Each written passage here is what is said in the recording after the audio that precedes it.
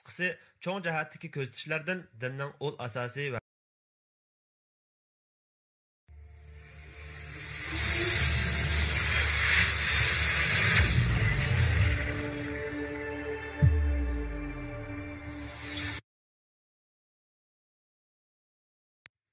Assalamu alaykum hörmətli qarindoshlar. Bugun sizlarga 2018-yil 11-oyda Sajiya Islom tadqiqot markazi tarafidan nashr qilingan Islom aqida ensiklopediyasining 1-tomi Yegani yaratquchi nomli kitobni tanishtirmoqchimiz. Avtori Yar Muhammad Jaloliddin. Planlovchi Sajiya Islom tadqiqot markazi. Mas'ul muharrirlari Dr. Abdul Aziz Rahmatullah, Abduli Said. Korrektor Abduli Said. Bat va muqovil aylig'ichi A. Aqxon.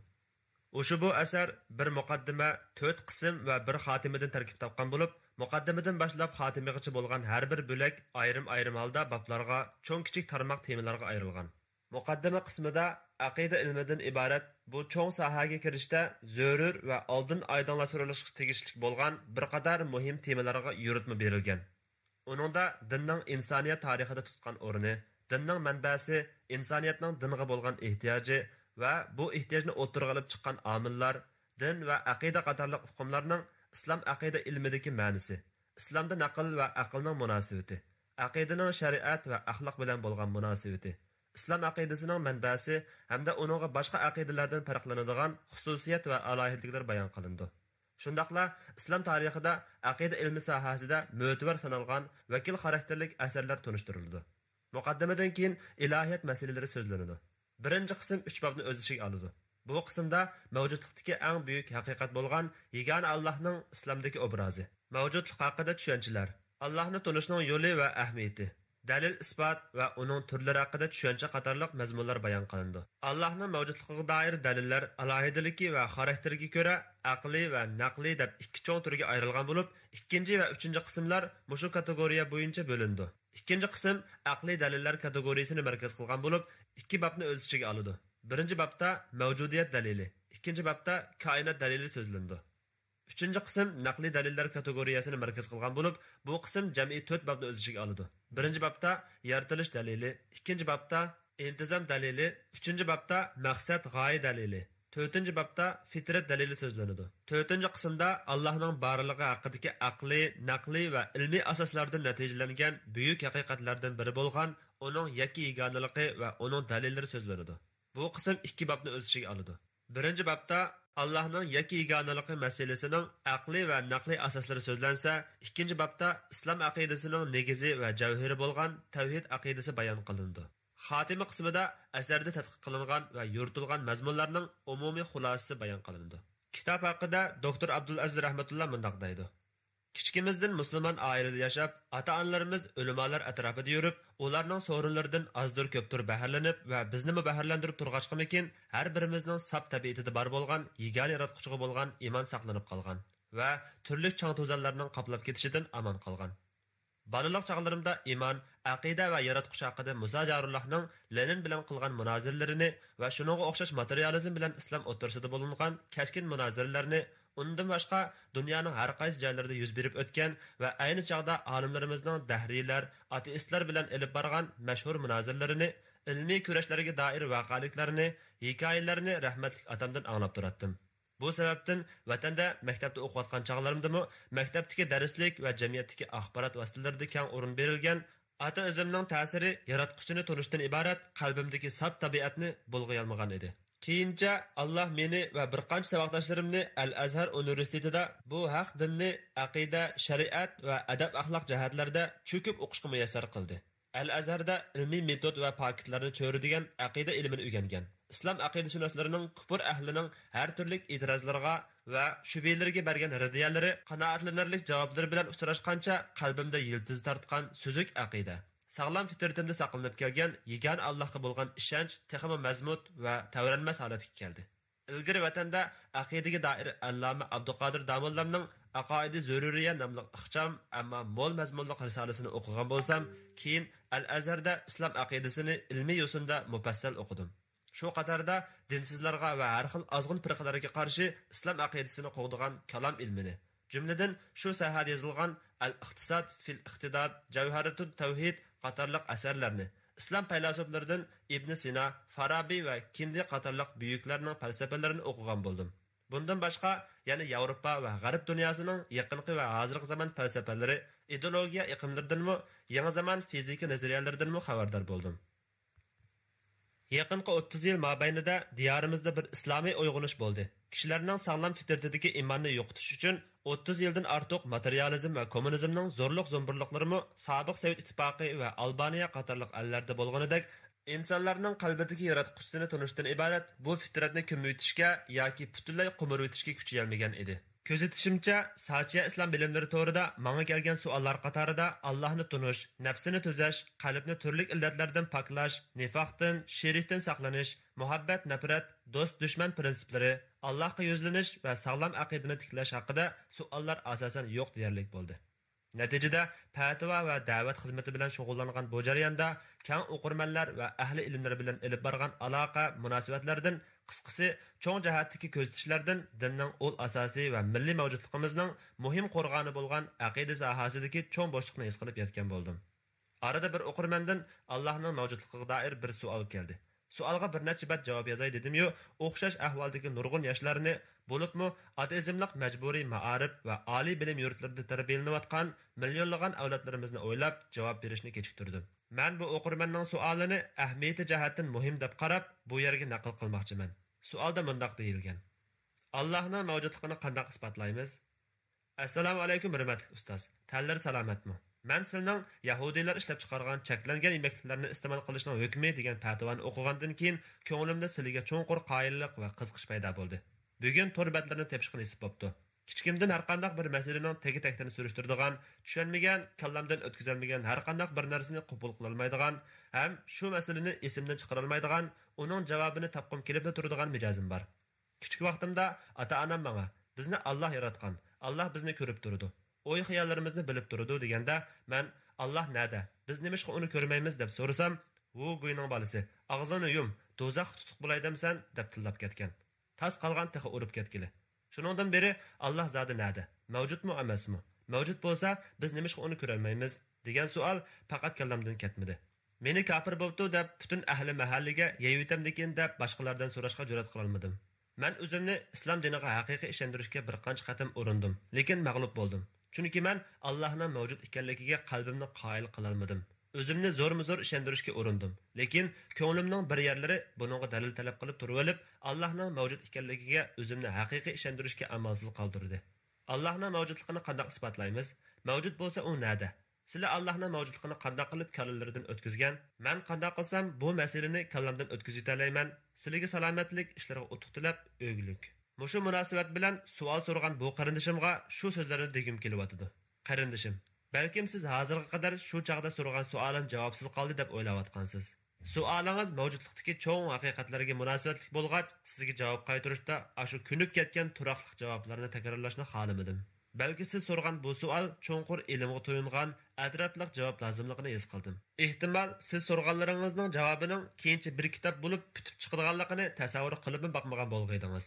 İslam aqida ensiklopediyasining 1-tomi bo'lib nashr qilingan Yegani yaratquchi nomli bu cho'ng hajmli kitob savolingizning atrofliq javobidir.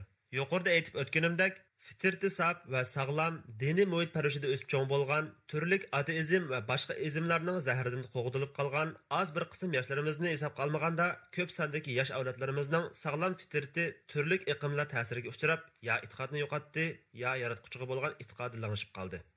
Bu ahvolni tuzash uchun olimlarimizning tirishchanligi yetarli bo'lmadi. Tirishchanlik qilganlarmi to'sqinliklarga uchirdi. Axborot, nashriyat, ma'arif va boshqa ilmiy sohalar haqiqiy islom tashviqotidan mahrum qoldirildi. Aksicha, iyonsizlar bu o'rinlarni egallab ketdi. Shundaqdimi, bu millat aqidasini, iymonini butunlay yo'qotib qo'ymadi. Har turli besimlar oldida jondan kasdiki, la ilaha illalloh, yegani Allohdan boshqa hech bir iloh yo'qdan iborat kalima-i shahodatdan voz kechmadi. Arabcha aqida kitoblari nurg'un bo'lsa-mu, uning bir qismi o'z davriga xitob qiladigan va ma'lum davriga xos bo'lib qolgan asarlar. Yana bir qismi musulmonlarga xitob qiladigan asarlar. Yana bir qismi o'z davridagi klassik kalamizmning qurg'oqchiligiga cho'kib ketgan. Yana bir qismi nadiki bir masalalarni aqidaning ana masalasi qilib olgan foydasiz asarlar. Yana bir qismi yuzaki, yana bir qismi ma'lum mazhab yoki yo'lnishni aqlash uchun yozilgan asarlardir.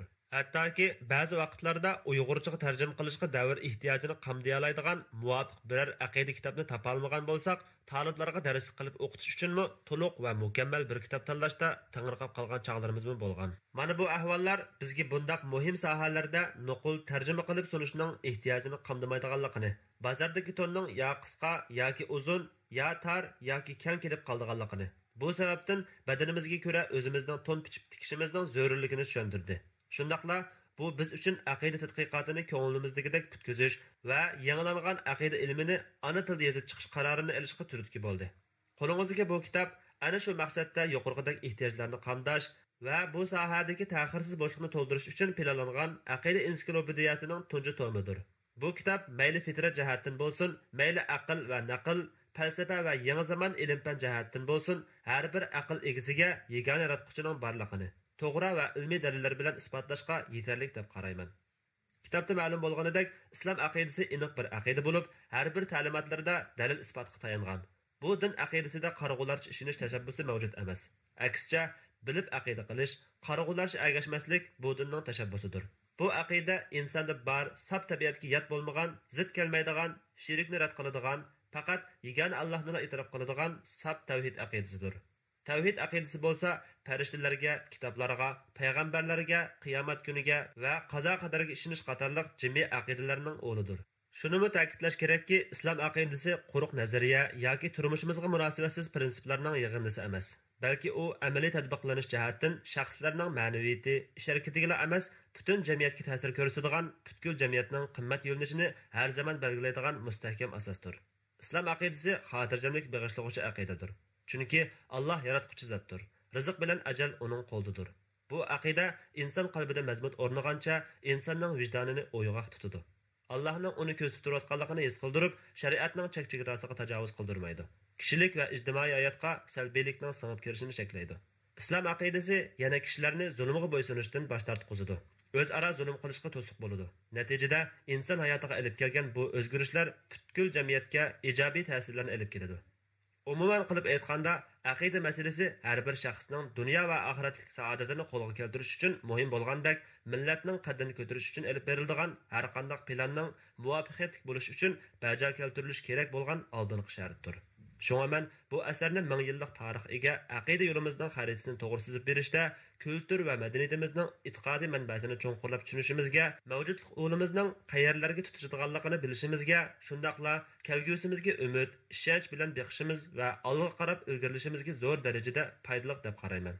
Men yana bu kitob va uningdan keyingi tomlarning mayli g'arb yoki sharqda bo'lsin, ateizm ta'siriga uchraganlarning yaratquchi Allohga bo'lgan aqidasini ruslab olishi, to'g'ri aqidaga qaytib kelishi va hayotida cho'ng burilish hosil qilishida intayin muhim ahamiyatga ega deb qarayman.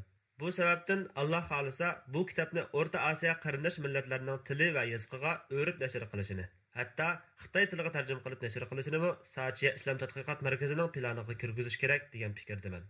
Alloh muvaffaq qilsin. Kirish so'z qismida muallif o'z qalbi bilan mundaq yozadi. Aqida bilmagan shaytonga aldur, agar 1000 yil amal deb qilsa yaldur. Alloh yer hikmatlaridan. Islom dini 14 asrdan ortiq uzoq tarixiy davomida ilmiy, madaniy, siyosiy va axloqiy jihatlarda ummat hayotida intayin gavdalik va g'olliq rol o'ynab keldi. Darhaqiqat, bilmay aqida qilish bilan bilib aqida qilish orasida osmon zamin farq bor. Bilmay qilingan aqida kuni kelib insonni shaytonga al qilsa, dushmanga mahkum, zolimga qul, kuchlik oldida jasoratsiz, dushman oldida xor va mazlum o'rniga tushirib qo'ydi. Vijdoniy tuyg'ularni o'ltirib, kishilikni yo'qotishga, kimligini unutishga olib bordi. Munqarizlikni tezlashtirdi. Bilib qilingan aqida hammadan avval insonga o'zining kimligini tunutadi, g'aflatdan saqlaydi. Shayton changalidan qutuldirdi. Zolimning zulmidan va uningga mahkum bo'lishdan xalos qilib, insonga Allohdan o'zgaga bo'y egmaslikdan iborat hurlik va azizlikni baxsh etadi. Mahmud Qoshig'ari bundan 1000 yil avval tunji Uyg'ur dunyo xaritasini chizib chiqish bilan bu millatning ufuqining olamshumulligini ko'rsatib bergan bo'lsa, Yusuf Xasajib millatning mavjudlik o'lining barqarorligini, mangulik saodat va hurlik qimmat qarashining dunyoviy namunaga ega ekanligini namoyon qilish va buni abadiylashtirish arzusida millatning ideal davlat hamda ijtimoiy va siyosiy axloq mexanizmini xarita qilgan Qutatxo'bilik asrini taqdim etgan edi. Mana mushundaq avlat qimmat yo'qolmaydigan bebaho miroslarga ega bo'lishimizga qaramay, 1000 yildan keyingi bugunga yetib kelibmi, ta hozirga qadar millatning kulturi va madaniyat qurilmasining tashkiliy qismi bo'lgan diniy e'tiqod sistemasini ana tilda Qur'on va sunnat ro'yiga uyg'un, shundaqla yuksak va aqliy va falsafaviy bayonlarga to'yingan, muhimi millatning qo'ynida o'sgan har bir Uyg'urning bu jihatdagi ehtiyojini bemalol qamday oladigan, millatning diniy va tafakkur va falsafaviy dunyo qarashini, mavjudiyat falsafasini yuritib beradigan biror mufassal asarning barliqqa kelib bo'lmaganligini kishini haqiqatan o'yga solmay turolmaydi.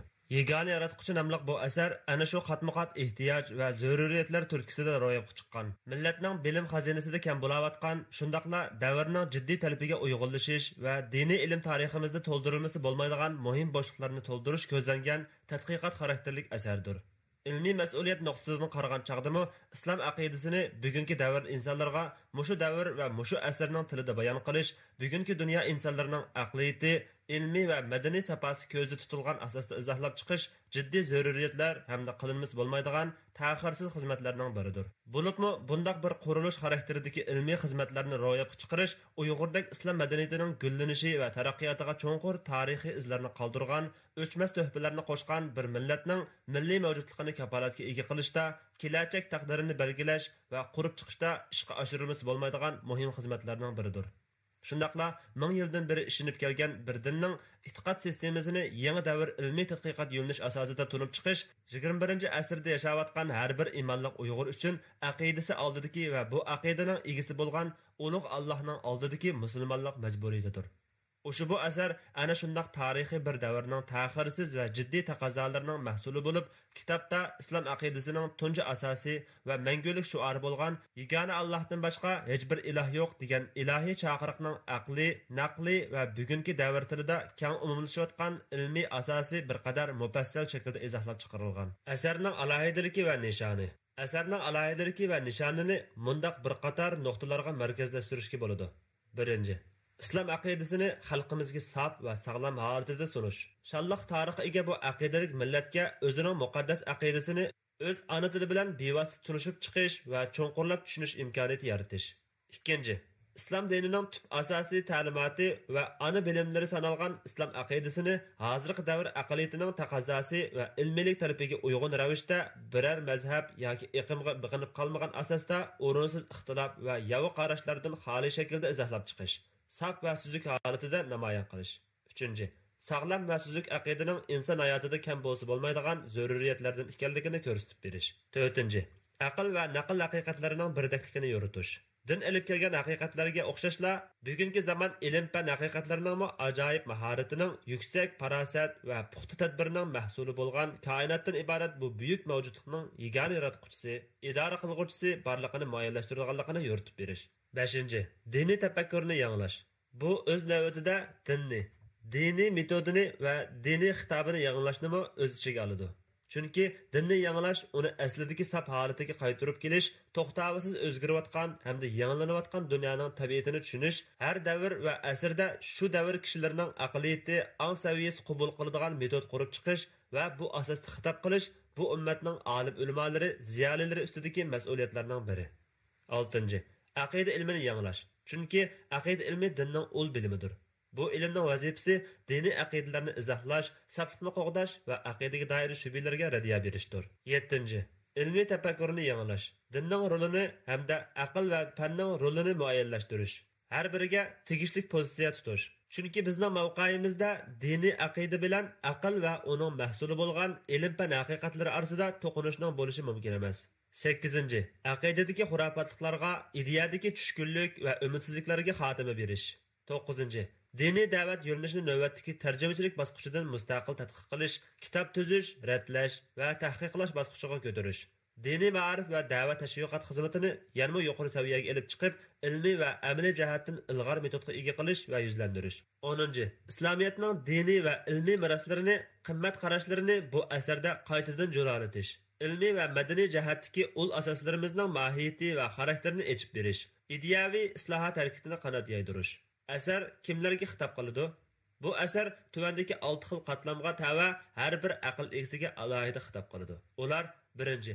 Tug'ma iymon bosqichidan bilim ma'rifatga to'yingan, yuksak iymon martabasiga ko'tarilish istigida bo'layotgan har bir dindor. 2.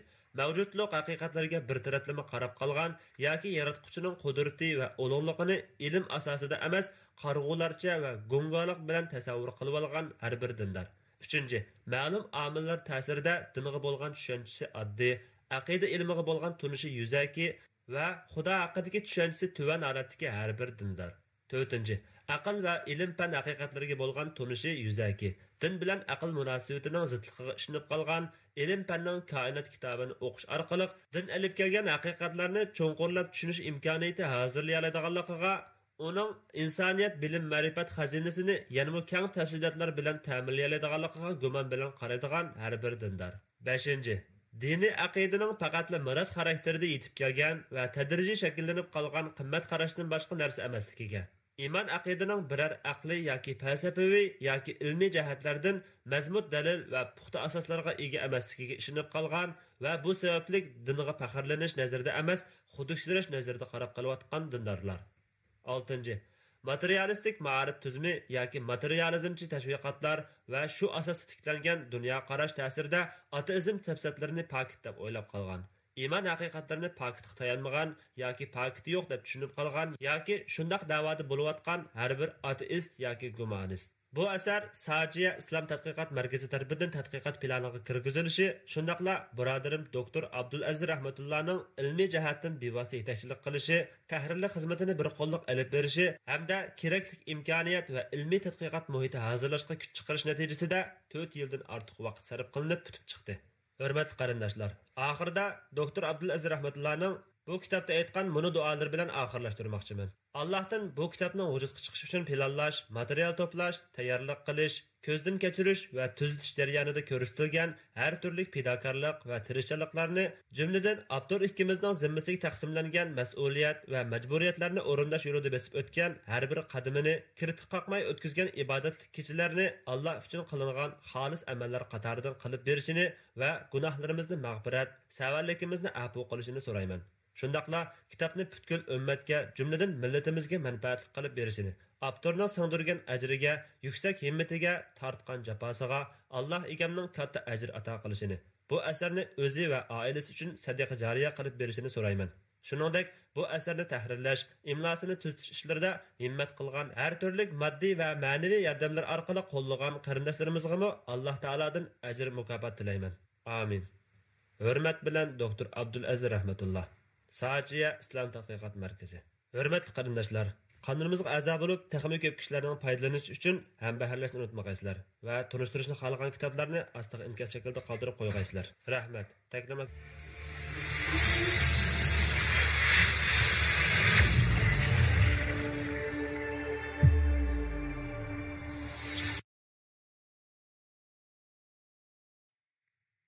İbn Mas'ud radhiyallohu anhu payg'ambar sallallohu alayhi va sallamning mundaq deganligini rivoyat qiladi.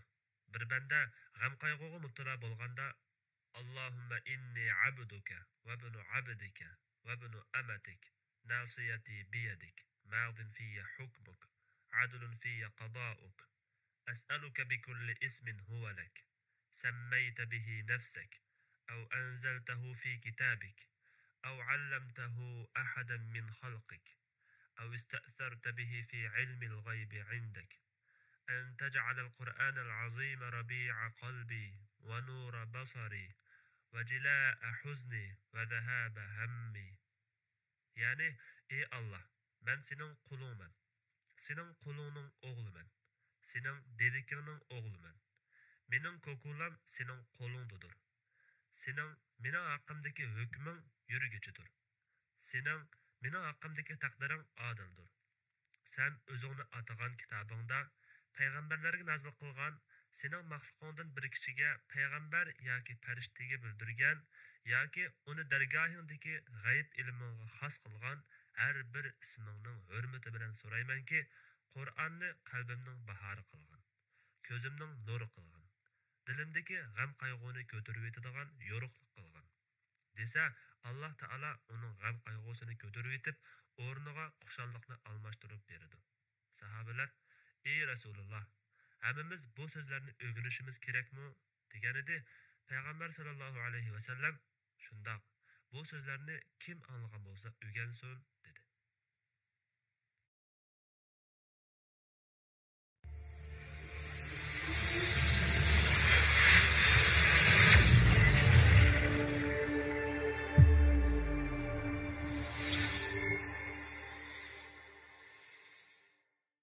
Bismillahirrahmanirrahim. Assalamu alaykum qarindoshlar. Hozir o'zingizga sunduğunumuz Doktor Necip El-Kaylanining Turkiston kechilari nomli tarixiy romanining Uyg'urcha tarjimasi. Tarjim qiluvchi Roshangul Abdulim, Chashmzulal. Nashr qiluvchi Saja Islom tadqiqot markazi. Mas'ul muharrir Doktor Abdulaziz rahmatulloh. Beg'ishlama. Ushbu tarjima romanni ona vatan muqaddas Sharqiy Turkistonning hurlik uchun barliqini fido qilgan aziz shahidlarimizning pakroyiga, kishan taqoqlar irodasini sundurolmagan azmatlarga, tog'larni makon tutgan, bo'shashmagan, bosh egmagan kurashchan mujohidlarimizga, ilgari ketganlarga, ketayotganlarga, kelajakda ketguchilarga, shahidona aziz diyorga, Sharqiy Turkistonning eng chet yaqinlariga, erlariga, ayollarga, oqsoqollarga va o'smirlarga, har bir g'ururliq hur qiz o'g'loniga, aziz Turkistonning qissasini butun dunyoga anglatgan Mustafa Murad Hazratga, Necip El-Kaylaniga, shularning hammasiga bag'ishlaymiz. Sajiya. Kitobda tilga olingan ba'zi haqiqiy tarixiy shaxslar. 1931-yildagi Qumul yig'iliq rahbari 1933-yili 12-noyabr Kashgarda qurilgan Sharqiy Turkiston Islom Jumhuriyati Jumhur raisi Xo'janiyaz Hoji Eminiyaz o'g'li. Turpan qo'zg'olonchilar rahbari Sharqiy Turkiston Islom Jumhuriyati generali, Kashgarda turishliq 36-diviziya bosh qo'mondoni Mujohid Mahmud Mo'iti. Sharqiy Turkiston Islom Jumhuriyati boshqaruvchisi bosh vakil diniy ulamo Sabit Tamullam Abdulbaqi o'g'li. 1932-yili qurilgan Xotan Islom hukumati amiri Sharqiy Turkiston davosining xalqarolash boshlamchisi Muhammad Amin Bug'ra. 1944-yili 12-noyabr G'uljida qurilgan Sharqiy Turkiston Jumhuriyati tunji jumhur raisi Alixon To'ra Shakirxon To'ra o'g'li. Sharqiy Turkiston Jumhuriyati 2-jumhur raisi Ahmadjon Qosimi Nadir o'g'li. Altay qo'zg'olonchilar rahbari Sharqiy Turkiston Jumhuriyati Altay viloyati valisi Mujohid Osmon Batur Islom o'g'li. Majunning kishilarga qarshi Altayni qo'g'digan Mujohid, Altay valisi qo'shimcha garnizon qo'mondoni Sharifxon To'ra Jangsqon o'g'li. Sadiq kommunizm jangchisi, Sharqiy Turkistonning Xitoy Xalq Jumhuriyati tomonidan ishg'ol qilinishiga cho'ng rol o'ynagan atalmish Xinjiang o'lkalik hukumatining raisi Burhan Shahidi. Atalmish Xinjiang o'lkalik hukumatining siyosiy va harbiy rahbari Mustabid Jinshurin. Atalmish Zhonghua Mingo Xinjiang o'lkalik hukumatining raisi Wu Zhongshin. Atalmish Zhonghua Mingo Xinjiang o'lkalik hukumatining raisi keyin Xitoy kompartiyasiga o'tib olgan Zhang Jizhong. Milyonlagan Sharqiy Turkistonliklarning qotili 200lama atalmish Xinjiang o'lkalik hukumatining boshlig'i Xinjiang podshoyi Jallod Shingshisay. Muallif talantli adib Doktor Necip El-Kaylani to'g'risida. Doktor Necip El-Kaylani 1931-yili Misrning G'arbiya viloyati Sharshaba yezisida dehqon oilasida dunyoga kelgan. 1949-yili Tantada to'liq o'ttira diplomiga erishib, Qohira universitetining tibbiy fakultetiga o'qishga kirgan. 1955-yili musulmon qarindoshlar jamoatiga qatnashganligi uchun o'qish bitirish oldida qo'lga ilinib, 10 yillik qamoqqa hukm qilingan. Shu jarayonda turmalarda har xil qiynashlarga duchor bo'lgan. 1959-yili ikki putining paylari tortishib, sog'lomligi yaxshi bo'lmasligi sababidan qo'yib berilgan. Shuningdan keyin u universitet o'qishini qayta davomlashtirib, 1960-yili tibbiy fakultetni bitirgan. O'z kasbida mashg'ulotchi doktorlik xizmati bilan birga adabiy emgaklarini e'lon qilishga boshlagan. El-Kaylani 1965-yili Jamal Abdul Nasir davrida yana bir qatim turmaga tashlangan. 1967-yili 6 kun urushi mag'lubiyatidan keyin qo'yib berilgan. 1968-yili vatanidan ayrilib, Arab Birlashma Xalifaligida doktorlik kasbida davom qilgan. Keyin Sahiya sog'lomlik madaniyati bo'limining mudiri bo'lgan. Kaylani 24 yillik muhojirat hayotidan keyin 1982-yili Misrga qaytgan va oxirgi kunlarini savr chidam ichida rak kasli bilan elishib o'tkazgan. 1995-yil 7-mart kuni vafot bo'lgan va ona vatani Misrda dafn qilingan. Necip el-Keylanining türmelerde tatqan mushaqqatlari uning zulm va zo'ravonlikni o'chkirish, mehr-muhabbat, keng qo'rsaqlik va insoniyatni hurmatlash qarashlariga cho'ng ta'sir ko'rsatgan. Shu jihatdan bu yuksak insoniy xarakter uning butun adabiyotiga singib ketgan. U ijodiyatlarining mo'l, sarxil va yorqinligi jihatdan hozirgi zamon islomcha adablarining oldingi qatorida turadi.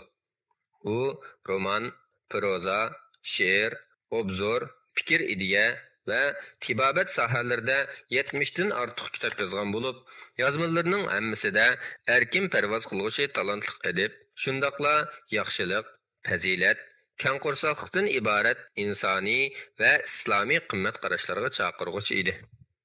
Adib Keylani din bilan fan, adabiyot orasida hech bir to'qinish yo'q. Agar bor deyilsa, İslam'a o'chmanlik qiladigan yoki islomning keng shariatini tushunmaydigan kishilar o'ydirib chiqargan to'qinish bor. Chunki islom fanga, adabiyotga qarshi turmaydi, balki uni targ'ib qiladi. Musulmon degan ruh va tandan iborat bo'lib, islomiy adab axloqlardan chiqib ketmasala, ruhiy va tinining arom va huzur olishini rad qilmaydi deb qaraydi. U nihoyat xushbichim va kamtar bo'lib, mutabassim, illiq chiroy, salmoq, kemsöz, yiroqni ko'rar, go'zal kelajakka ishonadigan, sog'lom logika, ravon uslub qatorliqlar uning har holatida, hatto qop-qorong'u kamerlardimi, zolim jallodlarning qamchilari ostidami uningdan ayrilmaydigan sifatlar edi. Adib Keylanimu Misrlik boshqa isil qarindoshlariga o'xshash yumoristik edi. Uning so'zlari, leksiyalari va yozmalarining hammasi yumoristik edi. U o'zining ijodiyat hayoti haqida mundoq deydi. Men hayotimni shoirlik bilan boshladim. Faqatla she'r yozatdim.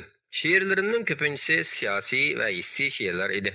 Keyin hikoya romanga yo'tkilib, 2-dunyo urushi mazgilini va uning Misr jamiyatiga, bo'libmi Misrning yezi sahrolariga bo'lgan ta'sirini ifodalaydigan Uzun yo'l degan romanim bilan Ma'arif ministrligining bir musobaqasiga qatnashdim.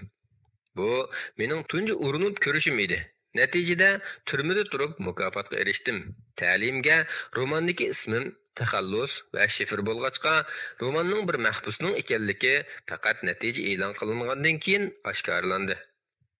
Arab va islom jamiyatining masalalarini tadqiq qilish haqida bir bo'lik qisqa hikoyalarni yozdim. Masalan, Arzul Anbiya, payg'ambarlar zamini, Qudusda namoyon bo'lgan Umar, Turkiston kechalari, Shimol giganetlari, Jakarta qizi qatorliqlar.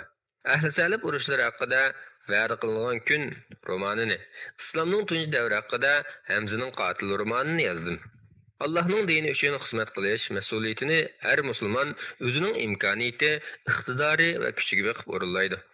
Adib va shoir doktor Al-Keylani haqiqatan yaxshi yozuvchi edi. U o'zining adabiyotini dini uchun va dunyoning har yeridagi mazlum musulmon qarindoshlari uchun xizmat qildirgan edi. Uning hikoya romanlari, dramalari va she'r adabiyoti, hatto uning tibbiy kasbi hammasi Allohning roziligini ko'zlaydigan, islom va musulmonlarga izzat, musulmonlarning vatanlari uchun hurriyat va istiqlol talab qiladigan mushu cho'ng nishon va mushu buyuk g'oya uchun edi. Keylani islomning fikr ideyalarini go'zal yo'sinda o'ttirib qo'yib, islom tarixi va musulmonlarning realligini to'g'ri islomiy tasavvur bilan tushuntirgan utuqliq adiblardan bo'lib, bu hol xususan yosh o'g'il qizlarning, umuman butun musulmonlarning ko'ngillarida yaxshi ta'sirlarni qoldirdi. Turkiston kechalari romani haqida Adib Necip el-Keylani asarlarining bosh temasi islom dunyosining mavjudiyati va kimlik ko'rishidir. Turkiston kechalari nomli mazkur roman 1971 yil yozilgan bo'lib, asarning kirish so'z o'rnidagi qismida bayon qilinganidek, Necip el-Keylani hajga borganida Makkada tijorat qiladigan turkistonlik bir buvayning hayot hikoyasini o'z og'zidan anglaydi. Hikoya Sharqiy Turkiston xalqining qalbida chunqur o'rin olgan, Xitoy istibdotiga qarshi o'rlik izlagan Xo'janiyaz Hoji yig'liqi bilan boshlab, Altay Bürkütü Osman Batur'ның köreşleri ve akıbeti yanıla Qızıl Xitayning çangılada qalğan ana vatanının 1930 yıldan 1951 yıllargacha bo'lgan qismatlarini bayon qiladi. Buvayning haqiqiy kechirmishlaridan ta'sirlangan adib Keylani qalamini qo'lga olib, asliga sodiq bo'lib, joyida badiiy jonlantirishlar bilan bir adabiy roman yozib chiqadi. Roman mazmun jihatdan o'xshib ketadigan va Uyg'ur xalqiga tunishlik bo'lgan Uyg'ongan zaman 1988 yil nashr qilingan va Ana yurt 2000 yillar. Mushu romanlardan xilal burun e'lon qilingan. Shundaqla chet elda hamda birinchi qo'l shoirning o'z og'zidan birinchi shaxs tilida har qanday tasqash va putashlardan xoli bayon qilingan hayot sarguzashtisining badiiylashtirilgan holidir. Necip el-Keylani hikoyani 1930 yildagi Xitoy istilosidan boshlab Uyg'ur qizga uylanish niyatida bo'lgan Xitoyning bir ofitser, qizning otasini bo'lsa Qumul amiri deb jonlantirdi. Sharqiy Turkiston xalqi 1884 yildan beri Xitoylarning istilosi ostida ezilmoqda. 1931 yildagi Qumul inqilobining pilsini tutashtirgan voqea haqiqatan bir Xitoyning bir Uyg'ur qizini majburiy nikohga ilishga tirishishidir. Lekin bu yuzsiz Xitoy bir ofitser emas, aslida 1931 yilning beshida Jinshurin tarafidan Qumulning Arturik noyisiga qarashli Shupulga joylashgan Eg'izga bosh boshqaruvchi bo'lib tayinlangan Jangoxu ismli bir Xitoydir. Qizi so'ralgan kishi saltanatli Qumul amiri emas, balki Qumulning 120 kilometr sharqiga joylashgan Shupulning durg'isi Salih Durg'u degan kishidir. Jangoxu zo'rliq bilan Salih Durg'uning Aysxon yoki Aynisaxon uyg'ongan zaman 169-yilda shuna qilinibdi ekan. Aysxon ismli qizini nikohga olmoqchi bo'ladi. G'ururliq Shupul Durg'usi Salih Durg'a va do'sti Uchbigi, Dehqonbigi, Charobigi, Subigi, Abduniyaz Mirab va atrofdagi ba'zi durg'ular to'yni ma'qullaydi va yerlik urf-odatlarga uyg'un to'y uyushtiriladi. To'y kechasi ayolchi kiyingan kelin chimildiqda Jangoxuni, taladikilar Jangoxu bilan birga kelgan Xitoylarni naq maydonda yer tishiltidi. Shuning bilan Qumul tog'larida inqilob birdek portlaydi. Keyin Salih Durg'a va Abduniyaz Mirab qatorliqlar Xo'janiyaz hojiga bay'at qilib, inqilobda faol xizmat ko'rsatdi. Inqilob mag'lub bo'lgandan keyin Salih Durg'a Xo'janiyaz hoji bilan birga 108 kishi 1938 yilning oxirida o'ldirildi. Muallif Keylani Sharqiy Turkistonni shimolga joylashgan bir davlat, qizlarini sariqchach, ko'zi ko'k, xuddi Slav millatlaridek tasvirlaydi. Ba'zi yerliklarda dengiz to'lqinlari bilan elishish va qutqizish kemasi tilga ilinadi. Vaholanki, Sharqiy Turkiston dengizdan eng yiroq, O'rta Osiyoning kinikiga joylashgan, qizlari qunduz qarasi sochlari, qo'y ko'zlari bilan tasvirlangan bir yurtdir. Bulardan muallifning ehtimol texi yarashalashish degandek taraqqiy qilmagan 1970-yillarda cheklik imkoniyatlar tufayli Sharqiy Turkiston haqida atrofli qushurga ega emasligini, balkim hech qachon biriq boqmagan, hatto xarit yuzidami ko'rib boqmagan bo'lishi mumkinligini faraz qilishga bo'ladi. Shumi bir haqiqatdirki, badiiy asarlar reallikdan ustun turadi. Qalam egisi voqelikning texmi jonliq yoritilish ehtiyojiga qarab, o'z tuyg'u tasavvurlarini qo'shib qo'ydi. Muallif O'rta Yer dengizi bo'yiga joylashgan Misr mamlakatida tug'ilib cho'ng bo'lgan biri bo'lish sifati bilan Misr va Arab dunyosiga tunishlik bo'lgan dengiz va shuningga aloqador tasvirlarni, shundaqla shimol ellarining xalqlarining tipik tasvirlarini qo'llanishi nihoyat normal ahvol deb tushunishga bo'ladi. Muallif balkim Turkiston nomidan chiqib turib, Turkiya turkligi o'xshatib qolgan bo'lishi mumkin. Muallif yana bir yerda Xitoy ofitserining Afyun urushini boshdan kechirganligini e'lon qiladi. Halbuki, ikkinchi qatimliq Afyun urushi 1860-yil oxirlashgan bo'lib, romandagi tarixiy davr bo'lgan 1930-31-yillardan 70 yil burungi voqeadir. Demak, Necip el-Keylani Xitoy tarixidagi ikki qatimliq Afyun urushidan xabardor, ammo tarixiy davr haqida xatolik qo'ygan. Adib Necip el-Keylani mazkur romanda bayon qilgan tarixiy voqealarning ilgari keyinligi, inqilobchi tarixiy shaxslarning ismlari va voqealarning chilligi cho'ng jihatdan to'g'ri bo'lib, ba'zi inchik tafsilotlarda yanglishib ketishi aslida o'ziga tamoman notanish bir aloqada qalam tavratgan biri uchun saqlanib bo'lmaydigan bir ehtimollikdir. Romanda avtor hikoyani Qumul shahar ichidan, Qumul Vangning saroyidan boshlaydi. İnqilobni boshlaganlarning birining Qumul amiri ekanligini ilgari suradi. Ammo tarixiy yozma manbalar va İz, Uyg'ongan zimin qatorliq tarixiy romanlardimi o'z davridagi Shah Maqsud Vang yoki o'g'li Qo'rchoq Nazarvanglarning hech qachon xalq tarafdori bo'lmaganligi bayon qilinadi.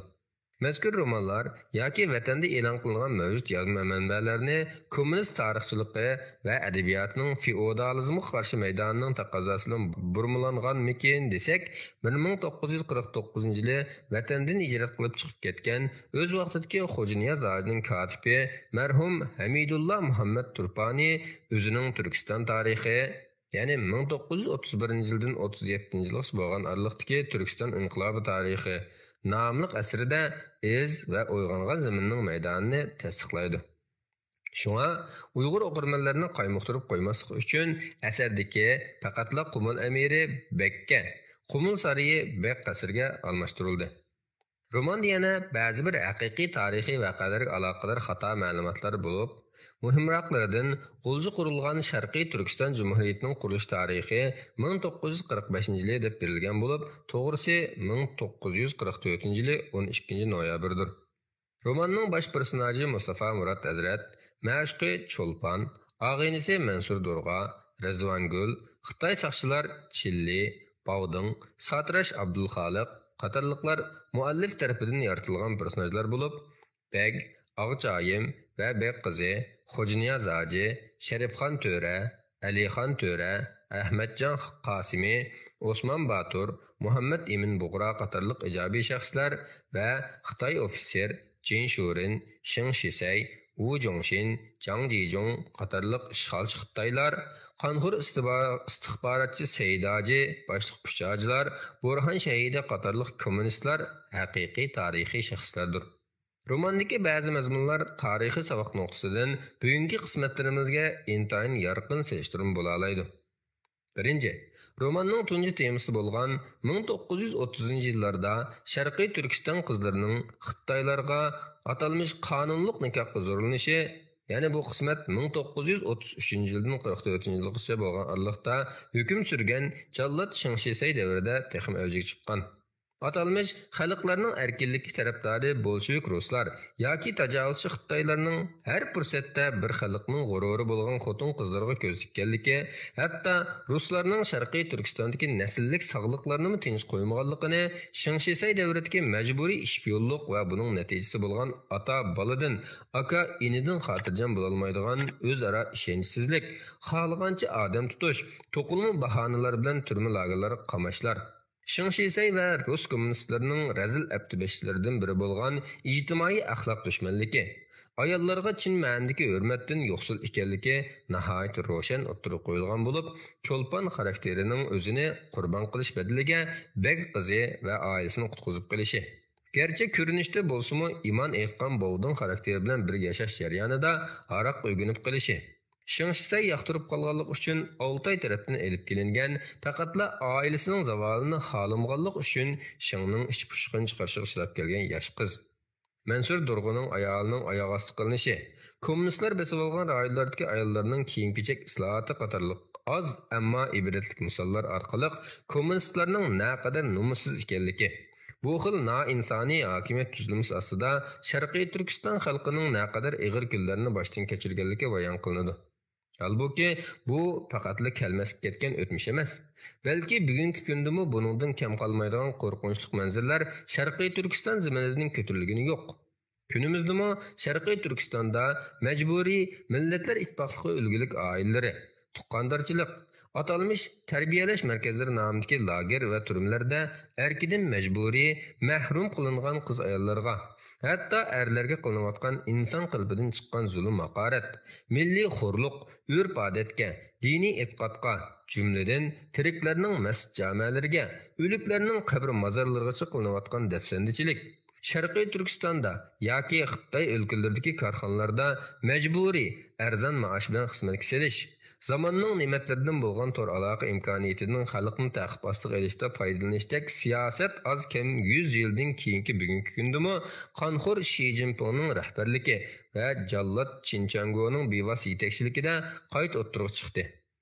Bu musibat qarorlar kunimizdami Sharqiy Turkiston xalqi orasida haddidan ziyoda ehtiyotchanlik, dardini ichiga yutish, dunyo tugul eng yaqiniga anglatolmaslik, eng ig'iri din, irq va madaniyat farqiga parvo qilmay ching tutilayotgan majburiy to'ylashish oz bo'lmagan Sharqiy Turkiston qizlarining va ularning ota-onalarining qon yeshiga sabab bo'lmoqda.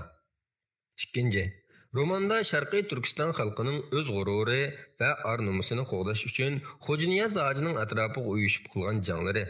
Jangga aktiv ovoz qo'shganlarni Uyg'ur yoki Qozoq, O'zbek yoki Qirg'iz demay, birli kimlik musulmon Turkistonlik salohiyati bilan ifodalab, xalqimizning azaldan beri tar doirada millat, qabila ayirmay Turkiy musulmonlik kimlik ostida hur va ittifoq yashaganligi faqatla Misrlik adib Najib Keylanining adabiy tasviri bo'lmasdan, aksicha tarixnomalardami doim uchraydigan bir haqiqatdir va buning eng yorqin misoli 1933-yili Qashqarda qurilgan Ma'arif noziri O'zbek harbiy qo'mondoni Qirg'iz bo'lgan Sharqiy Turkiston Islom Jumhuriyatimizdir.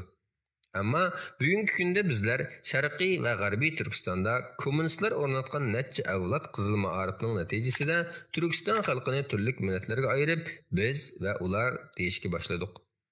Eng muhim bo'lgan tigi bir turk, dini bir musulmon qavm ekanligimizni hammamiz unutib, tar millatchilikda jahillarcha azvaylamoqdamiz.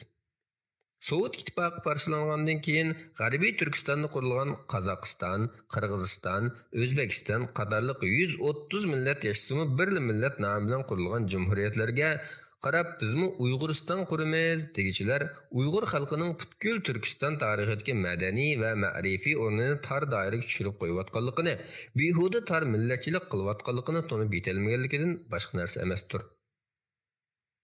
3. Adib Najib al-Keylani asarlarining bir aloyiligi islomiy kimlik, sog'lom e'tiqod bakrak oldingi planga qo'yilganligi bo'lib, bu asardami Sharqiy Turkiston mujohidlari va rahbarlarining kallasida nihoyat aniq bo'lgan islomiy mavqe intayin ustunlik bilan aks ettirilgandir.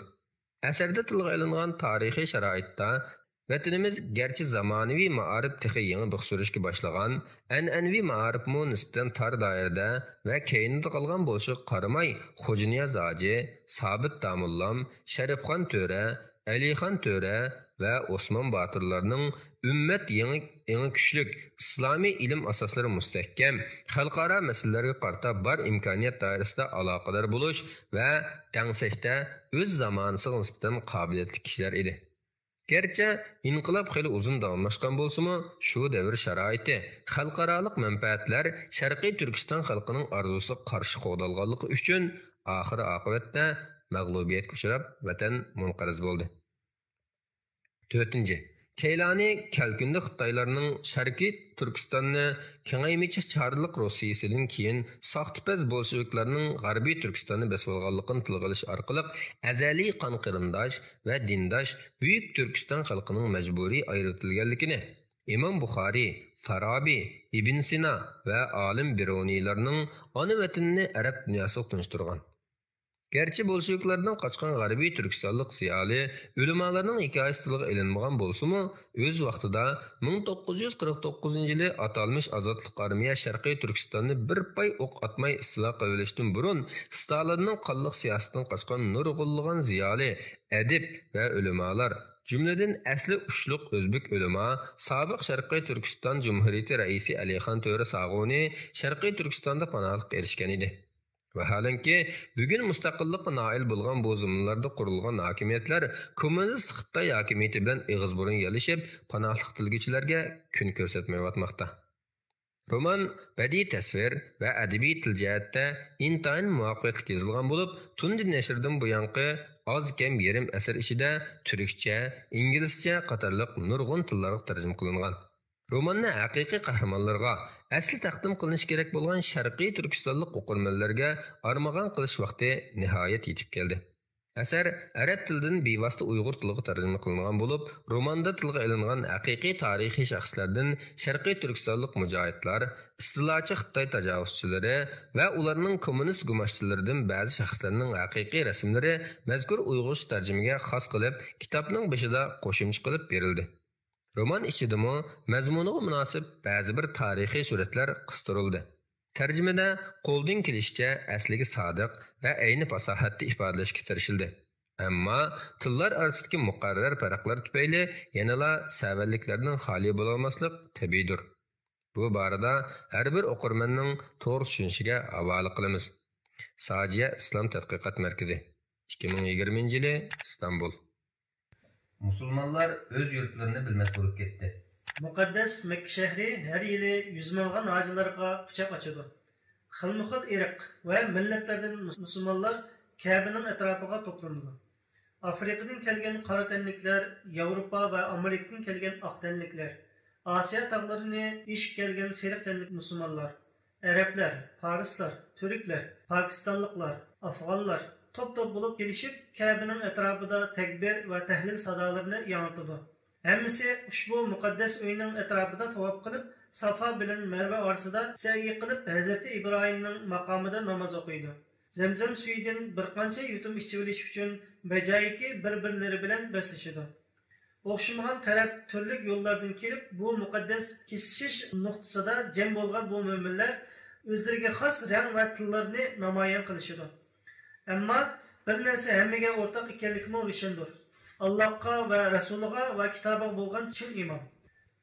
Peshin namozni o'qib bo'lgandan keyin Makka mukarramda turayotgan uyimga qarab mangdim. Arqa yo'llardan, tar ko'chalardan aylanib mevatdim. Bu arqa ko'chalarda tasvirlar, jaynamozlar, har xil bezalgan bosh kiyimlar va duo kitoblari qatorliq narsalar sotilibdi. Do'konlardan birisi kirib o'tirdim. Do'kondorning chiroyi turqi rengroyidan 70lardan oshganligi va o'ziga xos talaffuzidan uning arab emasligini taxmin qilg'ili bo'libdi. Bir tarafdan chiroyli tasvirlarni ko'rgach, "Nereden bo'lasiz?" deb so'radim. Qayg'uga o'xshab ketadigan bir ifoda bilan lappada birini qarab qo'yib, Allohning kang yurtlarining biridan dedi. Tushundim, ammo qaysi davlatdan deysizkin? Yosh to'lgan ko'zlar bilan yana bir qitim qaradi. Titrangi bir o'sinish bilan qo'shib, Turkiston dedi. Azroq o'ylanib olgandan keyin qayta so'radim. Turkiston degan Turkiyaga qaramdi. Meyusada kulimsirab turib, musulmonlar o'z yurtlarini bilmas bo'lib ketdi, dedi va nima ish qilasiz deb so'radi. Misrda doktorman. Demak, shon shavkatlik Al-Azhar joylashgan davlatda yashaysiz va Turkistonning narikini bilmaysiz deyli. Imom Buxoriy, Ibn Sina, Farabi va Biruniyni bilmay qolmaysiz aqcha.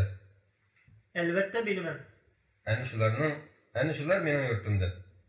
Onundan keyin Mustafa Murad Hazrat ismli bu musbit kishi menga Turkiston va Turkistonning beshidan o'tgan ko'lpatlar haqida so'zlab berishga boshladi. Turkiston shimolga joylashgan bir davlat bo'lib, mustamlikachilar bu go'zal yurtni Sharqiy Turkiston va G'arbiy Turkiston deb ikkiga bo'ldi. Ruslar G'arbiy Turkistonni ishg'ol qilib, Sovet ittifoqiga qo'shib oldi. Sharqiy Turkistonni bo'lsa Xitoylar besilib o'z chegaralariga qo'shib oldi va yangi chegara ma'nosida Xinjiang deb ism qo'yib oldi. Ya'ni bütün Türkistan sotsializmning ikki temir panjasi ostida yezilishga boshladi. Shunday qilib, Allohning nomi zikr qilinadigan sharafli tarix va ko'z qamashtiruvchi madaniyatlar yaratgan ulug' bir qadim islom diyorini nobud qilishdi. Turkiston ikkinchi Andalus bo'lib qoldi. Musulmonlarning nihoyat ibratli bir xatosi o'z tarixlaridan cho'tli degidek bexabarligi va dunyoning har qaysi joylarida yashaydigan mo'minlar haqida asosan bir narsa bilmasligidir. Ya'ni musulmonlar bir-birlari bilan aloqasi yo'qdek yashaydi. Oppoq soqollari titrashga boshlagan edi. Shunday bo'lsa-mu, gapini davom qildi. Menga yaqinroq kelib, "Chayshamsiz?" deb so'radi. "Ichay, lekin hayot hikoyangizni boshdan anglag'im bor", dedim. Navisi bo'lsa kerak, bir bolaning qo'lidan bir piyola chayni ilib, ichgach gapini davom qildi. Hayat hikoyam qayg'u-hasrat, dard-alam va iztiroblardan to'lgan. Har yili bu muqaddas tuproqqa ming'lagan kishi kelib, haj farzini ado qilib, yana bir necha kundan keyin kelgan yo'llar bilan qaytishadi. Haj degan musulmonlar qandoq kelgan bo'lsa, shundoq ketishlar uchun faraz qilinadi ekanmi? Men unda qaramayman. Bu muqaddas diyorning ziyoratchilariga o'rg'oq va bo'lqasida ezilib, ingiravotgan bechora musulmonlarning hikoyasini anglatmaymanmi? Deganingizdek bo'lsin. Oqshomlik ko'rishaylik. Men bir necha kitob ekilay va sizga uzun hikoyamni so'zlab beray. Men bu yer turg'anim bilan yeshil yurtimning muqaddasligi Tangirtog ko'z oldimdan ketmaydi. Sizga Pokiston bilan Turkiston orasidagi Pamir tog'lari, Chumbel romanlari yirtib tashlangan ayollar, zamonaviy maktablarda dinsizlik bilan tarbiyalanib, manqurtlashtirilgan bolalar, botil va yolg'onlar orqali dini va tarixi unutildirilgan yoshlar, Çaylangan munbar va qubbalar Sibiryaga sürgün qilinib, kishining aqli ko'tarmaydigan qiyin qistoqlarga duchor bo'lgan kishilar haqida so'zlab berishga tirishaman. Men bir Sharqiy Turkistonlik. Amsa hikoyamga boshdan quloq soling. 1930 yili. Shu yili Xitoylar tarafidan ishg'ol qilingan Qumulda yashaydik. Ishg'oldan keyinla bir Xitoy ofitser bu rayonning haqiqiy hokimiga aylangan, hamma ishlar uning deganidek bo'lishga boshlagan edi. Qayg'u Sharqiy Turkistonlik musulmonlarning o'rtaq tuyg'usiga aylangan bo'lib, haqiqatni ko'ra olganlarning ko'zlaridan alam va hasrat qo'yiladi. Bichar Qumul beglari bo'lsa, namda bor, amalda yo'q qo'rchoqlarga aylangan bo'lib, qasr saroylarda bicharalarcha bar bilan yo'qning orasida yashayotdi. O'z ko'zim bilan shohid bo'ldimki, Xitoylar top-top bo'lib, Qumul shahri markaziga qarab yiqyotdi. Xitoy hukumatimi bulab talagan mal dunyolar bilan bu oqqullarning shaharga yerlashish uchun sharoit hozirlayotdi. Uy selib, do'kon ochib va dangsaroylarni barpo qilib, ularning o'rnashilishiga yordam qilyotdi. Yeshim 25 atrofida. Masjidda Qur'on Karim yodlab qari bo'lgan, arabcha va turkicha o'qib yoza oldim. Endi Xitoy qo'shin bo'lg'achqa Xitoychini biletdim. Bizga yaqin bo'lgan bu vaqtda Sovet mustamlikasi ostidagi Mo'ng'ullarning tilini biletdim. Chingizxon va avlodlari hukm surgan u zamonda har soatga nurg'un qahramonlarning hikoyalari tillarda daston edi. Bir kuni Xitoy ofitser butun yurtni titritib, ostini ustun qilib o'tadigan bir uqtirish e'lon qildi. Bu uqtirishga ko'ra har bir Sharqiy Turkistonlik e'tiqodlariga har qancha yot bo'lsa-mu, o'zlaridan qiz so'rab kelgan har qanday bir Xitoyga qizini berishga majbur edi. Zaminning ishg'oli, mustamlika vaqtlik ish edi. Dushman bilan qayta jang qilishdan bosh tortmasaqla, hamon bir kuni ularning qo'rg'ini yimirlatdi. Lekin xalqning jonidan aziz ko'radigan e'tiqodiga qilingan buzg'unchilik, diniga qartilgan masxara, qimmat qarashlarga keltirilgan haqoratlar chidab turg'ili bo'ladigan ish emas edi. Xitoy ofitser bichara Qumul beglaridan birini chaqirtib, "Janobingiz bilan tutqun bo'lish niyatim bor", dedi. Begning chiroyi tatirib, qo'llari titrab ketdi va andisha aralash. "Sizni bilasiz qo'mondan, bu mumkin emas", deb javob berdi. Xitoy ofitser masxaralik kulib tashladi va "Men mumkin emas deganni bilmayman, bek janoblari", dedi. "Bu degan Allohning buyruqi. Qalblarning ishlariga ilohlar aralashmasin. Men qizingizni yaxshi ko'rib qoldim. Al-Misaqdan beri Fatihlar fatih qilingan xalqning e'tiqodiga hurmat qilib kelgan. Bundaq gaplarga men ishonmayman. Hammasi afsona. Lekin bu bir musulmon uchun o'lgandan battar." Ofitserning yuzi g'azabdan qizarib ketdi va "Qaror beruvchi sen emas, qizim. Darhol berib qizimga xabar ber. Javob berish uchun bir necha soatlar vaqtim bor", deb gapni kesib etdi. Beg beshining ichimi, teshimi qatgan holda talog'a chiqdi. Atrofida bo'layotgan bu paskashliklarni o'ylab berib, shuncha keng saroy uning tor kelishga, jinini iskanjaga ilishga boshlagan edi. Ayoli va bolalarining yuziga qandoq qarar? Hayot nima degan qadrsiz-a? Bu rezilliklarni ko'rmaslik uchun tog'larga chiqib, vahshiy hayvonlarni do'st tutib, o't-cho'p va novot yaproqlarini yeb jon saqlasinmi? Zulmga uchragan ojizlarning kuni nima degan ta'sir? Lekin Raurus kuch-quvvat, nupuz va sha'ni shavkat egisi bir begning qo'lab tushgandan keyingi kuni texmi ichinish bo'lsa kerak. Beg qasriga kirdi. Tarixiy qilishlar dardu iztirob ichida sangilab turardi. Tamdiki ishquruq mintiqlar sesiq taab o'xshab qolgan edi. Ajdodlarning tarixini beayni to'pib besib ketgan varaqlar orasida uyquga g'arq bo'lgan edi. Ag'achayim yaqin kelib bo'sh ovozda "Nima ish bo'ldi?" deb pichirladi. Ko'zlari yosh yo'qibek ayoliga qarab, "Alloh bizga nima kunlarni ko'rsatarkin", dedi. Erining nima demoqchi bo'lganligini anqirolmagan Ag'achayim, "U yerda o'zlariga biror adabsizlik bo'lmagandu. Mening ko'zimga bu Xitoylardan biror yaxshilik kelgandek ko'rinmaydi." "Allohni tanımagandan keyin marhamatning nimani bilmaydi shu." "To'g'ri deydilar." "Xitoy ofitser qizimiz bilan to'y qilaman deydi." Beg ichini mushuk atlagandek tutildab, nima qilishini bilolmay qolgan edi. Yuqori ovozda qizini chaqirdi. "Qizim, bu yoqqa kelsizlar." Beg kirpiklari orasidan sirg'ib chiqqan yosh chamchilarini surtgach qizga, "Qizim, İflas qilgan o'zlari bilan to'y qilaman deydi. Bu mumkin emas. Bilaman. Shundaqmi yana so'rab boqay. O'zlar qo'shilamlar. Qiz qulqiga ishongan holda dadasiga qarab, Nima da'vatlar dada? dedi. Turkistonlik bek zo'rg'a kulimsirdi. Yuzi qip-qizil edi. Hozir tetiqsizliklar bek ko'p. Hayotning o'zini bilmadi. deb javob berdi. Lekin mening uning bilan to'y qilg'im yo'q. Uning o'zlari bilan to'y qilg'usi bor ekan. La'natli ko'rqavan. La'nat doimo mag'lub bo'lganlarni topadi. Qaysi qonun, qaysi din o'z xohlamgan bir qizni to'y qilishga zo'rlaydi ekan? Yangichi bilan yamatguchi o'rtasidagi munosabat qoida tuzum yoki erkin iroda deganlarni ko'zga ilibmi qo'ymaydi. Andin bek atrofiga iztirob bilan qarashga boshladi. Atrofdagi havo jam qapsini qamallab, nafs qilgandek his qildi. Dasturxonning bir burchini g'azab bilan ching siqimlab olgan edi. Yana qayta so'radi. Qo'shilmamlar. O'lsammi qo'shilmayman. deb javob berdi qizi. Nemishqa? Chunki Allohning buyrug'i Xitoyning buyrug'idan ustun. Bek bo'yga yetib qolgan qizini qoyillik bilan ching quchoqladi. Qizining mas'ulg'ichi go'zal ko'zlariga qarab turib, gul bergidek yumron va g'uborsiz yuzini siyladi. Qiz isadab yig'lab turib, Aqlim yetmaydi dada. Bir kichik qizning bundoq bir ishga zo'rlanishiga, dar maydoniga menish buningdan ming marta oson. dedi. Bek qizining namdalgan kirpik va mangzillarini surtdi. Sapsariq va yumshoq sochlarini siyladi. Ondan yerga qattiq birin tepdi va Hargiz yo'l qo'ymayman deb baqirdi. Og'ichoyim titrak ovozda Bu ishni yaxshi bajarib qilmasak bo'lmaydi. dedi. Bilaman. U Abdullah yangiga tandirmaydi. Shundoq, texmo qattiq qo'lliq qilishga boshlaydi. Xitoy ofitserlarni izlaydilar. Hamon oiladan kelib yana nima taqirdi shu. Nihoyat ketsa jinim ketar. Hamini bir o'lim. Men baribir yashaydiganni yashab bo'ldim. Og'ichoyim tasdiqlagandek hazrat bilan beshini langishdi.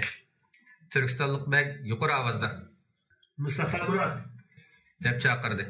Labay begim, darhol ichkariga kirib yerga qarab turdim. Mustafa, duat qalam tayyorla. deb buyurdi. Baja keltirishim bilan begimiz o'ltirib, Xitoy ofiseriga xat yozishga tutish qildi. Maktubga munolar yozilgan edi. Ey Zafar Quchqon qo'mondan, janobingizning orzusi tamoman fikrning tish batmaydigan bir ishdir. Chunki dinimiz buningga yo'l qo'ymaydi. Buning ustiga qizimmi hozir to'y qilishni xohlamaydi ekan. Janobingizni aqidamga bo'lgan sadoqatimni to'g'ri tushundi deb o'ylayman va ishonamanki, Esilzodi bir Xitoy qo'shnisining diniy e'tiqodiga sil qaraydigan, urf-odatini inkor qilib, qoida usullarini ko'zga ilmaydigan ishni qilmas. Shundaqla bu voqea Xitoy kattalarining va g'olib armiyasining diqqatini tortib ketmas. Bundoq arzimas bir ish bütün shaharlarni moddiy va siyosiy jihatdan qo'lga tutib turgan sizlarga ziyon yetkazolmadi. Qo'rqinchim shuki, bu qaroringizda ching turish Turkiston va Xitoy xalqlari orasidagi tarixiy munosabatni buzg'usi ig'ir oqibatlarga sabab bo'lib qolmag'ay. Mabodo Turkistonlik qizlarni Xitoylar bilan to'y qilishga zo'rlaydigan bu qonunni obdan ko'zdan kechiradigan bo'lsak, ig'ir xatolik va xavfga yo'l qo'yilganligini ko'rib olaymiz. Bundaqda ish orqali asla sizga tahdid selish niyatida emasman. Maqsadim aniq. Do'stlikning o'rnatilishi va butun yurt davasida osoyishlik barpo qilinishi uchun bu intayin muhim va keraklidir. Iroda va qarorlaringizni qayta ko'zdan kechirishingizni umid qilaman. Shundala xatarni texmi aniq ko'ra oladiganligingizga ishonchim komil. Salom va yaxshi niyatim bilan Qumul Beglardan 1930-yil dekabr. Xabarlar paxallik toshqan uchqundek tez suratda qasrning qilin tomlaridan olqib, shaharning bulung puchqoqlariga yeyildi. Ayollar uylarda mushu haqda pishirilishadi. Erlar g'amga patgan holda kelib chiqqisi ayonchilik oqibatini kutib o'tadi. Zemin mustamlikasi qutulish fursati kelguchilar davomlashadigan vaqtlik bir ish edi. Lekin bu zemin ustidagi kishilarning xususiy ishlariga bu darajada aralashish, ar-nomus, izzat sharaflarga qo'l so'lish bo'lsa, xatarlik oqibatlarini keltirib chiqargan ish edi. Xitoy qo'mondan Begning xatini qo'limdan elib o'qibla, chiroylari o'zgarib ketdi. Maktubni g'azab bilan purlab yerga etib, ustiga tukirib etdi va men qarab, Begimga yetkiz, kichik bo'lib ahmoqatsin. Bu qonunga uloq deyatimiz so'nggi qonunlari. Yer yuzida uning qonunlarini amaldan qoldiradigan hech qanday kuch yo'q. deb baqirdi. Shu kechasi Begimiz zindonga tashlandi. Shahar texi tungulli urushda shahid bo'lganlarga yig'ilganidek bu voqeaga yig'ildi. Ko'p qism avom xalq bu voqeadan keyin tushundiki, Xitoylarning hujum va mustamlikasi hargizmi nuqul oldi zamin islosi bo'lmasdan, ularning texnik xatarlik g'arazlari bor edi. O'xshash ishlar o'xshamagan shakllarda kommunist ruslarning ishg'oli ostida qolgan G'arbiy Turkistondami yuz beryotdi. Bu voqealardan keyin Turkistonlik yosh qizlar Xitoy askarlarining va bu yerga yerlashish uchun kelgan Xitoy aqllarining qo'liga o'lja bo'lib tushib qolmaslik uchun o'zlarini amriga oladigan musulmon erlarni izlashga boshladi. Bu asnoda mening beshimdan bir ish o'tdi. Bir yilning yoqi qasrda xizmatchilik qiladigan bir qizni yoqtirib qolgan edim. Lekin u mendan o'zini qochirib, to'y taklifimni rad qilib kelyotdi. Ko'zi yuqori mansabdagilarda edi. Men bo'lsam, odam oyoq uzilmas qasrdagi oddiy bir qo'g'diqchi edim. Bek zindonband qilingandan keyin ko'z yoshlari yomg'irdak to'kilgan holda yana bo'yilib kelib, yolvorishga boshladi. Mana men keldim, meni amringga ol, sendan o'tinay.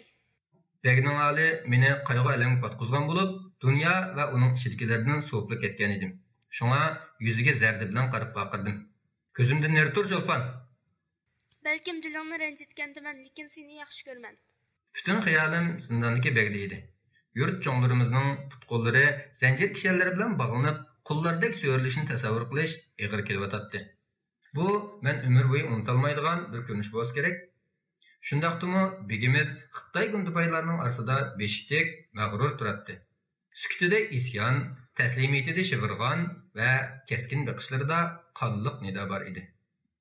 Ko'ni mahbubam, Немишқа қалмайсан, Mustafa? Немені күтіп Xitoydan birisi kelib, meni o'lcha ilib, bo'zaq qilsa, umringning oxirigacha pushaymon qilasan. Xarlangan g'ururimning uchun elayotgandek, majburlangan to'yga men qarshi, dedim. Hey sarang, hem arzuyun amalga oshadigan, hem meni quzadigan, hamda nomusimiz, dinimiz qo'g'dildigan ish tursa, nima deb unumaysan? Uningga qaraganimda ko'zlaridan yoshlar quyulayotdi. Yig'lama, deb vaqiradim. Ishonsam, hech kimning chiroyi qarg'im kelmaydi. Nagil qarasam qon yosh. Bundaq hayot qandoq chidog'liq? Bilib ol. Begimiz zindondan chiqmoqcha o'ylanmayman. U menga yaqin kelib pichirladi. Hey ahmoq, begning davri oyoqlashdi. Kelachagingni zavolga yuzlangan, erib ketib borgan sultonga bog'lab qo'yma. Bilikidan tutib kittirib etdim va mana bu xiyonatning dal o'zidir, Cho'lpon, dedim. Xato tushunib qoldim, Mustafa. Men begimizni va oilasini jinimdinmi aziz ko'raman. Lekin saqlaymiz deb fursatni qochirib qo'ysak bo'lmaydi. Buni begimiz muxoliman bo'ladi. Uning taklifiga qiziqmagan holda u yerdan ketdim. Saroyni qayg'u bulutlari qoplab olgan edi. Og'joyim elishib qolgandek u yoqdan bu yoqqa mengib yuratdi. Osh taomdanmi qolgan edi. Bollari va o'roq tuqqanlari qayg'u asratga patgan holda o'ltirishatdi. Bek qizi bo'lsa, qasrning qilin gilimlar bilan bezalgan yasadoq ayvonida turib o'z-o'ziga. To'yga ma'qul deb berib o'ltirvasan-chi? Devatdi. Uning bu gapiga hech kim quloq solmaydi. Lekin o'zi bu xayolini qayt-qayt o'ylayverib, texmi beyitib, filallab to'xtamaydi. Og'joyim farosatli ayol edi. U oxiri qizini mo'risini tutib o'ziga qaratdi. Ishlar sen o'ylagandan chiq murakkab o'tam, dedi. Ertesi Qumul shahri odamni seskandiradigan ko'rinishlarga alam va g'azab tutulib teshib boshladi. Turkistonlik qizlar Xitoy askar va oqqullar bilan to'y qilishlari uchun yo'llarda so'rilib elib minayotdi. Qarshi chiqqan dadalar o'shining ketkichi qamchilanatdi yoki miltiqning paynaklari bilan boshlari yerilib tashlanatdi. Obro'yliq oilalarning hammasi uylarini tashlab shahar sirtiga qochishga boshladi. Qarong'u tushguncha tog'larga yoshirinib olishni yoki osmoni kengri cho'llarga tarqalib bo'lsa-mu, qanaqlanishni o'ylashatdi. Kunlar hasrat ichida o'tib. Shahrimizda Xo'janiyoz Hoji otliq bir mashhur zot bor edi. O'zi hammaga tanilgan fikr arbobi va qahramon edi. Davosiga bo'lgan sodiqligimi hammaylanga tunishlik edi. Nima qilarini bilolmay gangarab qolgan nurg'un qumulliqlar uning yoniga berishga boshladi. Yuz bergan voqealar haqida uning fikrini anglab, maslahat olmoqchi bo'lishatdi. Ziyoratga kelgan mehmonlarga Xo'janiyoz Hoji mundaq dedi. Muvaffaqiyatga yetishishni o'rganib sabr, chidam, qarshilik va adoqatga jihad qilish. Hazrati Muhammad sallallohu alayhi va sallamning bizga omonat qilganidan yana go'zal va to'g'riroq bir yo'l yo'qdir. Temirga faqat temir bilan taqobil turg'ili bo'ladi. Bilaman va ishonamanki, Allohning diniga ishonmaydigan, Allah'ını inkar kılgıcı bu kafir milletinin yetişip nefes edip yürüyenlerin ölekilerden farkı yok. Düşmanın kılgan etkenlerini görmey, özümüzün burun, bipervalıkı ve teslimiyetçilikini taşlap, şallık cihat münasibetini kurma alaydı. Ama bir kere her canlığa okşaş ünümüz var. Elbise demişin zafer ve şehadet yolunu tanımayınız. Demişka Xitay kontinentinin taraslaştırma. Kulak yupurıp yürümüz. Oylap baktınlar mı? Zulümnің dəhşəti künsürü küçüyüvatatdı. Töt ətrafdan nalı fəryatlar üzülməydi. Qamçılar yalamaç bedellərini qanıq boyaşdan heç toxtumaydı. Qızlar Xitaylar elan qılğan qanun boyunca Xitay hərbi gazarmalarına yerginleşlik suyosunda sövülüp məngləvatatdı. Musulman erkekler qoludun birer iş gəlməyənlikinin kənliki, xijaleti və açıqıda puçulunatdı. Xitaylar bolsa oyun tamaşa və gülüş çaqçaq bilan aldıraş. Ayollarının bedenini xuddi çaharpay setib algandek hayvallarca tutup silap puxurluq qilishibdi. Qumul qaynavatqan qazonga o'xshab qolgan bo'lib, xalqning o'chmanligi ichiga sig'mayotdi.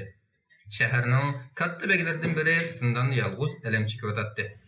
Men Mustafa Murat Allah'ның aciz bir qulu bo'lishibdim bilan qo'limdan nima ish kelar deb o'yib batgan edim.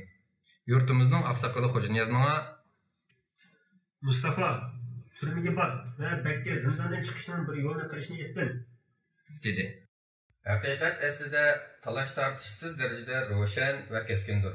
Lekin nafsoniy istaklarga g'arq bo'lib ketish insonlarga haqni batil, batilni bo'lsa haq qilib ko'rsatadi. Qasr palvonlaridan biri bo'lishimga qaramay, qalbim nihoyat nozik, hissiyatchan biri edim. Kichikkin yomonlikmi ko'nglimni og'ritib, g'azab quchqinlarini chachirata olaydi. Masxara qilinib qoldimmi? Bo'ldi. Bu g'azab quchqin pit qolmasdan butun vujudimni lavildab yondirib o'tdi.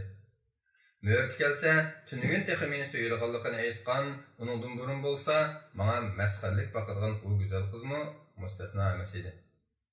Yuz bergan fojialar uning maydonini o'zgartirdi. Acaba ko'z qarashini o'zgartiradigan narsa his tuyg'ularini o'zgartganmidi? Rostini aytsam, bilmaydim. Dünya aslında üstün bo'lib ketgan edi. Qumulda hech ish o'z yo'lida yurmaydi. Xitoylar qizlarimiz bilan to'y qilishni tamoman yo'lliq va qonunliq deb qarashatdi. Dalillari shu qadar bema'ni ediki, butun insonlar qarindosh emish. Din degan ularcha ilohlarning ishi emish. Ular atalmış insoniy qarindoshlik o'rnatadi. Ular bizni mag'lub qildi emasmi? Qizlarimizni mal padlarını algandek sür to'qay qilib almay, qonunlarning soyasida elishi ularcha bizga qilingan iltifatmish.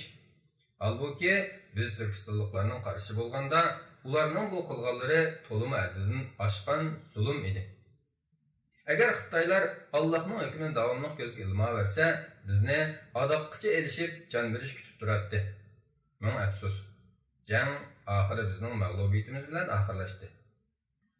Xitoy qo'mondan Begni qattiq zindandan elib olgan bo'lsa-mu, ba'zi odamlar bilan ko'rishishga yo'l qo'yatdi. Sababi kelganlarning amal qilib Begni to'yga ko'ndirishini umid qilardi. Beg bo'lsa zindondagi kunlarini etkabda o'ltirib, namoz o'qish va tafakkur qilish bilan o'tkazatdi. Falakning kajliq tutib, qasrdan qafasga tushib qilishi, buyruq qilg'uchidan buyruq olg'uchiga aylanib qilishi Bekka alam qilardi. Onun ustiga buyruqlarni kimda olatdi? Allohni va Rasulini tonimaydigan bir qari kafirdan. Agar mendan mag'lub bo'lgan hukmdorlarning haqida so'rasangiz, ularning ko'zlaridan asonlikcha yosh chiqmaydi. Balki dardini qalblari ko'mitadi. Bu dard, qayg'u qalbida texim kuchayib, o't elib yenib, lavuldab yalqinlashga boshlaydi. Begning yoniga borganimda ko'z oldimdagi manzaradan butun vujudimga titrak olishib ketgan edi. Nima gaplar Mustafa? O'zlar bo'lmaslar, biz hech nima ekanmiz bugun. Undaq dema Mustafa. Sizlar degan azamatlar, bumi Allohning hikmati. Shu azamatlar o'zlarini aralarida ko'rishni xohlaydi ekan, xo'jam. Qandoq? Menga hayronlik va taajjub bilan qarab qoldi. Menga Xo'janiyaz aka shundoq dedi, dedim. Nima dedi? Beg zindondan chiqish kerak, dedi. Beg asatga kulib qo'ydi. Ostini qamallab, qanti bo'g'ishlangan lachin misoli ko'zlarini bo'shliqqa tikib qarab qoldi. Mushtini bir egiz ko'tarib alam bilan.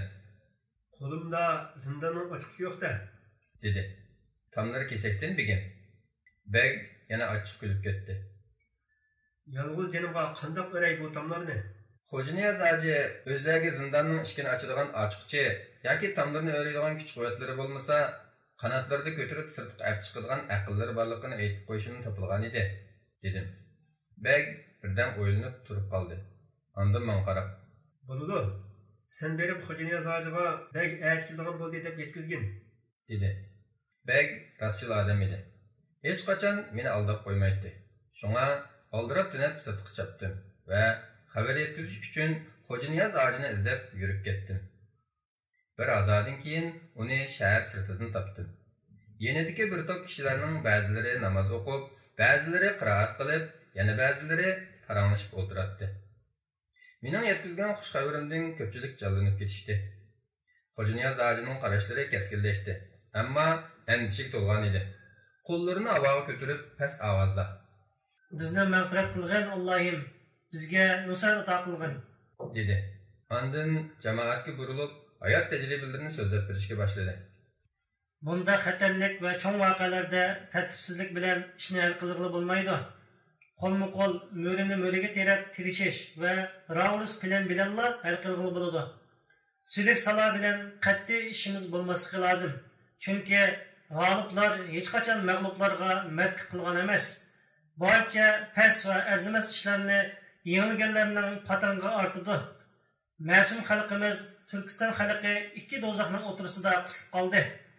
U yoqda Qizil Rossiya, bu yoqda nejis Xitoy. To'rt atrofimiz zaharlik neyzi shamshar, miltiq, zambirak, o't yolqinlari, fitna fasod bilan qo'rshalgan. Buni qilayotganlarga buyruq Iroqlardan keladi. Men dunyodagi xristian missionerlarni obdan beraman. Ular biz ojizlashgan hamon fursatdan foydalanib ustimizga tashlandi.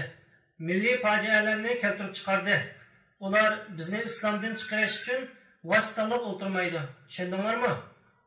Shunga ular askar va saqchilarga qizlarimizni o'zlari bilan to'y qilishga zo'rlash buyrug'i beryapti.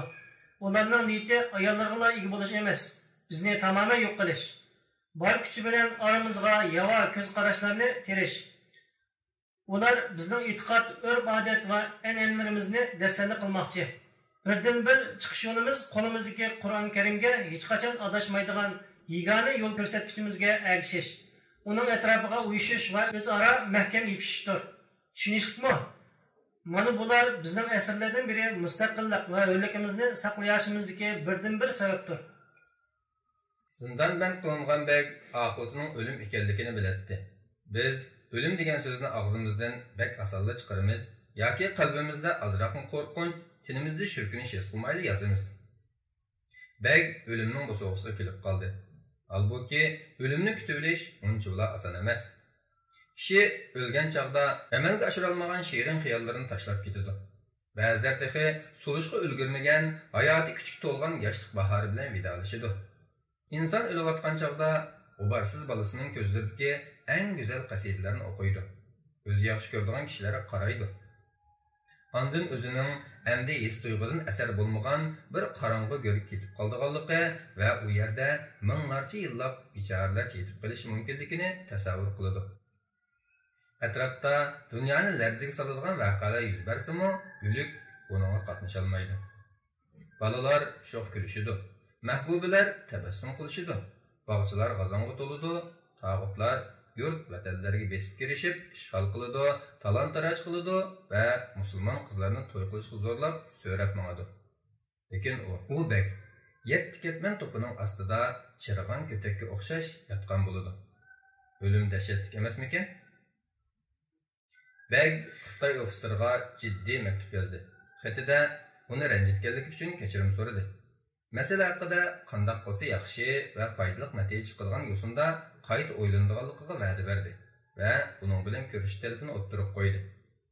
Xitoy ofitser kulimsirab ko'zlarini yumdi.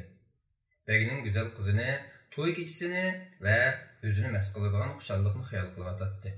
Bu vaqtda u o'zini nihoyat qudratlikdek, hech kim o'ziga osiylik qilishga jur'at qila olmaydigandek his qilmoqda edi.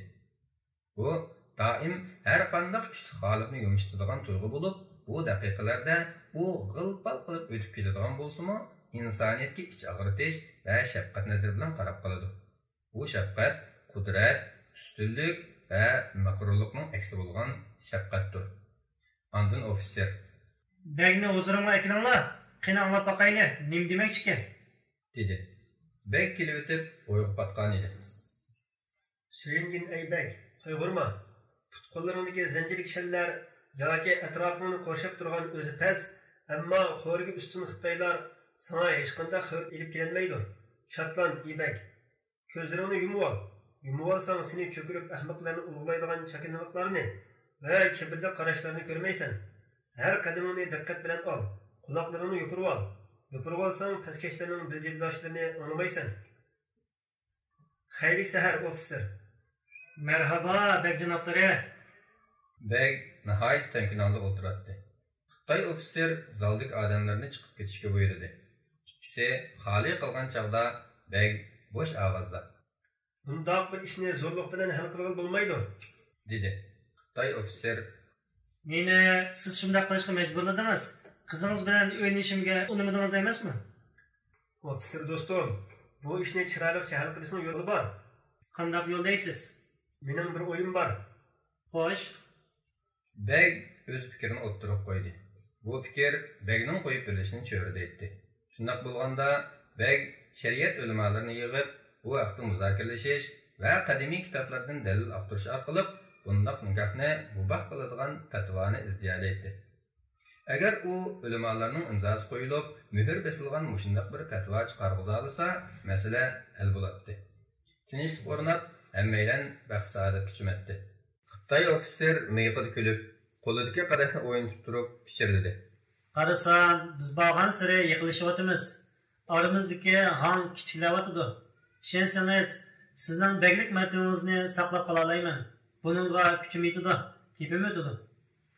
Ondan Xitoy officer qaqahlab kulib ketdi. Beg sel tinchilgan holda.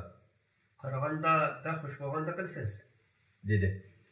Beklab xushman degan. Har qatim bek qizining quchqinda turganligini, uni menga umaq budruq bolalarni tug'ib berganligini tasavvur qilsam, shodlikdan xudimni yo'qday deb qolaman. Endi biz baxtli bir oila bo'lamiz. Bundan keyin aramizda yangicha yoki yengilgicha mavjud emas. Bu insonparvarlik va qarindoshlik to'g'ri o'rnab olgan ahmoq nejislarning o'zining qilmishlarini yushirgan tasabbusidir xolos. Qarg'ish tekkur. Qizim seni quchqinga ha? Tushakapsan. Yerginganimdan qusutay deb qoldim. Bechora qizim agar mushu hayvonning panjalari orasiga tushib qolsa, nima bo'lib ketar? Shu nozikkina mushu maxluqning tetiqsiz gaplarini anglab o'tirarmi? Mushu yiritqich bilan o'tirib qopamdi. Qanday mumkin bo'lsin? Inson degan go'sht, qon, badan, rangdan iborat emas. Inson degan tafakkur qiluvchidir, e'tiqod egasidir. Bir kishi ishinib ulug'laydigan narsalar mening u kishini qadrlab yaxshi ko'rish yoki nafratni o'ch ko'rishimni belgilaydigan o'lchamdir. Chunki fikr go'sht va so'nggi sevgi, qimmat va ulug'var ma'nolar baxsh etadi. Fikr yalamaç haykal misali bedenini yo'gaydi. Onun libosi kiydiradi. Uni kishiga yoqadigan tabassum va ko'ngil suv ichigan suhbatga qodir qiladi. Qisqasi, fikr bedenni inson qiladi. Beg xayol dunyosida o'z-o'ziga shu so'zlarni qilayotganida Xitoy officer so'rab qoldi.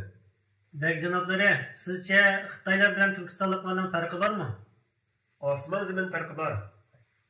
Officer buni anglab cho'chgunicha darhol burilib qarab, farqi nima? dedi. Xitoylar g'olib. Xitoy officer qaqahlab kulib tashladi. Buni kim bilmaydi? Biz har doim g'alaba qilamiz. Uzun va shonli tariximiz zafarlar bilan to'lgan. Apyun urushni olganiga nimdiguluk? dedi Beg. Xitoy officerning chiroyi o'zgarib ketdi. Ondan o'zini azroq o'ngshib olib, mustamlika bizning milliy xarakterimizni yo'q qilib o'tolmadi, dedi. Birdamlik sukutdan keyin yana mundaq deb qo'shib qo'ydi. Bilsangiz kerak, olimlar bizni ustun xususiyatlarga boy millat deb qaraydi. Qandaqsiga? Xitoy officer Beg tarafga burilib, astoydillik bilan tushuntirishga boshladi. Irsiyat olimlarining bayqishicha, agar bir Xitoy boshqa bir millatdan, masalan, Yevropalik bir ayol bilan to'y qilsa, tug'ilgan bolalari Xitoyga mos aloyiqlarga ega tug'ilarmish. Buning sababi Xitoylarning genlarining nihoyat kuchli ekanligidanmish. Bundaq saviyasiz mamadonlikdan bezgan Beg Xitoy officerga Gen degeni nima ekan? deb savol qo'ydi. Tangay, bilmayman, taqsir. Ashundaq deyishir ekan bu. Voy xudoyim, endi qizlaringlar va bolalaringlarni nima ishga sotgan bo'lmaytinglar? O degan afat va yo'qsizlik vaqtlari edi. Menga o qara kunlarni eslatmang. Xitoy ofiserining abdi biridan qaradab ketdi. Nursiz talatida ochiq qalamning izlari ochiq oshkora ko'rinishga boshladi. Birdan qetib qolgandek turgandan keyin chapdas qadamlar bilan kichik qaznaqqa kirib ketdi. Ayol o'tmay bir shisha aroqni ko'tarib chiqib, talvalarcha ichishga va o'zini qachotlab, bosh oxiri yo'q, g'azab aralash vaqirashga boshladi. Uni yillarcha izladim. Nima deysiz? Singlimni. Urushda yo'qolib ketganmidi? Uni apyon urush mezgilida bulab ketishdi. Ba'zi bo'lmug'urlar, ahmoqlar onamning bizni to'yg'izish uchun singlimni sekayotganligini jo'ylab yurishdi. Lekin men ishonmayman. Yolg'on, hammasi yolg'on. Beg o'rnidan dastur. Qayg'urmang, ofitser. O'rmonlar bilan ko'rishgandan keyin sizni xush qilgan xabar elib kelaman. Endi chiqib ketsam bo'lamdi? dedi. Xitoy ofiserining yuziga qon yugurdi. Qadahni siqimdab turib. Azod bo'ldingiz, bek janoblari. Chiqib kelsangiz bo'ladi. To'y kechasida toza ichimiz, naqshi yetib usul o'ynaymiz. Ayollar bilan ko'nglimizni ochamiz. Qani qarab boqayli, qaysi millatning sifatlari g'olib keldikin. Mashriqda va mag'ribda urush qildim, doim yonib keldim. O'lim degan arzimas bir narsa. U haqda ko'p o'ylab boqmadim. Shunga ancha qo'rqib ketmayman. Men qitimlab o'lim girdog'iga berib yongandiman. Mana yanada g'alb quchib oldingizda turibman. Qumul mening ilkimga o'tdi. Bütün xushalliqim g'olibiyatimning fayzini surishdir. Uningdan boshqasi bir tiyin. Sizlar jannat, jahannam haqida bak ko'p o'ylab kelgansizlar. Chunki bular haqiqat. Qandoq deysiz? Alayliq, siz hozir liq to'lgan qadahni tutib turyapsiz. Xo'sh, sizning bu qadahdan olgan zavqingiz, topgan huzuringiz nerda? Zavq va huzur? Ha, zavq va huzur nerda? Bular moddiy bir narsa bo'lmasa, bu haqda Markes, Ingliz va Leninlarning kitoblarida biror narsa o'qimadim. Zavq va huzur haqida hech nima yozmabdi. Chunki modda emas bular. Lekin uni his qilasiz. Shundoq bo'lmasa ich nima qilay? Demak, u mavjud. Albatta, shubhasiz. Shu huzurni tutib baqdingizmi? Sizmi, menmi uni tutolmaymiz. Bu mumkin emas. Beg pichirlagandek past ovozda. Zavq va huzurning eng ulug'i Allohning jannatidadir. Ofitser, biz undan harab-sharabsiz bahramnimiz. Beg tutqun qilingan vaqtdagidan butunlay farqli bir kayfiyat bilan qaytib keldi.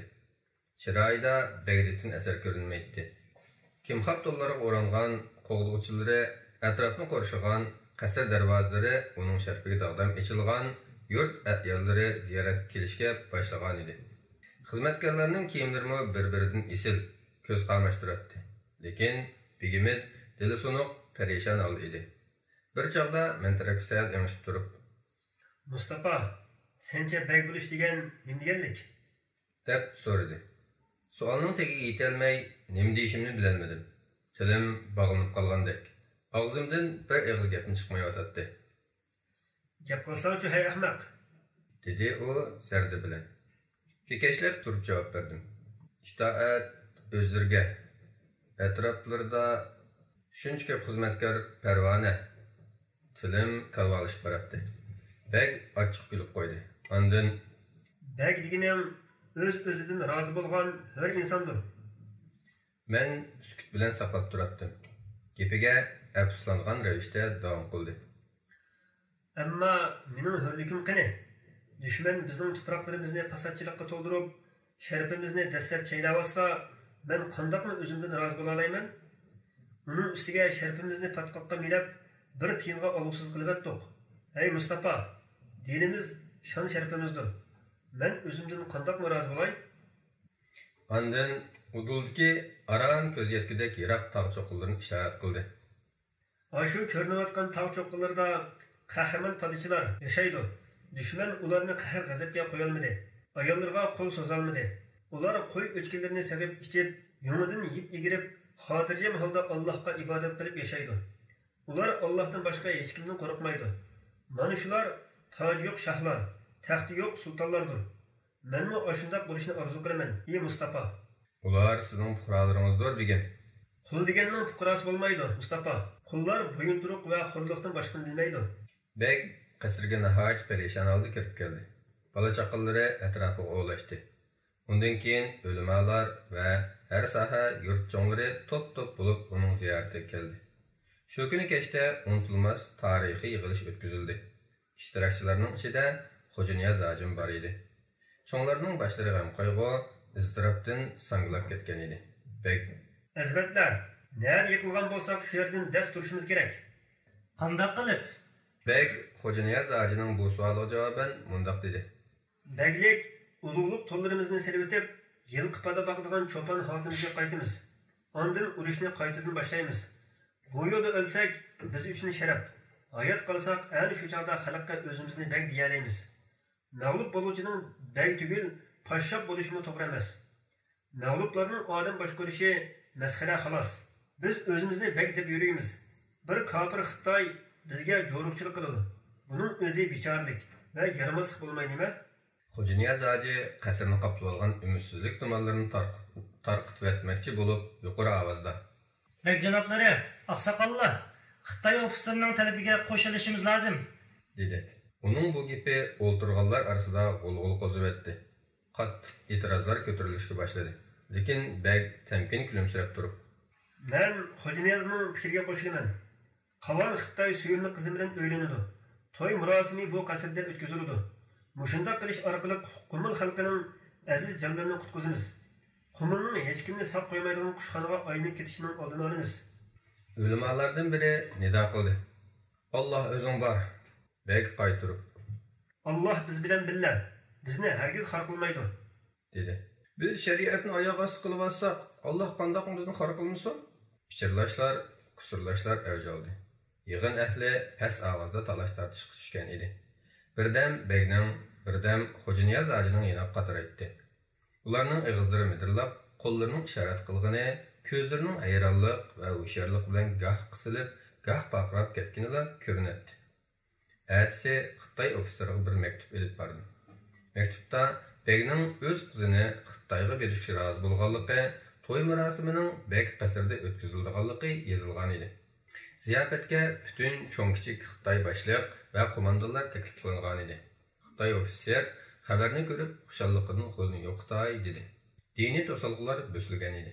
Qumul xalqining noroziligi va g'azabi amdilikda Beg va ulamolarga to'g'rilandi. Kichik qo'zg'olonchi jamoatlarmi shakllanib ulgurdi.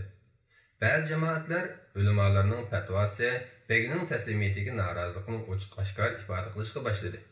Xitoy askarlari ularni qurol kuchi bilan to'sib qolmoqchi bo'lishdi.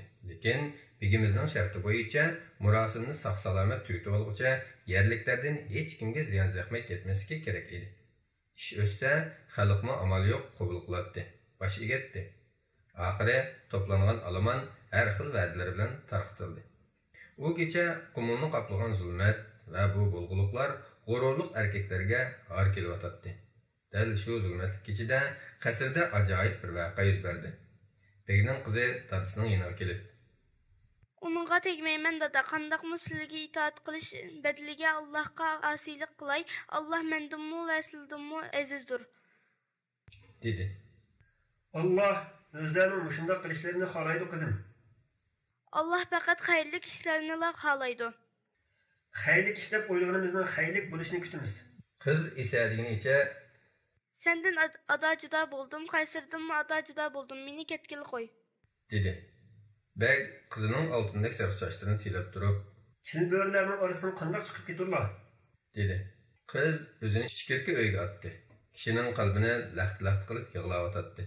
O'zi bir kichik hujraga bikinib olgan bo'lib, onasining "Ishni ochqin qizim" deb yolvurishlariga parvo qilmaydi.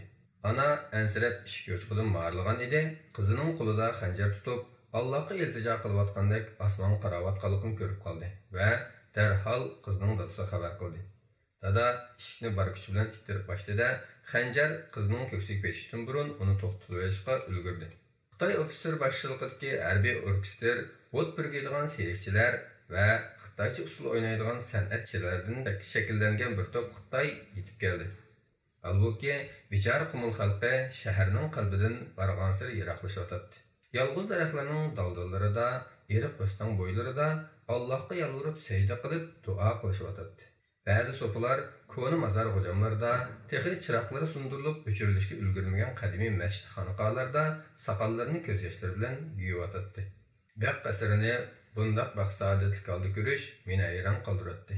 Begning tog'dan keladigan bir jamoati bo'lib, har qatim muhim faoliyatlarda ularni jazman taklif qiladi. Ular ko'rinishda beglik kayfini oshirish uchun keladi.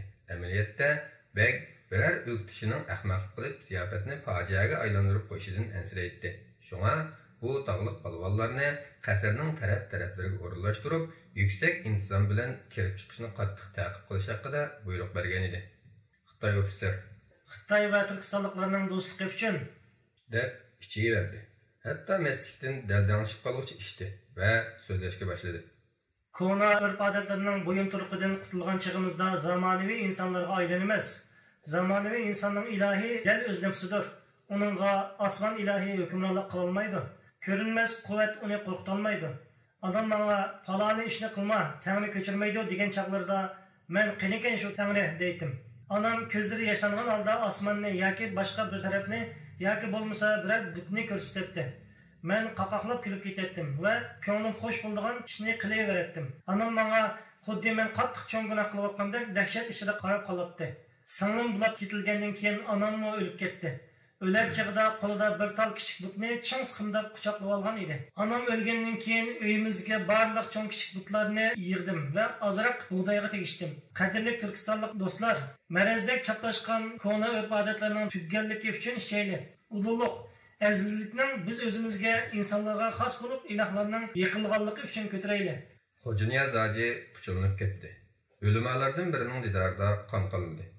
Yana biraylarning tutqoq kesil tutib qolgan ekan, biz uni darhol sat qilib chiqdik. Qasrning to'rt tarafidan yangragan Allohu akbar sadosi anglandi. Tek bir 4-chi qatim to'nish bilan tang qilishlar yalang'ochlandi. Miltiqlar betlandi-da tayyorlik buyruq kutib turgan tog'liq palvonlar tutashtirgan jang boshlanib ketdi. Palvonlar o'g'zidan, yer tagidan, tomlardan paydo bo'ldi. Ko'zni yumib ochqicha Xitoy ofitser va birga kelgan boshqa Xitoylarning toaplari qasrning har tarafida sunayinib yetishga boshladi. To'yga kelgan butun Xitoylar yarashilgan edi. Qumul qaynab ketdi.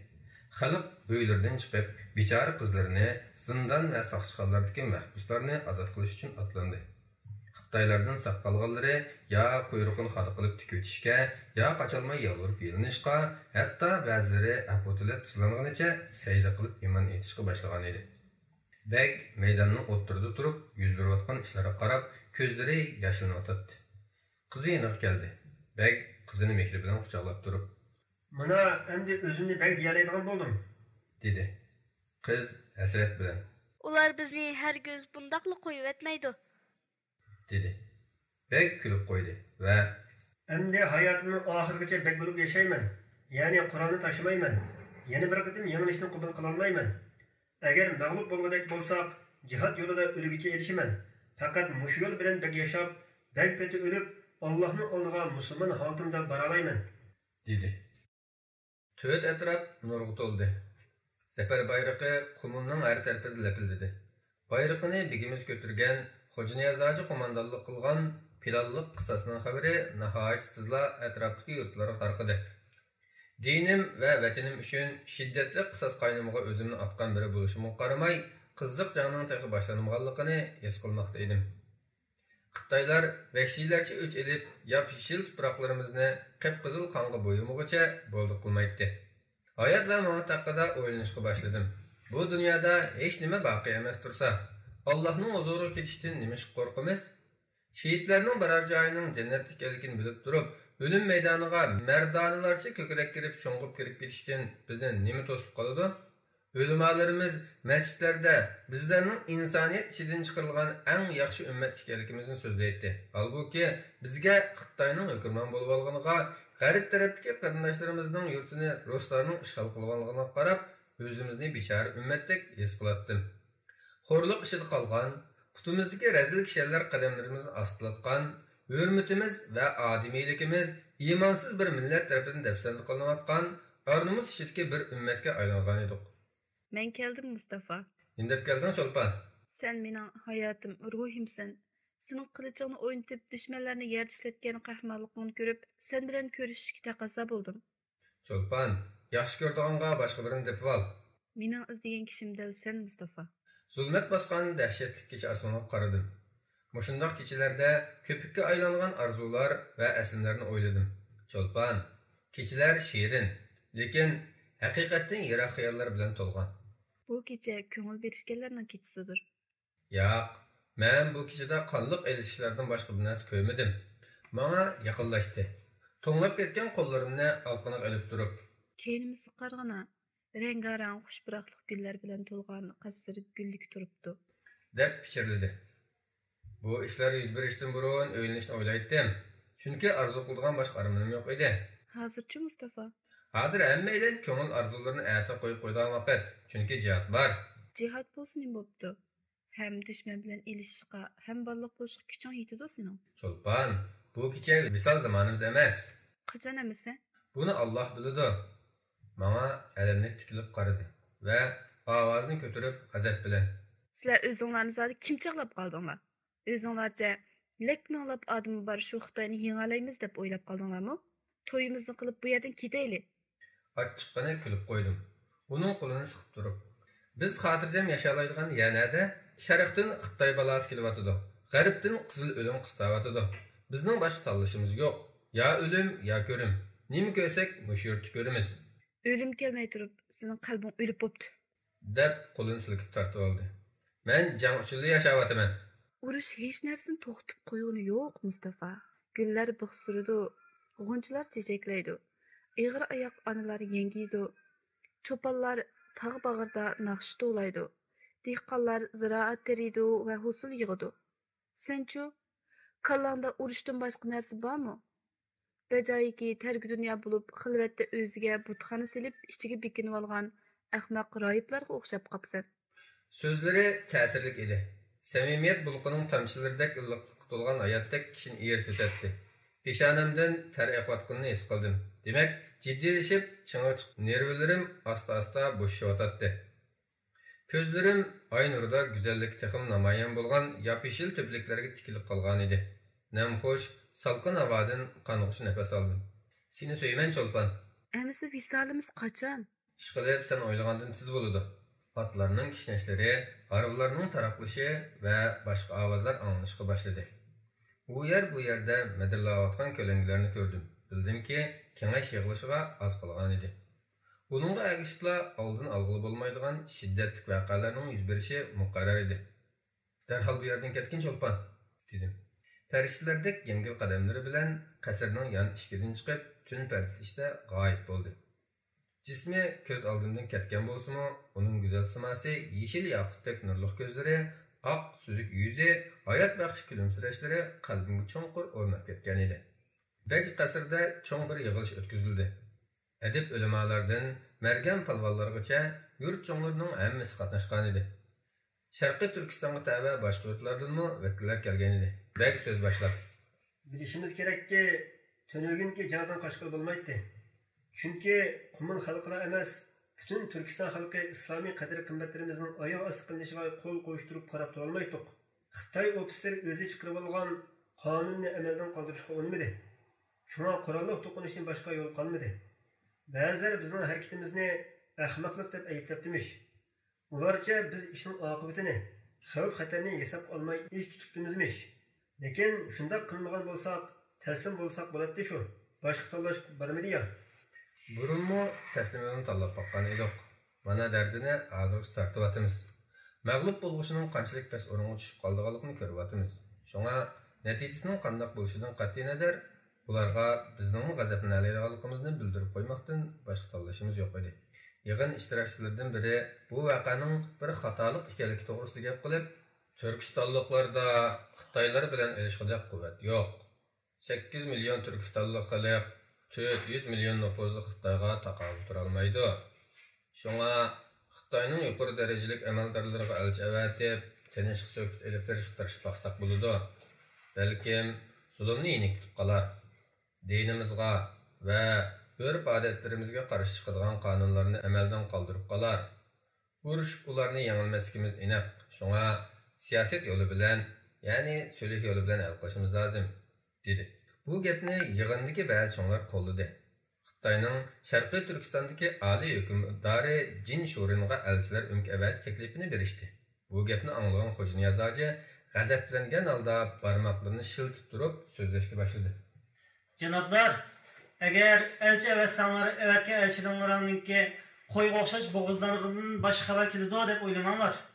Qumulda odamlarning jajisini berdik. Xitoylar bizni hargiz afv qilayotmaydi. Meningcha bo'lganda urushmoqdan boshqa yo'l yo'q. Tinch yo'l bilan hal qilishning usulini izlab o'tirishimiz vaqt isrofchiligidan boshqa narsa emas. Bu xalqning qilida bir vahshiylik, qotillik, hech qanday sabab bo'lmasa qatl omdan chekinmaydigan bu xalq bir ofitserni odamlar bilan qo'shib yo'qotgan tursak, ahvol qanday bo'lmoqchi sizlarcha? Ondan Xo'ja Niyoz hoji o'rnidan turdi va jarangli ovozda so'zini davomlashtirdi. 400 milyon Xitoy deb ketibsizlar. Bu gaplaringlarni xalq anglab qolsa, bu yig'inga musulmonlarga emas, Xitoyga vakolatdan qatnashyapti ekan deb qoladi.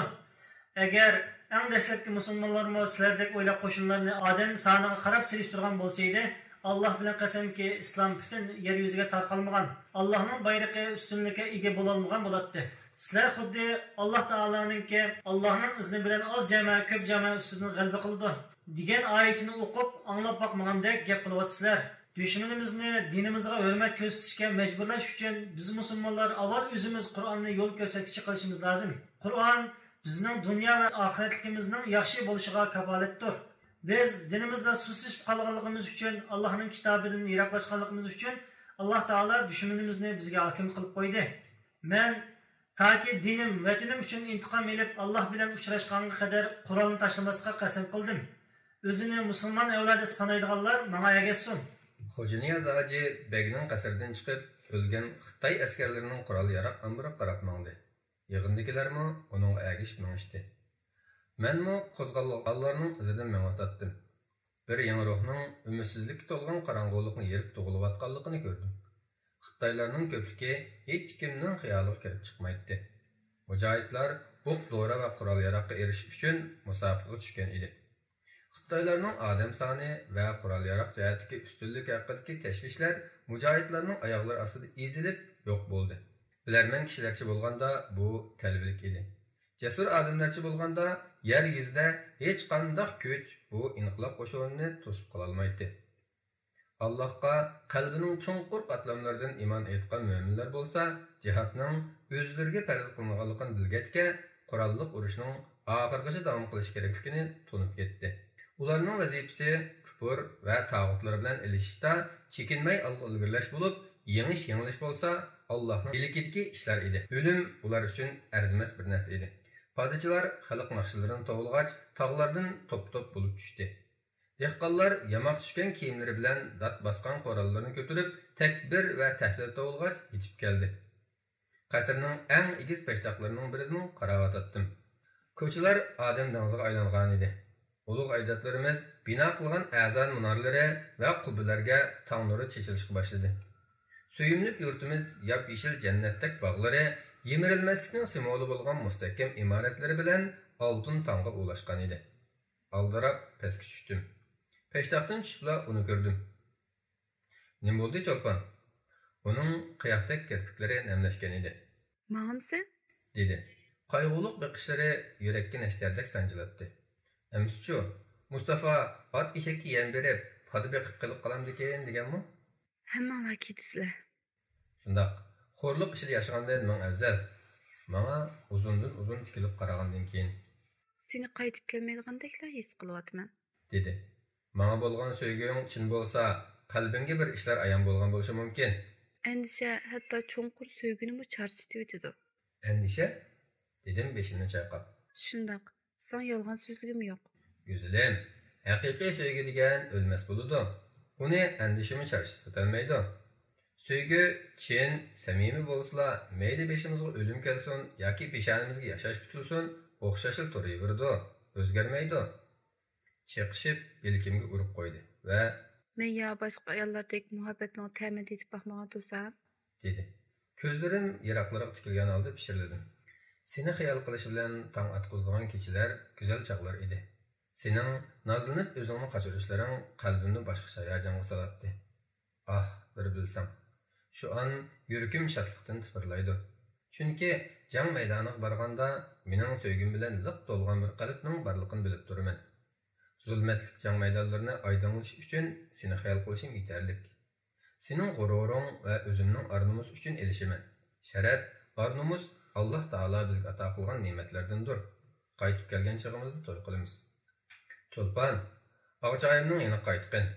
Umo yolg'iz qoldi aqcha. Erlarning hammasi yo'lga chiqdi. Mujohidlarning yo'lga chiqishi bek ahamiyatli bir voqea. Sizlar ko'z yosh qilib o'tirishmay, usul o'ynab, naqsha aytib tantan qilsanglar bo'ladi. Iymoni uchun qilingan jang erlarni tavlab haqiqiy erkak aylantirdi. Begning qizi dadasiga o'zini billa apirishni aytib yolvordi. Hatto o'zini mujohidlar bilan jang maydoniga o'q yomg'irlar orasiga berishiga yo'l qo'yishini o'tinib yig'lab boqdi. Lekin beg qiziga Özlem'in bilala omak kızım. Erler düşman bilen yüz erişe alaydı. Ölümgümü teyyar. Lekin havası katlık soğuk tağlarda kız ayıllar mücahitler için bir iş kırıp verilmeydi. Hatta yük bulup kalıdı. Kız ayıllarını bir hatar cevap koyup koyuşumuz lazım. Dedi. Kişiler taraf-tarafdan kelip sepki qatilishdi. Sharqiy Turkistonning har qaysi rayonlaridan kelib qatilgan fidoilar yig'ilib zo'r bir qo'shin tashkillandi. Xitoylar omonlik tilashib, bu yoqqa qachatdi. Rossiya voqealarni yaqindan kuzatib turibdi. Stalin Mongoliyadagi odamlar orqali inqilobga yordam qilg'usi borligini bildirdi. Harbiy yordam qilish arzusini bildirib, elchilar umid avatdi. Xo'janiya Zaji bu masalani muzokara qilish uchun odamlarni yig'di. Men Rossiyaning maqsadining nimaligini nihoyat yaxshi bilaman. Ular azaldan bizning mustaqilligimizni xohlagan emas. Ularning maqsadi diyorimizning boyliqlarini qo'lga tushirish uchun zaminimizga putini tiqib olish. G'arbiy Turkistondagi qarindoshlarimizga qilganni bizga ham qilmoqchi bo'lyotdi, dedi. Odamlardan biri Xitoylarni yo'qotishda ruslar bilan ittifoqlashsaqchi, dedi. Xo'janiya Zaji javoban agar o'z zaminimizni o'zimiz ozod qila olmasak, mustaqil bo'lishga haqqimiz yo'q demakdir, dedi. Dushmanimiz vahshiy. Uni yo'q qilish uchun shayton bilan ittifoq tursakmi, bizni hech kim ayblay olmaydi. Aldırmang do'stim. Rossiya yeni bir düşmanımız. Ruslarning bizga yordam bermoqchi bo'lishi bizning g'alaba qilishimizga ko'z yetganligidandir. Eng oson, eng qulay yo'l bilan maqsadiga yetmoqchi. Janoblar, kafirlarning hammasi o'xshash. Eng buyuk ittifoq vatanimizning har qaysi yurtlaridagi xalqimizning ittifoqidir. Albatta, bu ittifoq Allohning sayesinde bo'ladi. Alloh taolo, ey mo'minlar, mening dushmanimni va sizlarning dushmanlaringizni do'st tutmanglar, deydi. Mongoliyadan kelgan elchilar bilan oxir qatimliq ko'rishda Xo'janiya Zaji Janobi Jamsindorji, sizning yaxshi ko'nglinizga rahmat, lekin biz dushmanimiz bilan o'zimiz yolg'iz elishmoqchi, dedi. Jamsindorji uzoq bardoshlik berolmaysizlar. Biz erishgan ba'zi ma'lumotlarga qaraganda Xitoyning sharqdagi poytaxtidan sizlarning inqilobinglarni bostirish uchun zo'r bir qo'shin yo'llamoqchi ekan. buni anglagan Xo'janiya Zaji yenik yutqundi. Nafsi tizlashib gapni kesdi. yetkazgan do'stlarga rahmat, lekin sizlarning shartli yordaminglarni qabul qila olmaymiz. Odamlarim askarlarning mutaxassis yoki savdogarlarning vatanimizga oyoq bosishiga yo'l qo'ymasligini qaror qildi. Ko'rib turibsizki, bu ishga men o'zim yolg'iz bir nima deya olmayman. İnqilob qo'shini o'zining yo'lini o'zi belgilab bo'ldi. Inqilob o'z yo'lida yurib ketdi. Xo'janiya Zajining odamlari hamma yerni qopladi. Jasur o'g'lonlarning zarbisi ostida qolgan Xitoy istehkomlari birining keynidan biri yiqildi. Xitoyning Sharqiy Turkistonga tiklab qo'ygan odami Jinshurinning tikipti bir o'tib qildi. Mujohidlarning shijoatiga hayron bo'lib, nima qilishini bilolmay tipirlashga boshladi. Chiqish yo'li izlab, oxiri ruslardan yordam so'rashga majbur bo'ldi. Ruslar Sharqiy Turkistonda tijorat vakolatxonalar qurishga yo'l qo'yilishi va Sovet grajdani har qanday kishining vatanimizda hech qanday tashvishga uchirmay erkin harakat qila olish sharti bilan yordam berishga qo'shildi. Jang toza keskinlashishga boshladi. Biz tog'davan yor jilg'ulardan ashatdik. Daryolar kechib, yayloqlardan o'tatdik.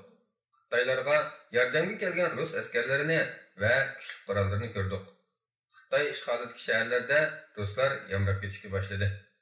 Ular g'arazlarni amalga oshirish uchun atlangan bo'lib, kommunizm saptatisini tarqatish, hokimlarga, yurt cho'nglarga pora berib, o'zlariga moyil qilishga tirishish bilan mashg'ul edi. Hatto tehi tuningilla ittifoqlashmoqchi bo'lgan Xo'janiya Zajini yo'qotish uchun uni buni kuch kiritayotdi.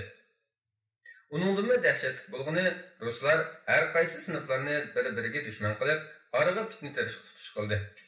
Ruslar bir tarafdan qurol yaroqlari orqali Xitoyning ayrisini oshirsa, yana bir tarafdan ideya buzg'unchilik orqali bizni kuchli qilgan narsani, birligimizni yimirib, xalqimizni parchalab, kuchimizni ojizlatdi. Bu ishlar yuz berayotganda biz jangchilarni yuzlab, minglab azmatlarimiz qurbon bo'lgan qonli urushlar bilan mashg'ul qilib turibdi. Mushaqqatlik bir necha oydan keyin qurol yaroq, yemak-ichmakka qattiq muhtojlikka tushib qoldik. Yaradorlarimizning yarasini tanolmay qoldik. Ularning ingrashlariga chiday olmay, nariroq turishga tirishdik. Chunki tasalli bergilik holimiz yo'q edi. Hammamiz parishon edik. Ruslarning navbatdagi yordami Xitoylarga yetib kelguncha ozroq nafas olgandek bo'lib, fursatni g'animat bilib taqqa chekindik. Shunday qilib, biz safarga shunchalik yaqinlab qolgan bir paytda Jinshurin qaytadan bosh ko'tarib oldi. Tog'da O'nkir, Jilg'a, Qiya va kichik o'tganlarda buyruq kutib yotatdik. Xo'ja Niyoz bizlarning aramizda aylanib yurib so'z aytdi. Azmatlar, jangda erga bir navbat, yerga bir navbat degan gap bor. Biz Allohga va'da berganmiz. Ya g'alaba qilamiz, ya shahid bo'lamiz. Asla taslim bo'lish yo'q. Biz azobga badashlik berib, zafar quchganda shukr sajdasi qilib, shahidlik bedeliga Alloh rizosiga erishish uchun tog'larga chiqdik. Bo'rlik boshqalar elib bizga hadiya qilgudek arzon emas. Xo'ja Niyoz o'tkir ko'zlarini egiz cho'qqilariga soya tashlab turgan bulutlarga tikkanicha bir oz o'ylanib oldi. Bepayon yayloqlarga nazarini og'dirib, o'zi va jasur yigitlarimiz bilan bu muqaddas va azim yurtimizni daftarni qilayotgan maynat axlatlarni supurib tozalayotgan shu kunni tasavvur qilayotgandek ko'rinadi. Meyqil kulib qo'yib, gapini davom qildi. Ko'rgansizlar ruslarni, tunigimizga yordam qilmoqchi bo'lgan, mana endi dushmanlarimizga madad beryapti. Endi ularning hozirgi aloqatimizning jinoyatchi ekanligiga ishongansizlar. Xo'ja Niyoz hojining chiroyiga bayonqi kulgisi qaytib keldi va yana so'zini davomlashtirdi. Qayg'urmanglar qarindoshlarim, Xristian dunyosi burundan tortib bizni yo'q qilishning g'amini bo'lib keldi. Fursat topsalar islom diyori bo'lgan vatanimizni qo'lga kirgizish uchun ruslarni daydayiga soldi. Chunki xristianlar batullarimizning ahli salaf urushlari jarayonida Turkiya va islom dunyosi qilgan yordamlarini unutib qolmadi. Vatanimizning shonli tarixi va madaniyati bor. Uning ustiga diyorimizning yer usti va yer osti boyliqlari nihoyat mo'l. Ya'ni ularning vatanimizga ko'z tikishi uchun minglab sababi bor. Lekin eng muhim sabab bizning musulmon bo'lganligimizdir. Chunki ruslar kommunizm safsatisini tarqish jarayonida musulmonlardan ko'rgandek qattiq qarshilikni hech kimdan ko'rmadi. Tog'larda mushaqqatli bir qancha oyni o'tkazdik. Bu jarayonda harbiy ta'lim, partizanlik hujum va pistirma qurib zarb berishlarni uzib qo'ymadik. Cho'ng hujumga tayyorlik qilgandan keyin Xo'ja Niyoz bizni chaqirtib, bir nechimizni maxfiy holda diyorimizning har qaysi yurtlariga berib, axborot egilib, dushmanning ahvolini kuzatib, ularning ojiz nuqtalarini tepib chiqishga buyurdi. Jangchilarning oldida menga sharaf o'rni taqidi va Mustafa Murod, sen bu ulug' qo'shinda doim boshqalarga ulgu bo'lgudek yaxshi jang qilding. Sana taqilgan bu o'rdan seni chin yurakdan taqdirlash va sana bo'lgan hurmatning faqatla bir qismi xolos. Siz berib tiz kelinglar. Jiq vaqtimiz qolmadi, dedi. Maxfiy holda taraf-tarafga taraldik. Osmonini qayg'uning qora bulutlari qoplab ketgan qumulda kishilar kichikkina gumonlar bilan darg'a esilatdi. Qashqarda bo'lsa, jasur o'g'lonlarni ko'rgili bo'lmaydi. Ba'zilar yushinib olgan, ba'zilar tog'da jang qilayotgan edi. Kimdir Xitoy hokimiga yantoyoq bo'lib, rus mutaxassislarga yordam qilayotgandek ko'rinadi. Rəhim şəfqətinin niməlikini bilməydiğən diktatorlarının gündən günə küçüyotqan zulmü astida haq-nahaqni ayırmaqmı təsdiq etgan idi. Ürümçidə həmmə işlər astın üstün bo'lib ketgandek turardı. Hər yerdə Xitoy və Rus fəlatidan başqası görünməydi. Şeytanның qoşunları Adilning başını qaydırıb, gözlərini alacakman qilib, quloqlarini zingildatib o'tadi. Mushundaq u yerdan bu yerga, u shahardan bu shaharga o'tib, aylanib yurib, qumuluq qaytib keldim. Çolpanның, sho'rbishani yarimning izdirkini qo'yish uchun keldim. Qayerdasan ey janon? Qalbim azobda, izdirab ichida pushtimni totdi. O'zimni bosh qo'mondan maydonga taqilgan o'rnimga noloyiq his qilatdim. Dushman qo'lini solgancha g'adiyib minib yursa, vatan o'g'lonlarini qamchilab dumbullarini shalvaritib, turma yoki dar oldiga haydab olsa, ordunning nima hikmati bo'lsin? O'g'zimga bir narsa turib qolgandek bo'ladi. Jonni alg'udek ochiq haqiqat. Shu olim bilan yana cho'ponni izlayotdim. Bek qasrga bordim. Aslimlar jamgoyiga. Zalim so'ygi, nozik ereshma, tatliq va'dalar qasri. Qasr ko'zimga xuddi ko'nlardan qolib qolgan asaratiqadek ko'rinib ketdi. Hayvatlik tuyruqlarini yillar qurtib o'tgandek, qiyrilik etib mukchayib o'tgandek turibdi. Hamma narsa qariydi. Kesal bo'ladi, ko'z yoshi va qayg'u-hasrat bilan uzitiladi. Cho'na cho'ponni ko'rdingmi? Udulumda qirib dumchiyib ketgan bir kampir turibdi. Beshini ko'tib, to'rilishib ketgan ko'zlari bilan men qarab, "Men bu yerda o'ltirg'ili bek uzun yillar bo'ldi. Bundaq bir ismni anglab baqmadim" dedi. Asıq taynib bir necha qadam mangandan keyin qo'rib bosgan alqinni ko'zlariga soya qilib turib, "Yoq yurtliq o'xshamamla?" deb so'radi. "Yo'q, men mush yerlik." Ko'zlariga yosh to'ldi. "Qaraganda tog'dan kelgan o'xshayla, balam. Mening 4 o'g'lim bor edi shu yerda. Bir ketgancha qaytib kelmadi. Birasinglar meni ularning qishig'iga opirib qo'ygan bo'lsanglar bo'ladi. Bu yerda tul qizlarim bilan kun ololmay qolyapmiz. Kuyo'g'illarimni qo'y bo'g'izlagandek bo'g'izlashdi. Bir muncha uşaq bolalar bilan qoldik. La'natdek Xitoylar, o'lgur uruslar." Ishg'ol astidagi qumul ko'chalarni aylanishni davom qilyotdim. Tuyuqsiz bir ko'n birodarimni ko'rib qoldim. Mansurdurg'a ixtiyorsiz ismini to'lab soldim. Menga yaqin keldi. Mustafa Murat, bu senmi? Chin quchoqlashib ko'rishdik. Ondan qo'limdan tortib, bizni hech kim ko'rib qolmaydigan xoli bir yerga boshlab bordi. O'ltirib, paranglashib boshladik. Senda xabarlar qandaqroq, Mansur? Mansurdurg'a g'amkin o'xtatib qo'ydi va İli Altay çöçekdeki inqilabqa qatnaşqan qarindoshlarimiz vahshiylarcha qatl qilinyapti. Turumlariga so'linib qonliq bostirish va intiqomga duch kelyapti. Kucha va Oqsumga o'xshash. Istibdod har yerda hukm surmoqda. O'rislar g'arazlarni ishga oshirgan planlarni tuzishyapti. Ular egalgan mutaxassislar jang taktikasi, tijorat va tashviqot bilan cheklanib qolmay, yana ichlarida odam qiynash, qatl-om, islom va musulmonlarni qandoq yo'q qilishlarni tadqiq qilganlarmi bor ekan. Mansur Durg'unning ko'zlari yoshlandi. Isadab yig'lab ketdi. Buningga Alloh rozi bo'lamdi? Alam bilan aytdim. Albatta rozi bo'lmaydi. Endi sen nimishqa bizni zulm va xorliq ichiga tashlab qo'ydi? Alloh adildir, Mansur. Lekin zulm ummatni qayg'u alam dengizga g'arq qilyapti. Shunda bo'lsa-mu Alloh adildir. Adolat degani mushu kofirlarning yo'q bo'lishi. Qo'llarimni mo'risi qo'yib turib aytdim. Allohning yordamiga erishish uchun haqiqiy mo'minlardan bo'lishimiz kerakligimi adolatdir. Beshini lang'ishtib, To'g'ri deysan.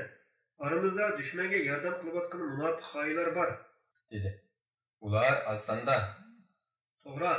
Aramizda hech ishga aralashmay tark dunyo bo'lib olganlarmi bor. Asf insonlar hamma millatda bor. To'g'ri.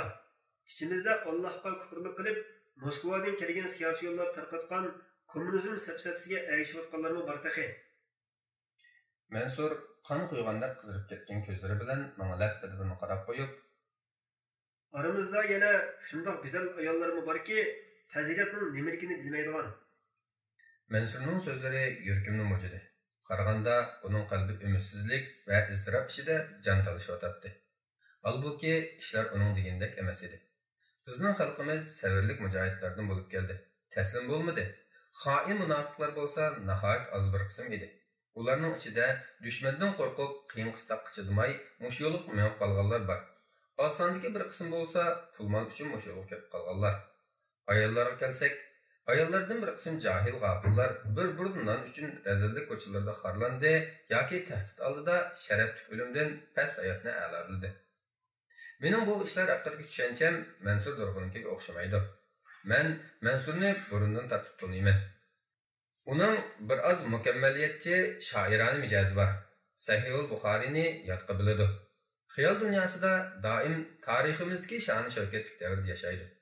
Sharafli o'tmishimiz bilan xarzabulluq hozirimizni yarashtira olmag'achqa o'zining ruhiy dunyosida tanqonlik hosil qila olmay qoladi. Nimishqa amaliyotni o'z bitish qabul qilmaymiz? Kasalni e'tirof qilib, saqaytishga chora izlamaymiz? Mansur g'azab bilan 5-chi ayqab. Kasalning alomatlari saqaytishga umid yo'qligiga dalolat qiladi. dedi. Emas qanday qilamiz Mansur? O'limdan boshqa chora yo'q. Umo mayli, ammo qanday qilamiz? Nima demoqchi bo'lganini tushundi. Ko'zlari o'ynab ketdi. Yangi bir umid bayqagandek, burunqi fikrlarini tarqitib o'tib, yangi ko'z qarashlarini ifoda qilmoqchidek qiladi. O'limiz Mustafa, qahramonlarcha o'limiz. Qo'shliqdan uni chin quchoqladi. Endi o gapimiz bir yerdan chiqqandi. Albatta. Aslida men taqqish ko'p sizlarga qo'shilishni o'ylab yuratdim. Tamam emas. Ulug' kuni yetib kelishga oz qoldi. Qumulning bo'lin quchoqlarini aylanishga boshladik. Kecha zulmat pardasini tortgan bo'lsa-mu, shahardagilarning ahvoli to'lin oydek ro'shan edi. Avam fuqaro jin sho'rinning zulmidan, ruslarning hiyla mikrlaridan jah to'ygan edi. Qisqasi, xalq kuchqunni ko'rsib portlashga tayyor turgan bomba o'xshab qolgan bo'lib, Xo'janiyaz hoji va azmatlarining tog'dan tushib inqilob belgiga o't yiqishini saqlab qolgan edi. Xo'shishib, mangayli deb turganda Mansur Dorg'a so'rab qoldi. Cho'lpanni so'ramaysan-ku? Kapli qilib bilkin tutib oldim. Uning nariligini bilamsan? Mansur achchiqni kulimsirab qo'yib, "To'y qildi", dedi. Nima? Chaqchaqmi ya? Naq qasrni tashlab chiqib ketgandan keyin oilasi torilib, odamlari jihad uchun taqqa chiqib ketishdi. Cho'lpan qattiq ruhiy zarb yegan bo'lib, to'xtamay yig'lab, varqirab, jarqirab yuradi. Lekin uning yig'lashlari, varqirashlari go'zal jamoliga hech qanday ta'sir yetkazmagan edi. Tushundingmi gapimni? Hech nima tushunmadim. Qumulga tunji qitim kelgan bir Xitoy qo'mondan uni ko'rib yoqtirib qopdi. Bo'ldi. Bu masala mush yerda qolsin. Unutib ketgani yaxshi. Bu vaqtda jiq gap qilganning foydasi yo'q. Qalbimdagi shodlik quchqinlari o'chirilgandan keyin o'zimni xuddi bir yor libida tegi yovvoyi hayvonlar, yirtqichlar, qop-qora islar to'lib turgan bir angning libida turgandek his qildim. Xuddi kichik vaqtimda qara besib qolganda ko'rgan bir yomon tush qaytlangan edi. Bu chaqda dadam menga uxlashdan burun Oyatul Kursini o'qib, payg'ambar alayhissalomga 100 qatim durud o'qib ketishni o'rgatgan edi. Bu yomon tushning nima deb xayolimga kelib qolganligini bilmadim. Cho'lpan, sening keyingi ko'z yoshlaringga ishonaymi yoki boshdaga rad qilishlaringmi? Yoki vidolashishdan burun Xitoylar haqida ularni chilbirlarga o'xshatib qo'ygan so'zlaringmi? Soat qaysisiga ishonay? Qaraganda ochiq haqiqatga ishonishim kerakdek turdi. Tamam emas Mansur. Qumulning qayg'u bosgan zulmatli kechasini qarab, gapimni davom qildim. Tog'da kechini supsuzlik ko'rsan. Jangchilar o'qigan marshlardan yuraklaring o'ynab ketadi. Ko'k yuzga yulduzlarni ko'rish uchun qaraysan. Bir talla cho'lpanni emas, millionlarcha yulduzning mangulik kulimsirashini ko'rsan. Tog'lar pek go'zal Mansur. Cho'lpanni keynimda qoldirib, qalbimdan chiqarib etdim. Shu aman osmonimda 15 kunlik dolunay chiqdi. Shundaq. Burun uning jamolini qatma-qat bulutlar to'sib olgan edi. Endi uning minglarcha, hatto 100 minglarcha yillardan beri un-tinsiz izzitin saqlab parlab turgan tabassumini tomosha qilayotdim. Men emsining nuring ostidaman. Ey yaylaqlik to'xtovsiz zulmatga jang e'lon qilgan nurliq ay.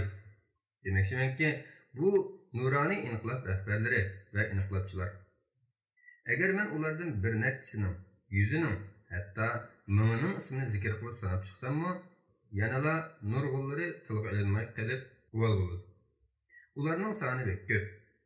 General Mahmud Muhiti, ulug' general Osman Batur, Sharifxon To'ra, Osman Eli, ana av tufliklarning ustida bu qahramon jamoat turibdi. Butun shahar yezilarini diqqat bilan kuzatib, e'lingan qarorlarni xalq orasiga yeyish uchun tirishyapti. Jangovar Turkiston xalqini o'zlari ko'rgan xo'rliqlarning hisobini so'rash uchun fursat topsalar isyon qilishga chaqiryapti. 1932 yilning oxirlarida shiddatli inqilob to'lqini boshlandi. Xo'janiyaz hoji Urumchida Xitoy tiklab qo'ygan raisning saroyida uchrashayli, dedi. Biz general Mahmud Muhitining safarimizda bizga Alloh yor bo'lg'isi degan so'zlaridan yo'limizning uzun, safarimizning mushaqqatli bo'lganligini, bu jarayonda qon to'kilish va dahshatli ilishlarni boshdan kechirganligimizni his qildik. Men qarindoshlar, bu ruslar taqib yurgan marksizm falsafasi ba'zi yoshlarimizni ozdirib ketibdi, dedim. Xo'janiyaz hoji kulib ketib, Haqiqat quyosh porlagan chog'da bu hamoqatchi falsafalarning hammasi erib tugaydi. dedi. Akbaş cho'qqilarga bir qarab etgandan keyin so'zini davomlashtirdi. Allohning irodasi odamlar o'zlari tuzib olgan har qanday falsafadan ustundir. Ular o'zlarining atizmcha falsafalarini abadiy nusratga erishidi deb qarashidi. Amaliyotda bu narsalar xuddi birdamlik chaqmoqqa o'xshash umri nihoyatda qisqa. Tarixning har davrida ba'zi mutakabbirlar Allohning kitobiga jang e'lon qilib boqadi va natijaga erishdik deb o'ylab qoladi. Amaliyotda zafardan to'limi yiroqda. Allah Taala kitobida Qur'onni haqiqatan biz nozil qildik va cho'qim uni qo'g'daymiz deydi. Allohning yordami bilan yo'lga chiqinglar. Allohdan boshqa hech kimdan qo'rqmanglar. Türkistan xalqi ajoyib xalq. Taslim bo'lib, hasrat va iztirob ichida tangirqab, nurg'unlari g'aflat uyqusiga uxlayotgandek, ümidsizlik patqoqlariga petib qolgandek ko'ringan bu xalq bizni ko'rganda tantana qilishib, ko'zlarida shodlik nurlari parlab, vahimalarni bir yoqqa cho'rib tashlab, top bo'lib bizga qo'shilishga boshladi. Azbiroyi, Xitoylar qani? Ular qo'rqib ketishyotdi. İman aytib biz bilan birga jang qilganlarmi az emas edi. Xitoy kafirlarining penjisi ostida qolgan qizlarmi erkinlikka erishdi va bizga qatlib jangga otlandi. Shaharlarning birida xili baslik bir Xitoyni Kashg'arlik Rizvangul ismli bir ayol tutib olib, daraxtga bog'lab qo'ygan ekan. Xaloyiq atrofiga to'planib turibdi. U Xitoy soqchi bo'lib, ismi Chilli ekan. Xitoy xuddi bo'g'izlanishga tayyor qilingan buqadek yulqinib, o'zini qutqizishga harakat qilyotdi. Rizvangul uni qamchilashga boshladi. Sen bana, hey xotin, sen meningki, seni mening qo'limdan hech kim qutqiza olmaydi deding, ha? Meni eg'ilingcha yiqitganing esingda bormi u iflos? Unutib qolgan bo'lsang, yodingga solib qo'yay. Sana ming qatimlab, men sana o'ch, sendan nafratlanaman, mendan hech nimaga erisholmaysan dedim. Allohning sendan va mendan kuchli ekanligini ta'kidladim. Sen mal'un qovonchilik, meni yalang'ochlab, askarlaringni boshlab kelding. Mas alas cheriklaringga qo'li bog'liqliq bechora bir ayolning yalang'och holini tomosha qildirding. Shu chog'da yomg'ir yig'ayotgan osmonga qarab yig'lab turib, chin ixlosim bilan Allohga duo qildim. Sen bo'lsang meni mazoq qilib, Allohing anglayolmaydi, chunki u yo'q. Bu yerda bor men, mana men Chinli dedim. Hozir neredesan, ha? Qara, atrofingdagi har tarafdan kelgan azimatlarga qara. Sening mag'lubiyatingni isbotlab turgan bayroqqa qara. Endi Allohni tunigansan, Chinli. Gap qila. Hozir ajab sajda qilib ketibsan. Yerni suyib turib, o'zing inkor qilgan Allohga yilinib ketyapsana? Sening nering erkak? Qo'rqinchoq pasanda. Sen pastkesh abloq, mening dilimga qattiq azor berding.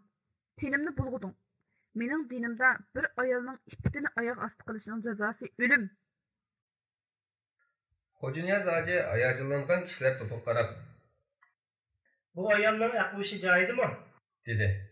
Bir Kashg'arlik odam Butun Kashgar xalqi bu ayolning hikoyasini biladi.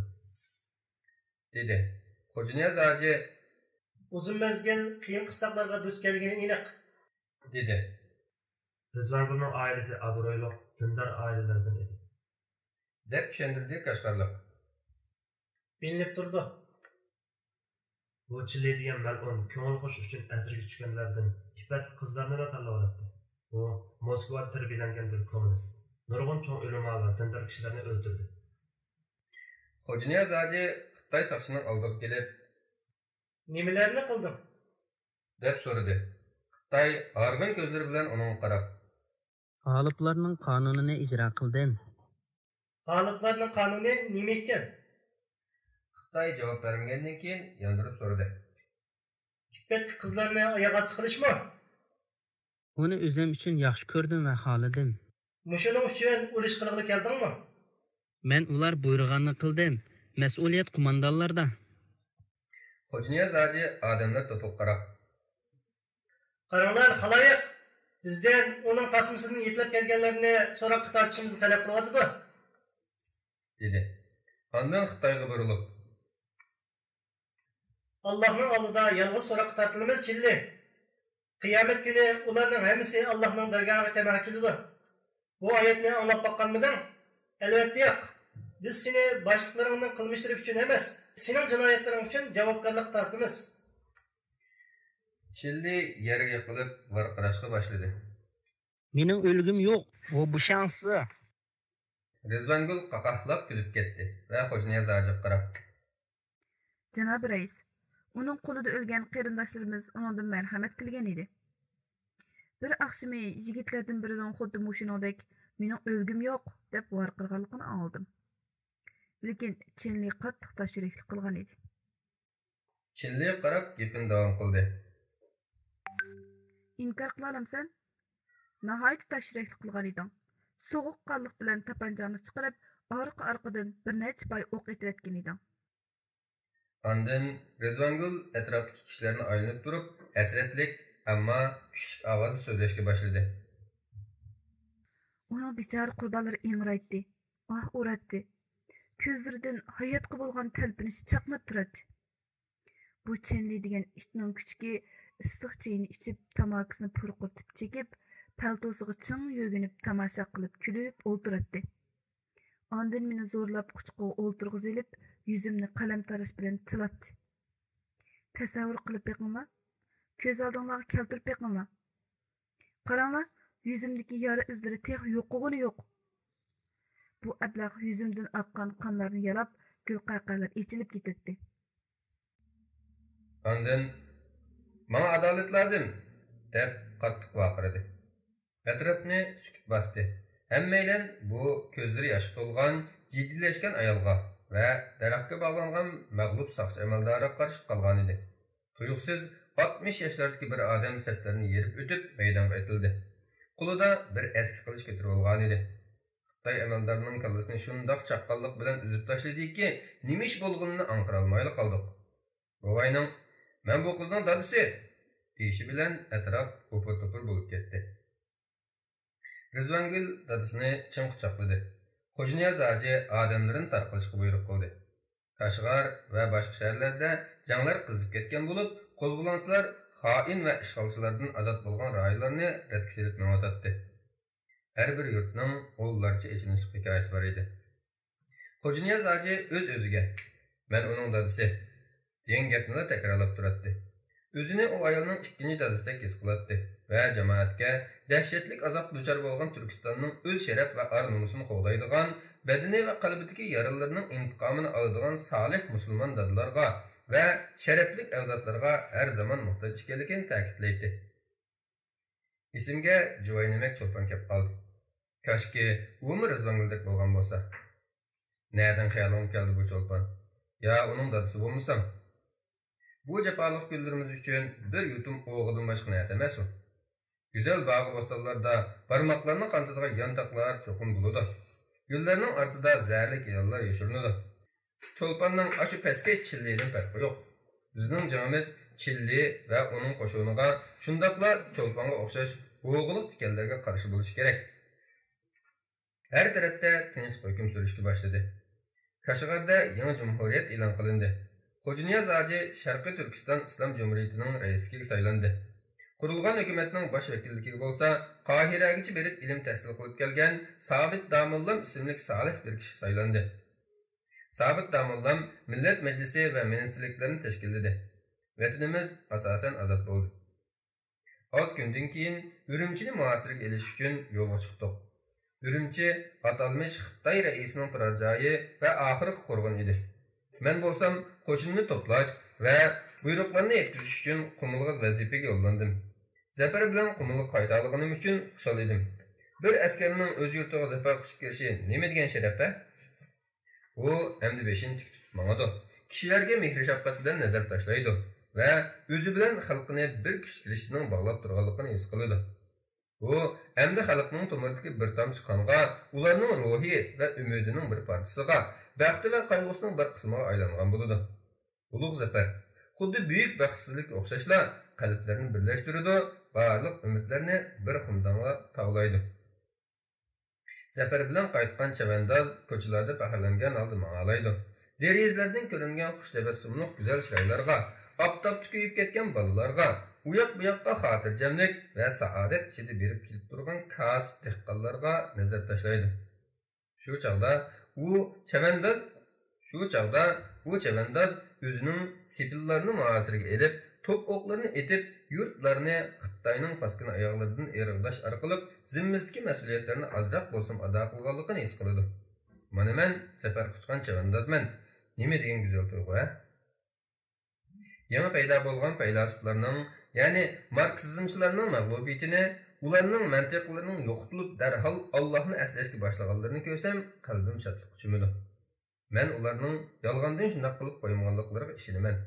Ko'zlidagi parda ko'tarilib, tabiiy holda azaliy bo'lgan, soxtalik mavjud bo'lgan Allohga qaytdi. Yangi harbiy ayg'im bilan ko'chalarda aylanib yuratdim. Keynimdan chaqirgan ovoz anglandi. Yana qaytib kelsan mana Mustafa. Desem uni izlab keldingmi qachon? Keynimga burildim. Mansur dorug' turardi.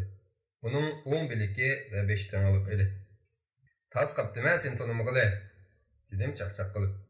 Quchoqlashdik. Mansur dorug'a so'zlashga boshladi. Shifoxonada bir mezgil yotdim.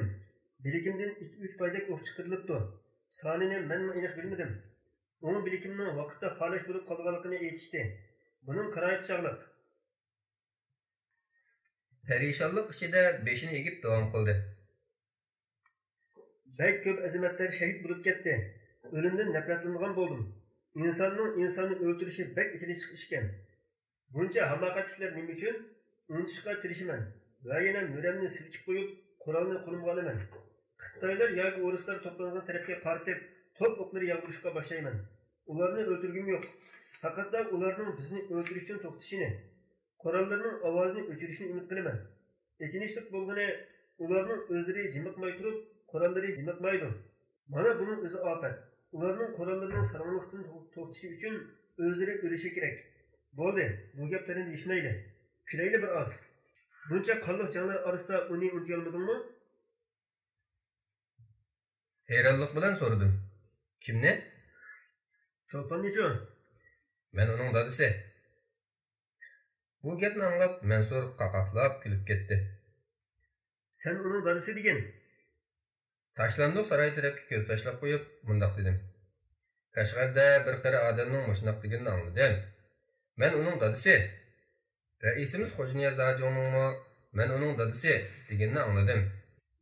Do'stim Mansur Dorg'a, shuni bilib qo'yganki, vatanimizning doim men uning dadisi deb turadigan kishilarga qattiq ehtiyoji bor. Mansur Dorg'a mo'rangga qo'yib qo'yib, "Urush sening nervlaringni charchitib o'tibdi, odosh", dedi. Balkim, dedim afsuslangan holda. Urumchiga bordinglarmi? Qo'rshab qoldik. Urush tugashga oz qoldi. Meningcha bo'lsa, bizning aziyatlarimiz hech tugamaydi. Dedi Mansur Dorg'a kulib qo'yib. Biz hozir ikki arada qisilib qoldik. Bir tarafda Xitoy kofirlari, yana bir tarafda Rus kommunistlari. Ikkilisining ko'zi bizda. Ikkilisi dinimizni yo'q qilish qo'ydi. Chunki dinimizni yo'q qilsa, bizning qutulgan bo'ladi. Ularning atalmış faylasuflarning shunday deyishganlarini angladim. Ular ishg'ol qilishgan ba'zi shaharlarning qochgan chog'da yo'q qilinishga ulguradigan maxfiy hujjatlarni o'qidim. Ularda mushunday mazmunlar bor ekan. Menda bunday materiallarning xil bor. Ularni Xo'janiyaz Hojiga opiraman. Bu rostda yangicha ahli sinf urushi ekan. Cho'lpon zolimlarning qanoti ostida qochib ketdi. Dedi Mansur tuyuqsiz qo'rqinchilab. Sen qanday bilasan? Uni o'zining qilib olgan amaldor eng burun qochqanlardan. Bunun bilan Rizvangulning orasida osmon simon farq bor. Davetdim ixtiyorsiz. Cho'lponning butun umri to'p-tuproq, dedi Mansur kulib. Hatto Laylatqa, sen uni meningchilik bilmaysan. Sana tunji qitim Cho'lpon haqida ozroq so'zlab beray, qadrli do'stim. Uning ondan ortiq oshiqi bor edi. Ot paqardan tortib podsho bo'lguncha, navbat tutgan askardan uningga zibu zinnatlari sovg'a qilgan xayri boygacha. Sen bek sodda, axloq ekansan Mustafa. Qayg'urma. Men sana qat'iy o'xshamayman. Bu qora kunlar menga bir xil kishidan boshqaga ishonmaslikni o'rgatdi. Qo'liga qurol elib, o'lgicha jang qilgan odamga ishonaman. Hozirgi davr fitna fasodga to'lgan ozg'un bir davr. Bu davrda yashashning o'zi bitalaylik. Cho'lpon Urumchiga ketdi. Ishonkinki, agar Urumchiga kirishga muvaffaq bo'la olsak, sizning oldinga yig'lab yordam tilab keladi. Hammaylarga ziyonkashlikka uchragan iffatlik ayol bo'lib ko'rinadi. Kişiler onun göz yaşlarına işinişidir. Seninle okşaşlar kalbim erip gidiyor. Xainlarga o'lim, dedim zarda bilan tapanchamni silab qo'ygach. Mansur mo'risini qiqib kulib qo'yib, Qilolmaysan, shundoq qilishimiz zo'r deb qaramsan? vatanimizni o'g'il tikanlardan, parazit o'tlardan irg'ilishimiz lozim. Tikanlarni Alloh yaratgan. Parazit o'tlari har doim bor. Har rost, men bir tog'liq ayol bilan uylandim. Jang urush haqida jiq bir narsa bilmaydi. Ha, senchu? Bir ikki kun qumulda bo'laman. Uningdan keyin Urumchiga qaytaman. Men sizlarga 2 haftalardan keyin qo'shila olayman. Mansur bilan xo'shlashib, qo'limning ko'chalarida nishonsiz aylanishga boshladim. Nimada bo'lmasin, biz Rossiya va Xitoydan iborat ikki cho'ng davlatning orasida qisilib qolgan kichik bir davlat edik. Lekin kichikligimizni bahona qilib, tajovuzchilarga eshigimizni ochib, Allohning bizga ato qilgan ne'matlarini bulang-talang qilishlariga qarab turamdik. Albatta yo'q. Urush 1 oy, 2 oy, 1 yil Allohning xolig'icha uzrab ketsin. Bütün ömrimiz jang maydonida o'tib ketsin. Bu bizning taqdirimiz demakdir.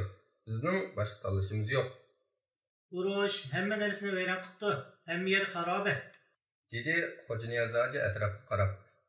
Xudayim soğuş yüreğimizde Allah'a her özümüzge bolgan sevimimizni yok kılmasın. Dedi Şerifxon Töre. O bestlik, sürlük adam bulup, xuddi Allah onu jangchi bo'lish uchun yaratgandeklik qiladi. Hamma yerda och yalang'ochlar. Bilemin qajı, soğuştun bedeli ağır. Her yerni qo'rqinch, endisha asir qilibdi. Qanday qilamiz? Şerifxon Töre Xo'ja Niyozlarga yaqin kelib davom qildi. Mening oyim Urumchiga kireyik, ümit az bolsa da. Shunday qilishimiz kerak. Ye ölüp bitermiz, ye Urumchining elini bütünlüğü kolumuzga alarmiz. Bu gaplar bo'layotgan chaqda Jinshurin bilan Ruslarning o'rtasida musulmonlarni ezadigan moddiy va askariy yordam haqida kelishim bo'layotdi. Amaliyotda Ruslar Jinshuringa ishonmaydi. Shunga darhol harakatga kelib, Xitoy armiyasi ichidagi niyati buzuq atalmış Xitoy qo'mondon Shin Shiseiga yordam berdi. Shin Shisei kommunist edi. Harbiy o'zgarish muvaffaqiyatli bo'ldi. Jinshurin Rossiya orqali Xitoyga qochib ketdi. Huquq butunlay Shin Shisei va uning kommunist qo'lchimoqchilarining qo'liga o'tdi. Ruslar bilan Shin Shisei orasida o'zaro yordam berish nomi ostida bir yangi kelishim tuzildi. Shin Shisei Sharqiy Turkistonning xom ashyolarini Ruslarga avatib berishni va'da qildi. Ruslar buning bedeliga muhosirni yerib chiqib, yangi qurilgan Turkiston Islom Jumhuriyatini yo'qotish uchun askariy kuch va qurol-yarog' yordam qiladigan bo'lishdi. 1933-yili dekabrning ma'lum bir kuni Ruslarning 30 aeroplan, 20 tanka, 50 urush mashinasi bilan qurollangan 3 brigada askari eli cho'chak yo'ldirib to'kildi. Xabarlar to'lin bearam qiladi. Kishilar bizning tuyuqsiz yetib kelgan yordamchi qo'shiniga tang kelolmasligimizdan haddidan ortiq ansiraydi. Texi tunigun urush qilyotdik, dedi Xo'ja Niyozlarga. Bu gapni anqara olmagan Sharifxon Töre Bugunchi, dedi. Bugungi urushimiz o'zimizni halokatga ichishdan boshqa narsa emas. General qarab gapini davom qildi. Bugungi urushimiz o'zimizni halokatga ichishdan boshqa narsa emas. General qarab gapini davom qildi. Shundaqdimi bizning urushdan boshqa chiqish yo'limiz bormi, qadrli ko'ram? men siyosat degende bilmeymin. Tecrübelerden yürüngenim bizden tek шығар yolumuz soğuz. Soğuz maydanında jengbesek, javdun gözü kural tastağı kıyın. Undaqda urushni ado qilishga davom qilamiz. dedi Xo'ja Niyozlarga qo'zg'olonchi qo'shinga o'q yog'dirayotgan aeroplarga qarab turib. Bu oraliqda Ruslar askariy, tijoriy, shundaqla siyosiy mutaxassislarni avatgan edi. Urumchidagi yangi Xitoy raisi Shin Shiseiga avatilgan ikki cho'ng maslahatchining biri keyincha Sovet ittifoqining hukumat raisi bo'lgan Malenkov edi. Malenkov nəhayət qaqbaş bo'lib, uning lohiyalariga va fikrlariga sal qarg'ili bo'lmaydi. U Shin Shisei bilan ko'rishib, mundaq dedi. Mening urush haqida bir fikrim bor. Agar amalga oshiralasak, jiq qalbiga erishimiz. Xo'sh, dedi Shin Shisei. Bizde bir Türk'ün tamamen Rusya'da terbiyelengen Şarkı Türkistanlık komünist yaşlar var. Ular nait işençilik, Agar biz ularni yo'lab hokimiyatning g'olliq yerlarga qo'ya olsak, u chaqda urushning tusi o'zgardi. Urushni xuddi mutaassib Xo'janiyoz va odamlari bilan yengillikparvar Hoshim Hoji va Sayyid Hoji qatorliqlar o'ttirsida bo'layotgandek qilib ko'rsatalaymiz. Bu fikrni Shingshay qo'sh qo'llab quvvatladi. Sharqiy Turkistonlik kommunist yo'ldoshlar darhol to'plandi. Sayyid Hoji o'z vaqtidagi Nas Gestapochilarininkiga o'xshash istixborot idorasiga rais qilib saylandi. Sayyid Hoji Sharqiy Turkistonliklardan intiqom olish va ulardan ma'lumot egallashda eng pastkash o'yinlarni o'ynadi. Shahar-shaharlarda istixborot idorasining sho'balari qurildi. Allah bizga ato qilgan bor kuchimiz bilan urushib o'tdik. Jang chin ma'noda dahshatli bo'lib o'tdi. Urush faqat ruhni tandan judo qiluvchi miltiq, aeroplan, tanka, qalqonlar bilan emas, balki kommunistlar nihoyat mahir bo'lgan chiqimsiz bir usuldan bo'lib o'tdi. Bara-bara kommunistlar g'olib kelishga boshladi. Biz Urumchidan chekinishga majbur bo'lib qoldik. Do'stim Mansur Dorg'a ularga asirga tushib qolib, bir amallar bilan qochib qutulgan edi. Yanimizga qaytib kelgandan keyin ajoyib g'aroyib so'roq qilinish jarayonlarini so'zlab berdi. Bu Mansur Dorg'a haydab opirilgan Chixi organi deb atalgan istixborot binosida bo'lgan ishlar bo'lib, dahshatidan kishining tasavvuriga sig'maydi. Mansur Dorg'a qiynaqdan yiqilib qoldi va "Men tog'liq, urush deganni tushunmayman. Savodim yo'q. Siyonchilar mening qo'y padlarimni zo'rlab elib oldi. Ondan sizlar kelib meni tutdinglar. Men gunohsiz. Urush deganni bilmayman" debdi. Istixborot markazi jahannamga o'xshaydi ekan. Mudir Sayyid Hoji o'zi ish beshi turib chalva qapti. Haydut xoinlar, nimishqa mutaassib xoin Xo'janiyozning sefida urush qilishsa, uning mollaringlarni aldab elib olganligini, senlardan to'ydirmay yiqqan millionlarini, senlarni mol o'rnini setib xajlaganini, o'zining bo'lsa hadisabsiz mol dunyo xotin kinizakka sahib qilib bilishmamsan, qaramana uning razil qilmishlari. Shuning bilan uning oldiga o'ydirma xabar, yolg'on sansifir, yasalın foto suratlarini yeyishga boshlabdi. O'xshash ishni Sharifxon To'ra va boshqa muhim rahbarlarning hammasi haqida qiladi. Mushundaq yolg'on yavdoqlar bilan asrlarning ruhiy yo'lanchiklarini birma-bir o'rib tashlagandan keyin Sayyid Hoji Sabaniylarni chaqirib, qiyin qistoqni boshlaydi. Ularning qabihlikda jahonda tangdishi yo'q saymonlari qiyin qistoqqa ilinganlarga jahannamning azobini tetitadi. Bicharalar yig'lashqa, vaqirashqa boshlaydi yoki qon qilmay o'ladi. Ertasidan boshlab bu ma'sum odamlarga majburiy imzo qo'yg'izilgan iqrornomalar atalmish Shinjong gazetiga besilib tarqalishga boshlaydi. Bu gazetning mudiri Rambo degan pastkash Xitoy bo'lib, xoinlar yoki istixborotchi shaykalar yozgan yozmalarni Turkiston avlodlarining nomidan nashr qiladi. Urush maydonlari ko'payib, har tarafdan hujum bo'lib o'tadi. Qo'zg'olonchilar janggohda qurilib tutgan yov bilan elishishdan boshqa yana eng chong dushman ruhiy tushkunlik bilan elishishga majbur bo'lib qolgan edi. Umrim bo'yi unutilmaydigan u kun keldi. Kashki Alloh men u kunni ko'rsatmay turib amonatini olsa-chi. 1934-yili iyul oyida jang nihoyat qizib ketdi. Har tarafdan Xitoy va Rus kommunistlar ularning gumashlari bo'lgan yerli xoinlar mig'ildab boradi. Qarindoshlarim, oldimizda shehidlikdan boshqa yo'l yo'q, dedi Xo'janiyoz Hoji atrofga qarab. Sharifxon To'ra ilishdan erib hali qolmagan, usti-beshini to'pchang besib ketgan edi. Aeroplan va tanklar to'xtamay o't chachirtib turadi. Yo'llar jasadlar bilan to'lgan. Havoni qon ila qaplab ketgan edi. Bu yo'l biz jengildik sekildi, dedi Sharifxon To'ra. Xo'janiyoz Hoji boshqa bir o'ringa yetkazmasak bo'lmadi, dedi. Dushmanlar ko'payib ketdi. Biz tartibsizda chekinishga majbur bo'ldik va kuch selishtirmasda biz nihoyat ojiz taraf bo'lgan bu jangda tartibsiz chekinishning dardini obdalli tortdik. Qo'l putlarimga sanchilayotgan tikanlarga pisandma qilmay bir qiyoga yamishishga boshladim. Egiz bir cho'qqa ulashgandan keyin hasirab, o'milib turib yiroqlarga qaradim. Voy Alloh! Xo'janiyoz Hoji, Sharifxon To'ra va bir turkum boshqa qarindoshlarimiz dushmanning qo'liga tushib qolgan edi. Ularning cho'qim Chixi organi deb atalgan istixborot markaziga qarashliq bir yerlarga haydab minishgan edi. Umidlar quridi. Qon sungan qushga o'xshab qoldim. Qalbimdagi hamma narsa, muhabbat, umid, g'alaba, hammasi o'ldi. Xuddi tunugun cho'lpon yurkimni o'lgandek. Ko'rashsan kunlar g'oyib bo'lgan, faqat aslimalar qolgan edi. Xuddi ko'zdan g'oyib bo'lib, o'z vaqtida hech qanday xabarni ololmagan Mansur Dorg'uning aslimalariga o'xshash. Balaliqdan boshlab kommunizm safsatisida tarbiyalangan bu Turkiston avlodlarining enatga rahimsizlik, qulchilik va inqilobga bo'lgan o'chmanliklarni ko'rish meni bek bearam qilibdi. Menga eng har kelgini to'g'loqqina, poltay ko'z, ovoz bom bir yurtdishimning o'z qarindoshlarini qo'y haydagandek haydab minshi va ularga hayvondek muomala qilishini ko'rish bo'ldi. Xo'janiyoz hoji va Sharifxon To'rga nima bo'lganligi hali uzungacha sir tutildi. Chunki ular va boshqa asirlarni tog' jilg'illarining orasidagi noma'lum bir yerga ilib ketishgan edi. İstixbarat markazida Xo'janiyoz hoji yirtiq kiyimlar bilan badallari titma-titma bo'lib ketgan holda o'tiribdi. So'roq mislsiz dahshatli bo'layotgan bo'lib, nurg'un muhim shaxslar qatnashgan edi.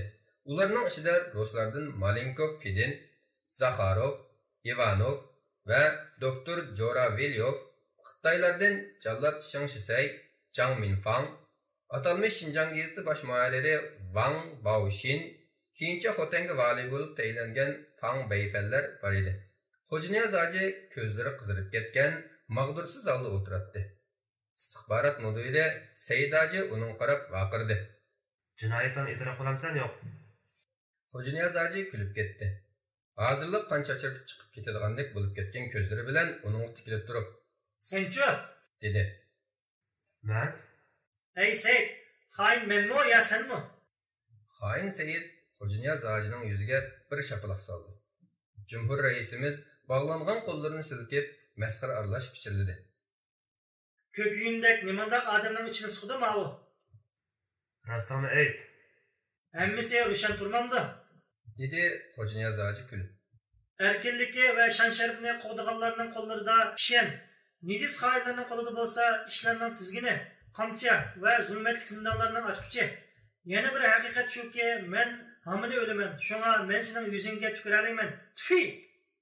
Buningdan cho'chib ketgan sotqin istixbarat mudiri Xo'janiyoz hojiga nafrat bilan qarab, To'g'ri dedim. O'lasan, işte o'lmadi o'lasan. Jasadingni hech kim topolmaydi, dedi. Cesetimning nima qimati bo'lsin?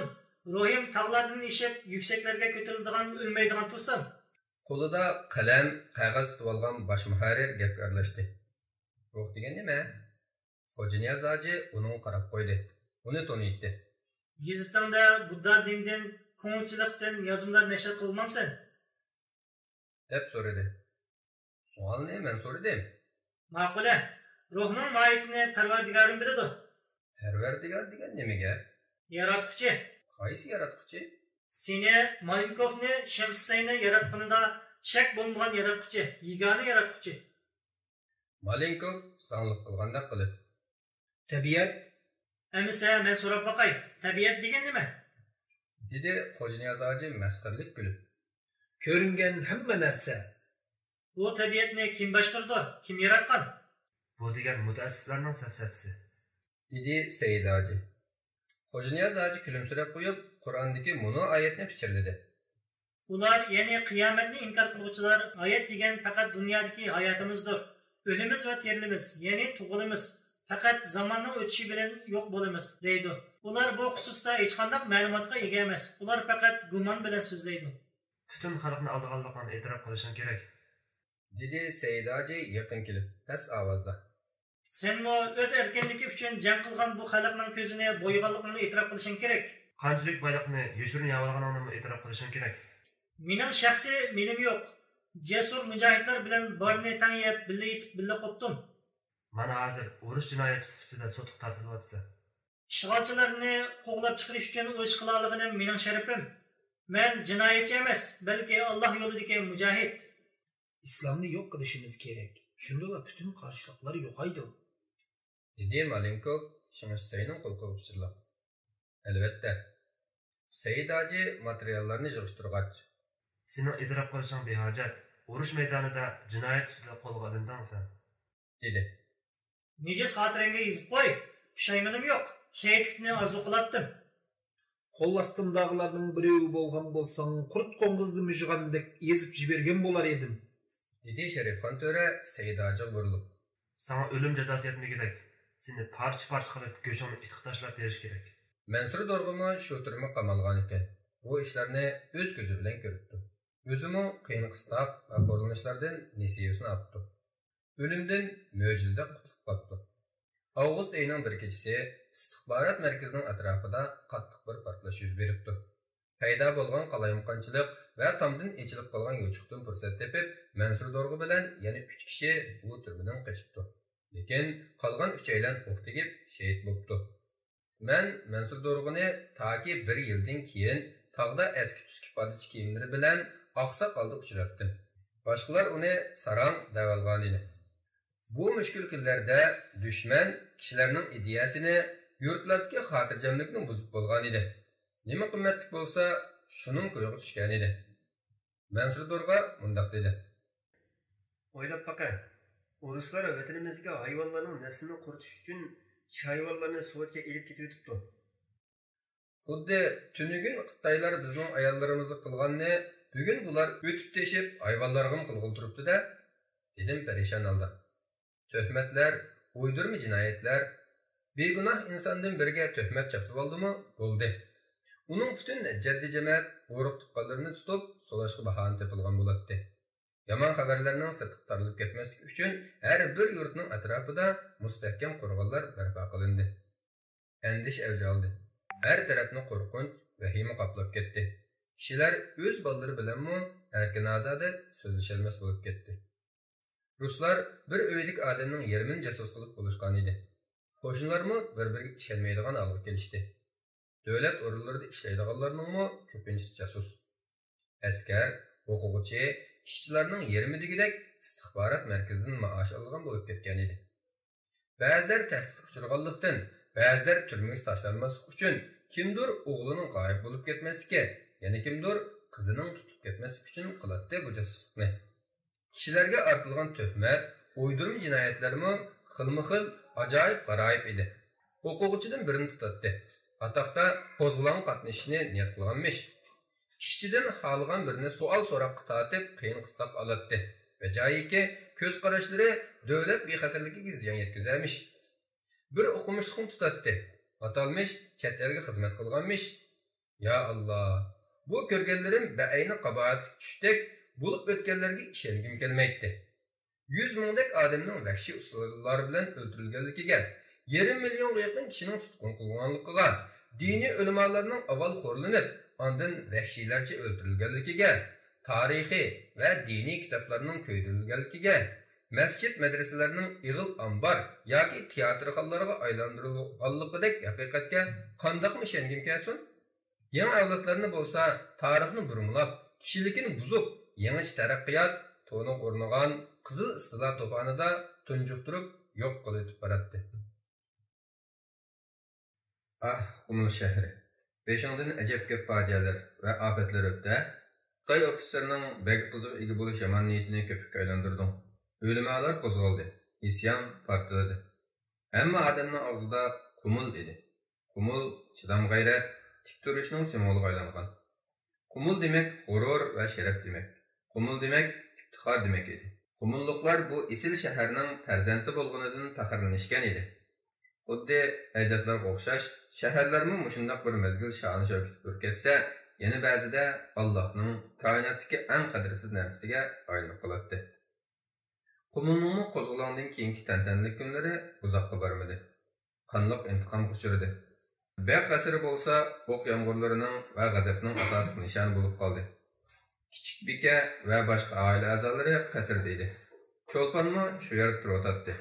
Ular qish tayyorliklari bitib, chiqib ketayli deb turishiga Bovding ismli Xitoy harbiy amaldori qasrga besib kirdi. Ammo yanada jiq askar yo'q edi. Bovding beliga islom qilishning sepini siqimdig'inicha kirib keldi. Kiribla gullikdagi qip-qizil atirgulni purab turgan latofatli qizni ko'rib, turgan yerda qetib qoldi. Cho'lpon Bovdingga ma'nilik tabassum bilan qarab turadi. U tehi ig'iz ochmayla Cho'lpon kulimsirab turib, bizni elish uchun majburlashga bo'lmaydi. Men shijoatli xizmatlarni yaxshi ko'raman. lekin rahimsiz jallatlardan nafratlanaman, dedi.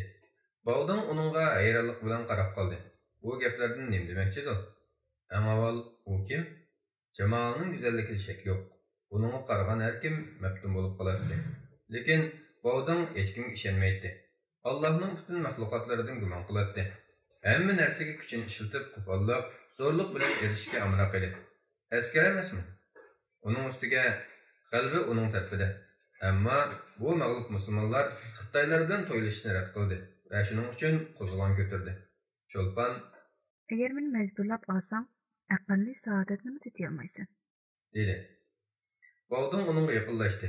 To'g'rilab turgan qurolni tushirgan holda: Gapingizdan qaraganda birdan o'ltirib may ichishga yo'q demaydigandek qilasiz, dedi. "Eski, nima deb yoqdigidekman, lekin odamlardan xijil bo'lyapman", dedi Cho'lpon nozlanib, yuzi qizargan holda. Ularni sirtda saqlashga buyurayman. Cho'lpon chiroyini to'shtirib: "Voy Xudoyim, shunchalar odam qarab tursa, hatto haq saqlayotganligini bilsa, ikki oshiq qandoqmi xushal bo'larsin? Yo'q, kessin, yiroq kessin. Qasrda men ilib ketmasam bo'lmaydigan odamlar bor. Mana men qasrning xonimi, oldingda paxlandek bo'yin egib turibdiman-ku mana." Baldın askarlarni darhol gazarmaga qaytib ketishga buyurdi. Ularni ketkizibla Cho'lponga qarab: Endi bo'lganda, go'zalligingiz aqlimni lol qildi, dedi. "To'xta, sabr qilib tur. Azroq upa anglik surib, atir chechib, may yelib chiqay."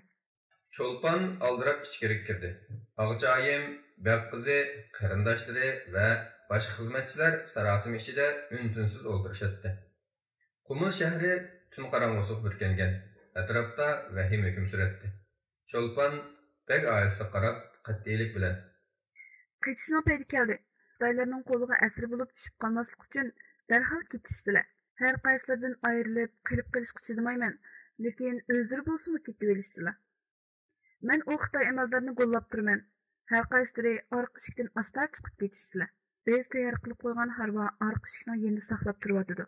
Chiqib tog' tarafga qarab me'asdilar. Qaytish yo'llarini qamal qilib olishgan bo'lishi mumkin. Ular bilan to'qinishib qilishdan saqlanishdilar. Chunki birisi bilan to'qinishib qilishsalar, butun dushmanlar yopirilib keladi-da, hayotlari yoki izzatlari xavfga uchraydi. Men har qaysi uchun o'zimni qurbon qilishga tayyor. Vaqtni o'tkazmay darhol me'asdilar. Xitoy amaldor saqlayotdi. Men uningga may elib chiqay, tez qechishdilar", dedi. Hammaylan unsiz yosh to'kishga boshladi. Vidolashqach öksüp yig'lashdi. Cho'lpon kirpiklaridagi yosh qurilmagan bo'lsa-mu, Xitoycha bir sariq naqshini g'ingshig'at chiqib keldi. U bir necha misra naqshini bir qirq Xitoy xizmatkordan o'rganib olgan edi. May elib kelgan edi. Xitoy amaldoriga bir qadak may sundi. Baldın qadakni shubi bilan qarab qo'yib, qo'pollik bilan titrayotdi. Cho'lpon uning bu qilqidan: "Biror ishim to'yib qolgan bo'lsa kerak", deb cho'chib ketdi va qo'rqqandan chiroyi titrib ketgan holda: "Nima bo'ldi?" dedi. "Zahar silib etgan bo'lsam-chu?" Cho'lpon teliqib qolgudek qaqahlab kulib ketdi. Uningga mas'ulga nazarda qarab: "Men ahil ichib beray. Bu qasr bino bo'lib, tek biror kishi zaharlanib o'lgan yo'q. Biz mayli er, mayli ayol bo'lsin, faqat qilich bilan ilishimiz, suiqasd bilan emas." Baldın uningga yaqinlashib quchoqlab oldi. Cho'lpon uni yenikdan ittirib etdi va "Rahchiq narsadan qo'rqib qoldim", dedi. Baldın Cho'lponning nima demoqchi bo'lganligini anqirib darhol: "Meni afv qilgin", dedi. "Bek kechikdim." "Haddingdan oshma." Cho'lpon Allohdan boshqa hech kimdan qo'rqmaydi. "Lekin bizning muhabbat rishtimiz bog'langan edi-ku. Shak shubha so'ygin o'ltirdi. Mening ahvolim ehtiyotchan bo'lishga majbur qiladi. Asabiylar nurg'un odamlarni o'ltirib etdi. Lekin men seni yaxshi ko'rib qoldim." Cho'lpon beshini tik tutib keskin holda: "Bugun kechasini ko'rgim yo'q", dedi. Baldın ichida o'ylayotdi. Ajoyib ish. Bu qizning oltirang sochlaridan tutib, tapınning ostiga ilib tasivitishga, nimani xohlasa shuni qildirishga kuchi yetadi. Lekin qalbi uningga bo'ysunmayotdi. Uning ajoyib go'zal jamoliga, qiliqlariga, o'tkir, ochiq yo'riq so'zlarga ram bo'lib qolgan edi. "Cho'lpon, men sana kuyib qoldim. Sen menga rozilik bermoqchi ketmayman", dedi. Uningga keyinni qilib turgan Cho'lpon: Arqadan xoin o'qi ichishqa bek ustasizlar, bilaman. Lekin men hozir aram elish uchun xonamga chiqib ketaman. Güzel Melikem. deb yalvardi. Men Malika emas. Bichara kichik Malika qo'rqinchoq mushukka o'xshash taqqa qechib ketdi. Men amaliyotda bu qasr harmining g'o'jidori. Xolisang meni bu qasrning xonimi deb bil. Beg va oilasini orqamda o'ynatatdim. Mening kimligimni endi bilgansan? Ular uzundan uzun paranglashdi. Taki Cho'lpon qasr aholisinin qochib taqqa ulashganligiga ko'z yetgunga qadar. Uning plani amalga oshgan, bu qasr va aholisi uchun mas'uliyatini ado qilgan edi. Endi uning erkinlik chiqadigan vaqti kelgan edi.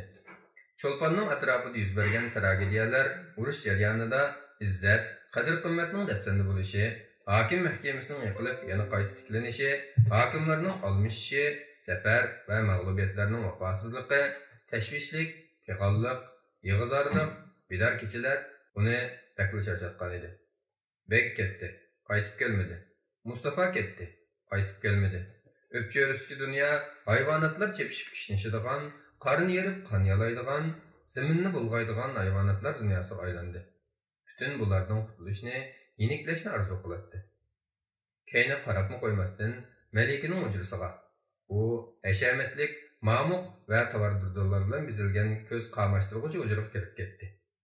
Yasadaq karvatqa özünü taşlap yattı ve ümitsizlik içide uqtartdı. Tamda qizil, seriq şolular oynab turardı. Özünü giganit çağlaydigan bavdın eshik oldida bir lalmi itdek küçükünüp turardı. Cho'lpon uning urush maydonlarida yurib, unutilib ketgan eski qo'llarini o'ynatgan edi. Kirsem bo'lamdi. Eshikni tezdan taqib et. Bavdın ixtiyorsiz buyruqni baja keltirdi. Birdamdan keyin o'zining eshik oldida yolg'iz turganligini ko'rib, cho'chib ketdi. Hayosiz hissiyotlari quturdi. Eshikni ochib, buqadek ustli ichkari kirdi. Cho'lponning uning bilan kari bo'lmadi. Kilipli qo'lini tutgan edi, yenikkini ittirib etdi. Bugun kechisini ko'rgim yo'q. Nega bormadim sen? Bütün qasr sening ilkingda. Bu hujradan boshqa xohlagan bir xonaga kirib yotsang bo'ladi. Siz-chu? Cho'lpon o'yib turgan yeridan vaqirdi. Meni vaqtliq havoyi havasing uchun istaysan. Bavding nima deyishini bilolmay turib qoldi. Cho'lpon gapini davom qildi. Bo'ladi. Mening bilan to'y qilgan bo'lsa, amsa Xitoy uning cho'chib qaraganda gapini to'xtatib oldi. Nima qilay? dinimga kirsin. Dinimiz nima? Musulmonlik. Lekin men degan kommunist. Dinlardan nafrat qilaman. Men mu o'z yaratquchisiga ishonmaganlardan nafrat qilaman. Sen qo'mondonning oldida xuddi namozda turgandek adab bilan, hurmat bilan qo'l qo'shtirib tursan. Lekin nima deb seni yaratgan zotga itoat qarzini ado qilishdan bosh tortsa? Bavding kelangsiz bedenini yenidagi o'rniga tashlab o'tirib javob berdi. Men yaratquchini bilmayman. Bilishing kerak. Markazdan mening bu mutassib qarashlarga ishonganligimni o'qib qolsa, jinim omon qolmaydi. Maxfiy bo'lishini umid qilsan deyli. Shundoq. Ma'qul. Deganingdek bo'lsin. Maxfiy tut. Amsi kelaman. Nima? Ahotligimizni boshlayli. Murosimlar bor tehi. Deyishing kerak bo'lgan ba'zi kalimalar bor. Tushunishing lozim bo'lgan oddiy qoidalar bor. Bavding siqilishga boshladi va Cho'lponning qochiq o'rnatamdikan deb o'ylab qoldi. Shunga talablarini ko'paytib, uning xiyoliga kelib qolgan ishlarni qilishga majburlayotgandek tuyuldi. Nimaga buncha avvar bo'ldi? Qandoqsiga hozirgisi chididi? Oxiri ichi pushib. Seni bir qo'yni so'ragandek qarorgohimga so'rab olib, xalqni qilishga kuchim yetadi, dedi. Qilalaysan. Dedi Cho'lpon mansitmagandek mo'risini qo'yib qo'yib va bir oz arsaldilikdan keyin davom qildi. Kuching yetadi. Lekin u chog'da sen muhabbat sharobini ichkizadigan ayolni topolmaysan. Xuddi shu qo'yga o'xshash bir vaqt mazalik tomoqqa aylanaman. Bir ayolning teni bilan bir qo'yning teni orasida qanchalik farq borligini sen ayon. Bavding sizlanib o'tirib qoldi. Ajoyib ayol ekansan. Men bu shaharda yuzlarcha odamga o'lim jazosi berdim. Eğer ayol demay o'z qo'lim bilan o'ldirdim. Lekin sana hech ish qila olmayapman. Buning o'zim hayron bo'lyapman. Xushonlarlik ish. Dedi Cho'lpon kulimsirab turib. Nimishqa? Chunki sen yirtqich hayvondan tadrijiy holda insonga o'zgaryapsan. Tilingni yig', deb vaqirdi. Qotillar va zolimlar inson emas, Senin ötmüşün yol tosar qaraqçılardan farqsız. Men cesur erkek boluşunu ümit qılaman. Erkek kelimesining ma'nosini bilamsan? Baudonning nazarida erkak degan saqal burutliq, jang qilib safar quchadigan, xohlagan narsaga ega bo'la oladigan, boshqalarni o'ldirib, urib so'qib, g'animatlarga ega bo'ladigan, boshliqlari va raislari tug'ilgan shuarga tug'iladigan, qaysi irqqa tava bo'lishidan qat'iy nazar ayollar bilan ko'ngil xo'sh qiladigan bir maxluq. Bu ayolning bular bilan nima ishkina? Albatta. Dedi Cho'lpon uningga bir qadah mesunib yaqinlashqach. Erkek bilan hayvonning orasida farq bor. Kishilarning hammasi mening kimligimni biladi. Bu odamlarning bir qismi sendan qattiq qo'rqadi. Yana bir qismi sening qo'l ostidagi askarlar. Shunga sen ulardan faqat ko'nglini xush qilgan gaplarni anglab tursan. Baudon Cho'lponning mo'rilarini qattiq siqib turib, "Meni nima qil deysan?" Visalimizning prinsiplarga uyg'un bo'lishini umid qilaman. Lekin kuchliklar ojizlarni yengib olgandan keyin belgilab qo'ygan xato prinsiplar bo'yicha emas. Seni yaxshi ko'raman, Cho'lpon. Allohdan boshqa iloh yo'q. Muhammad sallallohu alayhi va sallam Allohning elchisi deb shahodat keltirishing lozim. Bo'lmasa to'ylasha olmaymiz. Seni yaxshi ko'rganim uchun nima qilsang shuni qilaman. Kalima shahodatni ayt. Baudon kalima shahodatni aytdi. Cho'lpon Askarlaringni odam o'ldirishdan to'sishing lozim deb qo'shib qo'ydi. Ma'qul, deganingdek bo'lsin. Bilaman, qo'rsqinglar ochdi, yerib ketdinglar. Amalliqinglarni va ayollarni arzulaysizlar. Agar bularga erishishni xohlasanglar, adolat bilan hukm qilishinglar kerak. G'alabanglar talon-taroj va vahshiylikning bahonasi bo'lolmaydi. Qattiqqo'llik va vahshiylik o'chmanlikka yo'l ochadi. Saodatning puruqini puriyolmaysizlar. So'zlaringni yoqtirib qoldim, dedi Baudon. Әмсә, маны әмбі hürmetki ərzügidek biri buldum. Sarayga yakın yerde Molla Abdurrazak isimlik bir ölüma var. Berip onu bu yerge başlap gel. Onun huzurida şahadet etkin. Hikayemizni okup koysun. Baudon o'ng'aysizlik his qilib, nima qilarini bilolmagandek bu yoqqa qarashga boshladi. Buni ko'rgan Cho'lpon o'rnidan chachrab turib, qora choyshabni elib kuchsiz artdi va Sal saqlab tur. Hozir onu başlap kelman. Qochib endigichi bo'lma, dedi Baudon uyqusidan uyg'onganda cho'chib. Agar shunda qiladigan bo'lsam, butun shaharni qon ko'liga aylantirib o'taman. Cho'lpon uningga ranjigandek qarab qo'ydi. Og'zini yumib, jim o'tir. To'rt tarafı yap-yeshil, turlik o't yosh, xilma-xil mevalar yetishadigan, kan boyliqlari mo'l bu jannat kabi vatanim do'zaxga aylangan edi. O'z xalqi ichida vahima, andisha va o'lim hukm surgan. Tajovuzchi yat toiflar bo'lsa, ko'ngli xush qilib, xotirjam yurishgan bir zamonda inson qandoq yashasin? Ona vatanda g'aribsinib yashashdanmi ortiq alam bormi kishiga? To'g'risi, Turkiston to'noqsiz holga kelib qolgan edi. Buning puchqoqlargacha qaroqchilar, qotillar va turumlar bilan to'lib ketgan edi. Ajablanarliki, men tehayat edim. Allohning irodasi. Bek oz masjid qolgan edi. Sanoqliq bir necha yashagan kishilar bu masjidlarga maxfiy oldi berib, namozlarni bo'sh ovozda ado qilishadi. Shundaqdimi, jasuslarning kuzatishidan qutulolmaydi. Bu yaşanğanlarning o'zlariga biror yomonlik kelmagandek ko'ringan bilan, o'ruq tuqqanlariga ziyonkashlik qilinishi har zaman qosh bilan kirpik orasidagi ish edi. Teatrxonalarga, soqchixonalarga o'zgartirilgan masjidlarning yonlaridan o'tganda tomlarni siylab, yo'shirincha yosh to'katdik. Oshkor yig'ilganlar o'zlarini o'limga tutib bergan bo'ladi. Men u shahardan bu shaharga ko'chib yurib Har qatim o'raga o'tkaganda ismimni yo'tkaytdim. Bu aslimlar bek ko'nrabdi. Ishlatgan ismlarimni unutib ketibdiman. Urumchi kelgan chaqda ismimni o'zgartirishning yetarli bo'lmaydiganligini bayqadim-da, hammallik qilishga boshladim. Bir eski tag'arning atisini uchamga artdim. Qo'limda 2 tal to'mir ilmek, saqal burtumni bo'lishib qo'yib etdim. Putlarim yerilib, 10 yil yalang oyoq yurgan odamninkidek bo'lib ketdi. Hech qanday gap so'z qilmaydim. Chunki gap qilish jarayonida ancha-muncha o'rinliq gap qilib qoldingizmi, salohiyatingiz oshkorlanib qoladi. Kech bo'lganda shahar chetidagi tashlandiq zay hujramga qaytatdim-da, Allohga ibodat qilatdim. Yuzlarimni ko'ydirib eqayotgan yoshlarimni farishtalarning suratayotganligini his qilatdim. madaniyatimiz to'zib yo'q bo'lib ketyotdi. Ruslar minglab, 10 minglab kelyotdi. Xitoylarmi buningdan qilishmaydi.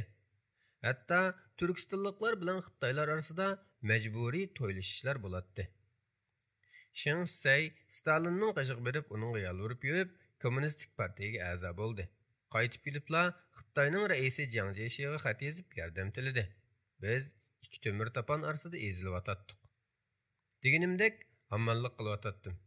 Her kuni vatanimizning har xil boyliqlari Rossiyaga mangdigan yo'g'on mashinalar bilan poyezdlar to'shilatdi. Hamma narsa to'shilatdi. Kon boyliqlari, meva-cheva, chorva mol, ziroat. İşğalçı Xitoy va ruslarning yig'ilib ko'ngil ochadigan ba'zi yerlari bor edi. U yerlarda kecha-kechalab naqsha aytib, usul o'ynab, aroq ichishdi. Meni hayron qoldirgani bu yerlarda amal mansab tamasida vijdonini, dinini setib, ishg'olchi dushmanning yomon niyat, shum g'arazlari uchun xizmat qilayotgan xoinlar shunchalik ko'p ediki, ular bir kechadala boshqacha insonlarga aylanib qoladi. Ularning chiroylariga qarag'animda Turkistonlik o'xshamay qolganligini his qilardim. Yeb ichish, kiyinishlardan tortib, o'ldirib qo'pishlargacha hamma narsasi o'zgargan bo'lib, hamma ishda xo'jayinlari bo'lgan ishg'olchilarni, bo'libmi ruslarni taqlid qilishadi. Kishini yergan durib, gap qilganda rus so'zlarini aralashtirishlarcha texe. Vatanimning ishg'ol qilingan holiga har qatim qarag'animda dahshat bosadi. Turkiston qachonmi o'zining noznindek jalbkor, pok beg'ubar va sop holatiga qaytara? Ümitsizlik yürəkimni mövcuddi. Kunda mashina to'shigan yüklər tinimni alsiratqandan sirat qalbimgimi ar kelishga boshlagan kunlarning birida aylanib yurib uni ko'rib qoldim. Tuyuqsiz kelib qolg'achqa ixtiyorsiz olib to'lab soldim. Cho'lpon bir Xitoy haydab ketib borgan arava to'xtadi. Uning tatirib ketgan chiroyiga birla qaradim va hushimga kelib yuzimni boshqa tarafga burib oldim. Qechib ketay deb mangan edim, lekin harosi bilan yo'limni to'sib meni tutib oldi. Menga tuyg'usiz so'q nazar bilan qaradi. Mening keynimdan saraygacha kel, dedi. Qo'lim titrab, tilim kalvalashib qolgandi. Arallah, men sizni tonimayman. Men asli deyalidim. Bizniki kelisin. Balding begimga bir xizmatkor kerak edi. O'zi hozir Urumchida emas. Cho'qim kel, dedi keskin buyruq talaffuzida. Hushimni yig'ib, nemish bo'lganini anqirib bo'lguncha yasadaq baytdan ketib qoldi. Minishdan burun turalg'usining o'rnini qisqishi deb bergan edi. Qarang'u, zay basqan hujramga qaytib keldimda, namoz o'qib, yig'lashga boshladim. Ko'pincha vaqtlarda o'limning yashashdan rohatroq ekanligini his qilardim. Chunki o'liklar hammadan bexabar edi. Yana ba'zi vaqtlarda qalbim keskin ishonchga to'ladi. İslam zafar quchadigandak, mutlaq hurriyat yetib keldigandek o'ylaydim. Tushkunlik va umid qaynimda tangirqab qolgan edim. Ya mang'adigan yo'lini, ya panohlanadigan joyini topolmay tinib qolgan bir bechora edim. Eski maynat kiyimlarim bilan borolmaydim albatta. Ammonliq kiyimlarimni selib etib, usti-beshimni beg qasrining qo'g'disiga loyiq tuzashtirdim. Garchi u begning davri oxirlashib, butun oilasi sarson bo'lib ketgan bo'lsa-mu. Bavdongning sarayini izlab tepish tasga to'xtamadi. Saray varang-churungdan xoli, tinch bir yerda. Qo'g'dug'uchilarimi oz edi. Hech kim yo'limni to'simadi. Ishik baqar usti-beshimga qarab qo'yib, "Xonim bilan ko'rishga keldingmi?" deb so'radi. Qo'rqib turib beshimni lang'ishdim. Allohga shukr. Ismimni so'rab qolmadi. Gerçi ismimni anglasimg'o cho'ngish bo'lib ketishi notayin edi. Lekin dushman g'aljirlashsa nima ishlarni qilib o'tganligini bilgili bo'lmaydi. Ta'limga saray odamdan xoli edi. Ah xudo, men nima ishga keldim? Nima deyman uningga? Tungungi mashqum. Bugun bo'lsa bu sarayning xonimiga aylangan ayolning xizmatkori bo'lishini qabul qilamdiman. Uning jamiyatdagi o'rni yuksalib cho'qiyotgan. Meni bo'lsa xuddi boshqa qo'zg'olonchilarga o'xshash o'lim tumisqilab yurayotgan tursa. Lekin qattiq qiziqish meni yetlab mush yergacha kelgan edi. U qizil maxmalda qoplangan divanda o'ltiradi. Badaniga yepishib turgan qop-qora ko'yniki uni texim jazbdor qilayotgan edi. Cho'lpon bek o'zgarib ketgan edi. Qaramoqqa parishon, sulg'un, lekin mag'rur ko'rinadi. Yoshlarcha jushqunlik, sho'xlikdan asar yo'q. Pishqon, nazin cho'kaniga aylanib qolgan edi. Uzun bo'ldi. Seni ko'rishni arzu qilib yuretdim. Uning qarab qo'ydim, ammo javob qaytarmadim. Seni urushda o'lib ketdimikin debdiman. Sukutni davom qildim. Gap qilmoqchi bo'lgan bo'lsam-mu, qilolmadim. Ümidsizlik insonga hamma ishni qilg'izdi ekan Mustafa. Mening og'zimning ochilishini kutib baqdi. Foydasi yo'qligini ko'rgandan keyin o'rnidan turib davom qildi. Jang maydonida o'lib ketganlarga shunchalik hurmatim bor. Hech kim darg'a esilib yoki turmada qiynalib o'lib ketmasa deyman. Jang maydonida oxirgacha kurash qilib o'lib ketish hargiz dushmanga tirik tutilib qolmaslik kerak ekan. Oxiri jur'atga kelib, "Әмісі өзің немешқа tirik taslim bo'lding, Cho'lpon?" dedim. Oxir gap qildim. Achchiq kulib qo'ydi. Men qilganlarimni aql chiqarmoqchi emasman.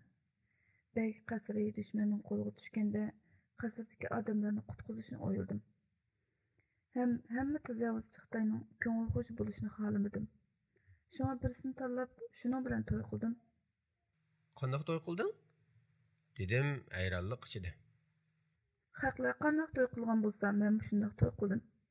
Islomni qabul qildi va meni nikohiga oldi shu.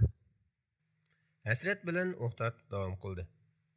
Bu shunday ajoyib oddiy, ammo echinishliq. Uning menga qiziqib qolganligini ko'rganda shartlarimni o'tirib qo'ydim.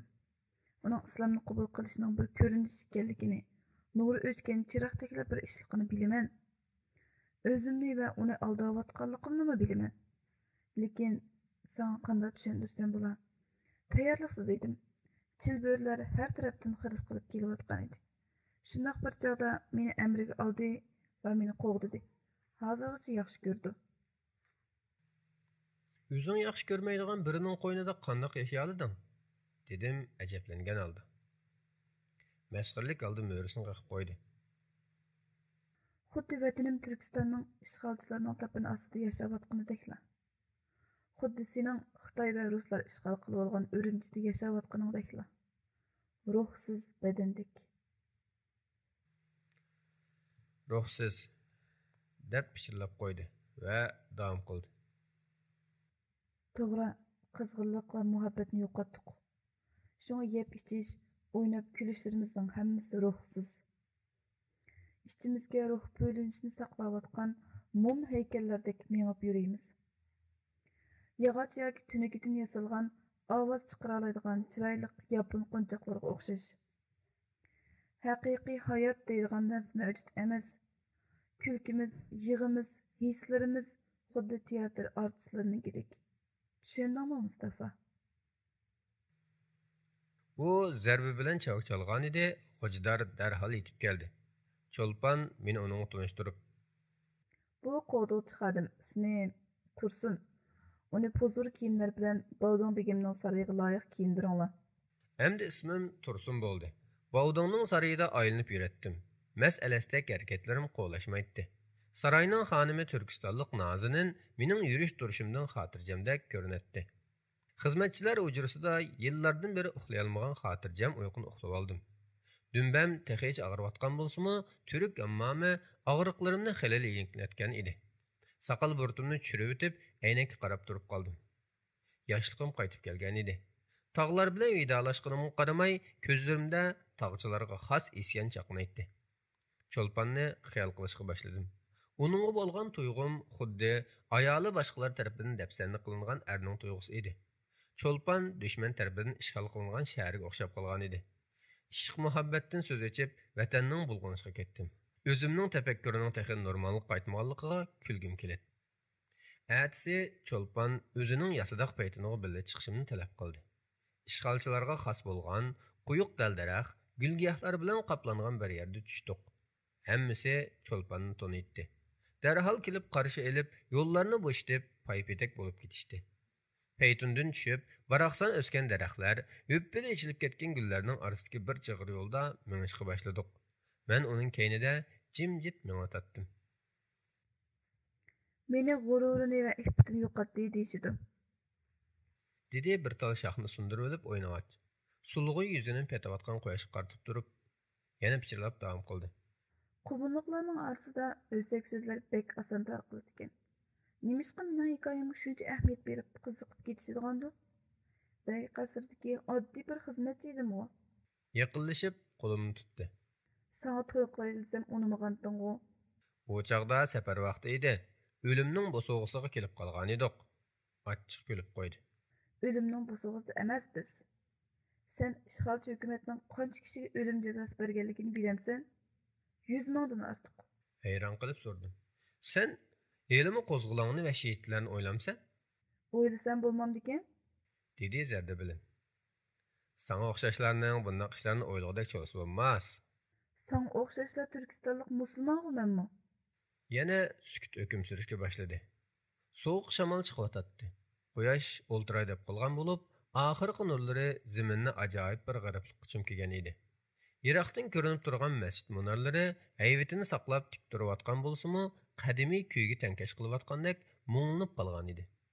Masjid gumbazlari xuddi men bir kuni hayvonot bog'chasida ko'rib qolgan toshbaqaga o'xshash uxlayotgandek edi. Zamonaviy binolar biz tarixchilik qilgan tog' bag'arlarga o'xshash qator-qator tizilishib turadi. Ammo shuncha ma'nisiz. Onu öldürüşünü oylagan edim. Dedi Çolpan bir tal qizilgulni o'zib olgach. Kimni? Bağdağını, erim bağdağını. Nimishqa? Shunday qilishni mening vazifamdek bilganim uchun. Lekin senda so'rab baqay. Mening uni o'ldirganim yaxshimi yoki tarbiyalab ko'ndirganimmi? Ko'ndirganning nima foydasi? Hamma yer qushxonaga aylangan tursa, dedim o'ramni qiqib qo'yib. O'ldirishning nima foydasi emasa? Sendan mening nima qilishim kerakligini so'rayapman. Intiqom. Lekin men uni ko'ndirish orqali texmi ko'p foydaga erishdim. Xonim, dushmanning na aytgan gaplariga, na qilgan yaxshiliklarga ishongil bo'lmaydi. Hammasi yolg'on, saxta. Dedim so'qqina. Sen shunday o'ylamsan? Dedi menga dahshat bilan birni qarab o'tib. Senatchi men qiyin qistoqlardan qutulish uchun o'zimni mushundaq sabsatlar bilan aldab yuribdiman-da. Hayot qilish uchun. Beshimni lang'ishdim.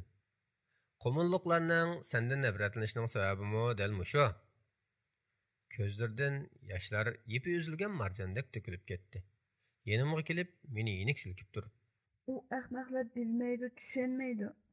O'z vaqtida beyning oilasini qutqizishim kerak edi. Buning uchun badal to'lanish kerak-ku. Badal. Hammamizga jon tatliq, o'lishni xohlamaymiz, dedi. Yoshlari qurishqa boshlagan edi. Senchu Mustafa, sen qanaqa o'ylaysan? Tursun, ismim Tursun. Burun qismimni unutib ketayli. Sen qanaqa qaraysan? Ochiqini aytsam, tog'dek azmatlar bilan bo'lishib yegan bir-birda qattiq non, sening bu saroyingda har kuni bo'g'izlangan 100 qo'chqardan yaxshi mening uchun. Yomg'ir tomchilashga boshladi. Havo bayamqidan sovib ketgan edi. Simsim yomg'irning yenik tevishlarini anglab birdam turdik. Oyoqlarim putimni qistavotgandek. Puzur yeşil paltoyimning yoqsi kelimni bo'g'ayotgandek his qilyotdim. Bu kiyimlar garchi meni issiq tutayotgan bo'lsa-mu, siqilib, o'lib qoldigandek tuyulayotdi. Bundaq tuyg'uda bo'lmog'li uzun bo'lgan edi. Mustafa, xizmatchingiz Tursun. Nega? Azmatlar bilan bir-biridan nonni bo'lishib yegan tog'bag'irga. Bundaqlik kessan bo'lmaydi. Ishlarni oqilona bir taraf qilishimiz lozim. Bovding safardan qaytib saroyga kelgan chaqda yo'shirinib turdim. Lekin uning saroyga kirar-kirmas och ko'zlik bilan qo'riq bosgan qisiq ko'zlarini paqirtib Cho'lpanni izlayotganligini ko'rdim. Uni ko'ribla quchoqlab suyishga boshladi. Atrofida parvondek chirgilaydi. Cho'lpan kulimsirab tursa-mu, ko'zlarini uyoq-buyoq yugurtib, mening ko'rib qolishimdan ansirayotgandek qarayotdi. Kelganimdan xush bo'ldingmi? Uningga qaramasdan javob berdi. Ben hoş buldum. Lekin istihbaratdagilar yüzlab odamlarni o'ldirib o'tirdi.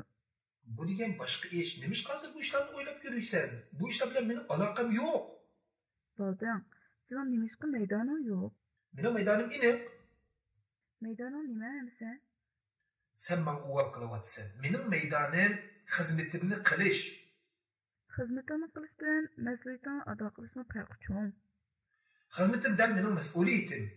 Men sizdan bir inson bo'lishini umid qilaman. Ko'na talash tartishimiz yeni boshlandı.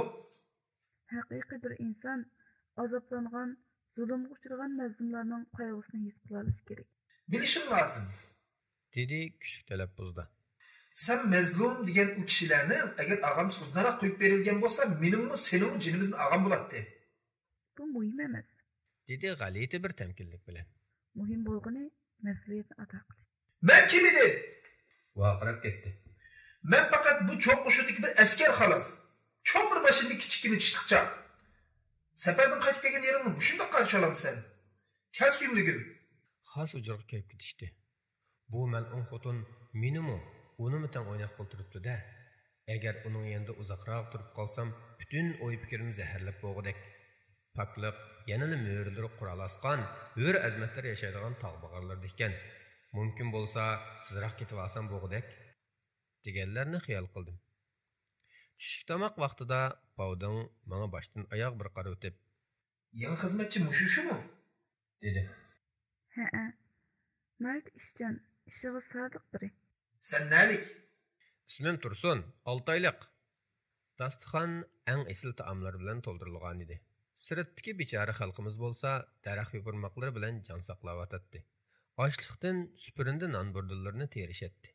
Qo'rsiq ochib ketgan bolalar ishg'olchilarning uylariga yoki yuk mashinalariga to'shilayotgan ochliq bayliqlarga opqurdek ichilgan ko'zlarini mo'ldiriltib qarshib qolatdi.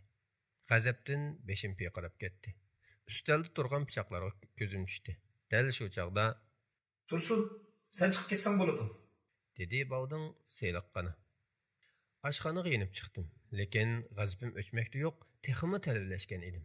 Xuddi Gulxonning quruq o'tinni ko'ydirganidek nafrat o'ti yurakimni yalmab yo'tayotdi. Bularning din va aqidalarimizga qilgan razilliklari meni har qanday talvlikda yanmaydigan qilib o'tgan edi. Bu shaxsiy o'chmanlik emas, Allohning intiqomi edi. Düşmanlarimdan birining uyida yashayotdim. U mening dushmanimla emas, yana ko'ni mashqimni tortib olgan raqibim edi.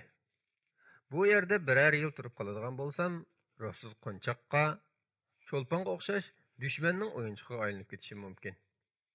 Tinch hayotga, isil yemekliklar, pozul kiyim-kechaklar, 9 yil bundoq xotirjam go'zal hayotga beqinib qilish insondagi isyonkor ruhni, kurash, jihad ruhini o'ltirib o'tadi.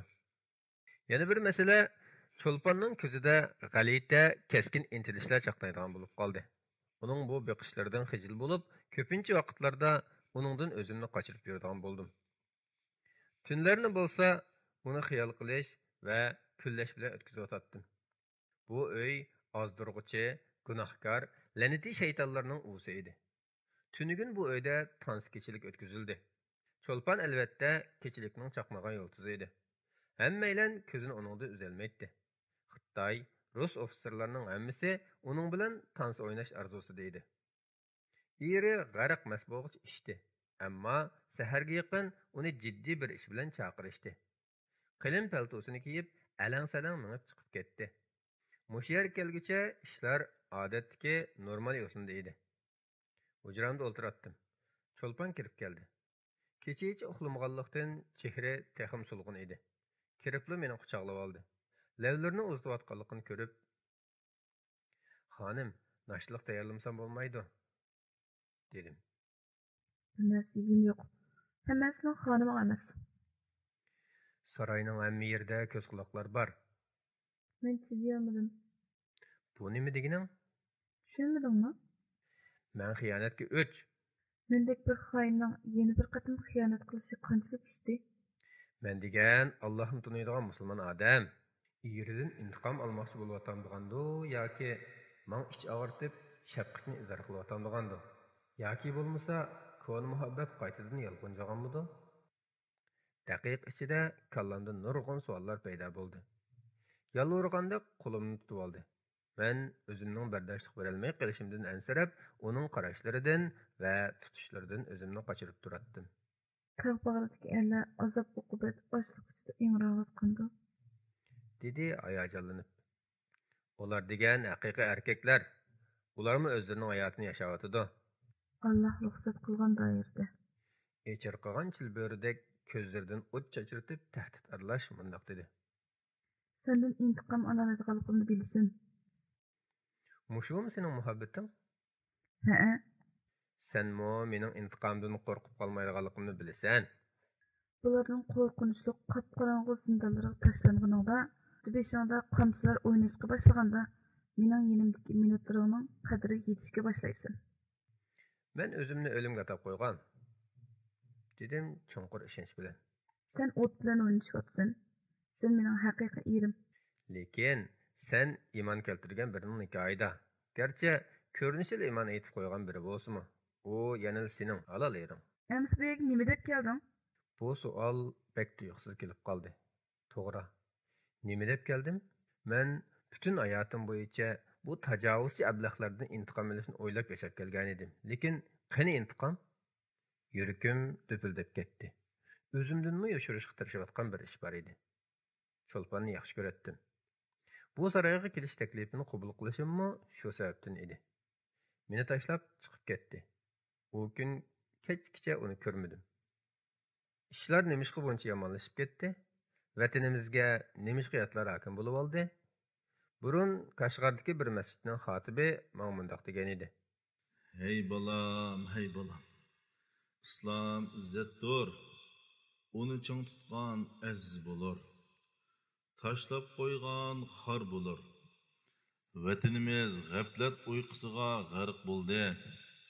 Rohat parastlik, o'rinliq, beg'amlik, tartibsizlik avj oldi. Şunun bilen kişiler dinden asta yiroqlashishga boshladi. Boylar haddilardan oshdi. Namratlar ularga bo'yin egishdi. Hikmet farosat ko'tarildi. Gunoh ma'siyatlar har tarafga yeyildi. Ey jinim balam, mana bularning hammasi zavolliqqa yuz tutishning muqaddimasi bo'lib qoldi. Meşruqdimi düşman, mag'ribdimi düşman. Ular qurol yaroq, fan texnika va odam kuchlariga tayanib kuchayotidu. Biz bo'lsak o'tmishdagi sha'ni shavkatlarimizga yo'linib, uni so'zlab og'zimizni tatliq qilib g'aflatda qoldik. Shalliq tariximiz bizning faxrimiz. Lekin birdan-bir yo'linchikimiz bo'lib qolsa bo'lmaydi. Ey jinim balam, musulmonlar izlayotidi.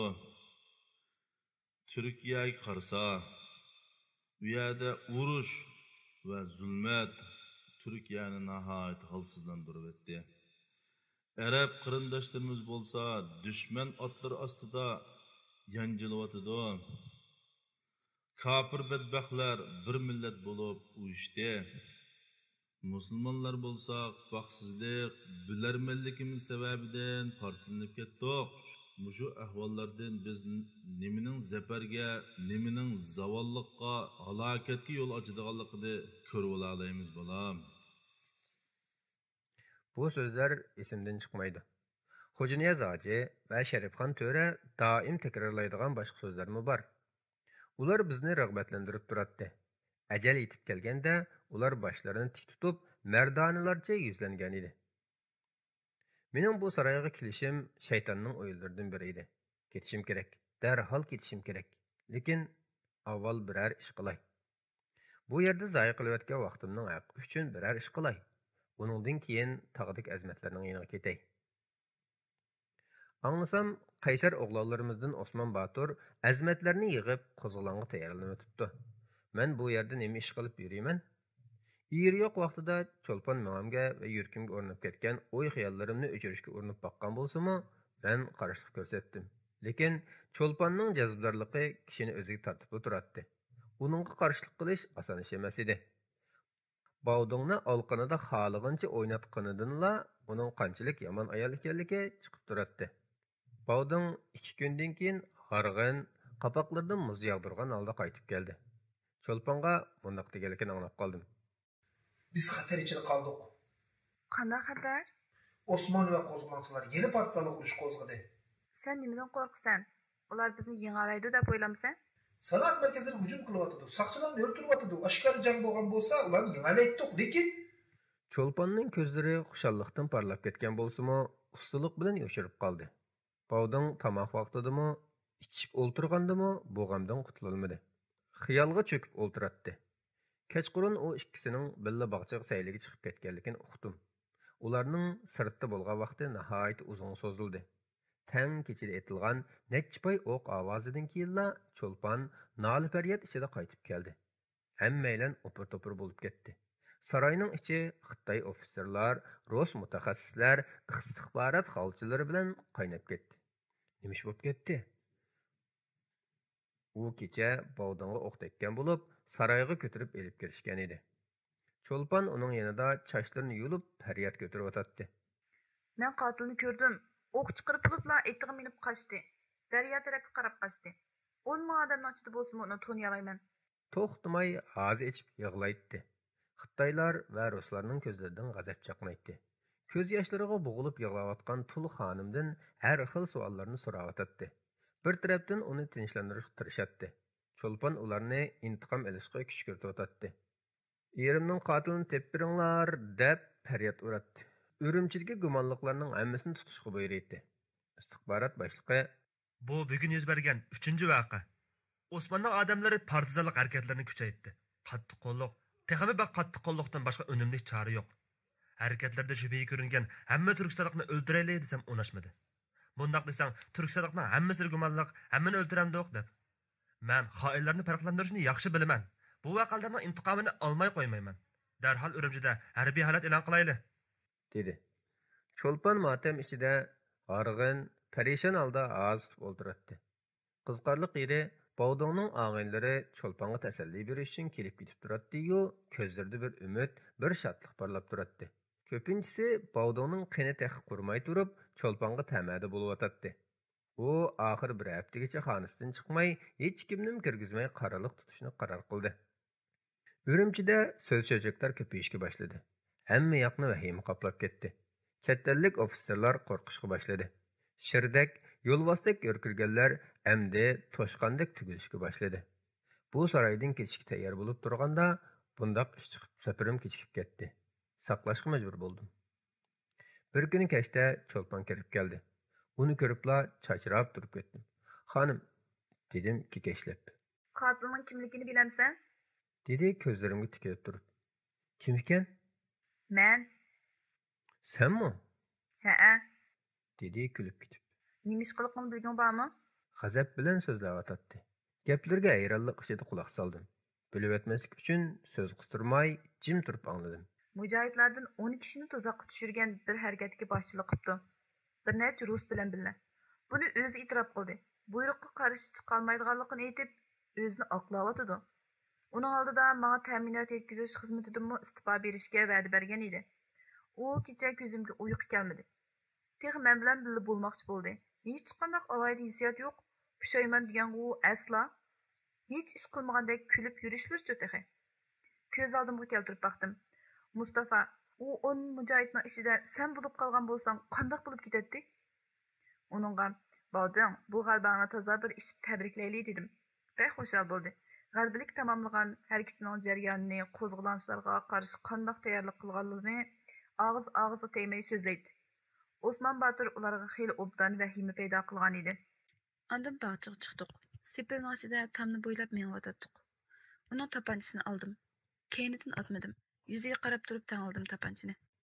"Hozir sana hukm e'lon qilaman, Bog'don. Sen bir xoin. Xiyonatning jazosi o'limdir." Qaqoqlab kulib ketdi. Meni chaqchaq qilyotidi deb o'ylab qoldi. Unga qattiq baqirdim. "Qimirlama. Eng cho'ng gunohing yolg'on gap qilganliging. Musulmon bo'ldim deb yolg'on aytding. Bir rakat namoz o'qimading. Urushdan nafratlaman deb yolg'on aytding.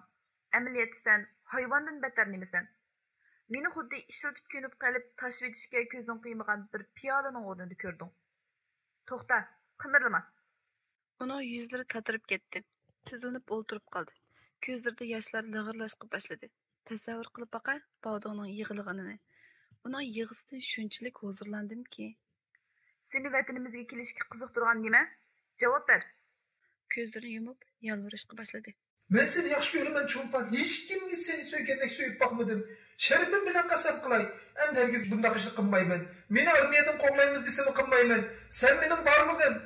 "Menmi seni yaxshi ko'raman? Seni o'ltiribsam, nurg'un mehnatchilik va gunohlardan xalos bo'lasan. Al. Ana, al. 5 shahidimiz uchun 5 pay o'q."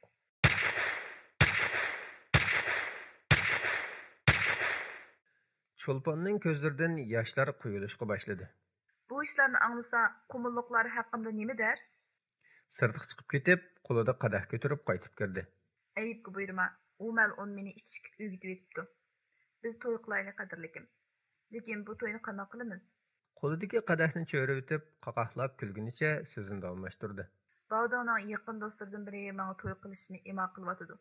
Bu ofitserlarning yuraklari tashmikina. Qo'rqinchli kunlar yana boshlandi. Urumchidagi istixborot boshlig'i begunoh kishilarni tutishga boshladi. Kunda bir ikki kishi qotil degan gumon bilan darg'a esilatdi. Gohida Cho'lponning oldiga ba'zi qo'zg'olonchilarni yoki gumondorlarni eklishatdi. Lekin u ularning qotil ekanligini inkor qiladi. Tutib qamashlar ko'paydi. Harbiy holat Urumchida emas, cho'ngroq shaharlarning hammasida yurgizildi. Qo'zg'olonchilarning faoliyatlari kuchayotdi. Bir oqshimi Cho'lponning qishig'i berib uningga qarliq tutish muddatini to'shdi. Bir tans kechilik uyushtirib, cho'ng amaldorlarning hammini chaqirgan. Shuning bilan o'tgan ishlarning pardasi yepilib, Bovding vaqasi oyoqlashgan bo'ladi. Seni almoqchi bo'lgan Xitoy bilan choy ichkininglarni e'lon qilsangmikin deyman, dedim. Men seni deb o'ldirdim Bovdingni, dedi achchiqlanib. Meni chin qalbingda yaxshi ko'rsang, bu tans kechiligini o'rlashtirishing kerak. Nimishqa? Belikidan tutib o'zimga qattiq tortdim. Uni bag'rimga bosib turib, mujohidlar uchun intiqom olishimiz kerak qadrlikim. Qanday qilib? Menda xeli ko'p portlatqich bor. Qo'zg'olonchilar avatib berdi. Tans kichiligi tugar chog'da bu saroyning kulini ko'kka so'raymiz. Beshini langishdi. Biz-chu? Ularni g'arq masalatda naqsh aytib usul o'ynayotgan yerga tashlab chiqib ketamiz. Biz yiroqlashgandan keyin partaydi. Nega boramiz? Taqqa, Osman Batur va boshqa azimatlar boyaga. Uning yuzi xushalliqdan nurlanib ketdi. Hayajonlanib, yuz ko'zimga suyishga boshladi. Qira oshpazni olisdan burun yiroq yerga yo'l o'tishimiz kerak, dedim men pichirlab. Mo'ng'ul arifkashga biror bahona tepishimiz lozim.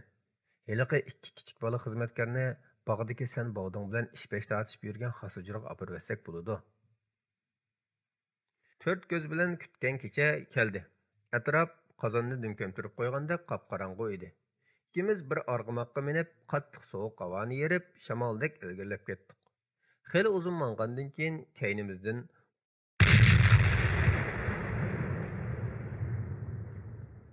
qilgan ovoz bilan tang uzoqdan saroyning o't dengiziga aylangan holatini ko'rdik. Taraf-tarafdan dod-faryod, chirqirashlar anglanatdi. Birer soat shundoq tez suratda mangandan keyin tog' etkiga kelib qolgan edik. Tog'lar har zamon hur insonlarning azimatlarining makoni bo'lib keldi, dedim uni otdan tushirgach. Cho'lpon sovuqdan titrab ketgan bo'lsa-mu, mening qanchalik xushal bo'lganligimni bir bilsam, dedi. Sana qiliroq kiyim topmasak bo'lmadi, dedim kulib ketib. Cho'lpon tuyuqsiz. Bu jasur ishni nima deb dal mush vaqtda qilmoqchi bo'lding? deb so'rab qoldi. Men otni bexatarroq tarafga yetlagach javob berdim. Bu mening birinchi qatimliq ishim emas. Urumchida turish jarayonida buningga o'xshagan bir necha ishni qildim. Osman Baturning buyrug'i bo'yicha harakat qilgan edim. Hayron qilib, ko'zlari chekchiyib ketdi. O'ltirib aram olish uchun zo'ngzayg'ach, mundoq deb davom qildim.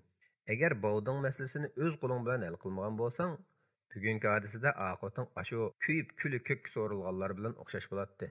Nima? Meni o'ltiramdi? deb vaqirab ketdi.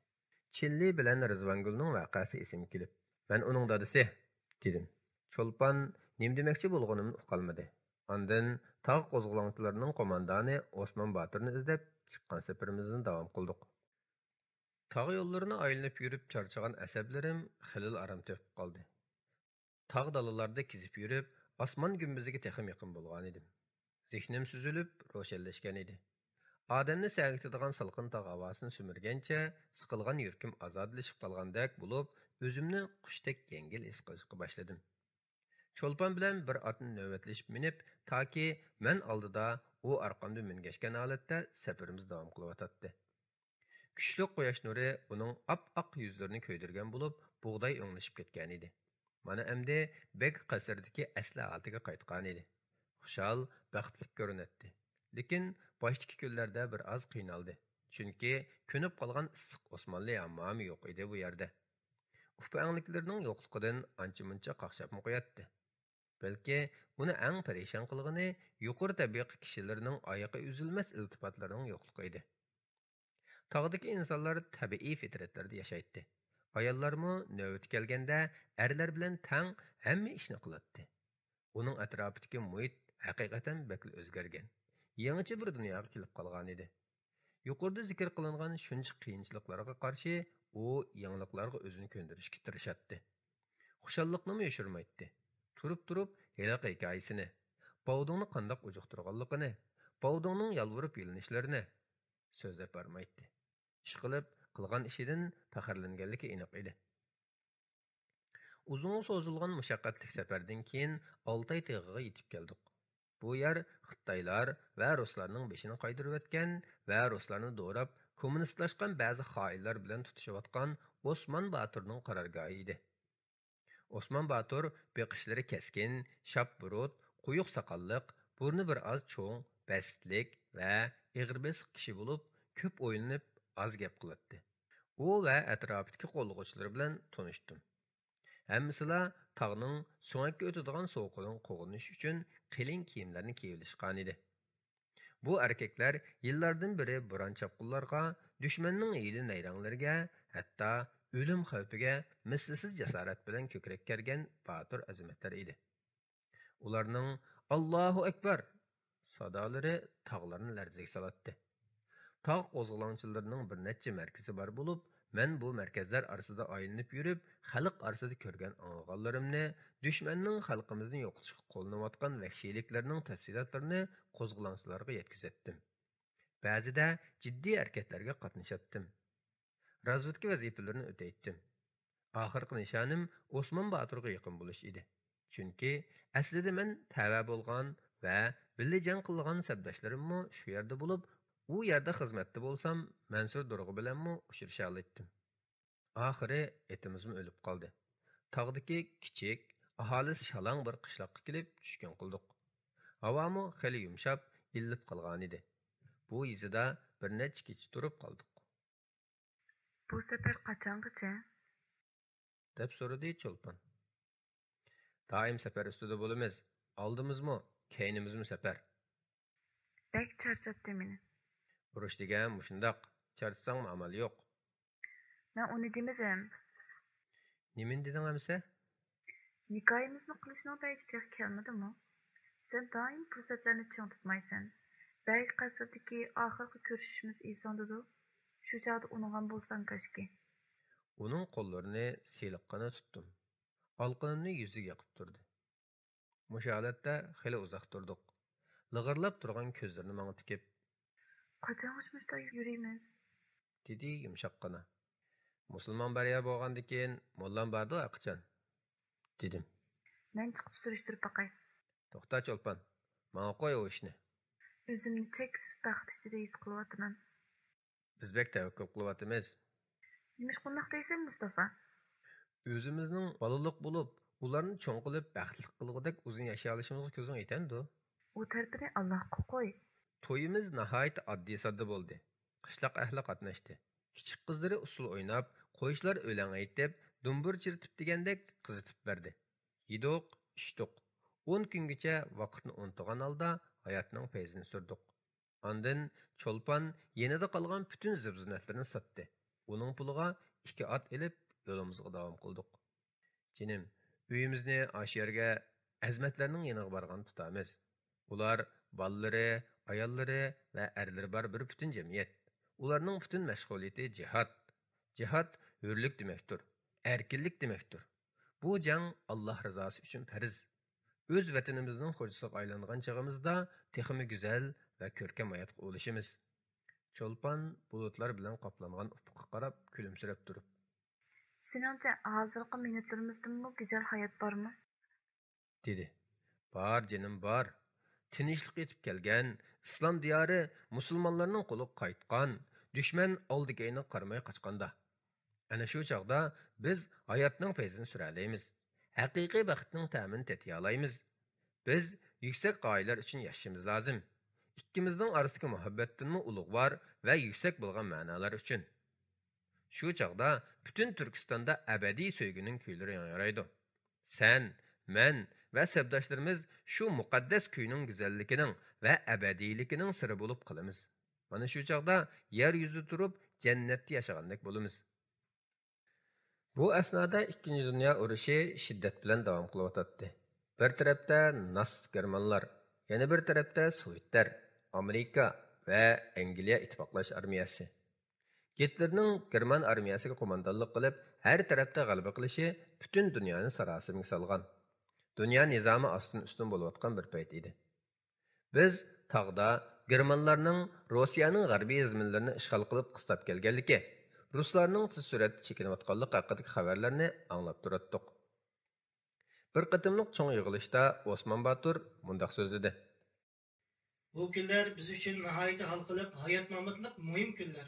Vatanimizning kelajagi bir necha avloddan keyin qanday holda bo'lishi bizning bugun nimalarni qilishimizga bog'liq. Bizlarning bu tuproqlardagi kurashlarimizning tarixi uzun. Ahli salib xristianlarining kuch ko'rsatishi bilan Char Rossiyaning zaminimizga ko'z tikishi, Xitoylarning ulug' vatanimizga, bu qahramonlar diyori islom tuprog'i bo'lib kelgan aziz diyorimizga ishtay saqlab timsoqlashlari boshlangan yillardimi, shundaqla shuhratparast hokimlarning g'ofil va ittifoqsizligidan foydalanib, go'zal yurtimizga dushmanlar maynat oyoqlarini besib, parcha-parcha bo'lib talab ishg'ol qilishgan necha 10 yilning yaqimi bizning kurashlarimiz to'xtovsiz davom qilyotdi. Qarindoshlarim, tog'lachilari, mening o'tmishdan jiq gap ochqim yo'q. Men faqat shuni ta'kidlamoqchi. Vatan tuproqlarining erkini hech kim bizga elib bermaydi. Mustaqillik qo'rg'ini faqat va faqat bizning yolg'iz o'zimizning mo'llarimiz ustida yuksaladi. Ruslar bizga yordam qilamiz deb yolg'on aytdi. Xitoylarmi avtonomiya, erkinlik shiorlari bilan xalqimizni g'aflatga qoldirib oldi. Stalin va o'tmishdagi charlarning bari yolg'onchi. Mana ko'ryapsizlar. Xalqimizni qilich va miltiqlar bilan bosh egdiryapti. 10 ming, 100 minglab dar maydoniga, turmalarga so'rab ilib ketyapti. Butun Turkiston oilalari qang'oqdek to'zib ketdi. Bizning erkinlik jangchilari bo'lmish qo'mondonlarimiz ularning qo'liga tushib qolganda urush asarlariga qilinish kerak bo'lgan aqlli muomalani ko'rmadi. Ularni vahshiylarcha o'ldirganni ozdab, xalqning nazaridagi shon sharpini, nam obro'yini yer bilan yakson qildi. Halbuki ular aziz vatanimizning faxrli o'g'lonlari edi. Ular endi shahar yezdilardagi yangi naslni bulg'ab, ozg'in bir avlod yetishtirishga tirishayotdi. Bu qilmishlarni oqartish, taraqqiyot degandek shiorlar bilan pardozlamoqda. Ruslarning butun dunyodagi izlagan xalqlarning erkinligi uchun Hitler Germaniyasi qarshi urush qilishi nima degan kulkilik? Halbuki xalqlarning erkinligini yulib ilayotgani dal o'zi tursa, Xitoylarmi Yaponiyaga qarshi dal shunday shior ostida urushmoqda. Bir-birlari bilan ushishgan buqidek terkishyotdi. Eng ichinishliq bo'lgani Kavkaz va boshqa G'arbiy Turkiston jumhuriyatlaridan kelgan musulmonlar chavandozlardan tashkillangan bir cho'ng qo'shin ruslarning germanlarga qarshi urushiga yordamda bo'lyotdi. Qahramon qarindoshlarim, biz vatanimizning mustaqilligi uchun urush qilyapmiz. Dushmanga qarshi g'azab nafratimiz aniq. Mayli u dushman qanday suratda oldimiz chiqsin, muqaddas dinimiz islomni, parlaq madaniyat miroslarimizni qo'g'dash bizning burchimiz. Hozir ruslarning obro'yi bir tiyim bo'lyotdi. Sharq tarafdagi frontda mag'lubiyatga uchrag'achqa germanlar Moskvaga kiray deb qoldi. Xitoylarning Yaponiyaga qarshi holati undan battar. Biz hozir menayotgan bu yo'l Alloh rizosi uchun jihad qilish yo'lidir. Biz butun kuchimiz bilan dushmanni terpiran qilish uchun otlanishimiz lozim. Hurriyatimiz o'z qo'limizga o'tganda, ondan hammadan do'stona muomalada bo'lsakmi kechikmaymiz. Vatan tuproqlariga yotlarning oyog'ini bosqizmaymiz. Bizning boshqalarning yer zaminida ko'zimiz yo'q. Mol boyliqlar ko'milib yotgan bu munbat zaminimiz o'zimizning bo'lishi kerak. Alloh bizni o'z erkimiz bilan yaratdi-ku. Mustaqil vatani bo'lish bizga yarashmasmi acaba? Ruslar bizning partizanlarcha zarbalarimizdan olsirgan edi. Shunga g'aljallashib, begunoh xalqdan texmo qattiq intiqom olyapti. Shunlashqa hozir bizning oldimizda umumiyizlik cho'ng jangga atlanmoqdan boshqa tanlash yo'q. Jangchilarning takbir sadolaridan tog'lar larzik keldi. Bir necha kundan keyin top-top bo'lib yo'lga chiqdik. Ruslar vahimaga tushib chekinishga boshladi. Bizning Urumchiga yetib kelishimizga bir qancha kilometrlik qolgan edi. Bu chaqda Sovetlar asosiy kuchini Stalingraddagi German qo'shiniga qarshi turish uchun yo'tkab ketgan bo'lib, xalqimiz Sharqiy Turkistondagi qoldiq rus kuchlariga qaqshatqich zarbalar yog'dirish natijasida ularmi G'arbiy Turkistonga qadar chekinishga majbur bo'ldi. Ruslarning chekinishi nurg'un sirlarni yo'riqlikka chiqardi. Ruslar tashlab ketgan arxivlardan ma'lum bo'lishicha, yıldızının qurup yo'qolgan oilalarning haddi hisobi yo'q bo'lib, Rus o'lim lagerlariga qamalganlarning soni 300 mingdan ortiq edi. Ruslar tarmar bo'lgandan keyin u o'lim lagerlaridan qochib qutulganlar o'zlari uchragan vahshiy qiyin-qistoqlarni so'zlab berdi. Ular suratlab bergan manzarni tasavvur qilishmi odamning tinini shirkindirib o'tadi.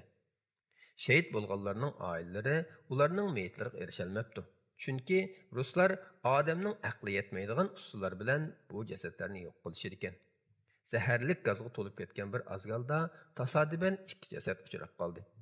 Keyin bu jasadlarning Sharqiy Turkiston Islom Jumhuriyatining raisi Xo'janiyoz Hoji va qo'mondonlardan Qozoq general Sharifxon To'rining ekanligini bildik. Ruslarning odam qiynash markazi bo'lgan istixborot idorasi, ya'ni JX organining binosi bir qatimliq qattiq yomg'irda o'lib tushgan bo'lib, binoning xarobasi ostidan 3000 kishining jasad skeletlari topildi. Asli bu binoning osti vatan yigitlarini qamaydigan turum ekan. Bu pek maxfiy turum bo'lg'achqa, bino o'lib tushganda ularni qutqizadigan odam bo'lmaganlikdan shu yerda qapsilib qilib o'lib ketishgan ekan. Turkiston xalqi har tarafdan kelib bu mislsiz dahshatga shohid bo'ldi. Cho'lponning ko'zlaridan yoshlar to'xtamaydi.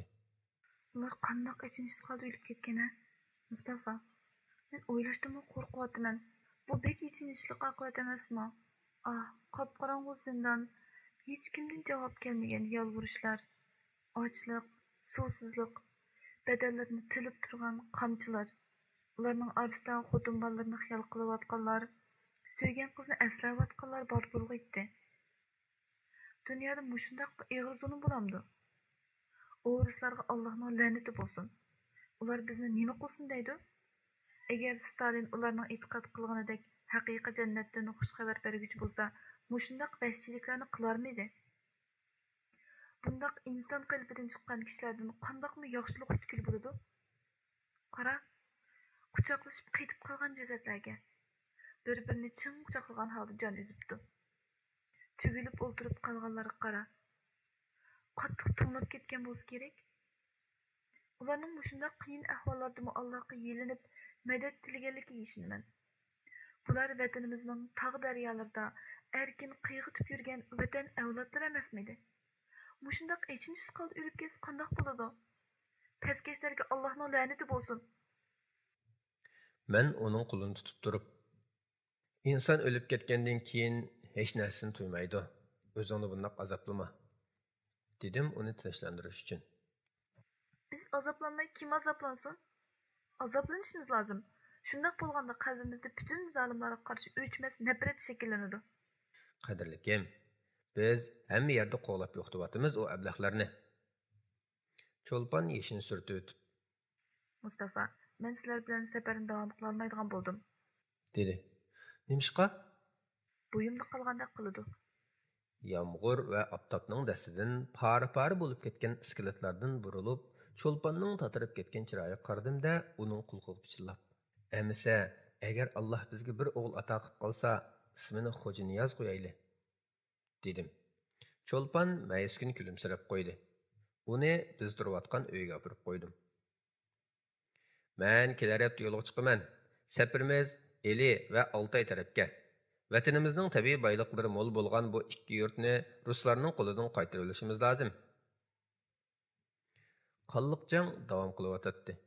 Ruslar har tarafga pitirashga boshladi. Bir qatim xili ko'p komandirlar yig'ilgan bir uchrashishda Osmon Botir bizdan Shinsayning nima ishlarni qilayotganidan xabaringiz bormi? deb so'radi. Hammaylar uning og'ziga qarab, nima deydi ekan deb kutib turishdik. Osmon Botir tamkinlik bilan Uruslarni tutqul turibdi, dedi. Qandoqsiga? Hammamizning ayronliqdan og'zimiz ichilib qoldi. Siyosiy manfaat o'yini. Lekin ular do'st edi-ku. Shinsayni o'z vaqtida uruslar yo'lab turg'izgan emasmidi? Shundoq, uruslar uningdan foydalanish, uning qo'li bilan vatanimizni olqonlarga kirgizilish uchun uni yo'lab qo'rchoq rais qilib tiklagan edi. Shinsay endi Gomindanning kattibishi, Jangjishi bilan aloqa o'rnatib, uning quchqiga o'zini yetibdi. Shinsayning ruslardan bizdar bo'lgani sir bo'lmasa-mu, ko'pincha rus mutaxassis va maslahatchilar Germanlar bilan bo'lgan jang sababli Turkistondan ketgandan keyinla ularning bo'yin turqidan to'liq qutulgan edi. Qep qolganlarımı Osman Batur'ның azamatlari boshlagan partizanlarcha jangdan qochib qo'ya qolgandan keyin Shingsay fursatni g'animat bilib, bu yerda yashayotgan Rus millatidan bo'lgan har kimni tutishga boshlab, Jiang Jiexidan bizga qarshi yordam talab qilib elchivatgan edi. Shingsay maydoni yo'q bir edi. Kimdi payda bo'lsa, shuning taqsisini ko'taradi. Ruslarni mag'lub qildik deb tursak, endi Xitoydan keladigan tajovuzchi qo'shinga qarshi jangga tayyorlik qilishimiz lozim bo'lib o'tadi. Qo'mondonlarimiz ammo uqtirish chiqarib, qurol tutolg'idek hamma kishining Xitoy o'g'ri chashqonlarini vatanimizning qo'g'lash jangiga qatnashishga safarbar qildi.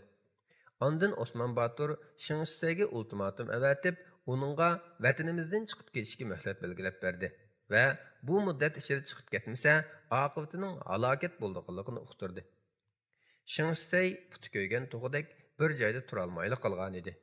Qo'shinimiz uni muhosiraga elib olgan bo'lib, o'z qarindishi Shing Shichini bosh qilib Jiang Jiexiga avatgan o'makdan texicha xabar kelmagan edi. Turkiston xalqi o'z shon sharafini asliga keltirib, ar nomusini qo'g'laydigan bu jangga jinini tikib atlangan bo'lib, Allohu akbar sadolari ufuqlarni larzaga solatdi. Mana 3-chi qatim uchrashib qoldik, Mustafa Hazrat. Burilib qaradim. Oldimda oxiratlik do'stim Mansur Durg'u turibdi. Ah, qadrlik do'stim Mansur, ajab o'zgarib ketibsan. Sochlaring qirov tushibdi, yuzlaringga qo'riqlar iz tashlabdi. Uning sol bilkining midirlamaganligini, miltiqini o'ng qo'li bilan ko'tarib olganligini ko'rdim. Seg'inish bilan chin quchoqladim. Ondan azroq dojib, uningga qaytadan sepsilishga boshladim. Ikki mangzi xilil yadagan, sochlari tushib, shalanglashib ketgan bo'lsa-mu, oq aralashgan soqollari kajlarcha o'sib turgan edi. Ko'zlarida liqqa demayslik. Qandaroq turding, Mansur? O'rislarni yangdiq. Kulib ketdim. Bu hammamizga ayon bir haqiqat edi. Demak, ochiq gap qilmayotdi. Tog'liq ayolim shahid ketdi. O'rislar bir ziyofatda uni xuddi bir qo'yni bo'g'izgandek bo'g'izib etdi. Xuddi go'shxo'r hayvonlardek oralarida bo'lishishdi uni. Ayolim ichini nolib faryod qilib, ularning qo'llaridan qutulish uchun yulqinatdi. Yiritqich hayvonlar janada biladi marhamat qilishni. Lekin o'rislar bilmaydi ekan. Mening turmidan qochqinim har tarafga yeyildi. Koshki qochmagan bo'lsam, istixborot binosi ostidan chiqqan ashu shahidlardan biri bo'lib qolgan bo'lsam, esit, nemish qadamsan? Meni tutish buyrug'i chiqarib tutolmagandan keyin ayol qariyash demay butun oilamni qo'lga oldi. Hozir nima demsan? Men afsuski ular ketib qoldi. Ko'zlarida yosh lig'irlab davom qildi.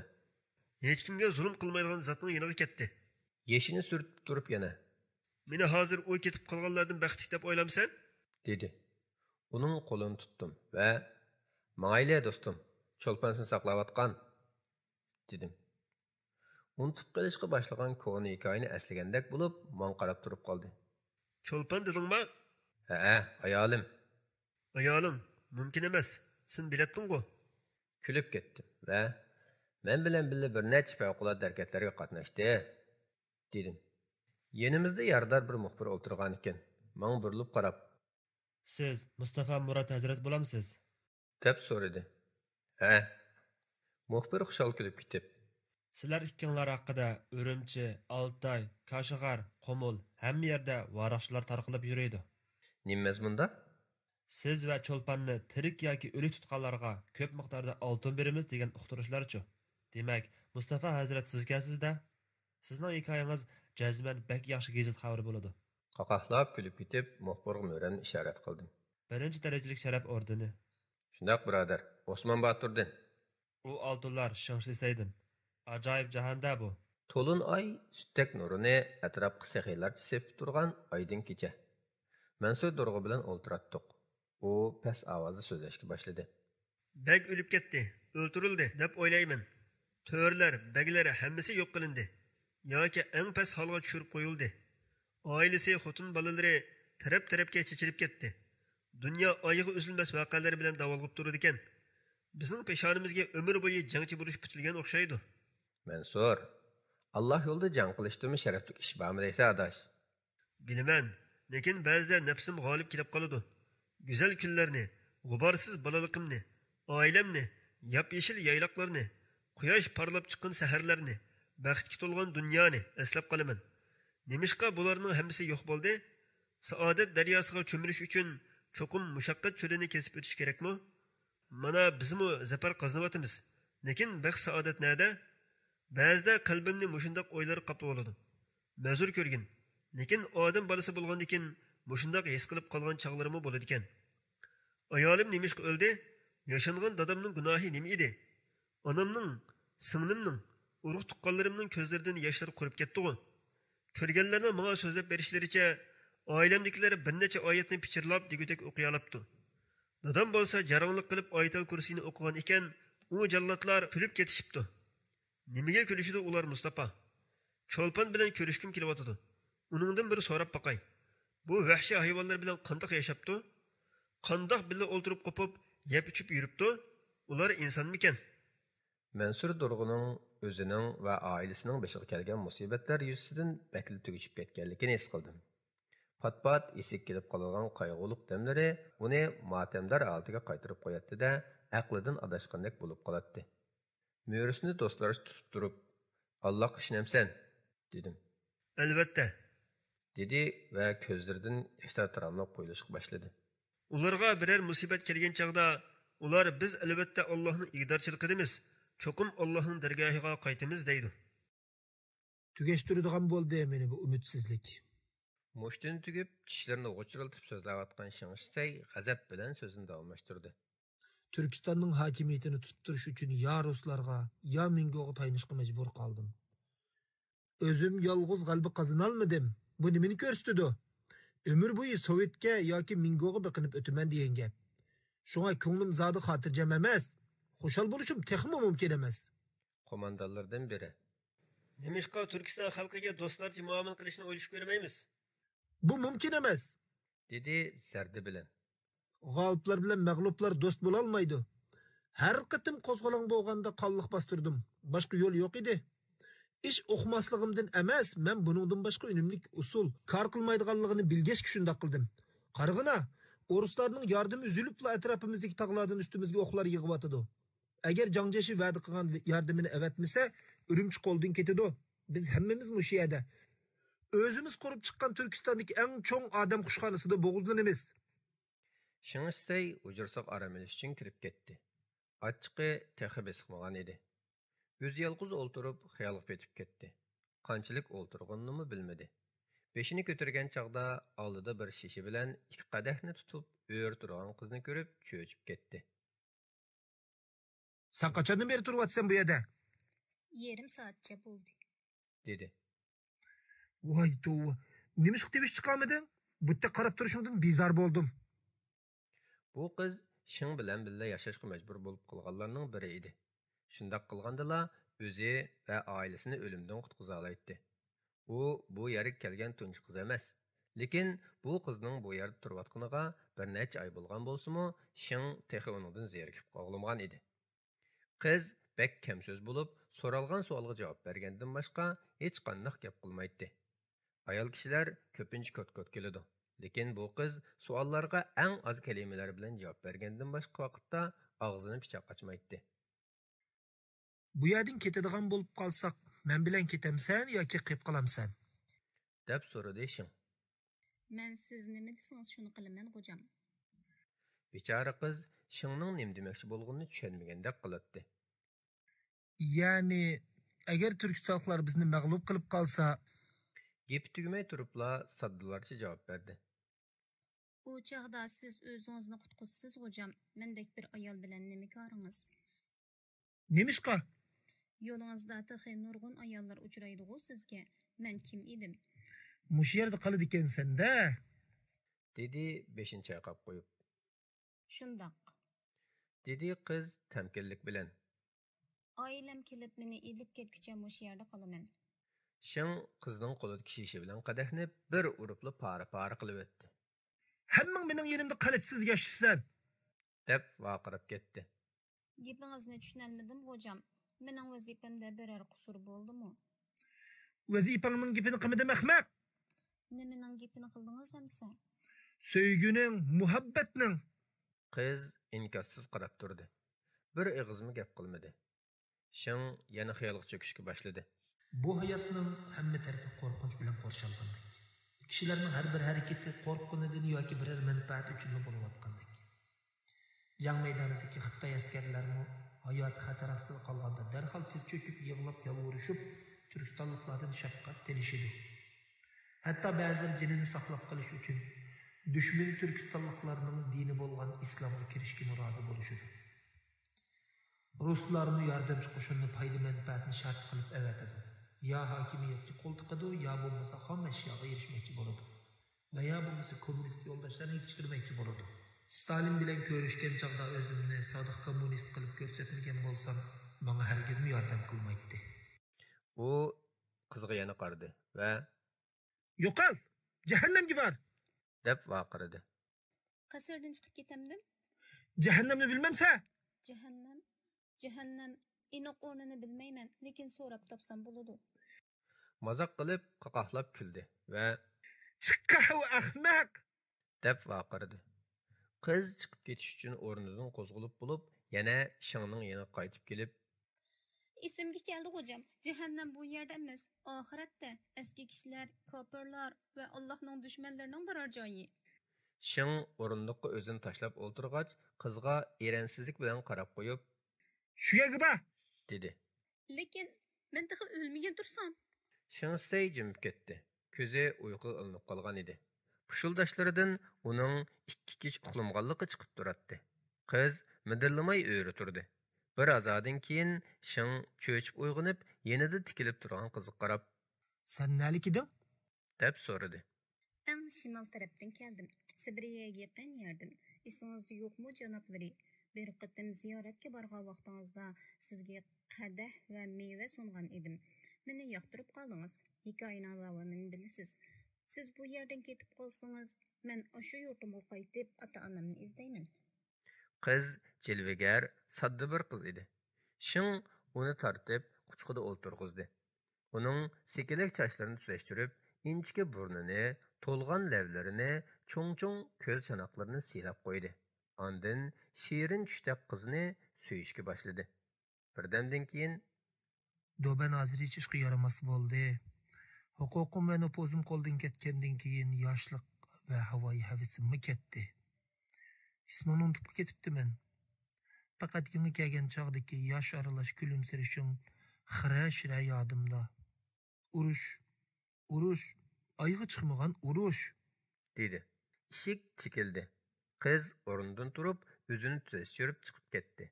Qo'mondalardan biri kirib keldi. "Doban janoblari, yordam kelmadi. Turkistonlik musulmonlar Urumchini qo'rshovga oldi. Shahar sirtida qonliq jang davom qilyotidi. Ozroqmi ilgillash yo'q." "Texmi ko'p odam evatinglar?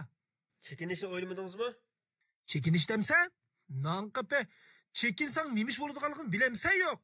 Nima ishlar bo'lar? Musulmonlar bizni har tarafdan qo'g'lab tutadi. Üstümizga har tarafdan yupurilib kelishdi. Urushda tamamen mag'lub bo'lamiz. Hammamiz o'lamiz. Urumchi bizning oxirgi qo'rg'inimiz. Muhasiriga xeyli uzungacha bardosh qilib bera olamiz. O'lgucha yoki yordam kelgucha bardosh qilib bermakdan boshqa yo'limiz yo'q. Chiq, bu gaplarni qo'mondonlarga aytg'iz." Qo'mondan o'z-o'ziga so'zlagandek qo'ding'ishidi. Osmon Botir avatgan ultimatumda ketishni xohlasak, jinimizdan omon qolganligini deb ekan-ku. "Men jangchining va'dasiga ishonmayman", dedi Shingsay kulib ketib. Ular yolg'on so'zlamaydi-ku. Shing qaqahlab kulib ketdi. "Biz ularni ming qatam ahmoq qildik." Lekin ular Shing gapini bo'libla. "Yo'qol, oxirgi chidanglar. Chekinishkimi, taslim bo'lishkim bo'lmaydi", dedi. Qo'mondan chiqib ketib, Shingsay yana ichi siqilgan, vasvasi qaplagan holda yolg'iz qoldi. Bir qo'mondonning mag'lubiyatiga yaqinlashgan bo'lsa, taslim bo'lmasdan o'zini o'ldirilishi kerak. Buning eng to'g'ri usuli o'zini jangga o'tirishga etishdir. Men shuni o'ylayapman. Inimni poytaxt Chongqingga avatdim. Quruq qo'l kelmas araldi. Xitoy bilan Yapon o'rtasida shiddatli jang bo'layotgani, Yaponlarning Xitoylarni toza tariyada qislayotgani rost. Lekin jang Sharqiy Turkistonning qo'limizdan chiqib ketishiga qarab turmaydi. Chunki bu deganlik bu yerlarga o'ruslar ega bo'lib oladi degan gap. Yordam cho'qim keladi. Shing xayollarga petib o'ltirganida kamso'z qiz yana kirib keldi. Uningga tamoq va bir shisha aroq ko'tarib kelgan edi. Tamoqni Shingning oldiga qo'ygandan keyin, Efendim, ben keteymikin deymin. Demişka? Dedi Şeng kızı qahri bilan qarab. Bu yerde bek korkup ketip barman. Uruş yıkıllap kaldı. Ölümden korkansa? Dedi qaqahlab gülüp ketib.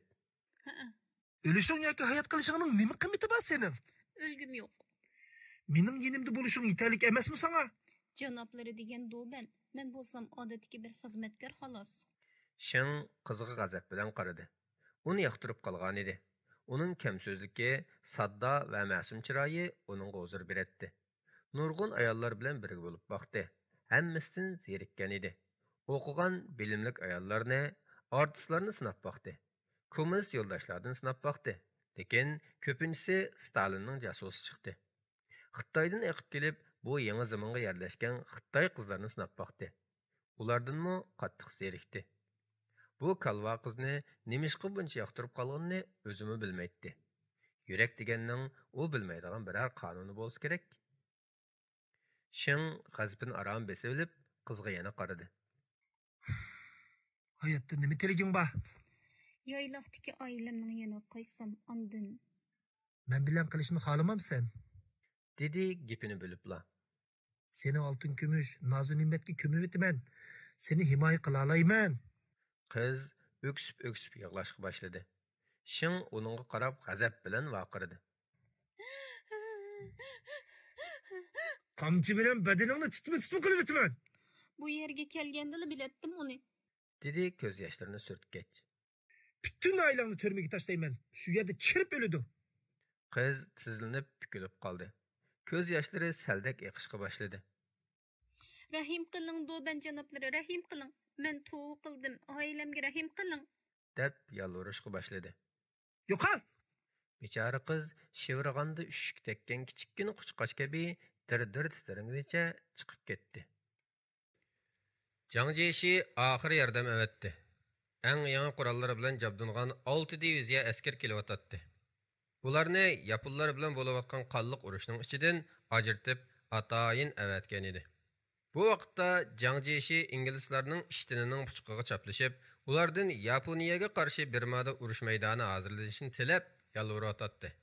Shundoq qilganda uzluksiz g'alaba qilib, tez suratda ilgarilayotgan yapon askarlarining chami ostida mijilib ketib borgan yuzini qutqiza olaydi. Bu 6 diviziya askar Turkistonning chegaralariga yaqin kelganda, Turkistonlik chegara qo'g'ilg'ich qismlar tarafidan to'sib qilindi. Ular o'zlaricha Turkistonlik chegara qo'mondonini ko'ldirlatmoqchi bo'lishdi. Aralardan bir qo'mondon chiqib, Turkistonlik qo'mondonga: "Biz faqatla u ruslarning yalaqini yalab kommunistlashib ketgan Shinshisayning adibini berib qo'yish uchun keldik. Vataninglarni kommunistlardan yirg'dab berishdan boshqa g'arazimiz yo'q", dedi. Avval o'zinglarning vatanini qutqizinglar kommunistlardan, dedi Turkistonlik qo'mondon mansitmaslik bilan. "Ikkisi bir ish. Biz degan sizlarning do'stinglar. Obdan bilval qo'mondon, bizning o'z vatanimizni kommunistlardanmi, sizlardek xoin dushmanlardanmi irg'dash qurbimiz yetadi. Yordamga ehtiyojimiz yo'q. Biz shuni nihoyat yaxshi bilamiz. Biz degan islomga ching esilgan xalq. Buning o'zi kommunizm va boshqa har qanday botil ideyalarga qarshi nihoyat yaxshi qalqon. Sizlarning yordamni qabul qilmay kajlik qilishinglar dushmanga obdan fursat qilib berilgan bo'ldi", dedi Xitoy qo'mondon. Sizlarmi o'xshashli dushman? Shinshisay sizlarni sirib to'qay qilib etamikin? U ablah hozir qochadigan tushk topolmay Urumchida muhosir ichida qoldi. Bo'ptimsa, kaga yerimizga ketayli. Bu xatarlik dushmanni yo'qotish ishini yolg'iz o'zinglarga qo'ydik. Bir qancha kun o'tmayla dushmanning hilasi o'ttirib chiqdi. Xitoy yordamchi qo'shini chegara qo'g'ilchi birliklarimizga hujum qildi. Ularning soni Xitoy askarlariga solishtirganda xilali oz bo'lib, jasurlarcha ilishgan bo'lsa-mu, bu kuch solishtirmasi g'oyat zo'r bo'lgan jangda mag'lub bo'ldi va Xitoylar chegarani bosib kirdi. Xitoylar xalq bilanmi tutishdi. Nurg'un askardan ayrilib qolishgan bo'lsa-mu, Urumchiga yaqinlab qoldi. Bu chaqda Urumchi Osman Botirning qo'shini tarafidan muhosir qilinib, Shinshisay uchun qochqili bo'lmaydigan turmaga aylangan edi. Yordamchi kuchlarning kelganligini anglagan Shinshisay ruslardan butunlay yuz o'rib, Jang Jeshiga bo'ysunganligini e'lon qildi. Bu e'londan keyin yangi kelgan Xitoylar qurt qo'ng'izdek hamma tarafdan yamrab, Osman Botirning qo'shiniga yupurilib kelishdi. "Azimatlar, men texi umidni o'zmidim", dedi Osman Botir. Vabodagi yonib kelayotgan buncha ko'p Xitoyning orasidan biz nagim chiqib ketalaydik, general? Tağlarning mehr shafqatli qo'yniga. Qandaqsiga? U yerda qaytadan boshlaymiz, Mustafa. General, nima demoqchi ekanligingni bilaman. Urumchining atrofidagi jangni davom qilishni, shahid bo'lib ketguncha bardoshlik berishni umid qilasan. Bu nihoyatda ulug'vor ish. Lekin uningdimi ulug'vor bo'lgani hayot qilib, fursat tepib, islom diyorini kofirlardan tozalash, mujohidlarga uqtirish qil. Taqqa qarab yo'lga chiqamiz. Yardallarimizni, shehidlarimizni va ular bilan birga qayg'umizni ko'tarib, taqqa qarab yo'lga chiqdik. Tushkunlashmagan edik. Aksicha xushal edik. Chunki dushmanni yengolmagan bo'lsaqmi, xili ko'p talafotga uchratdik. Nurg'un odamini yo'qotdik. Xili ko'p chiqimdor qildik. Bizning shavkitimiz bo'lsa, sunug'ini yo'q. G'ayratimizmi suslab qolgani yo'q. Tağlar savirlik va subatlik azimatlarning yuzlaridan balqigan nur bilan yangi tongni kutib oldi. Qur'on tashlar ustida namoz saplari tuzildi. Takbir sadolari jilg'alarni qopladi. Manevrlar yangi boshlandi. Kulkilik bir xabar yetib keldi. Jangchi ishi o'z yordam qilib qutqizgan Shing Shisayni vazifadan ilib tashlab, Sharqiy Turkistondagi raislikka Wu Jongshin ismli boshqa bir Xitoyni tayinlabdimish. Bu xabarni olgan Osman Batur kulimsirab turib, sahib bo'lmagan narsasini loyiq bo'lmagan birlarga tartoq armag'an qilishib ketgani. Vatanimiz xuddi ularning dadasidan qolgan itizlikdek, dedi. Yangi kelgan bu Wu familiyalik qattiq qo'l, rahimsiz biri edi. Yangi o'ltirgan bu mansab taxtini mustahkamlash uchun qo'lidan kelgan har qanday vahshiylikni qilish bilan ishini boshladi. Bu qattiq qo'l siyosatlarining tunji qadamini Turkistondagi o'qimishli kishilarni yo'qotish bilan boshladi. Yozuvchi, shoir, ulama, hatto burun qo'liga qurol ilib boqmaganlarmi omon qolmadi. Dahshatlik dar maydonlari hozirlandi. Bu vaqtdagi qo'rqinchli xabarlar vatanimizning har tarafiga yayildi. Tog'ning havosini parishonlik qoplab ketdi. Mansur Durg'a, xalqning ruhini o'ltirmoqchi bu zolimlar, dedi. Kalla sochiq kishilarni xuddi qo'y bo'g'izlagandek bo'g'izlayotdi, dedim mayslangan holda. To'g'ri deysan. Din va esil fikr millatning vijdonidir. Bu abdahlar mushunda qilib daraxtni yiltizdan quritmoqchi. Mansur Durg'a ko'z yoshlarini tutib olmay yana.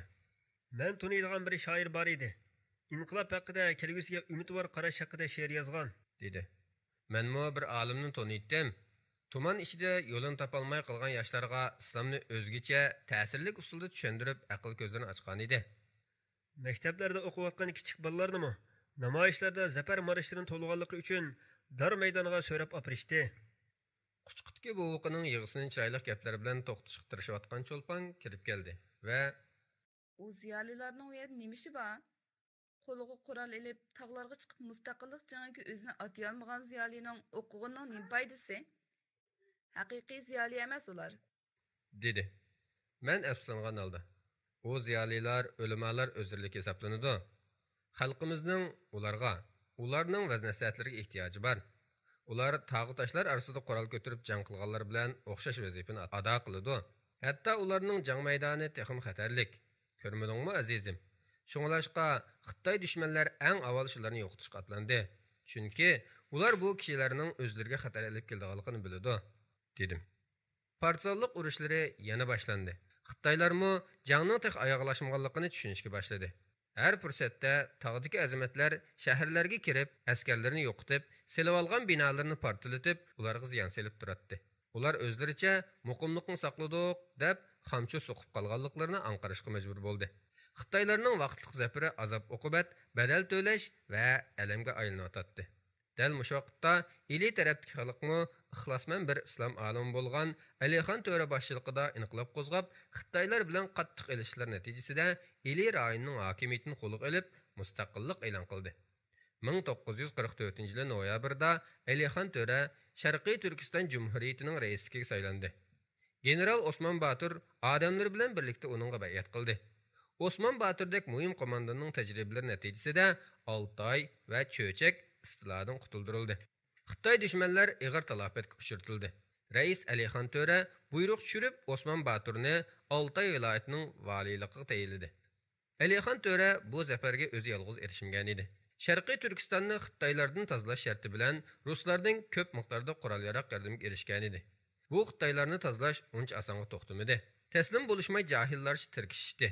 Türkiston islom qo'shiniga jangchilar to'xtamay qitilib turdi.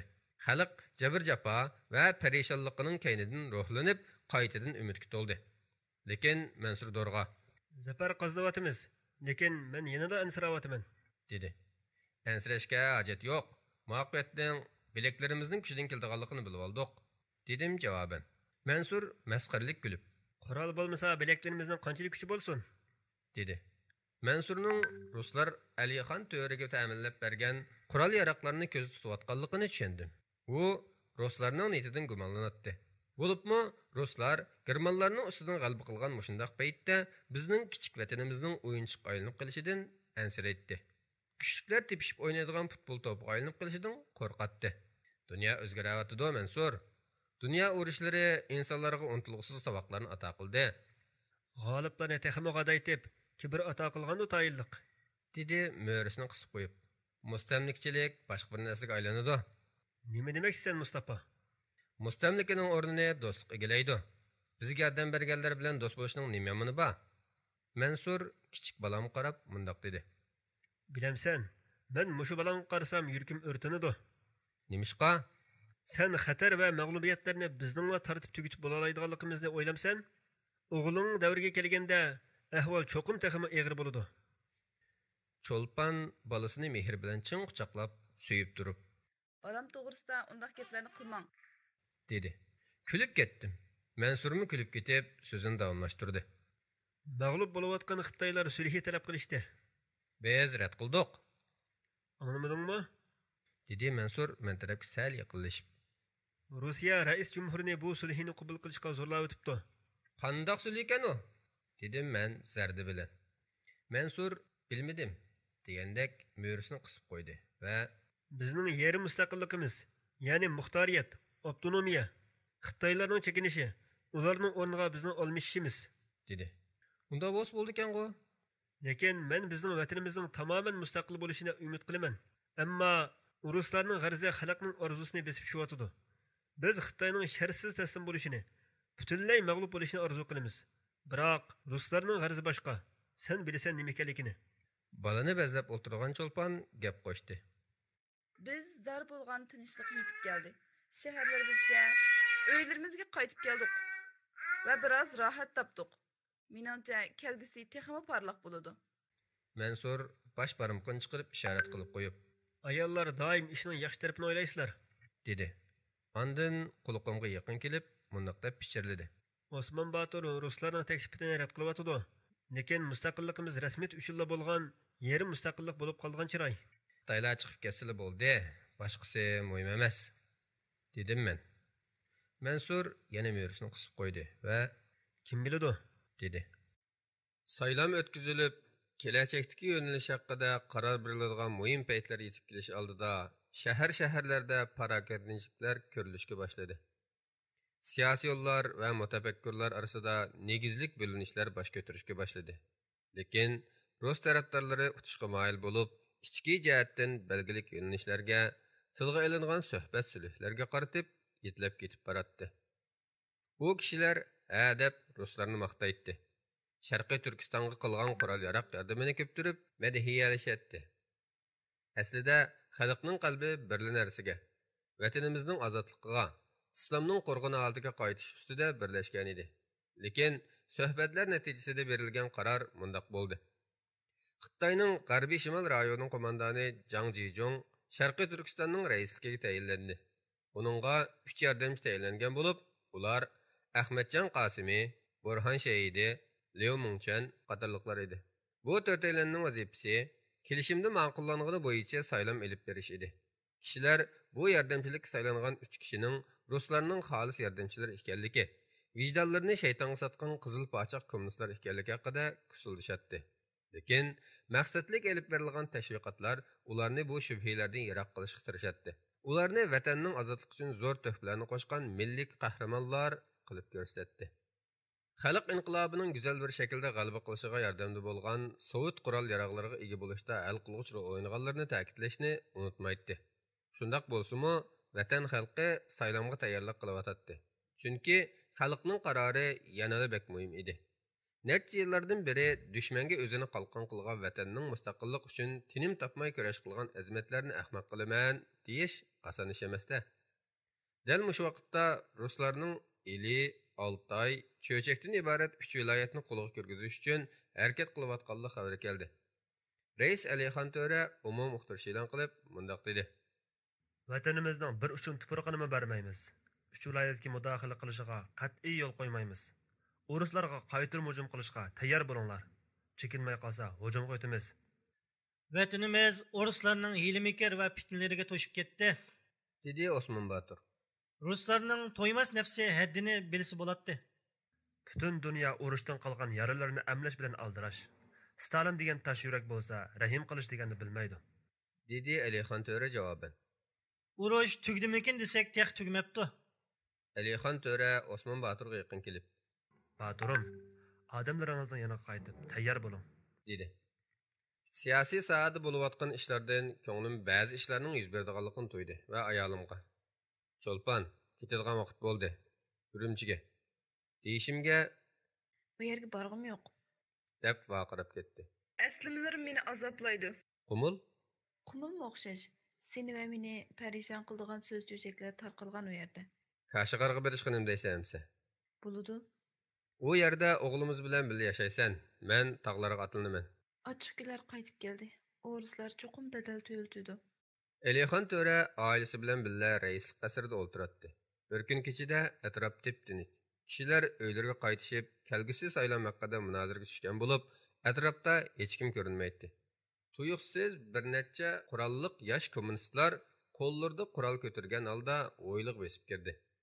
Ko'zlari va yurish-turishlari ularning xiyonatini oshkorlab turadi. Kimni izlaysizlar? dedi Alixon To'ra.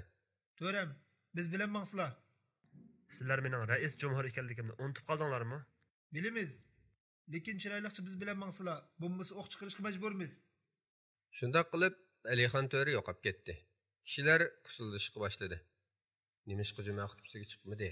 Nimishqa va'd qilishqani bo'yicha o'zi burun yo'l yo'riq bergan qurolli qismlar bilan uchrashib, Xitoylarga qaqshatqich zarbiga o'tmadi. Alixon To'raning qayerga ketganligi haqida har xil so'z-so'zlar tarqadi. Lekin hukumatdan chiqarilgan rasmiy bayonotda uning davolanish uchun Arshonga ketganligini uqtirishdi. Yangi bir dahshat xabar hammamizni hayron qoldirdi. Stalin qo'lga kirgizishni tamaq qilayotgan 3 viloyatdagi Ko'chko'y, Etizeriq, zavod fabrikalar hujumga uchrayotdi.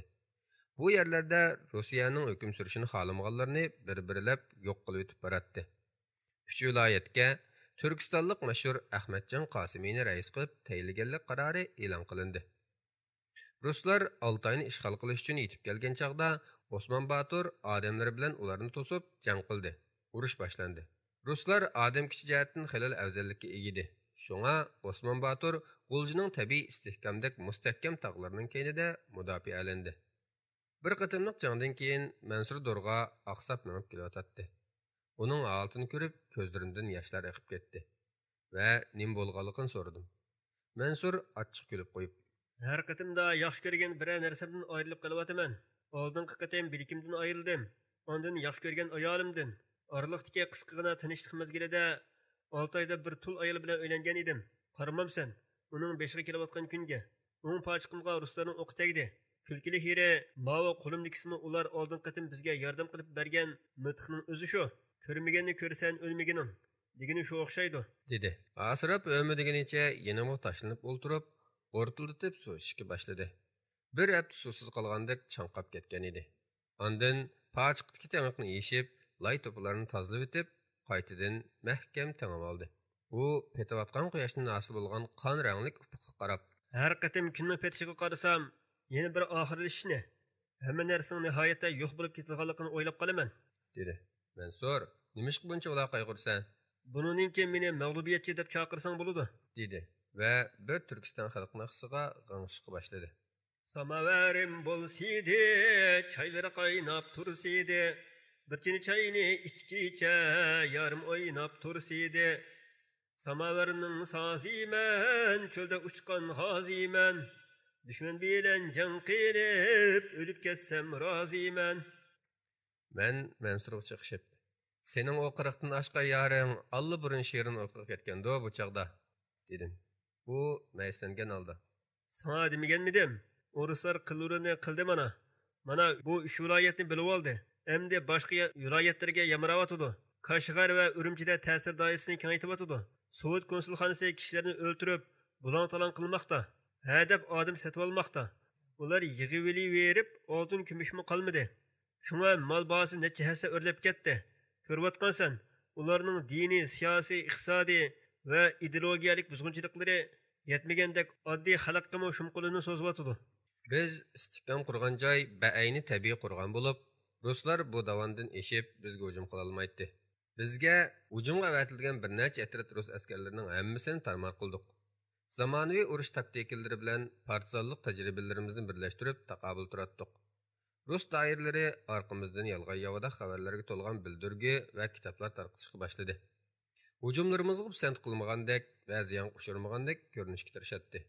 Lekin Osman Batur uzun o'tmayla buyuk va qo'rqinchli bir hujum planladi. Qurollangan minglagan kishi Oltoyga qarab atlandik. Rus chevillari va gumashtilari bizdan qo'rqib ketishadi. Shuning bilan Osman Batur ikkinchi qatim shaharni qaytadan qo'lga kirgizgan bo'ldi. Bu kuni Mansur Dorg'a: "Tul qolgan ayolimning taliyi, tasqalda yana bir qatim tul qolg'ili", dedi. Shaharga kirganimizda roman lichak salgan ayollar Osman Batur va bizlarni g'alaba o'langlari bilan kutib oldi. Erlar bar ovozda shuar to'g'lashadi. Bolalarmi nozik ovozlari bilan qahramonlik barishlari o'qiydi. Qachonki zafar qozonsak, vatanimiz shu omon burunqidek shodlik chumatdi. Munarlar qayta jonlanib, takbir va azon sadolari to'rt atrofni bir olatdi.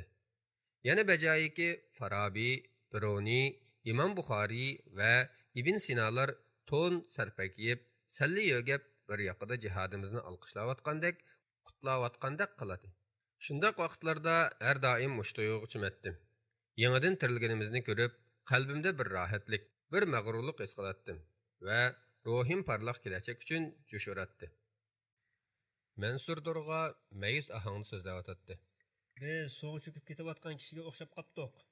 Undaq odam butun kuchini ikki-birkiga yig'ib o'lim bilan elishidi. Shuncha kuchsimi do'lqinlarning shiddatli urushlarga bardoshlik berilmay, cho'kib ketishga boshlaydi. Oxiri zulmatli dengiz ostida hayoti bilan vidolashidi. Ah, Mustafa, biz dal shu holga qoldik. Seningcha biz o'lib ketsak, bizni asaydiganlar chiqarmi?" Mansur Dorg'a yenimda o'ltirib, suvga cho'kib ketib borgan odamni do'rayotdi. Hayajon bilan suv o'zganni taqlid qilib, oxirgi savolini so'raydigan chaqqa kelguncha xuddi rastilla do'lqinlar bilan ilishgandek hasirab, o'milib ketgan edi. "Bizni bir kimlarning aslishining nima qimmati bo'lsin?" dedim javoban. Javobimdan o'zim hayron qoldim. U jiddiy qiyofatda: "Nihoyat buyuk qimmati bor", dedi. "Qandoq?" "Agar kishilar bizni unutib ketsa, demak biz bir umr kurash qilgan sharafli davoyimiz unutilib ketdi degan gap." "Odamlarning o'lib ketishi bilanla davom o'lib ketadigan ish yo'q." Mansur ma'nli kulib qo'ydi va so'zini davomlashtirdi: "Davo qilgan odam bo'lmasa, davom bo'lmaydi. Xo'jinaz hoji o'lib ketdi. Sharifxon to'rimi, begmi o'lib ketdi. Biz beg yoki qo'mondon bo'lmasaqmi? Davo o'lmadi. To'xta, gapimni bilmay tur.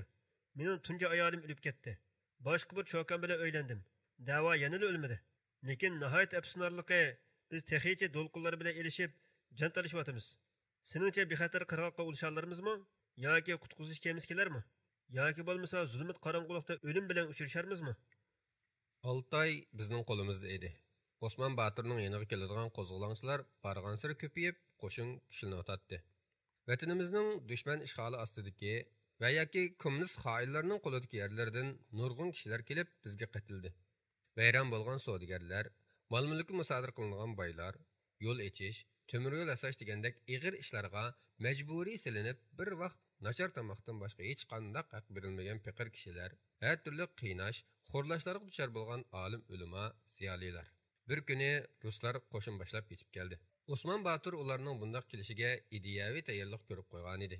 Lekin bu qatim ular pek cho'ng qo'shin bilan kelgan bo'lib, Oltoy rayonining har tarafini kalkunda qoplab ketdi. Uning ustiga ular o'z zamonidagi dunyo bo'yicha oldin qatorda turadigan qurol-yarog'lar bilan qurollangan bo'lib, nihoyat qattiq va qonliq jang bo'ldi. Ulardan nurg'un odamni yo'qotdik. Bizmi bek ko'p qurbonlik berdik. Lekin ular Oltayni yana bir qatim ishg'ol qildi. Bizmi taqqa qaytib chiqdik. Bu yerdan Barko'lni bazi qilib sharqqa chekindik. Osman Batur bizga: "Hammamiz o'lib tuguguncha kurash qilamiz", dedi. Beshimdagi qon oqayotgan yerini tozalab, changib qo'yayotgan Mansur kulib: "Biz ajabmi oz o'lyapmiz, ha?" dedi. "Qaytirilishga ishonmamsan?" "Qaytirilishga albatta ishonaman", dedi Mansur ko'zlarini yiroqdagi tinch va mo'liq ufqqa tikib turib. "Lekin biz oxiratda qalbimiz pok-pokiz holatda tirildirilmiz. Biz bilan o'chmanliklarimiz tangtirilmaydi. Men Xitoylar va Ruslardan shunchalik nafratlanamanki, bu nafratdan xalos bo'lib ketsam, cho'ng bir lazzatdan quruq qolgan bo'laman. Shunga men Rabbimning meni oxiratda mushu nafratim bilan billa tirildirishni umid qilib duo qilaman. Bu odamiy shaytonning bo'lgan mal'unlar insonning aqli yetkusiz vahshiyliklarni qilishyotidi. Ah Mustafa, bizning asliga tushib qolgan sabdoshlarimiz bor edi. Bilsan-ku, ularni tanklarning zanjir tapallariga bog'lab yanjitgan vahshiyliklari, shundaqla ularning ko'z va quloqlarini qorga ilib etishib, basashganlari esingdimi?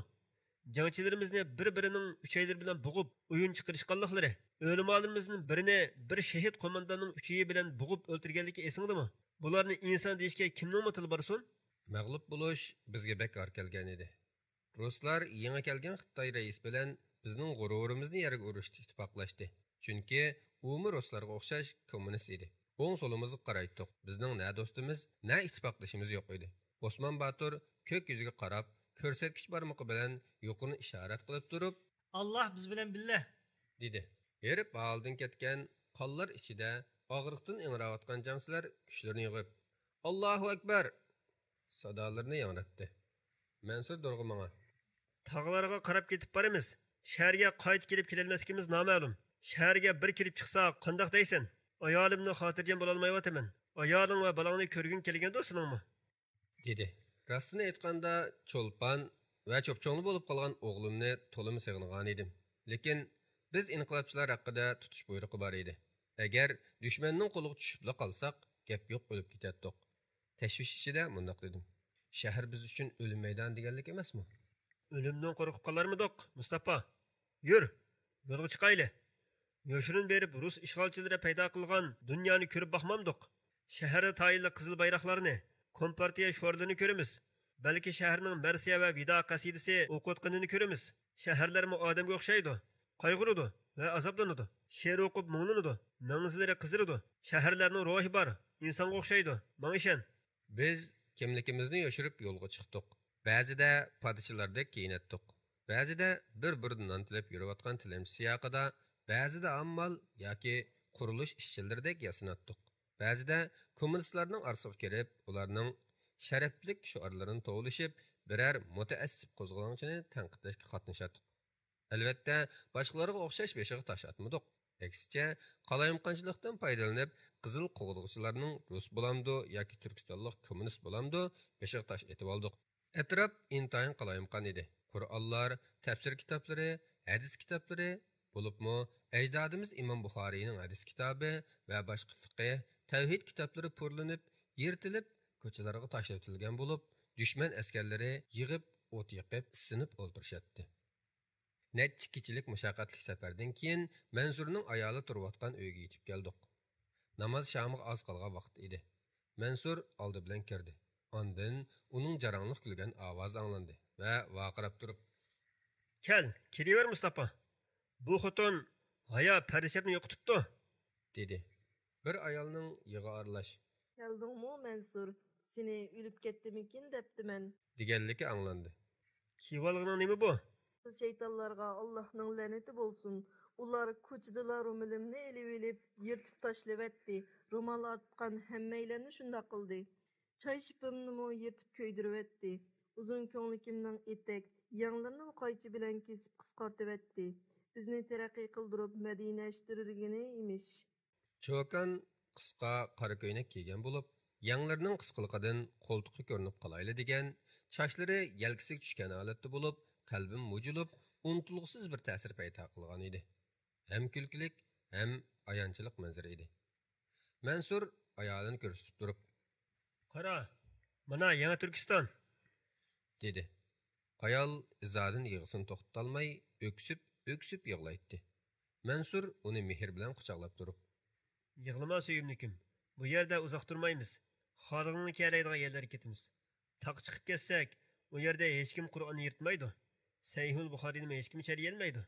Mansur bilan atish ko'rishadigan bo'lib ayrildim. Cho'lpon bilan umoq bolamni bekmi sig'ingan edim. O'g'lim hozir yugurib taqlay olgudek, dada deb chaqira olgudek bo'lib qoldi. Bu sho'x bolamga haqiqatan ichim kuyatdi. Kechisi shaharning ichi vahima va xatarga to'lgan bo'ladi. Tong atqanga qadar harbiy holat yurgizilib, ko'chaga chiqish cheklanadi. Shaharning ichi nurg'unlagan natnish kishilarga to'lib ketgan edi. Xitoy va ruslarning ko'p miqdorda nüfus ko'chirilib kelayotganligi haqida anglaganlarimiz rost ekan. Hamda Turkistonlik yoshlarni 10 minglab, 100 minglab tutib, Sibiriya tarafga surgun qilib apirib, ig'ir emgaklarga selib ishlatdi. Oqqullar uchun uylarni, har xil faoliyat so'rinlarini, hatto fahishxonalarni mo selib berdi. Erkinlik shuarlarini tovlashgan yoshlar ko'chalarga to'lib ketgan bo'lib, maktablarda, klub va ko'cha do'qmishlarida har xil kichik kitobcha varaqalarni tarqatishatdi. Bu kitobcha varaqalarda ulug' sotsializm inqilobi haqida, xalqlarning o'z taqdirini belgilash huquqi degandek mazmunlar bor edi. Va biz ismini anglab boqmagan qahramonlarni tunishtirdi. Osman Batur, Xo'janiyoz Hoji va Alixon to'ralarni bo'lsa, bandit, bulangchi qilib ko'rsatdi. Burxon Shahidini milliy qahramon, xalqning erkinlik jangchisi, taraqqiyparvar rahbar qilib tasvirlaydi. Halbuki hozir muavin raislik o'rniga o'tirgan bu odam vatanimizga sirtdan ko'chib kirgan tatar bo'lib, kommunist Sovetni ulug'lab, proletariat inqilobini maqtab ushirib yuradigan biri edi. Bu men biladigan shahar emas edi. Odamlarimi o'zgargan, ko'chada anglanadigan til va gap so'zlarmi natunish edi. Ballarimi bu yerning ballari emas, yerim yalang'och ayollarmi asla bu shaharning ayollari emas edi. Oxiri ayolim turayotgan uy tarafga yetib keldim. Uni va balamni ko'rdiganligini o'ylagan sari alamli qalbim hayajondan düpüldashga boshladi. Cho'lponning chehriga qarasamla ichim ajoyib rohat bo'lib qoladi. Eshikni inik chekdim. Birsining ig'ir mangan qadam to'yishi anglandi. Eshik ochilganda hushimdan ketishga tas qoldim. Kimsan? deb vaqirab tashladim.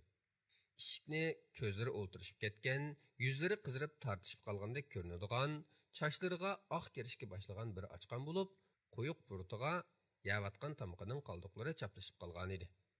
Beshimdan oyog'imga bir qarab etgandan keyin, "Mening kimligimni bilmamsan? Hamma odam tanıydı meni. Men pomishchik kapitalistlarni tutadigan qizil qo'g'dug'uchilarning katibishi", dedi. İlipni tayoqlaydigan bilimsiz, nadan ekanligi chiqib turadi. Gerçi yerlik tilda so'zlayapsimi, chiroyidan chet ellik ekanligi chiqib turadi.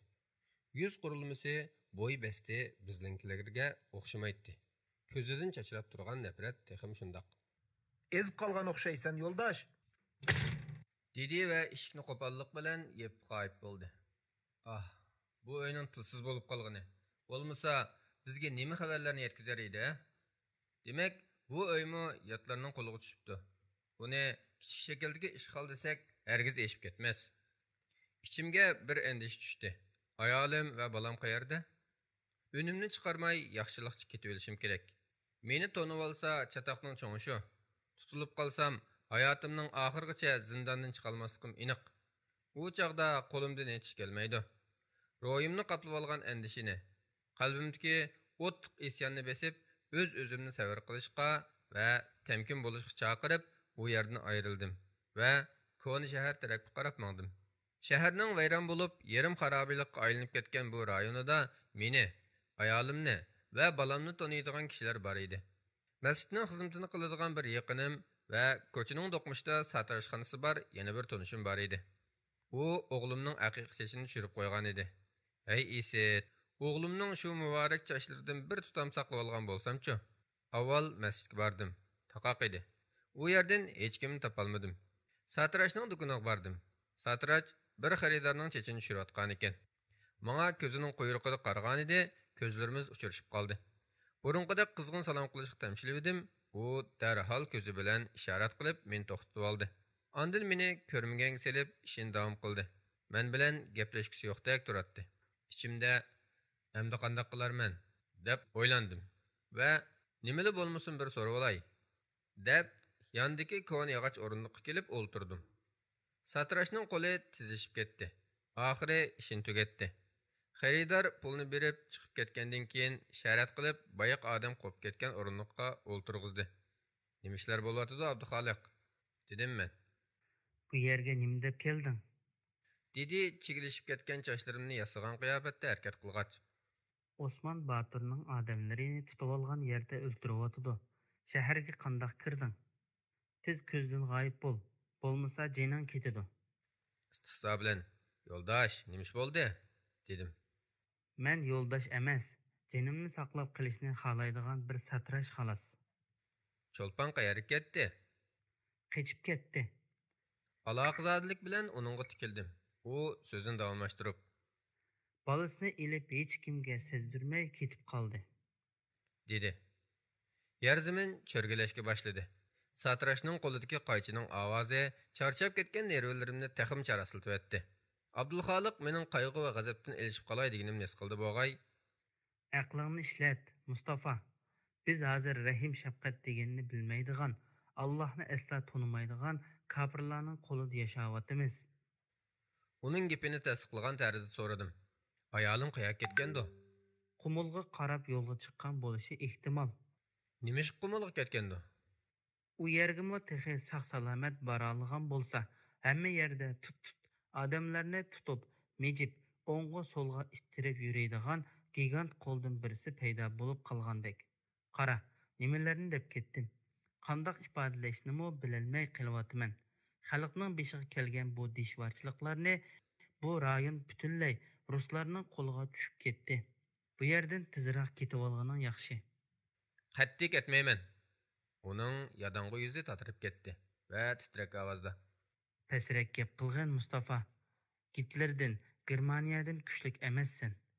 Biz degan har tarafdan balo yig'ib turgan, to'rt tarafidan yov hovushib kelayotgan ojiz bir xalq. Satrashning o'rindiqida birdam o'ltirdim. Do'kondan chiqay deyishimga Abdulxoliq maydonga bir tal kommunist iznikini taqab qo'yib, bu iznak seni xili avarchiliklardan saqlaydi, dedi. İznekni maydondan yulib elib, yerda qalayimqan chechilib yotgan kesik chochlariga qaratib otdim va keltirib birni tükürib, buxodan chiqqıcha dassab mejib etgandan keyin do'kondan chiqdim. Nagim borarman? O'z vatanimda turib, boshliqqidek yerim yo'q, g'arib musofirga o'xshab qoldim. Ziminning huquqi mening qo'limda emas. Do'st bilganlarim mendan qochib o'tdi. Ayolim bo'lsa bu voqealarning qaynimiga cho'kib ketgandek g'oyib bo'lib ketdi. Mansurning qashiq baray. Kechini shu yerda o'tkazay. Mansurning uyiga kirgan chog'imda ayoli bilan ikkisi dasturxonning ikki bo'lingida ta'tir qarishib o'ltirardi. Dasturxondagi tomoqqa qo'l tegmagan edi. Tuyuqsiz kirgachga ikkilisi cho'chib ketdi. Mansur nadomat to'kilib turgan sulg'un ko'zlari bilan men qaradi. Hech kimni topolmadim, dedim. Bolasini elib ketibdi-da, dedi Mansur 5-chi aqab qo'yib. Ha, qayerga ketganligini hech kim bilmaydi ekan. Shundoq bo'lgani yaxshi, dedi Mansur so'zlab o'tib, g'azabdan mushtumlari tugilib, burutlari titrab ketdi. Nima demoqchi bo'lganini anqira olmay turib qoldim. U yuragini alam pichiqi tilayotgandek hasrat bilan so'zini davomlashtirdi. Mening bu ayolim qutulibdi o'limning og'zidan, lekin eg'ir badal to'labdi. Nima badal? Rus bolsheviklarni mehmon qilibdi. Tushundingmi? Baya keldi. Ularning mas'alas holda uyimga kirganini ko'rdim. Anglayapsan? O'z ko'zim bilan ko'rdim. Men ularning meni o'ldirib o'tishdan qo'rqib, bir burjakda chashqinda tugilib yushinib turdim. Bu mening bu ayolim bo'lsa, ular bilan ish-pesh tartishib, eg'iz burun yarishishga boshladi. Men uchunmish. Shundoq deydi. Men uchun qilibdimish. Gap qila. Hey, nomussiz xotin. Ayol dir-dir titrab, gaplarni qo'llashmay qolgan edi. O'libli qutlay deb o'yladim, lekin jur'at qila olmadim.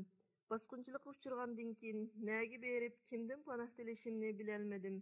Ey Robbim, omonatingni olsangchu, menga rahim qil Mansur. Ular bu depsenchilikni menga emas, butun o'limalarning, yurtchonlarning xotin-qizlarga qildi. Bu gaplarni to'qib olganim yo'q. Rost bo'lgan ishni deyapman. Obdan, dedi Mansur ko'z yoshlari o'ngaklarni bo'ylab oqayotgan qiyofatda. Ochiq kinoya aralash. Biz bu kechini sening aziz mehmon bo'lib o'tkazayli. Nomussiz xotin. Atgan ketimiz. Seni taloq qildim, taloq. Ah, men nima deb soldim? Asli gunoh kimda? Dardimni kimdan ilyapman? Nima bo'ldi menga? Aqlidan adashqandek birdam osmonga, birdam yerga, yana birdam menga qaraydi. Oxiri talvalarcha qaqahlab kulishga boshladi. Mansur ikkimiz yonma-yon ketib boratdik. Mansur o'lib o'lishni o'yladim. Lekin o'zini o'ltirib o'lish qo'rqinchaqliq, to'xiyraklik bo'ladi. Uning ustiga muqaddas dinimizning ko'rsatmalariga to'g'ri kelmaydi. Ammo menga bek og'ir kelyapti. Mustafa, urushda yengildim. Uni azlab nomusimni, g'ururimni payxon qilishdi. Qo'g'day olmadim.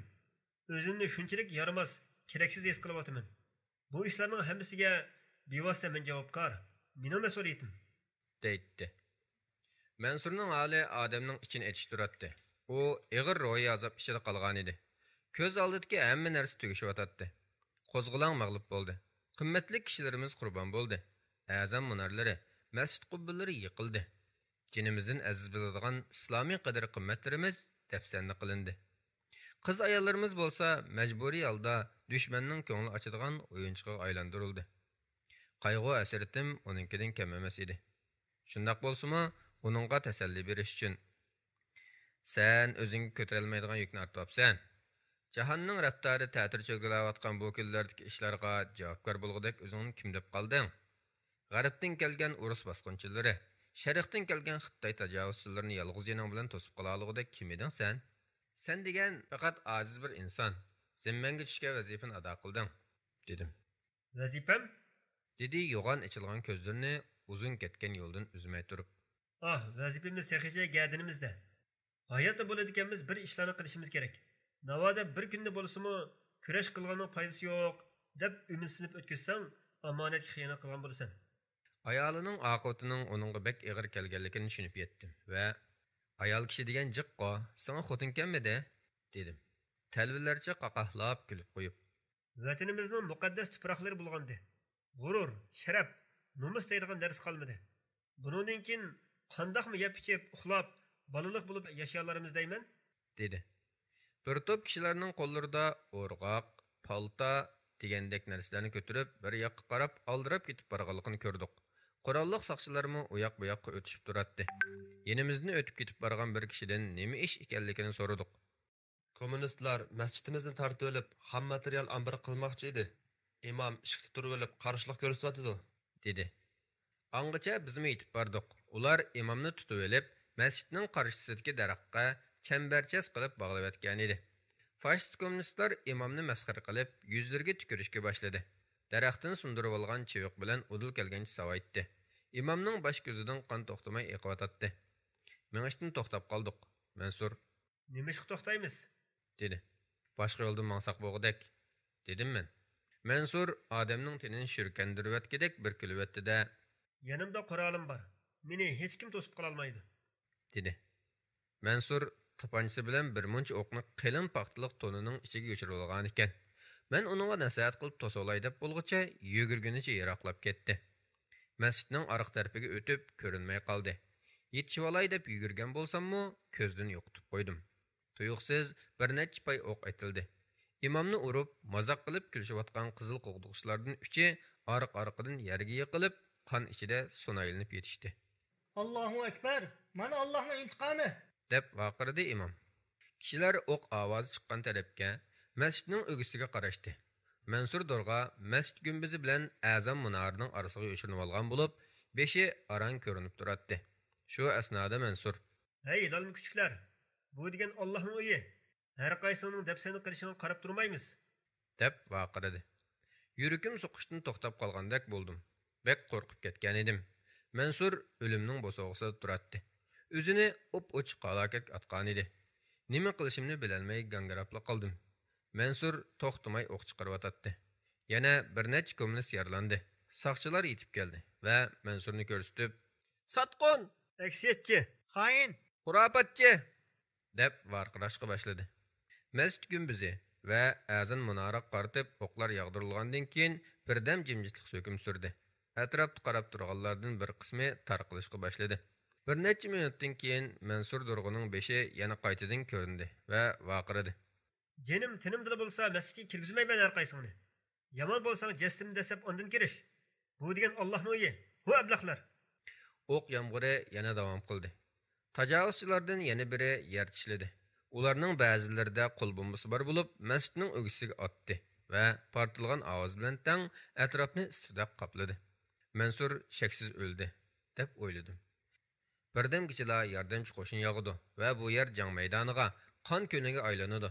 Mansur nimishqin bunday qilgandi? Necha 10 kommunist allaqachon masjidni egallab bo'lgan edi.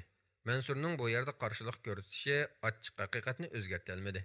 Ko'chada turgan kishilarning ko'zlaridan shodlik uchqunlari chachraydi. Ular gumbazning keyinida turib, Allohning uyini qo'dayotgan azamatdan faxrlanayotdi. Bir necha minut ichida masjidning atrofi yana odamga to'ldi. Kishilar kommunistlarga toshlar, shig'illar bilan hujum qilyotdi. Kichik bir qo'zg'olon ko'tarildi. Kommunistlar kirarga tushuk izlab yurishatdi. Mansur azan munarining ustida ko'rindi va bar ovoz bilan to'ladi. Allohu akbar! Allohu akbar! Namozga kelinglar! Namozga kelinglar! Jamoat namozi! Atrofda umidsizlik ichida turgan mazlum xalqning ko'zlaridan hayajon yoshlari quyilishga boshladi. Masjidning imomi bog'liqdan qutulib, kiyimlarini kiydida tahorat elish uchun mangdi. Mansur chaqqonlik bilan munardan gumbazning yoniga tushdi va to'lab turib, "Jamoat, bu balkim vidolish namozimiz bo'lib qolishi mumkin. Shundoq bo'lsa-mu, Allohning uyini yolg'iz tashlab qo'ymaydi. Har bir g'irishni, har bir kesak teshini qo'ydinglar. Masjid biz uchun bir binodan iborat emas.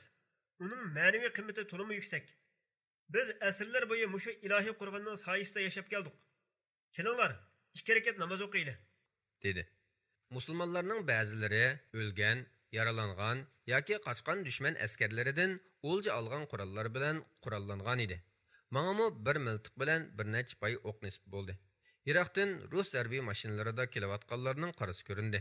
Birdamdan keyinla masjid va atrofidagi kishilar o't ichida qoldi. Bir maydon tangsiz jang boshlangan edi. O'z-o'zimga Osmon Batur bargul saqlayotdi dedim va chekinishga qaror qildim. Mansurni izledim, lekin uning masjidning bo'soqisida qurolni ching tutgan holat yotganligini ko'rdim. Yana bir qo'li yoniga tashlanib qolgan bo'lib, yig'ilib qolgan qonga milinib turardi. Uningga yaqinroq berib qaradim. Nafs to'xtab bo'lgan edi. Uning atrofida o'q tegib yiqilgan nurg'un kishi bor edi. Shehidlarning orasida boyiqi imommi bor bo'lib, ap-oq soqollari qip-qizil qonlar bilan bo'yalgan edi. Tezlikda ketib qoldim. Rahmetlik Mansur mas'uliyatlarining o'lguchi gadini turdiganligiga ishonatdi. Allohning lutfi bilan masjidning bo'sog'isi shehid bo'ldi. Ko'p kunduzda o'zi yolg'iz turib bir to'p xoinga o'q chiqara oldi. Atrofidagi odamlarni qo'zg'ab chiqdi. Baxt ichida jon o'zgarligida shak yo'q. Qumulga mangadigan yo'l xatarga to'lgan edi. Xaloyiq masjid voqeasi va ruslarning yuz o'rishi haqida paranglashadi. Saylam o'tkazdik deb xalqning ko'zini bo'ymoqchi bo'lishganlari. Shundaq bo'lishib qaramay, natija xalqqa payliq chiqib qolganda chidamaslik qilishib, suiqasd qilishganlari. Begunoh kishilar bilan turmalarni to'shqizganligi xalqning nazaridan qochmagan edi. Avom xalqqa hamma ish ayon edi. Gazitlarni to'shqizib berilayotgan xabarlarning yolg'on, uydurmalar ekanligini bilatdi xalqimiz. Kommunistlarning atalmish ozodlik degan narsani ko'ylab, urlashtirgan tabriklash faoliyatlari, valaqtakkurlarning eg'izlaridan ko'pik chachirtib so'zlayotgan jo'ylamalari, tamlarni bir olgan shuarlarning hammasi ishg'olni yoshirish uchun o'ydirilgan niqob ekanligi, bu saxtipazliklarda ruslar bilan xitoylarning hamshirik ekanligi hammaylanga kunduzdagi quyoshdak oshkora edi. Eli, Oltay va Cho'chakdan iborat 3 viloyat kommunistlarning qo'liga o'tib ketdi. Qolgan 7 viloyat xoin Burhan shahidining hukmronligida bo'lib, Stalinning o'rlashtirishi bilan u Sharqiy Turkistonning Xitoy kommunistlariga qo'shilganligini jakarladi. Bu xabardan keyin ommani yana aloqazodlik qopladi. Har uydan bir meyit chiqqandek atrof musibat tusini oldi. Kelish oldida turgan dahshatli vahima, xatar va hiyla-mikanlarga to'lgan zulmat qorong'ulik kunlarning aloqazodligi edi bu. Endi Xitoy kommunist armiyasining kirib kelishi bilan xalq zulmning qayta boshlanganligini tushunib ketdi. Halbuki vujudi va ruhiyatdagi yaralar texsa qaymagan, shalvarab turayotgan edi. Uni azdab, top istab chiqqan bu chilbörlar ikki tarafdan qistab kelmoqda edi. Qo'zg'olonchilar Osmon Baturning qo'mondonligida qarshilikni davomlashtirish qarori oldi. Yana bir grup kishilardan tashkillangan bir hay'at sobiq muavin rais Muhammad ibn Bug'roning boshchiligida chet elga qarab yo'lga chiqdi. Ularning maqsadi Xitoy kommunistlarining zulmini dunyoga anglatib, yordam talab qilish edi. Bu hay'at 1949-yili 12-oyning 12-kuni yo'lga chiqdi. Ular Kashmirning Ladakh shahriga yetib borgan vaqtida boshda birga yo'lga chiqqan safardoshlarning 4dan biri qolgan edi. Qolganlari ya chegarada Xitoy askarlari bilan qanliq etishib bo'lgan, yoki yo'l ustidagi qattiq sovuq ochliq dasidan o'lib ketgan edi. Ularning sovuq va xatarlik tog' yo'llaridagi safari 2 oy davomlashganligi uchun hayot qolganlarning ba'zilarining putqo'llari ushib qolgan edi. Ular mangan tog' yo'llari qor muz bilan qoplangan bo'lib, yo'l ustida 5 daryo bor edi. Tog' yo'li va daryo iqinining agri-bugrilari sababidan bu daryolardan 200 necha qitim kesib o'tishga to'g'ri keladi. Tog' cho'qillarida havo shalang, oksigen kamchil bo'lg'achqa odam va uloqlarning burunlaridan qon eqib to'xtamaydi. Oxiri ulardan oz bir qismi Kashmir poytaxti Srinagarga yetib bora oladi. Bu qatimliq safar xalqimizning o'z dini, erkinligi va mustaqilligini qo'g'dash yo'lida tortgan mislsiz jafo mushaqqatlarining unutilmas bir parchasi edi. Men Qumulga borgan bo'lsam-mu, Cho'lponni yoki o'g'limni topolmadim. Qumul shahri azob-uqubat, qayg'u-alam va yovning shumliqi o'shqiyib turgan tashlandiq xarobaga aylanib qolgan edi. Xalq kommunistlarning keldiganlik xabardan keyin urkib ketgan podidek har tarafga petirab ketgan, ko'p qismi taqqa, ba'zilari kommunistlarning qo'li yetmaydigan yer izlab chat chegara yerlarga ketishgan edi. Osman Batur 20 ming kishilik qo'zg'olonchi qo'shin bilan bargah qurib turayotgan Barkulga qarab yo'lga chiqdim. Safardishim Mansurni masjidning bo'so'g'isida mangulik uyqusida qoldirib xo'shlashganligim uchun mushaqqatlik tog' yo'llarida o'zim yolg'iz mengatatdim. Shu topda Mansur o'zining paqqani bilan vatan tuproqlarini sug'urib U har turli ilg'or urush aslahalari va buzg'unchi chirik ideyalar bilan qurollangan zolimning zulmiga qarshi kurash qilishdek ulug'vor bir g'oya uchun jinini pido qilgan edi. Suyimlik vatanimni aylanib chiqqan bu uzun safarim jarayonida tog'ning kishini sag'itadigan salqin havosi yuzimga urilgan chog'dagidek rohat va xotirjamlik his qilmagan edim. Chunki tog'larning qo'yni kishiga jimjitlik va beg'amlik tuyg'usi baxsh etadi. Bu yerda pokiz havoni ko'ksimga to'ldirib sumiralaytdim. Qalbimning cho'nqur qatlaridan chiqarib turib tasbih va duolarni o'qiy olaytdim. G'animat olgan yangi tipdagi qurollar bilan harbiy mashqni davom qilyotdik. Bu qurollar 2-dunyo urushida qo'llanilib, dunyoning nizomini ostin-ustin qilishdek vazifalarni ado qilgan qurollar edi. Lekin bular dushmanning aeroplan, tanka, minomyotlardan tarkib topgan qotillik mashinalarining oldida yanala oddiy qurollar hisoblanadi. Cho'lponni ko'ralgan bo'lsam, nimaga yaxshi bo'ladi, ha? Cho'p-cho'ng bo'lib ketgan o'g'lim yenimda bo'lgan bo'lsa-chi tehi. Uning bilan sirdashgan, uningga jang mahoratlarini, jushqun marshlarini, qurol ishlatishni o'rgatgan bo'lardim. Ah, qalbim, seni munu quram tashlarda qetib ketdimikin? Oila bo'yicha jam bo'lgan, suygi muhabbatga to'lgan xushal chog'larni eslaganda titirmasmikin deb o'ylab ekanman. Lekin senmi go'sh bilan qanday yaralgan yumshoq yurak ekansan emasmi? Mening gunoyim nima edi? Seningchi. Cheksiz ketgan ufqqa qarab, etiz dalalar, o'rmon yayloqlar, zavutlar va harbiy gazarmalardagi sonsizlagan kishilarni xayol qilatdim. Bu kishilarning ichidan yolg'iz o'g'limni izlab, hammaning chiroyini ko'z oldimga keltirib boqatdim. Cho'nqur xayollarga cho'katdim. O'g'lim, sen qayerda? Ko'zlarimdan yoshlar qo'yildi. Yurakim seg'inish ilkida puchilnatdi. Uzun yillarning yelkamga yuklagan mushkulotlari dastidan tenim qattiq mag'dursizlangan bo'lib, yurakimning holsizligimi uningdan kam emas edi. Har qatim biror bola uchrab qolsa, mehr bilan quchoqlab suyib ketatdim. Ko'z o'ngimdan yiroqlashga qarab turatdim. Hatto ba'zida keyindan qo'llab berib, mevchilarni tutqizib qo'yib, Xo'janiyaz Mustafa ismli bir bolani va opsini ko'rmaganini so'raydim. Ah, qalbim, meni nimancha qiynaydigan sen? Vahimalaring, aslimalaring va sig'inchingning menga tutashtirgan o'tini tog'ning so'g'imi o'chirolmaydi. Vaqtni suslashtirib olmaydi. Qonliq janglar ham bu tuyg'ularni yo'q qilib o'tolmaydi. Osman Batur yuz berayotgan voqealarni to'g'ri tahlil qila olmaydigan, ishlarning taraqqiyotini ko'ra olmaydigan, sodda, nodon biri emas edi. Albatta, tajribalik qahramon qo'mondon edi.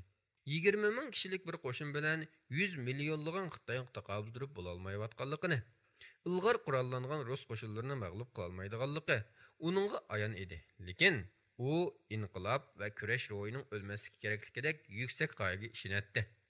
Shundoq bo'lganda Timur Rishatqalar kaynidagi mazlum xalq kurashni qolgan yerdan davom qila oladi va bumi yana boshqa bir inqilobning boshlanishi bo'lib davom qilib ma'atdi.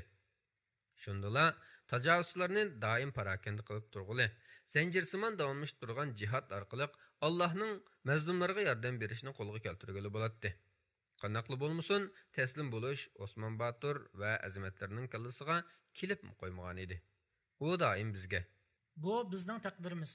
Bizning peshonamizga hayotli bo'lsak, Qur'onni tashlamaslik kutilgan bo'lishi kerak. Xitoy yoki Rus kommunistlarining hukmronligiga bo'yin ekkanimizdan shahid bo'lib Allohning yiniga ketganimiz ming yaxshi. Allohu akbar. La havla va la quvvata illa billah deydi. Ishg'olchi Xitoy qo'zg'olonchilarning o'zlariga xavf elib kelganligini sezishgan edi. Xitoy hukumati Xoin Ahmad Tayji va Nazar Apandi boshchiligidagi bir hay'atni Barikölga avatdi. Ular xalqni Xitoy hukumatiga qarshi hujum qilishdan to'xtash haqida targ'ibot qilish va bizni poytaxtimiz bo'lgan Urumchiga berib, Xitoy hukumati bilan suhbat o'tkazishga chaqiriq qilish uchun kelgan edi. Osmon Batur bu chaqiriqqa bunday javob berdi. Qo'mondonlarning Urumchiga berish xatarlik. Biz hargiz kommunistlarning aldam xalqisiga tushmaymiz. Qarindoshlarimizdan Qonunboy va Shahmardan berib bizning talabimizni yetkazsin. Bizning birdan-bir talabimiz erkinlik, fikr va ibodat erkinligi. Tutqun qilishlarning va shaxsiy mol-mulklarning musodara qilinishining to'xtashi, xalq o'z taqdirini daxlsiz o'zi belgilashi qatorliqlarni talab qilamiz. Osmon Baturga dushmanning ilmikillari aydın edi albatta. Shunga kech-kunduz jangga hozir vaziyatda saqlab turadi.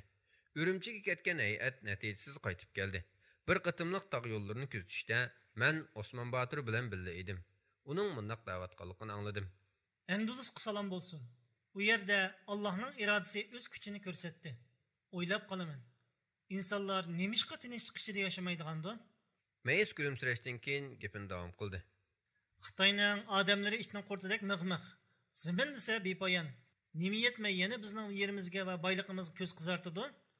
O'zlarining inglizlar va yaponlardan ko'rgan kunlarini unutib qilishdimikan? Birdam jimjitlikdan keyin so'zini yana davomlashtirdi. Qur'on Karim menga shuni o'rgatdiki, hurlik ichida yashash kerak. Uni qila olmasa, aqida uchun kurashga jon pido qilish kerak. Osmon Batur putlarini yerga qattiq urib, jarangliq ovozda: Bu dunyo hayoti to'limi qisqa. Mangulik hayot nima degan go'zal, ha? Shuning uchun Alloh taolo u dunyodagi hayotimizni mangu oyoqlashmaydigan abadiy qilishni iroda qilgan.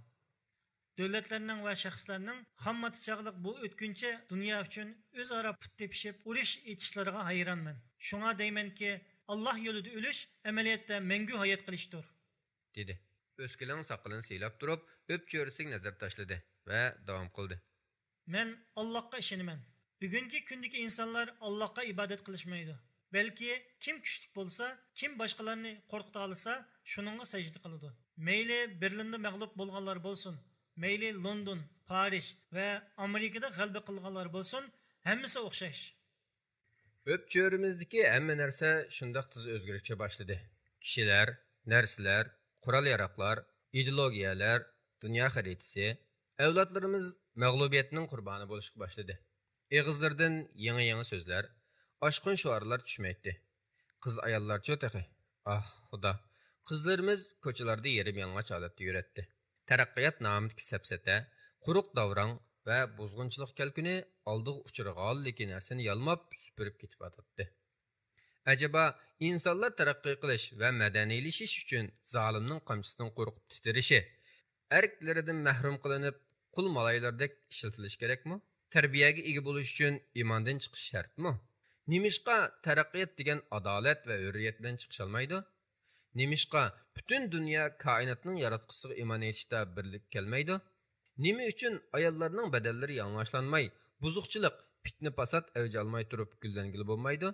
Nimishqa bir qavm yana birisini yo'qotmay, bir millat yana bir millatning zaminiga yot irq va yot millatlarni ko'chirib kelib, aslidikisini qo'g'lamay turib do'stan o'tolmaydi?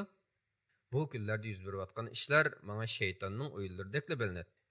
Jangchi sabdoshlarimga doim pok va sap inqilob ruhining tağ çoqullarida parlap turduğanligini aytdim.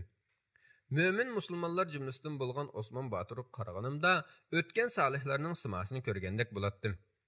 Bu kishi munqariz bo'lgan bir naslning butun umidini isil ixtisoslarga ega, parlaq, qadimiy bir madaniyatning intilishlarini o'ziga mujassamlagan edi. Shunga men o'lgichi bu kishining keynidan minishga bel bog'lagan edim. Eng yangi urush aslahalari bilan qurollangan Xitoy armiyasi bilan bizning jangchilar orasida keskin janglar davom qilyotdi. Bir qator janglarda utuq qozondik, lekin bu zafar osonga to'xtadimi? Albatta yo'q. Dushmanga to'xtamay yordam kelib turadi. Bizning odam sonimiz bo'lsa, barg'ansir ozlayotdi. Ya'ni bu zafarlarni mislsiz ig'ir qurbonliklar badaliga qozonatdik. Osman Baturning yigitlarimiz intiqom uchun o'zlarini o'limga yetyapti deganligini angladim. Men uningga hurmatli general, azmatlarimiz o'z vazifalarini yaxshi biladi, dedim. Osman Batur: ular doston yozyapti Mustafa Hazrat. Qonlari bilan mangulik doston bityapti. Lekin avangard qismdagi qarindoshlarimizdan olgan xabarlarga qaraganda dushman bir qatimliq dahshatli jangga tayyorlanibdi, dedi.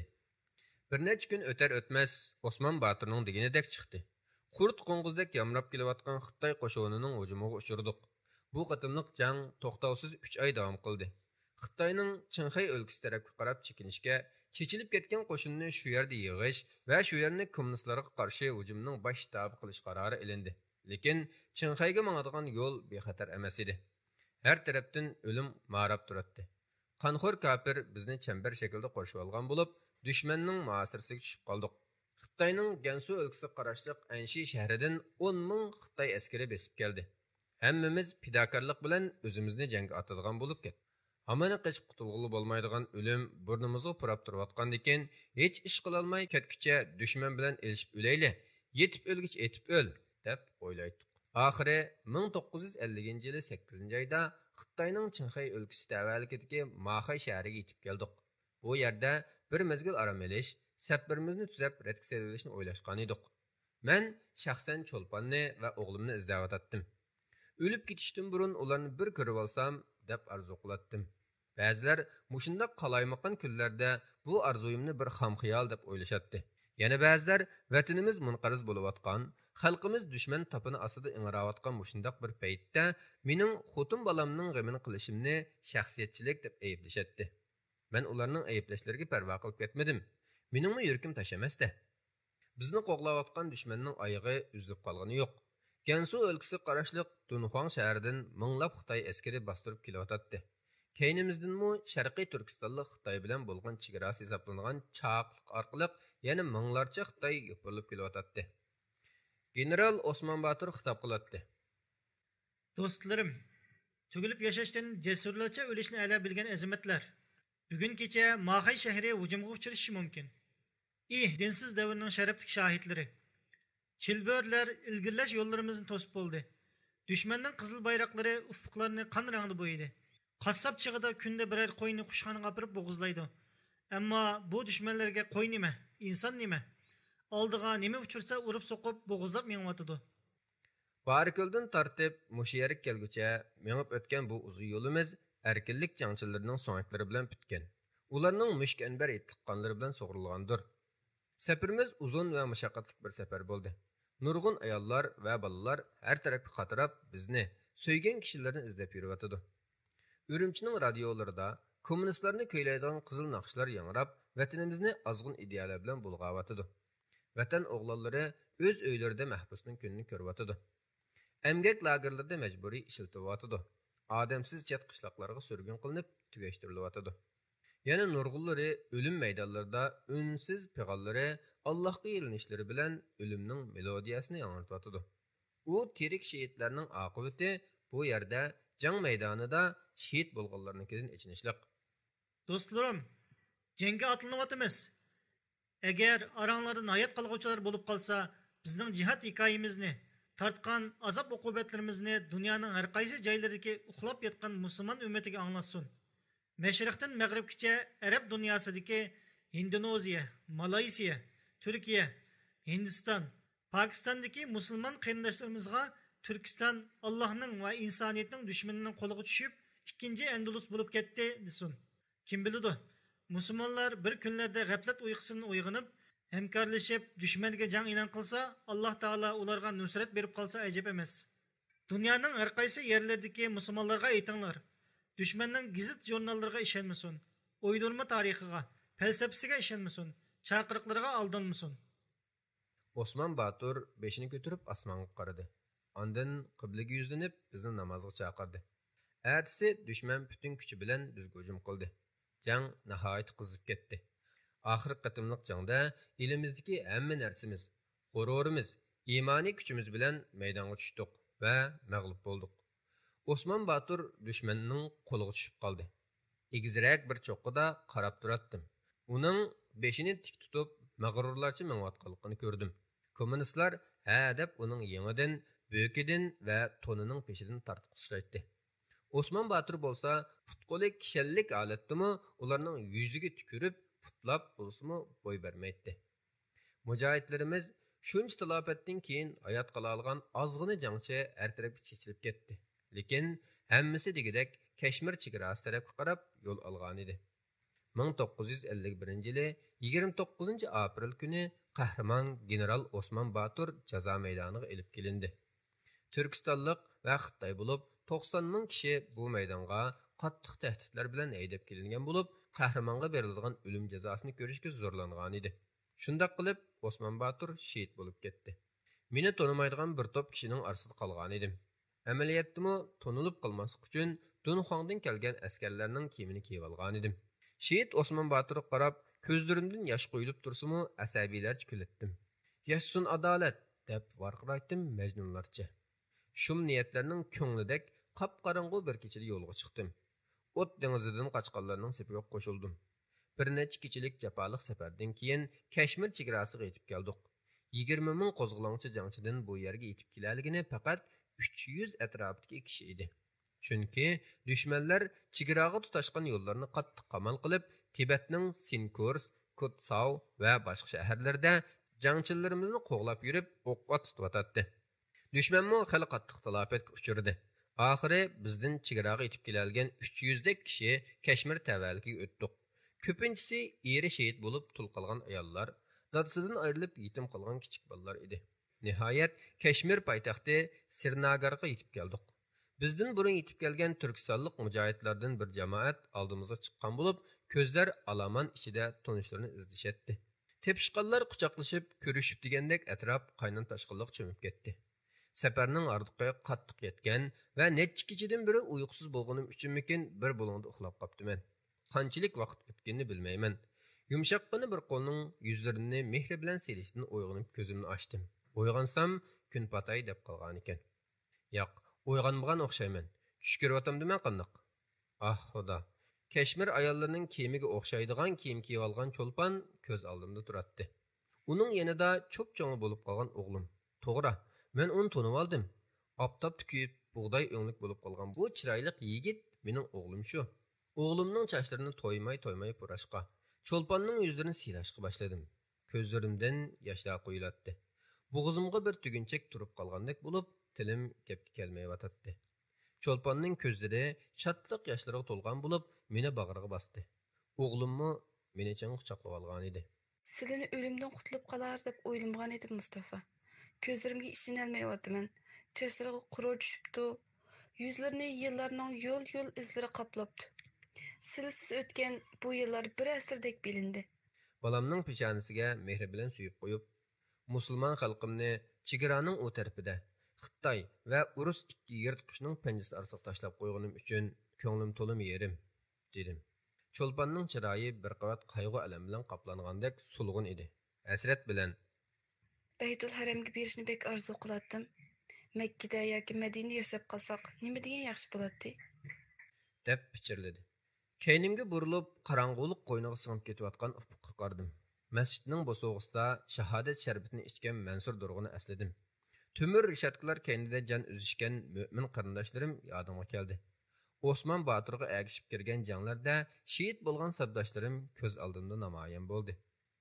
Osman Baturni jazo maydoniga elib ketib borgan chog'dagi odam dengizining simosi ko'zimga qaytib ko'ringandek bo'ldi. Baytul Haramga borayli, dedim men g'amkin ohangda. Charchab, oldin ketgan ro'yimizni tirildirish uchun muqaddas zamzam tomchilariga ehtiyojimiz bor. Xiyol qushlarim qanotlandi.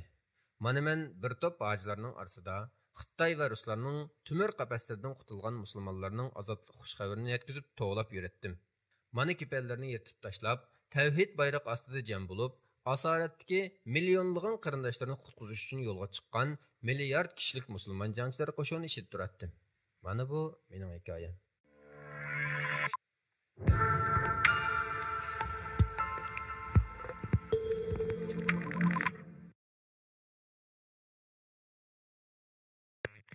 Nihayet şefkatlik ve mehriban Allah'ın isminden başlayayım. Selamun Aleyküm.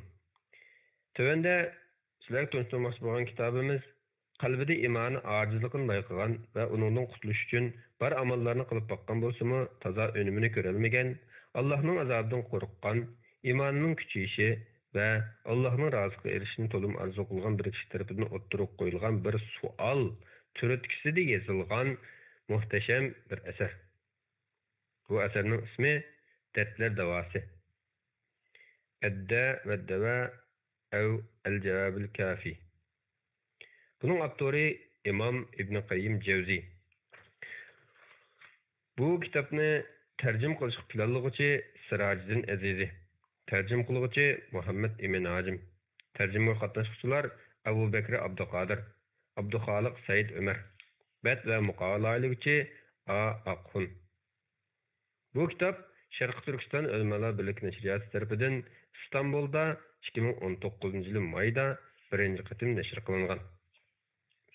Bu kitapning alayiligi tövendikçe. Birinci, bu kitapta adamlarning ruhiy dunyosi nihoyat inchik operatsiya qilinib tushuntirilgan. İkinci, insondagi ruhdan iborat bu javharga qandoq muomala qilish va uni qandoq qo'g'dash, shunaqla qandoq oziqlantirishning yo'llari tafsiliy ko'rsatilgan. Uchinchi, gunoh ma'siyatga tushib qolganlarga kechirilmas jinoyatchilar sifatida muomala qilinmasdan, balki do'stona holda ularning qo'lidan tutib to'g'ri yo'lga yetaklashni va to'g'ri yo'l ko'rsatishni tashabbus qilgan.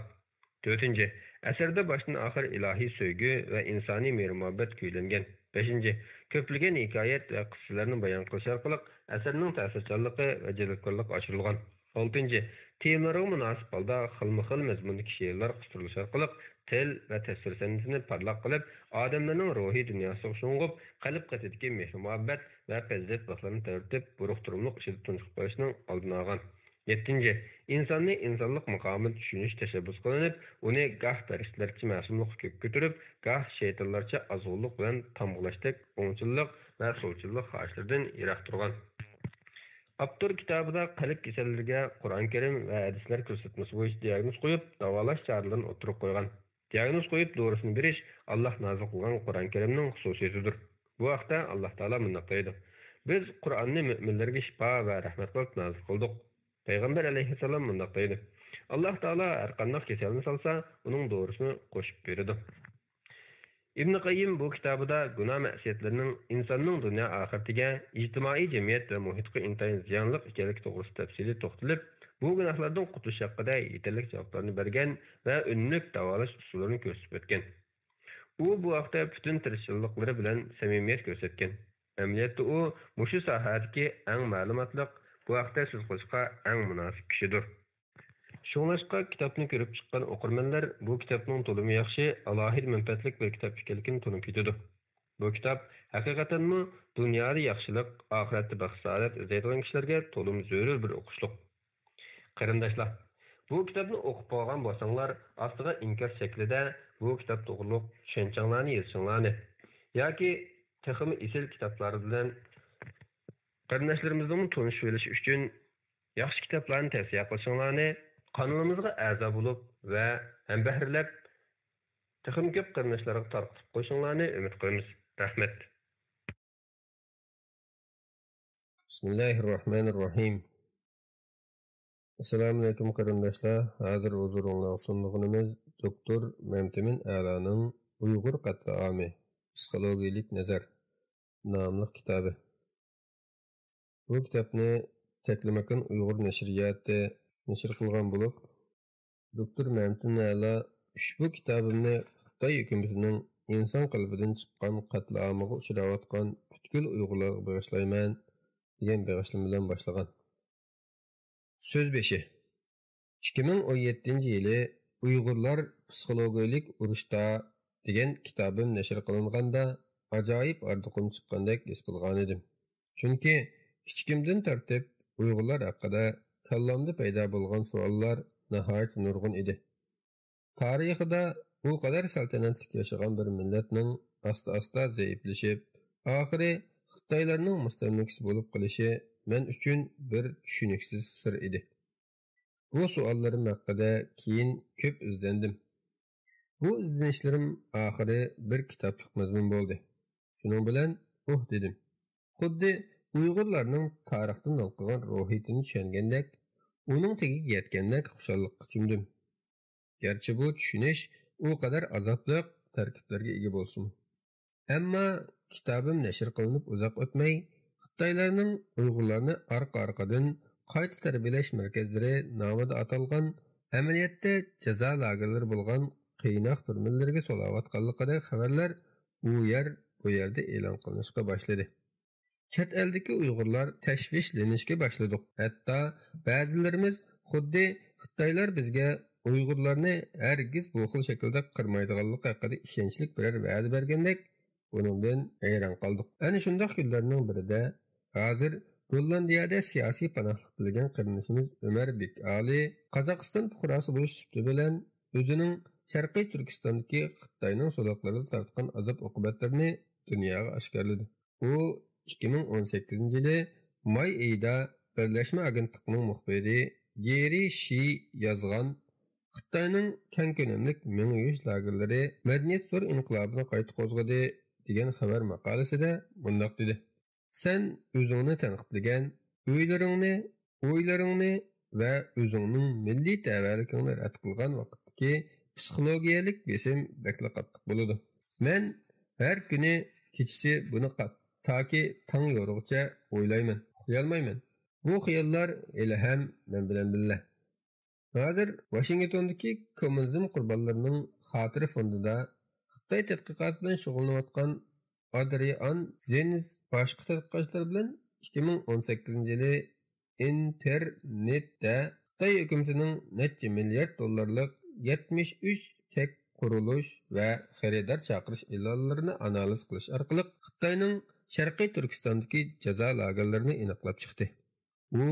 Bu tadqiqotning natijasi sifatida bundoq dedi. Mazkur rayonning aholisining 10-11%ni egallaydigan 1,1 million quramiga yetgan musulmon aholilar bu lagerlarga qamalgan. Zenz yaqinda Erkin Asiya radiosining ziyoratini qabul qilganda Xitoy Xinjiang Uyg'ur avtonom rayonidagi etnik Uyg'urlar va boshqa musulmonlar uchun mingdan ortiq qamoq lagerlarini qurib keldi dedi. Lagerlar haqidagi arqa-marqa oshkorlanishlar Xitoyning qandoq qilib Uyg'urlarni tadrijiy yo'qotayotganligidan iborat bu qo'rqinchli faktni o'tirg'i chiqardi. Dunyo Xitoy raisi Shi Jinping tunishtirgan Xitoy tushining Uyg'urlar uchun qo'rqinchli bir qara besish ekanligini asta-asta ilg'or qilishga boshladi. Shuningdan keyin ta hozirgacha bu haqda to'xtamay e'lon qilinayotgan maqolalar, xabarlar, televiziya programmalari va panel muhokamalari Uyg'urlar yuzlangan qabohatlik reallikning yuzini texmi ochdi. Shuning bilan andili surishga boshlagan ilm huzurining bir aqli parkay uchib ketdi. Acaba u qadar katta kitobni yozib, Xitoy bilan Uyg'ur ruhiyatlarini tushunayotdim degan mendek bir ziyoli mushundaq bir qo'rqinchli ofatni, burnimizning uchidagi o'lim shapsini, qisqasi insoniyat tarixida kam ko'riladigan bundoq bir vahshiy qirg'inchilikni oldin ola ko'rilmasa, Uyg'ur qatlami haqidagi bu xabarlar mening ziyolilik qanoatlarimni to'zg'oqdek to'zitdi. Ruhim qattiq tushdi. O'zimni ichimda ilmiy bexastalikda rosa aybladim. Qancha qilibmi o'zimni kechira olmadim. Men qandoqsiga yuz berishi shu qadar muqarrar bir qatlamni oldin ola ko'ra olmayman. Nima uchun bu haqda yuqorqi kitobimda xalqimni oldin ola ogohlantira olmayman? kallamda yana xalit holda o'zimni bu vaqtda salpal bezyalaydigan bunu savollardan so'rab turdim. Acaba bu millatning boshqa ziyolilari va allomalarmi buni oldin ola bilmidi? Tova, hayot momentlik bundaq bir ishga kelganda hammamizni qarbastimi yoki hammamizning aqli shunchilikmidi? Keyin 2018-yildagi 1 sentabr kuni Yevropadagi bir inim bana telefon qilib, o'zining mening 2007-yillik Germaniyadagi bir sorunda Xitoylar bilan Uyg'urlar o'rtasidagi munosabatning tadrijiy yiriklashishining oxiri talto'kis milliy ayrimchilik olib borganligi haqida to'xtalganligimni birsidan anglaganligini va buni mendan so'rab jazolashtirmoqchi bo'lganligini aytdi. Uning oxirgi maqsadi yanala kalliski munu so'liga javob tepish edi. Uyg'ur ziyolilari qanday qilib bundoq zo'r bir qatlamni oldin ola ko'rolmadi? Uning anglashicha, men shu so'rinda bundoq deb demishman. Uyg'urlar bilan Xitoylar o'rtasidagi hozirgi munosabat barg'ansari yiriklashidi. Chunki Xitoylar hozir Uyg'urlarni qaralashdagi intayin muhim va intayin qudratli bir qurolni tepib oldi. Buning bilan Uyg'urlarni yo'qotmoqchi to'xtamaydi. Anti-terrorizm, ya'ni Xitoylar Uyg'urlarni ularning tilini 2000-yilning boshlarida cheklash orqali bir sinab boqdi. Biz jim turdik. Ammo qarshi tursakmi bizni baribir mushu qurol bilan qaratdi. Buning ustiga Amerika Obamadan iborat bu yumshoq bosh prezidentning boshqaruviga tushgan vaqtda Xitoy texnik kuchayotdi. Endi Xitoyning yuragi texnik tomlab, Uyg'urlarni texnik bo'zaq qilishga boshlaydi. Uyg'urlar sukut turayotgani bilan ularning g'ururi, qarshilik ruhi texnik yo'qolgani yo'q. Ular her amallar bilan Xitoylarga qarshi turadi. Oxiri her bir Uyg'ur ko'chada minib yurgan bir pichoq aylanadi. Xitoy bo'zaq qilsalar, ular etiladi. Hatto sanjiladi. Chunki Uyg'urlarning endi yo'qtirgan narsasi barg'ansir qolmayotdi. Ularning endi oxir qatim yo'qtirgani ularni necha asrlab tutib kelgan qo'rqinchdir. Bu yo'qotadi. Hayot qilish barg'ansir qiyilishyotdi. Ularning ba'zilari uchun o'liklik bilan tiriklikning farqi tugayotdi. Shundaq vaqtda ular o'zini barg'ansir bo'zaq qilayotgan, kemisayotgan Xitoylarga qo'liga nima chiqsa, shuning bilan qarshi ko'rsatdi. Oqibat Xitoymi yanmaydi. Uyg'urmi? Xitoy Uyg'urlarning g'oyasor tahdid his qiladi. Ammo o'zining barg'ansir eshayotgan kuchiga barg'ansir ishinadi. Uyg'urlar bo'lsa Xitoylardan g'oyasor izlash va haqoratlanish ko'radi va o'zini barg'ansiri kuchsizlashayotgandek his qiladi. Bu to'qinishni kelishtirgili bo'lmaydi. Natijada Xitoy hukumati Sharqiy Turkistonda Uyg'urlarni Xitoy fuqarolaridan ayirishga kirishdi. Uyg'urlar ehtimol taklamakan atrofida sim to'saqliq getto-siman, bu so'zning inglizchasi getto bo'lib, oz sonliqlar guruhi a'zolarining shaharning sirtida ijtimoiy, qonuniy yoki iqtisodiy besim tufaylidan to'plashib yashashini ko'rsatdi. Bu rayonlar odatda boshqa rayonlardan qaloq, qalaymaqon va xatarlik deb qaraladi. Ikkinchi dunyo urushining oldida Yahudiylar mana shunday rayonlarda yashashga buyurilgan. Getto-siman rayonlarda yashashga buyurilishi mumkin. Uning ichida Uyg'urlarning eng aqalli hayot ehtiyojlarini qondiradigan muassasalarla bo'ladi. Ular bu gettoning sirtiga qat'iy chiqarilmaydi. Bu toki Uyg'urlarning qarshiligi butunlay mo'ljallangan tarzda tukkicha davomlashishi mumkin. Men u inimizga bu vaqtda mushundoq deganlikim esimda g'uvaroq qolganligini, shu so'rinda bo'lishi mumkin bo'lgan boshqalardan so'rab javob beradigan bo'lib, suhbatni uzdim. Orqadan Germaniyadagi bir do'stimga buni taqiqlash uchun telefon qildim.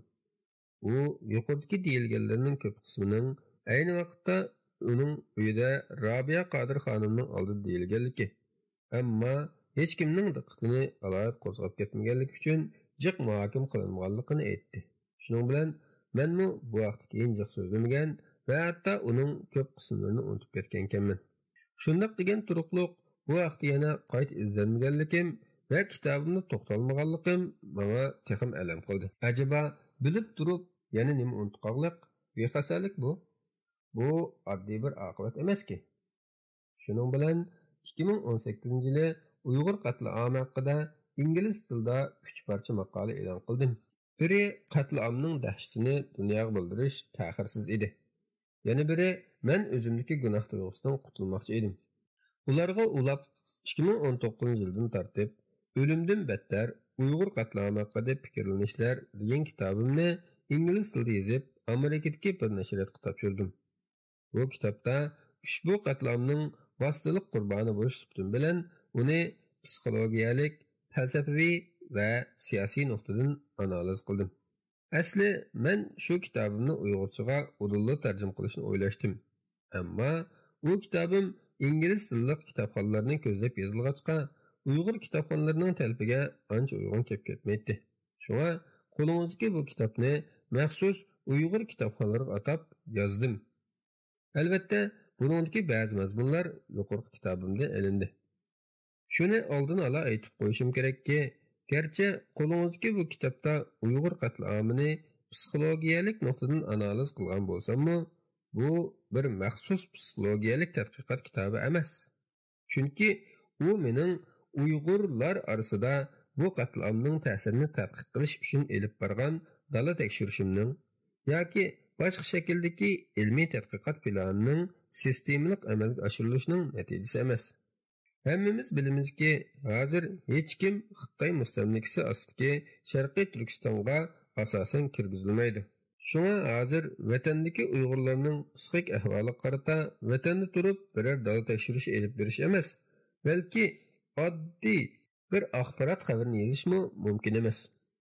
Barg'il bo'lsa-mu Xitoy bir ilmiy tadqiqotning bo'libmi o'zi butun kuchi bilan yoshirayotgan qatliamning xalqimizning ruhiyatiga keltirayotgan g'oyat zo'r ziyonlari haqidagi ilmiy tadqiqotning elib berilishiga hargiz yo'l qo'ymaydi. Shunga bu haqda hozirgacha hech qanday bir psixologiyalik dal tekshirishi elib berilgani yo'q. Chet elda bo'lsa Uyg'urlar haqida nurg'un axborot xabarlari va akademik maqolalar e'lon qilindi. Suhbatlar uyushtirildi, nutqlar so'zlandi va televiziya programmalari ishlandi. Ammo bu orqali Uyg'urlarning psixologiyalik ahvolini to'liq tushunish mumkin emas. Uning ustiga vatandagi Uyg'urlar haqida emas, balki chet eldagi Uyg'ur diasporasining ushbu qatlam sababli uchrayotgan qayg'urishlari, andishalari va asoratlari haqida-mu texicha hech qanday bir psixologiyalik tadqiqot olib berilgani yo'q. Men faqat bu yil 10-oyda Twitterda Harvard universiteti buningdan 27 yil avval dunyodagi urush va siyosiy qalayimqonchilik, diniy ziyonkashlik va boshqa sabablar bilan musofir bo'lganlardagi keyingi asoratlik sirtish qalayimqonchiligi tövəndə kasiq deyildi. Ning darajasi va tarqalish ahvolini tekshirishga ishlatilgan Harvard asorat savol javoblari bo'yicha 25 savol tayyorlab va uning yana boshqa qo'shim savollarni qo'shib tor ray sinash elib bordim. Mazkur ray sinashdan chiqarilgan dastlabki yakundan chet eldagi Uyg'urlarning xili ko'p qismining kasiqning ta'siri ostida yashayotganligi ma'lum bo'ldi. Nihoyat andishlik bir natija bo'lishi bilan bu mening ushbu kitobni yozishning ta'xirsizligiga bo'lgan tunishimning to'g'ri ekanligi va buningda muhokim qilinadigan nurg'un nuqtalarga bo'lgan qarashimning amaliyotga uyg'unligini isbotladi. Bu ray sinashning analizi ushbu kitobimning oxiriga berildi. E'tirof qilamanki, ushbu kitobimning psixologiya fani nuqtasidagi ilmiyligi yanada bir bahslik nuqtasidir. Chunki men ushbu kitobda Uyg'urlarda ta'siri bor deb qaragan nurg'un psixik qalayimqonchiliklarni keng ko'lamlik yuz-yuz suhbatlashish, ray sinash yoki dala tekshirish orqali birma-bir taqiqlay olmadim. Sonliq ma'lumot analizini yuqorqi ray sinashdan sirt elib bora olmadim. Bularni elib berish kelgusi tadqiqot planlarimning biridir. Shundaqdimi, men yana kitobimning ma'lum darajadagi ilmiyligini oshirish uchun tövəndəki metodlarni qo'shimcha qo'llandim. Birinchi, men ushbu qatliam yuz berishining oldi keynida Avstraliya, Amerika, Yaponiya, Türkiye ve Avrupa'daki bir kısım devletlerdeki Uygurlar bilen nurgun temalarda yüzme-yüz suhbatlaşdim. Ularni kuzatdim. Bu jarayonda men izchil turda ularning shaxsiy va kollektiv psixik ahvoliga diqqat qilib keldim va bu vaqtda xotir qoldirib oldim.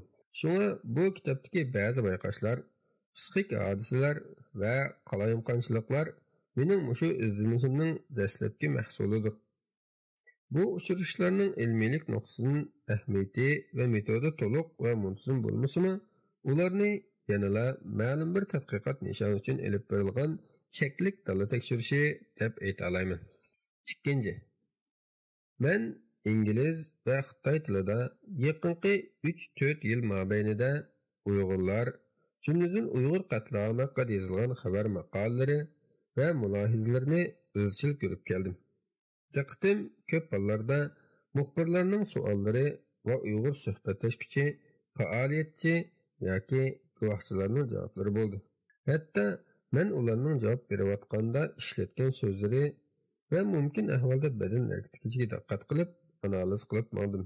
Har bir so'z, ima, badan harakati va kayfiyat mana ularning qalbining chunqur qatlamlaridagi til bilan ifodalagisiz bir azobni, qayg'urishni va hatto asoratni ishora qildi.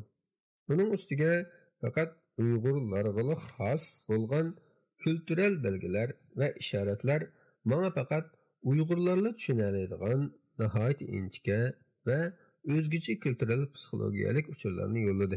Bir Uyg'ur bo'lish sifatim bilan Uyg'ur bo'lmaganlar osonlikcha qabul qilolmaydigan bu kultural signallarni qabul qilish orqali ularning va ular orqali boshqa Uyg'urlarning kollektiv psixikasini texim aniqroq his qila olish, ko'ra olish va bila olish imkoniyatiga ega bo'ldim. 3. İctimai media men uchun Uyg'urlarning ruhiy kayfiyatini ko'rsatishga intayin muhim bir ko'znak bo'ldi. Bo'libmi, ilgari men Facebook orqali chet eldagi Uyg'urlarning qaysi temalarga qiziqadiganligi, ular haqida qanday o'ylaydiganligi va o'ylaganlarini boshqalar bilan qanday aloqalashadiganligini chunqur kuzatdim. Ko'rdimki, garchi Facebookdagi ba'zi kishilar nomsizlikning qo'g'dishi orqali o'zining o'ylaganlarini boshqalardan yo'shira olamiz deb o'ylagani bilan amaliyotda dal ashu nomsizlikqa qarg'ilashcha ishinib qilish sababli o'zi to'ymag'idek darajada oshkorlaydi. O'zining o'ylarini boshqalar bilan texmi ochiq baharlashidi. Bu men uchun intayin muhim bir oshkorlanish. Hatto bu shaxsning onglik kontrolidan chiqib ketadigan oshkorlanish bo'ldi. Bu orqali men Facebookdagi nomborlarni emas, balki nomsizlarni ochiqchilikda obdan ko'rish fursatiga erishdim. Bu menga Uyg'urlarning umumiy kayfiyati haqidagi o'zgarishlar, yuzlanishlar va bilimlar bilan ta'min etdi. Keyin men Facebookdan chiqib ketib, Twitterda faoliyat olib berishga boshlagandan keyin ilgari bilmagan yangi Uyg'urlar bilan tanishishga boshladim. Shuningdek, Uyg'ur masalasiga qiziqadigan Uyg'ur emaslar va ularning yozmalari bilanmi tanishish orqali Uyg'ur masalasiga texnik kenglikdan qarash imkoniyatiga ega bo'ldim. Uning ustiga Xitoy terrorlarining va bir qism hukumat xodimlarining bu o'xshash so'rinda bo'lishi va fikr bayon qilishi menga Uyg'ur realligining mavhum dunyodagi murakkab qatlamlarini tunishtirdi. Bu murakkablik mening bu kitobimdagi ba'zi qarashlarning texim realistik bo'lishiga ijobiy ta'sir ko'rsatdi. 4. Uyg'ur qatlamining murakkab qatlamlarini yo'ritib berish uchun men psixologiyadan boshqa yana jamiyatshunoslik, falsafa va boshqa fanlarga murojaat qildim. Bo'libmi, gruppa, kollektiv psixikasini analiz qilganda Uyg'urcha fanlarning kesish nuqtasidan chiqishdek aralashma metodni ko'proq qo'llandim. 5. Qatlam psixik jihatdagi intayin murakkab bir hodisadir. O'zining bola chaqalari, er ayollari, qo'shni qulumlari va o'riq tuqqanlariga ko'yinadigan odamlarning qandoqsiga odamning tinini shirkandiradigan qotillikni qila oladiganligi va bu qotillikdan keyin o'ziga kelib uydagilarga yana mehr-muhabbat beradiganligi odamni qaymoqtiradigan bu hodisani ehtimol dunyoda hech kim qoyil qilarliq tushuntirib berilmasi kerak.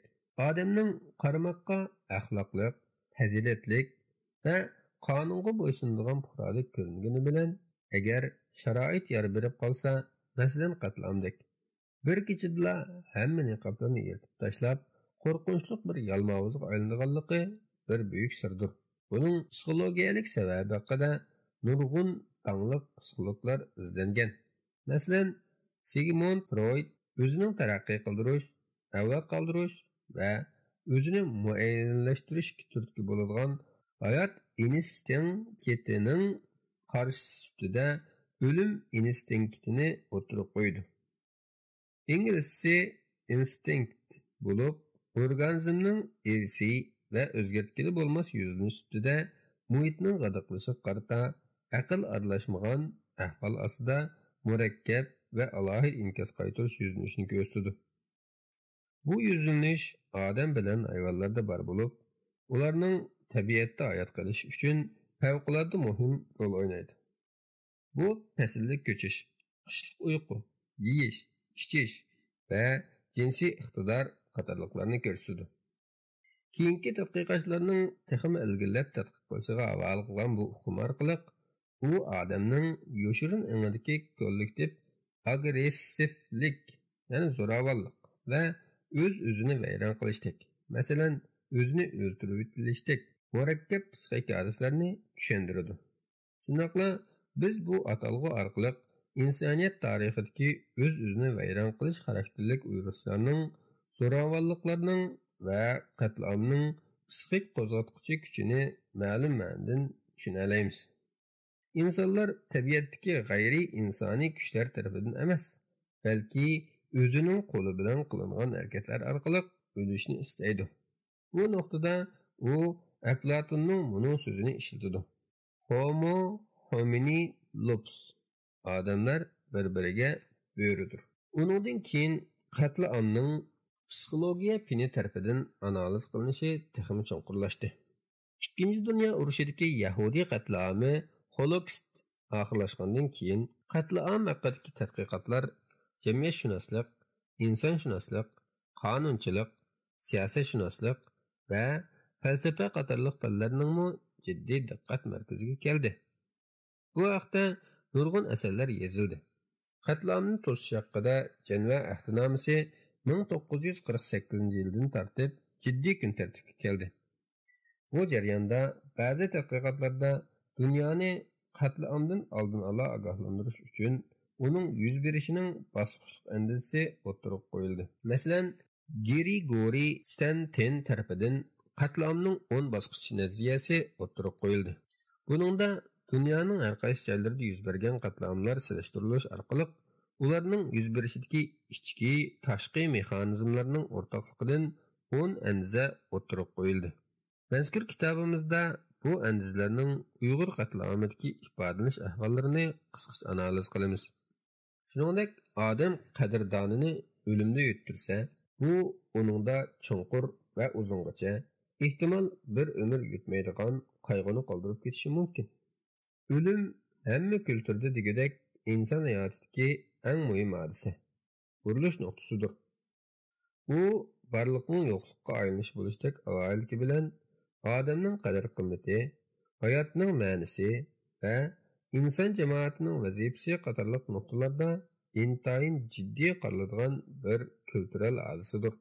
Bu demak, o'limning, qayg'urishning, motam tutishning o'xshamagan kulturlardan olqigan va butun insonlarga o'rtaq andizlar bor. Agar bu andizlarni bilsak, biz o'limga motam tutayotganlarning ruhiy safarini texim aniq bila olishimiz va ularga qachon qanday yordam berishni belgilay olishimiz mumkin. Mashhur psixolog Elizabeth Kübler-Ross bizga bu ruhiy safarning 5 bosqichli sxemasini chizib beradi. Buni kitobimizda Uyg'urlarning kollektiv motam tutishiga, qayg'uli ruhiy holatiga tatbiqlaymiz. Bu yerda shuni demoqchimanki, garchi Uyg'urlar uchrayotgan bu qatlam nurg'un jihatlardan insoniyat tarixida kam uchraydigan bir qatlam bo'lsa-mu, uning yanada boshqa qatlamlar bilan nurg'un o'xshashliklari bor. Bu jihatdan Uyg'ur qatlamini tushunishda, bo'libmi psixologiyalik jihatdan tushunishda insoniyatning bu vaqtdagi boshqa tajribalardan o'rnak olgan va bu vaqtdagi tadqiqot natijalaridan foydalangan afzaldir. Shu sabab ushbu kitobdagi ba'zi misollar boshqa millatlarning qatlam tajribalariga oid bo'lsa-mu, yanala bizning Uyg'ur qatlamini tushunishimizga yordam beradi. Bu kitob yana bir tarafdan psixologiya haqidagi savod xarakterli kitob emas, balki u Uyg'urlarning hozirgi kollektiv psixik ahvoli qisqacha analiz qiladigan va ularning iztirobga to'lgan kelgusi haqida ilmiy qiyoslarni o'ttirib qo'yadigan bir kitobdir. Mushu nishonga yetish uchun bu kitobda amal bar oddiy til, qurilma va analizlarni qo'llandim. Bu orqali uning qo'llanishchanligini oshirishni, bo'libmi Uyg'urlarning o'zining hozirgi ahvolini tushunishni ilgari surishni ko'zladim. Mazkur kitobda nurg'un psixologiyalik atalg'ularga izohat berildi.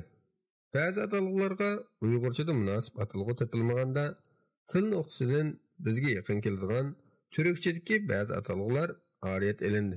Agar Türkçedagi bu atalg'ular inglizchadan yoki fransuzchadan bevos elingan bo'lsa, menmi ularni ingliz tilidan bevos oriyat oldim. Masalan, stress, psikotrest, psixotor ve depresyon, tushkunlik qatorliqlar. Qo'lingizdagi ushbu kitob chet eldagi Uyg'urlarning hozir dunyoning ko'zichilab shiddatli yuz berayotgan qatlamda nimalarni o'ylayotganligi va nimalarni qilish kerakligi haqida psixologiyalik nuqtadan mulohaza yurgizadi va buningga qarata munosib maslahatlarni beradi. Bu maslahatlarning ba'zilari umumiy ma'nodan chet eldagi Uyg'urlarga, ba'zilari chet eldagi Uyg'ur yetakchilari va jamoat arboblariga va yana ba'zilari shaxslarga qaratilgan. Bu orqali ularning jiddiy o'ylanishi va harakat qilishi tavsiya qilindi. Shuning bilan bir vaqtda bu kitob Uyg'urlarning bu qatlamdan qutulgandan keyinmi yana qandaq ig'ir xilslarga duch kelganligi haqida dastlabki qadamda ilmiy qiyoslarni o'ttirib qo'ydi. Oxirida shuni aytayki, bu kitobning xotimasida bizga beriladigan ushur shuki, Uyg'urlarning siyosiy jihatdan qutulolmasligi ularning psixik jihatdan qutulolmasligiga bog'liqdir. Bu hukmning aksimi to'g'ridir. Uyg'urlarning siyosiy taqdiri hal bo'lmay turib, ularning psixik ahvolida taltuksiz yaxshilanish yuz bermaydi. Chunki Uyg'urlarning navbatdagi krizisining tubki yiltizi dal ularning mustamlika holatidir. Bu ma'nodan Uyg'urlarning bu qatlamdan salomat o'talishi oldimizga barliq siyosiy kun tartiblarning eng ustida bo'lishi kerak. Shuningdan bir vaqtda psixik jihatdagi sog'lomlik, chidamchanlik va mehr-shafqatning yetilishimi Uyg'urlarning siyosiy holatini, siyosiy g'oyasini amalga oshirishda intayin muhim o'rin turadi. Chunki Uyg'urlarning bu qatlamdan saq qilishila kifoya qilmaydi. Balki ularning ruhiy jihatda tik tura oladigan va Xitoyning qatlam jinoyatlari uchun adolat talab qila oladigan bir jasorat saqlab qolishmi ta'xirsiz masaladir. Bu haqda keyin texmo tafsiliy to'xtalamiz. Assalomu alaykum va rahmatullohi va barakatuh.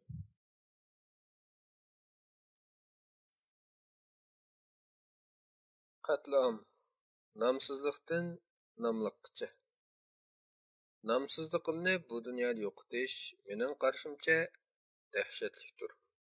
Alakis Ulag'lin.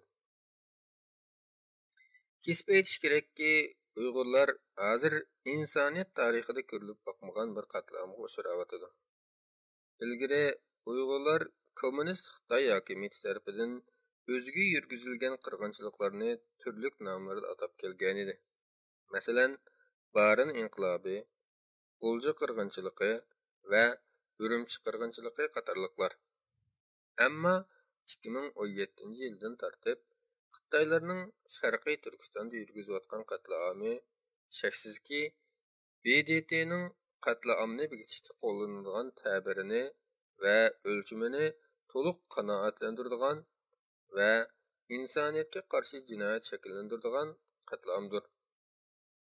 BTTning 1948-yil 9 dekabrda e'lon qilgan va 1951 yılı 12 yanvarda icra kılınışqa başlagan Cenve ahdinomasidə qatliam bundaq ta'birlangan. Qatliam ma'lum dövlətlik, etnik, irqiy yoki diniy guruhini to'liq yoki qisman holda maqsadlik vayron qilishni ko'zlagan tövəndəki harakatlarni ko'rsatadi. A. Ushbu guruhning a'zolarini o'ldirish. B. Ushbu guruhning a'zolariga qarata ig'ir jismoniy yoki ruhiy zaxm yetkazish. C. Ushbu guruhning hayot sharoitlariga qarata to'liq yoki qisman shaklda fizikalik vayronchilik olib kelish. D. Ushbu guruhning ichida tug'utni cheklashdek usullarni ishlatish. E. Bolalarni boshqa bir guruhga majburiy yo'tkash. Uyg'ur qatlamiga qarata eng avval va eng ko'p tadqiqotlarni olib borgan Adrian Zenzining yaqinda Amerikaning NPR radiosiga bildirishicha, Xitoyning Uyg'ur oz sonliqlarini boshqarishi BDTning qatlam ta'biriga tushidi. Yaqinda oshkorlangan kam deganda 3 million Uyg'urning Xitoyning jazo lagerlariga solinishi va bu lagerlarda ming yo'yish, bosqinchilik, qiyin qistoq, ichki a'zolardan ayrilish va o'lim qatorliqlarga duchor bo'lishi 80% dan ko'proq Uyg'ur ayollarining majburiy homil tushiritish va tug'mas qilib o'tishning qurbonlari bo'lganligi, Uyg'ur o'smirlarining ota-onalaridan majburiy ayrilib, tirik yetimlarga aylantirilib, xitoylashtirish tarbiyasiga uchrayotganligi, lagerdagi jinoyati ig'ir deb qaralgan bir qism Uyg'urlarning Xitoyning ichki o'lkalariga yo'shirin yo'tkilishi, lagerning ichi sirtidagi Uyg'urlarning qul emgikiga selinishi qatorliqlarning hammasi Xitoylarning Uyg'ur kollektiviga qarata sistemalik va maqsadlik holda yurgizayotganining qat'iam ekanligini taqiqlaydi. Shunisi aniqki, Uyg'urlarning qatlami Holokostdan keyin yuz bergan bir etno-diniy to'plumning keng ko'lamli tutqun qilinishi, lagerlarga solinishi va sistemalik qatl qilinishidir. Bu nuqtadan u 20-asrdagi Holokostning mangu o'chmas, endi takrorlanmasin degan ochiq tragediyalik nidosining 21-asrga kelganda yana qayta takrorlanishidir. Uyg'ur qatlamining Holokostga o'xshamaydigan yeri uning 21-asrda iqtisod va boshqa sohalar misli ko'rilmagan darajada yer sharlashgan davrda yuksak texnikalarning, masalan, yuz tunish, ovoz va hissiyot tunish texnikalari, gen analizi yordami orqali Uyg'urlarni Orwellcha distopiyalik kuzatish ostiga olganligi va ularni turkumlab jazo lagerlariga qamash orqali ularga qarata intayin qabih ming yuyish elib borganligi, ularning ichki a'zolarini sotganligi va ularning bola chaqalarini ulardan ayirib o'tib, ularning qalbida mangu o'chmas psixik asorat qoldirganligidir. Uyg'ur qatlami orqali Xitoy hukumati o'zlarining 1949 yili Sharqiy Turkistonni istilo qilgandan beri amalga oshirishni ko'zlab kelgan, ammo ayni vaqtdagi ichki tashqi vaziyatni o'ziga foydasiz mo'ljallab to'liq ijro qilishga petinolmay kelgan bunu nishonini oxiri o'zi eng kuchaygan dunyoni yer sharlashning afzalliklari orqali o'ziga iqtisodiy jihatdan eng bog'lagan, xalqaroda terrorizmga qarshi kurashni suiiste'mol qilish eng qulaylashgan bir paytni tanlab, Uyg'urlarni qirib yo'qotishni ishga oshiryotidi. Bu ma'nodan Uyg'ur qatlami insoniyat dunyosidagi qatlamlar ichida maqsadi, doirasi, tashviqot mexanizmi, diplomatik aloqalar va oldingi qatordagi texnikalarning qo'llanilishi jihatdan kam uchraydigan va qo'rqinchli bir qatlamdir. 2017 yılı avgustda Xitoyning Sharqiy Turkistondagi har qaysi gazet jurnallarida atalmış 200 Uyg'ur ziyolilariga zarba berish uchun to'yotni uzishni ishga oshirish keng tashviq qilindi. Avlodlarni uzish, yiltizini uzish, munosabatini uzish va manbasini uzish. Bu siyosatni Washington Post gazeti buni qatl qilish maqsadining bayonoti deb bilmakdan boshqa chora yo'q dedi. Bu to'yotni uzish Xitoy Kommunistik Partiyasi XKP'ning Uyg'urlarni keng ko'lamlik, shiddatlik va uzil-kesil vayron qilishining qiblanomasi bo'ldi. Shuning bilan 200 ziyolilarni tutish to'lqinida Uyg'urlarning ichida ko'z ko'ringan ilm egillarining hammasi degudek Xitoylarning jazo lagerlariga solandi. Hech qanday qonuniy tartiblarsiz kesildi va yo'qotildi. Bu Xitoylarning ushbu qatliamning boshlanishida olgan eng shafqatsiz bir qadam edi. Chunki ziyolilarni yo'qotish darvaqa bir millatning kallasini elish bilan barobardir. Kallasiz tan jasadga o'xshaganidek ziyolisiz qoldirilgan millatmi ruhsiz qoladi. Xitoyning ko'zligini dal bu millatning sarxillari bo'lmish ziyolilarni yo'qotib, ularning kallasida bo'lsa-mu bu qabohatdan keyin qayta dasturishning oldini olishdir.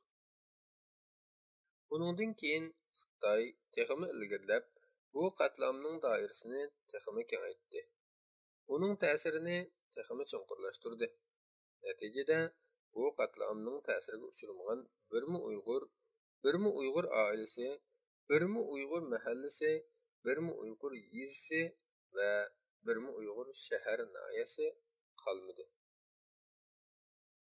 Agar Holocaustning qo'rqinchli realligi aliyolliq mahbuslik kiyimlarini kiygan, arg'in, g'amkin va qo'rqitilgan yahudiylarning rasmlari orqali gavdalangan bo'lsa, Uyg'ur qatlami oldi bilan odam ko'rinmaydigan ya'ni binolar, sim to'saqliq tomlar va ko'zitish munarlari orqali gavdalanadi. Gerçi sunniy hamrohlar orqali bu lagerlarning o'rni tepilgan va ularning ko'kdan tortilgan surtida ularning o'g'izlari ko'ringan bo'lsa-mu, ammo bu lagerlarning ichida zodi qandoq jinoyatlarning sodir qilinayotganligi yanala bizga qorong'udir. Shundami Uyg'ur va Qozoq qatlam amonchilarining sonining shu qadar oz bo'lishiga qaramay, bergan guvohliklardan shu nuqta barg'ansir ayon bo'layotidiki, Sharqiy Turkistondagi Uyg'urlar, Qozoqlar va boshqa turkiy tilli xalqlar uchrayotgan bu qatlam intayin qo'rqinchli shaklda olib berilyotidi. Yaqinda Avstraliya strategiyalik siyosat institutining e'lon qilishicha, Xitoy dunyoning kunsur kuchayotgan qarshilik sadolariga qaramay va o'zining ilgari Sharqiy Turkistondagi jazo lagerlarini taqlayotidi deganning aksicha jazo lagerlarini yangidan quryotidi va mavjudlarni texmi kengaytiryotidi. Mazkur tadqiqotda yana ko'rsatilishicha, Sharqiy Turkistondagi lagerlarning soni 380 ga yaqin bo'lib, hamma viloyat, oblast, shahar va yezi qishloqlargacha o'rinlashgan.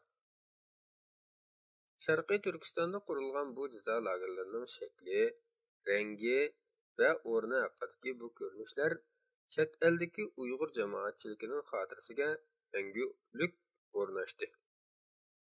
Bu obrazlar hamda ularni har vaqt azoblaydigan aslimlarga aylandi.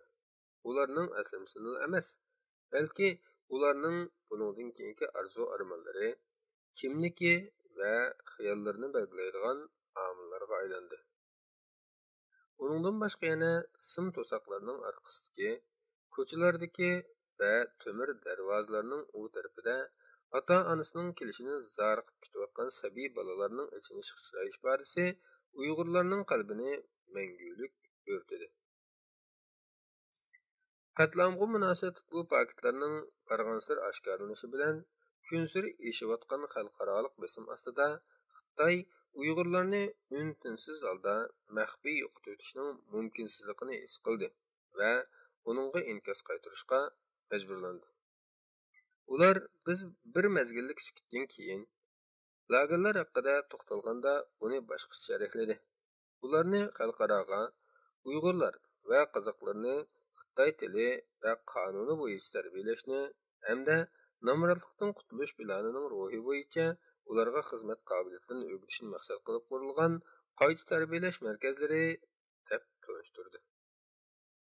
Xitoyning ta hozirgacha jazo lagerlarining mohiyatda qatlam ilib berishdagi bir maxfiy boshqarilayotgan muassasalikini inkor qilib, uni Uyg'urlarning nomrodlikdan qutulishiga yordam beradigan qurilish qilib ko'rsatishi va bu haqda ko'z bo'yamchilik qilishi nurg'un Uyg'urlarning g'azabini qo'zg'adi.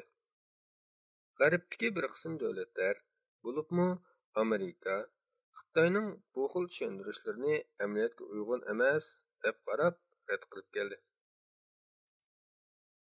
Shundimi ba'zi Uyg'urlar dastlabida yanala bu haqda anglag'anida quloqlariga, ko'rganida ko'zlariga, o'ylaganida kallasiga ishonolmay qoldi. Chunki ta shu chaqgacha bir qism Uyg'urlar o'zlariga g'amxo'rlik qiladi va o'zlarining kelgusini joy-joyda o'rlashtirib beradi deb qaralgan XKPning bu qadar qanxo'rligiga ishonolmadi.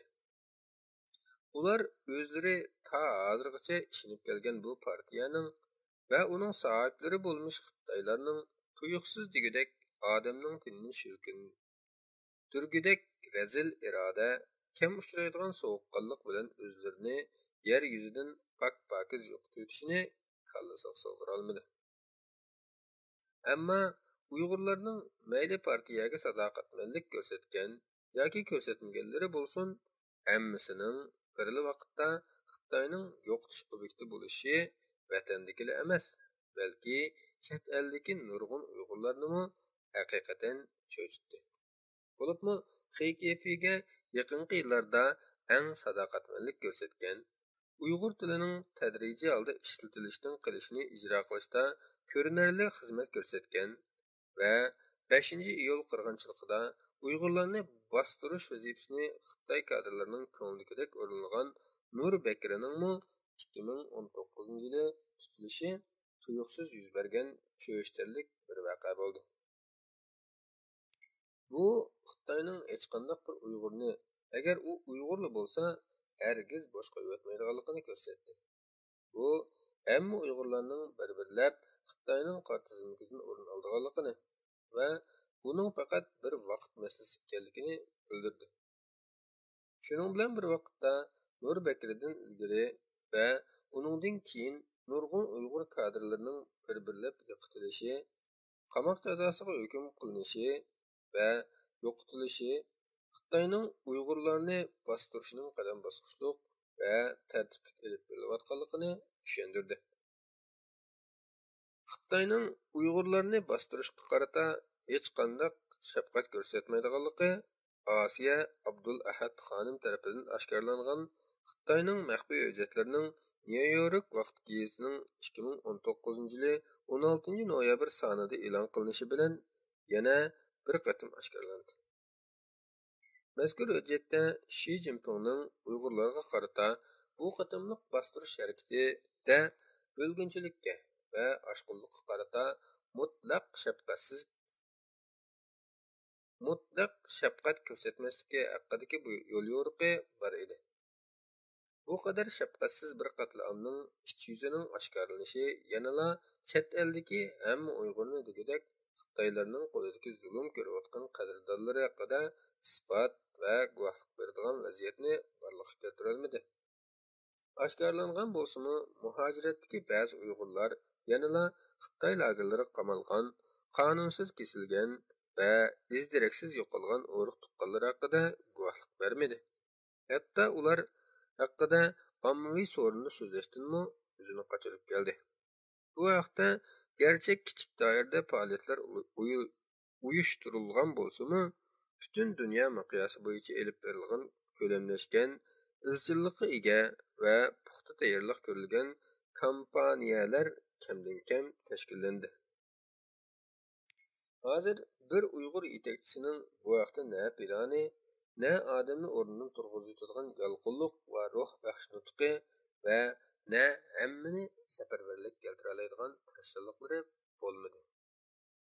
Yetakchilardagi odamni taxmin tushkunlashtiradigan va g'azablantiradigan bir xillik, plansizlik, shaxsiyatchilik va shuhratparastlik nomus kuchidan konini zo'rmu-zo'r davomlashtirish bilan kifoyalandi.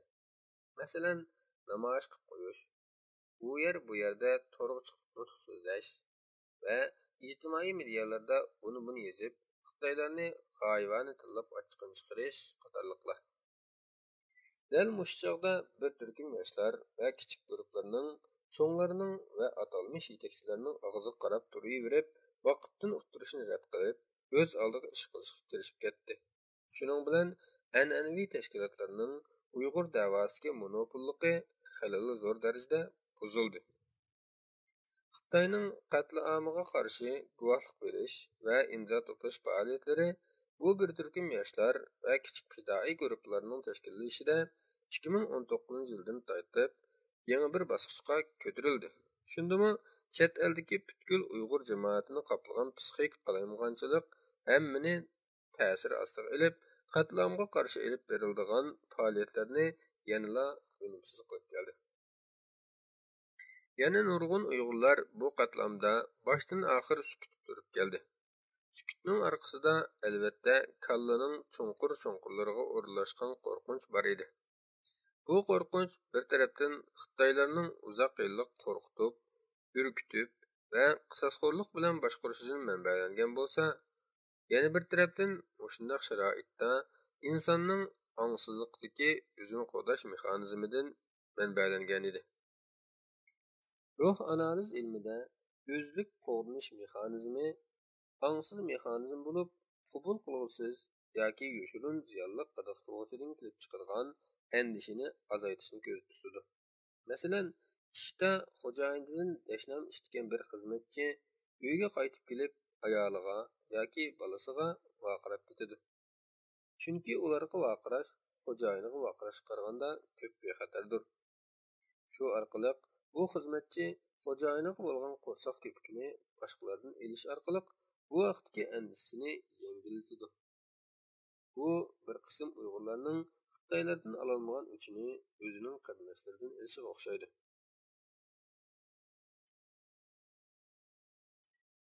Bu ikki xil psixik holat tashqi jihatdan majburlangan qo'rqitish bilan ichki jihatdan jazolanishdan qo'rqishni ichkilashtirish mohiyatda bir tanganing ikki yuzidir. Ammo muhim nuqta shuki, bu o'z navbatida ichkilashgan qo'rqinch shaklidagi ichkilashgan zulmdir. Ichkilashtirilgan zulm odatda mustamlika yoki irqchilikqa to'lgan jamiyatda ko'p yuz beradi. Buningda izilguchi guruhining zulm qilg'uchi guruhining zulm qilish metodlarini o'ziga qarshi ongsiz va hatto ba'zida angliq qo'llanishini ko'rsatadi. Bundaq izilguchi o'zini kamsitish orqali o'zining nazarida yuqori darajada turadigan va hurmatlanadigan guruhiga o'xshashlashish istigini qondiradi.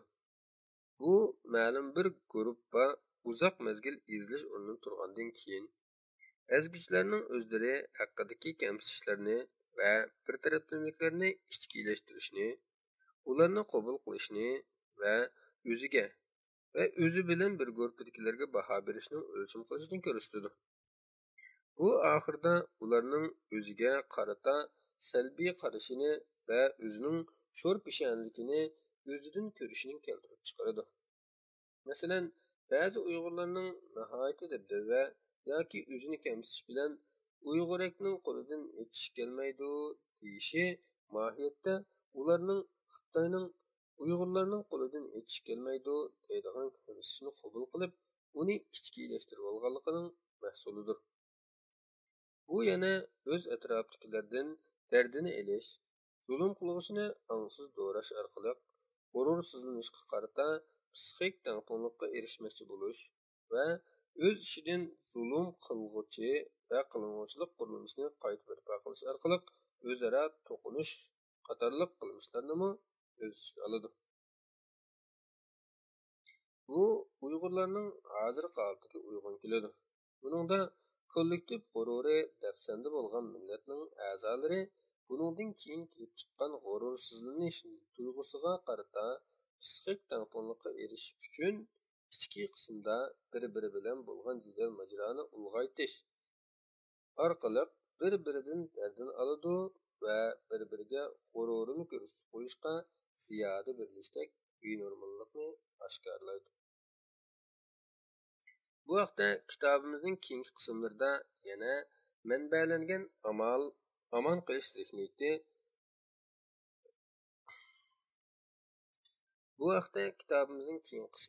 to'xtalamiz.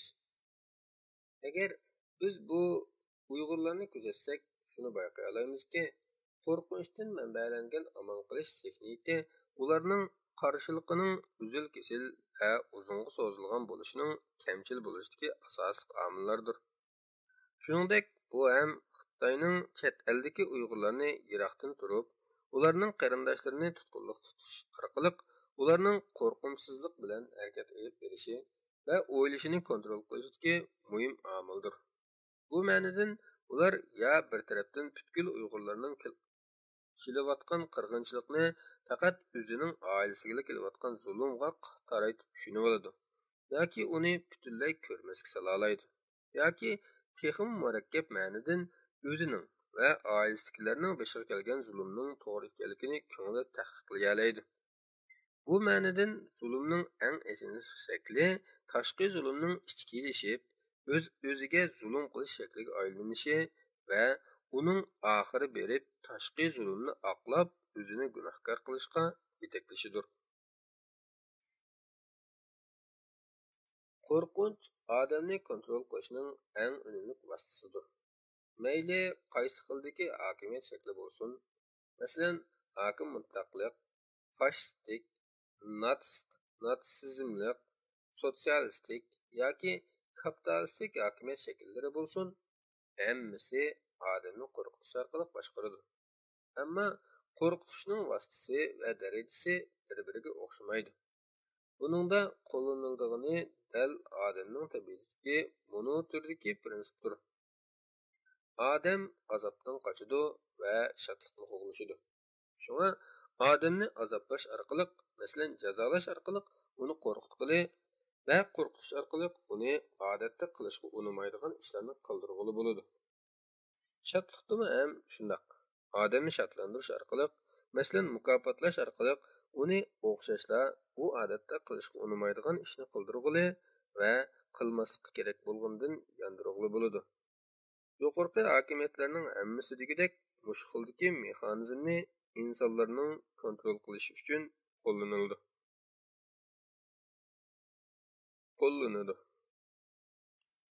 Demak, Xitoyning ilgari Uyg'urlarni qo'rqitib boshqarishi bu qatimliq qatlam yuz bergandan keyin texmi yuqori pallaga chiqdi. Chet eldagi Uyg'urlarmi buningdan mustasno qolmadi. Xitoyning Uyg'urlarga hatto ularni qirib turibmi selayotgan qo'rqinchni tövandagi ziyoratdan bilib mumkin.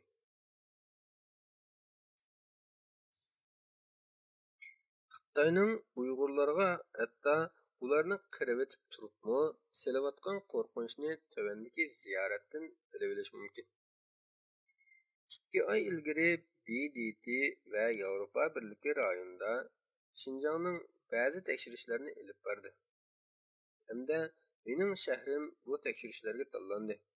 Men ularning nurg'un kishilarni qo'yib berganligini, chunki ularning Xitoyning Uyg'urlarga nimalarni qilayotganligini yoshirish maqsadining borligini bilaman.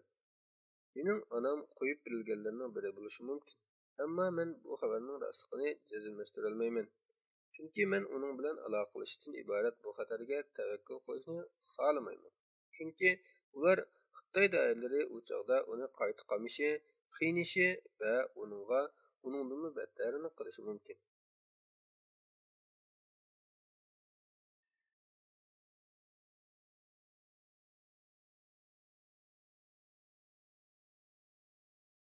sükut ko'p hollarda Sharqiy Turkistondagi va chet eldagi nihoyatda nurg'un Uyg'ur uchun ta hozirgacha o'zini qo'g'dash mexanizmi bo'lib kelgan bo'lsa-mu va mushu orqali ular Xitoy bilan qarshilashdan voz kechib kelayotgan bo'lsa-mu, Uyg'ur qatlami yanala Xitoyning aslidagi plani bo'yicha davomlashaverdi. Bu qatlam so'zlagannimi, so'zlamay sukut turgannimi faqat Uyg'ur bo'lsa-la oyab qo'ymadi. So'zlamaganning o'ruq tuqqanlari so'zlaganning kedakla jazolanaverdi. Yoki uning jazolanishi faqat bir qancha kungacha yoki oygacha kechikdi. Xolos. Oxirida so'zlagan bilan so'zlamaganning farqi qolmadi. Chunki Xitoyning nazarida Uyg'urlarning farqi yo'q. Ular faqat qidilsili bo'ladi. Shuning bilan bir vaqtda Uyg'urlar dunyoning jumladan ilgari o'zlarining qarindoshlari deb qarab kelgan qarindosh Turkiy millatlarining o'zlarining beshidan kechirayotgan qirg'inchilik tutgan sukutini alam bilan ko'rdi. Yatning sukuti yandan o'ssa, o'zining jonidan o'tdi. Bu sukut bir tarafdan Uyg'urlarning tayanchsizligi, g'aribligi va umidsizligini kuchaytirib o'tdi. Yana bir tarafdan bu ba'zi Uyg'urlarning o'z xalqi ustida ilib berayotgan qirg'inchilikqa o'zining tutayotgan sukutini yoshirish orqali bo'ldi. Yoshirun aqlash bo'ldi. Bu ikki sukutga, ya'ni dunyoning bu qatlamini tutgan sukuti bilan ba'zi bir qism Uyg'urlarning o'zining millatining boshiga kelayotgan baloyi ofatlik bu qirg'inchilikqa tutgan sukutiga Xitoyning lagerlari va turmalarida beshiga kelayotgan qora qismat haqida zuvonmi so'zlay olmay, sukutga, ehtimol mangulik sukutga mahkum qilingan Uyg'ur qatlami birlashib, odamning kunini shirkandirgidek jimjitlik paydo bo'ldi.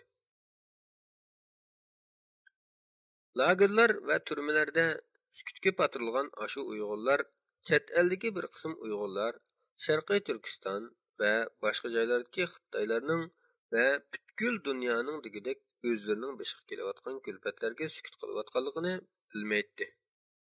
Ular faqat lavlarini unsiz miziriltib, kimlardandir umid kutadi. Birarining o'ttiriga chiqib, o'zlarini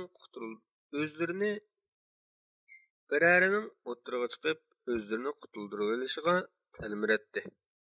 Jimjitlikning mo'jiz kabi buzilishiga zariqatdi.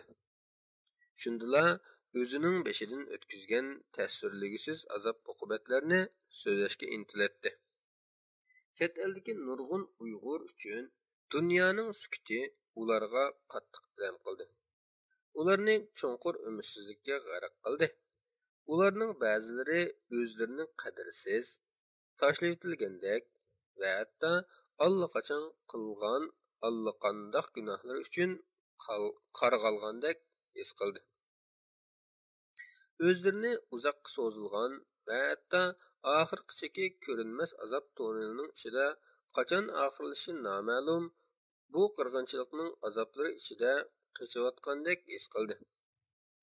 Bu hislar ularning ba'zilarining o'ziga ich og'ritish, o'zini kemsitish va o'zini kuchsiz his qilishga elib bordi. Bu hislar bilan ba'zi Uyg'urlar o'zini butunlay tashlab o'tdi. Ular mumkinsizlikning bo'shligiga tashlandi. Bu bo'shliq insoniysizlik bilan bag'ir tashliqdan tutgan muzdek bo'shliq edi.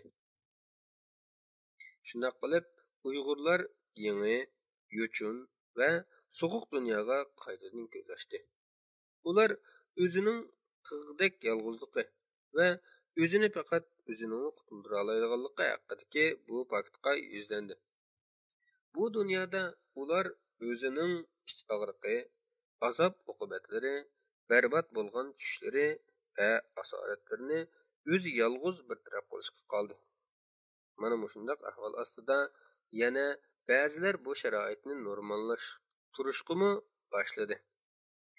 Normallashtirish qilmishlar va ideyalarning takrorlash, ideologiya, siyosiy va ijtimoiy o'zgarishlar yoki tashviqot orqali normal bilinishga boshlashidek jarayonni ko'z tutadi. Masalan, ilgari ayollarning hukumat o'rinlarida huquq tutishini tasavvur qilish mumkin emas edi. Ammo yaqinqi bir necha 10 yillik ijtimoiy islohotlar va ayollar erkining kuchayishiga ergashib, bu hozir hech kim hayron qolmaydigan bir ahvolga aylandi. Uni xuddi bir aqliy va rad qilishga bo'lmaydigan reallikdek qabul qilishga boshladi. Uyg'urlar ilgari xalqaro sahnalarda yilda bir necha qatimliq kishilik huquqqa aloqador cho'ngroq dokumentlardan sirt asosan tilga ilinmagan. Shunga men bilinmagan bir millat edi. 2018-yili Ömer Bik Ali'ning guvohlik berishi va Adrian Zenzining lagerlar haqidagi ilmiy tadqiqotining e'lon qilinishi bilan ilgirki yo'chun bu millat asta-asta hammaga tunishliq bo'lishga boshladi. Ilgari Jongodagi bir oz sonliq millat yoki Uyg'ur musulmonlari deb qaralgan bu millat yana shu Jongoda eng qattiq bostirishga uchrayotgan millat sifatida tanilishga boshladi. Ularning nomimi o'xshamagan matbaa, axborot va muassasalarda xilma-xil atilishga boshladi. Jongoliq musulmonlar, musulmon Uyg'urlar, Uyg'ur asonliqlari va hatto Xitoy musulmonlari. Uyg'ur degan bu millat nomining bu qadar xilma-xil atilishi nuqul holda boshqalarning Uyg'urlarni tushunmasligini emas, balki Uyg'urlarning kimligidagi murakkabliklarni o'ttirib chiqardi. Bo'libmi bu Uyg'urlarning boshqalar tarafidan o'zi xohlagan shaklda atalolmasligidek ichinishli holatni o'ttirib qo'ydi. Amdilikda Uyg'urlar dunyoga qabohatlik bir tragediya sababli asta-asta tanilishga boshladi.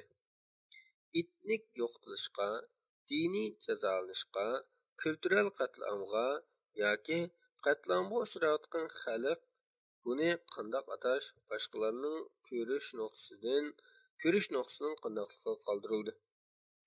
Lager to'g'riliq xabarlar asta-asta kirilishga boshlagandan keyin chet eldagi Uyg'urlar tuyuqsiz o'zini xalqaro sahnada boshqalarning jiddiy diqqat nazarining markazida ko'rdi.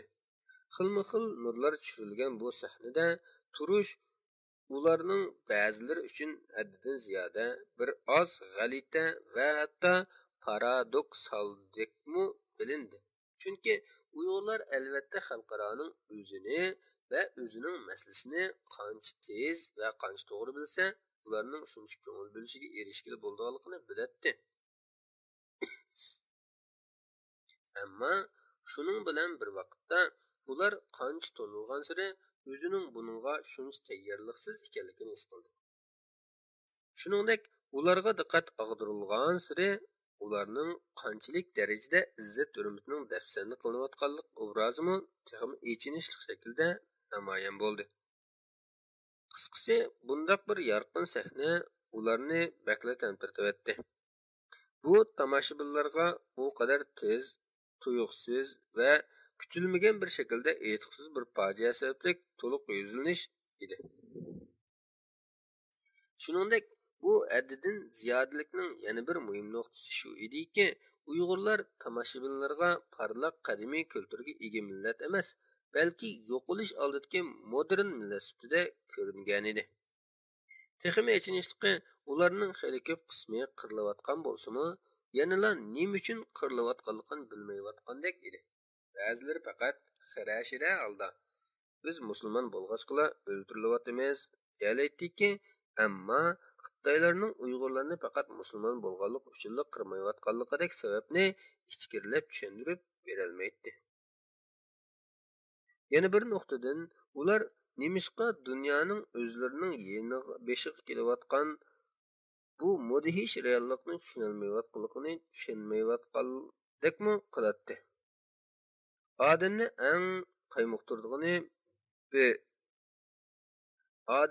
eng qaymaqtiradigan bir yeri, gerçi bu sahnada Uyg'urlar ko'z oldida o'zining kuzatayotgan millionlarcha tomoshabinlarning borligini bilsa-mu, ammo ularning mutlaq qismi degidek ularning ko'z oldida qirilishiga sukut qilayotgandek edi. Ya'ni ularning ko'p qismi degidek parvosiz tomoshabinlar edi.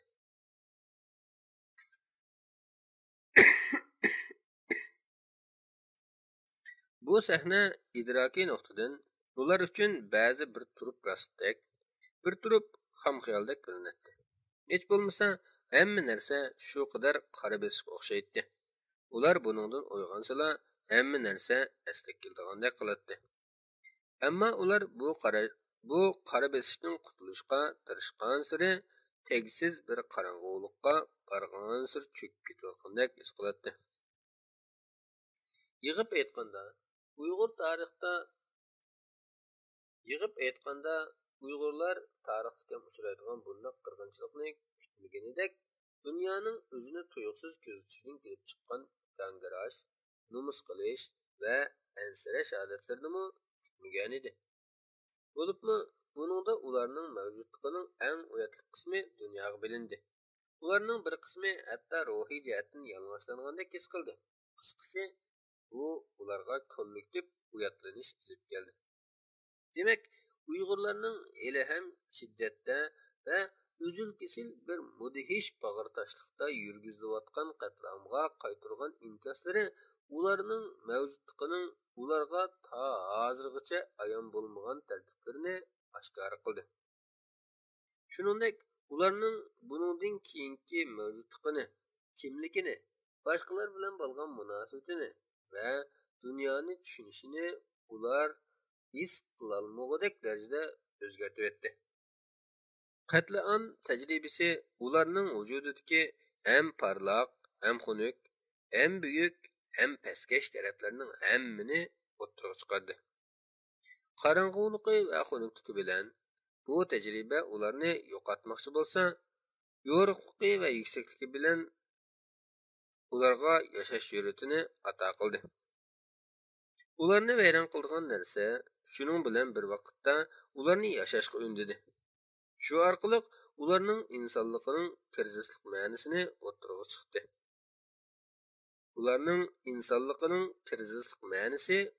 chiqdi. Bu oxiri shundoq bir haqiqatni ayon qildiki, odam kirzis ichida ruhning qorong'uliklariga eng cho'kalaydi. O'zini tegi-tegidan eng toniyalaydi. Ana shu yerda ruhining qorong'uligida vujudidagi hayotlik irosining yo'riqlikqa talpinishining vaznini to'liq his qiladi. Assalomu alaykum va rahmatullohi va barakatuh.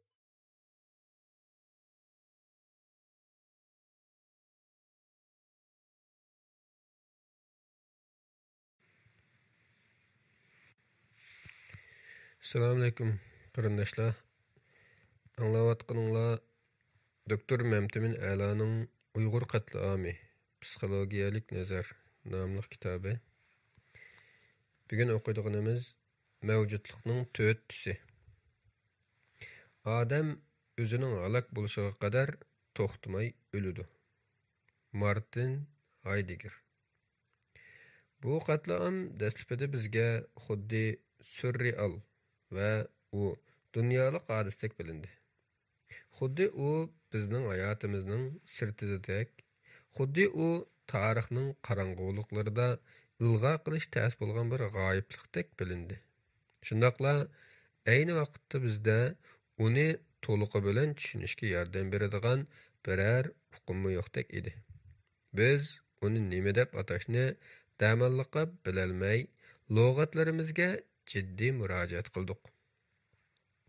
Uni tamoman tushunishning kamchiligi bizni ta'malliqqa bir kollektiv bo'lish sutimiz bilan nimalarni mangulik yo'qotganligimiz va yana nimalarni yo'qotadiganligimiz haqidagi o'ylarni to'liqi bilan o'ylashdanmi mahrum qoldirdi.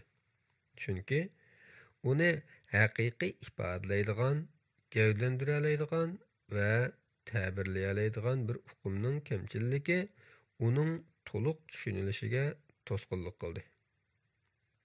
Buningda ko'pincha Uyg'ur tashkilotlar va faoliyatchilar, chet ellik siyosiyonlar, mutaxassislar va faoliyatchilarning bu hodisani nima deb ataydiganligiga diqqat qildi. Bu hadise dəslipdə ağır kişilik hüquq dəfsəndicilikləri, andın kültürel qatliam, kültürel irqiy qırğınçılıq yoki boshqa nomlar bilan ataldi. Texi yaqingacha uni nima deb atash birlikka kelmadi. Mayli o'z ichimizda, mayli sirtimizda bo'lsin, oxiri Xitoy hokimiyatining Uyg'ur ayollarga qarata sistemalik ilib borgan tug'utni cheklash va bolyotqusidan bovoqlarni majburiy elib o'tishdek inson qalbidan chiqqan harakatlari oshkorlangandan keyin va Xitoy Zinzning ushbu hadisini BDTning qatliam o'lchamiga tushadiganligini o'ttirib qo'ygandan keyin bu atalg'u bara-bara qatliamga muqimlashga boshladi. Ahvol shu bo'lganki, biz xuddi ko'kdan erkinlab tushayotgandek bir qorong'ulikqa kollektiv qulayotganligimizni xira-shira bilatdik.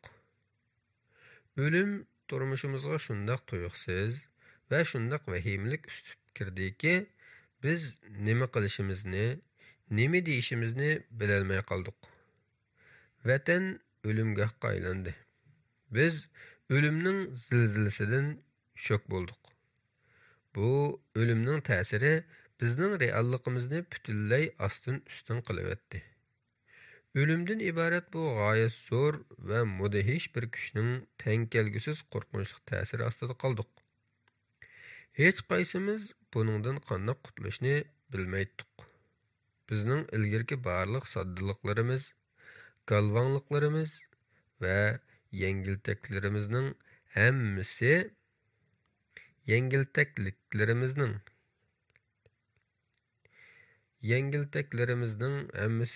tuyuqsiz ölümning rad qiluvsiz jiddiylik ostiga tushdi. Ba'zilar uchun hayot tuyuqsiz ölümdinmi battar bir jarayonga aylandi.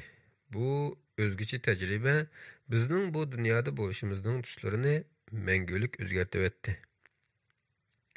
Biz ilgari ma'lum ma'nidan o'zimizning huzuri ichida yashayotdik, xizmat qilatdik. Ma'lum davlatning pasportiga erishib qolsak, ko'pinchimiz vatanga berib, ota-ona, urug' tuqqanlarimizni yo'qlab kelishning ko'yida edik. Chet elda namoyish desa, necha ming Uyg'ur bor davlatdan aron 10-20 mizli chiqib, Xitoyni andisonda kishilik huquqqa dafsanda qilish bilan ayblab qo'yib, o'zimizgami, Xitoygami bek yomon bo'lib ketmay, jahonsozlik bilan yashayotdik. Hatta allaqandaq allamillarimizmi bizni Xi Jinping taxtga chiqqandan keyin uning dadasining Uyg'urlar bilan bo'lgan aloqasi tufayli bizning bundan keyin texmi yaxshi kun ko'rib ketishimiz mumkinligi haqida bazlab bizni texmi shirin uyqularga masxush qilib o'tgan edi. 2015-yillari Xitoy vatandagi Uyg'urlarni chet elni ko'rib kelishga aydab yurganda bir qismlarimiz o'riq tuqqanlarimiz bilan bu davlatda ko'rishib olganligimizdan shod edik. Ana shundoq bir xotirjam paytda biz lagerlar haqidagi qo'rqinchli xabarlarni anglashga boshladik. Tragediyalar xabarning kuchayishi, Xitoyning Uyg'urlarni vayron qilishining borgan-sari adishi va dunyoning sukuti ichida biz dastlabida mundaq 4 xil mavjudlik tuslarini oshkora qildik. Taqdirchilik, numus, gunoh va yordamchisizlik. Tövəndə bu tuslarni psixologiyalik va falsafaviy nuqtadan qisqacha izohlaymiz. Taqdirchilik. Avval taqdirchilik tusi haqida to'xtalayli. Bu oldi bilan bizning oldin bekitilgan holatdan qutula olmaydiganligimizni ko'rsatadi. Bu bizning bu xil holatdan qancha qilsaqmi qutula olmaydiganligimiz, shunga buningga kuchashning behudligi haqidagi burumlangan qarashlarimizni ko'rsatadi. Uyg'urlarning uzoq yillik mustamlaka sharoitidan o'ylaganda, taqdirchilik mohiyatda bizning haddidan oshgan boshqarish, bo'ysundirish, zulm va qattiq intizom muhitida yetishtiradigan bir xil psixik tusimizdir. Buning radikal misoli turmadan iborat o'ziga xos sistemalik boshqurishi bor intizom muhitidir. Bundaq muhitda hech qanday tasodifiylikqa yo'l qo'yilmaydi. Hamma narsa boshda qandoq bekitilgan bo'lsa, shu bo'yicha shartsiz ijro qilinishi kerak. Yakka individualning xohishi, his tuyg'usi yoki erkinligi deganlarning hammasi bundaq muhitda qat'iy nazarga ilinmaydi. Shunga bundaq muhitda uzoq yil yashagan odamda uning suri barg'ansir oshadi va oxirida o'zining hech nimani o'zgartirishga ko'zi yetmaslikdek qarash asta-asta shakllanadi. Tashqi kontrollikning uzoq muddatlik ta'siri bilan uning ichidagilarda oxiri o'zini ichki jihatdan kontrol qilishdan voz kechish boshlanib, o'zini ashu muhitga to'liq topshirib o'tish, uningga taltikus bo'ysunish kelib chiqadi.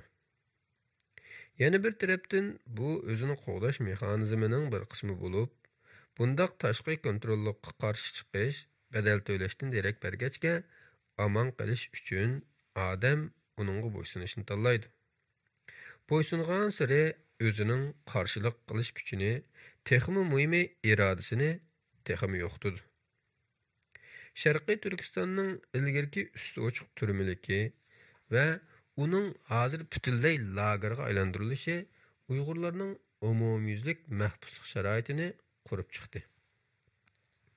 Bu ham ularning vahshiy inson ostidagi qarorsizlikqa, amalsizlikqa va bo'ysunishga to'lgan hayotini ta'birlaydigan bo'ldi. Oqibat bu ularning engidagi taqdirchilik qarashini cho'nqurlashtirib o'tdi. Bu kontekstdagi taqdirchilik turmaga solinishga o'xshaydi. Uningdan qutulmaslikdan kelib chiqadigan amalsizlik engi bor. Belgiyalik psixolog Gigomi Engelbertning qarashicha, turma mahbuslarining bo'shliq, vaqt va tan haqidagi takshiliklarni o'zgartirib o'tadi.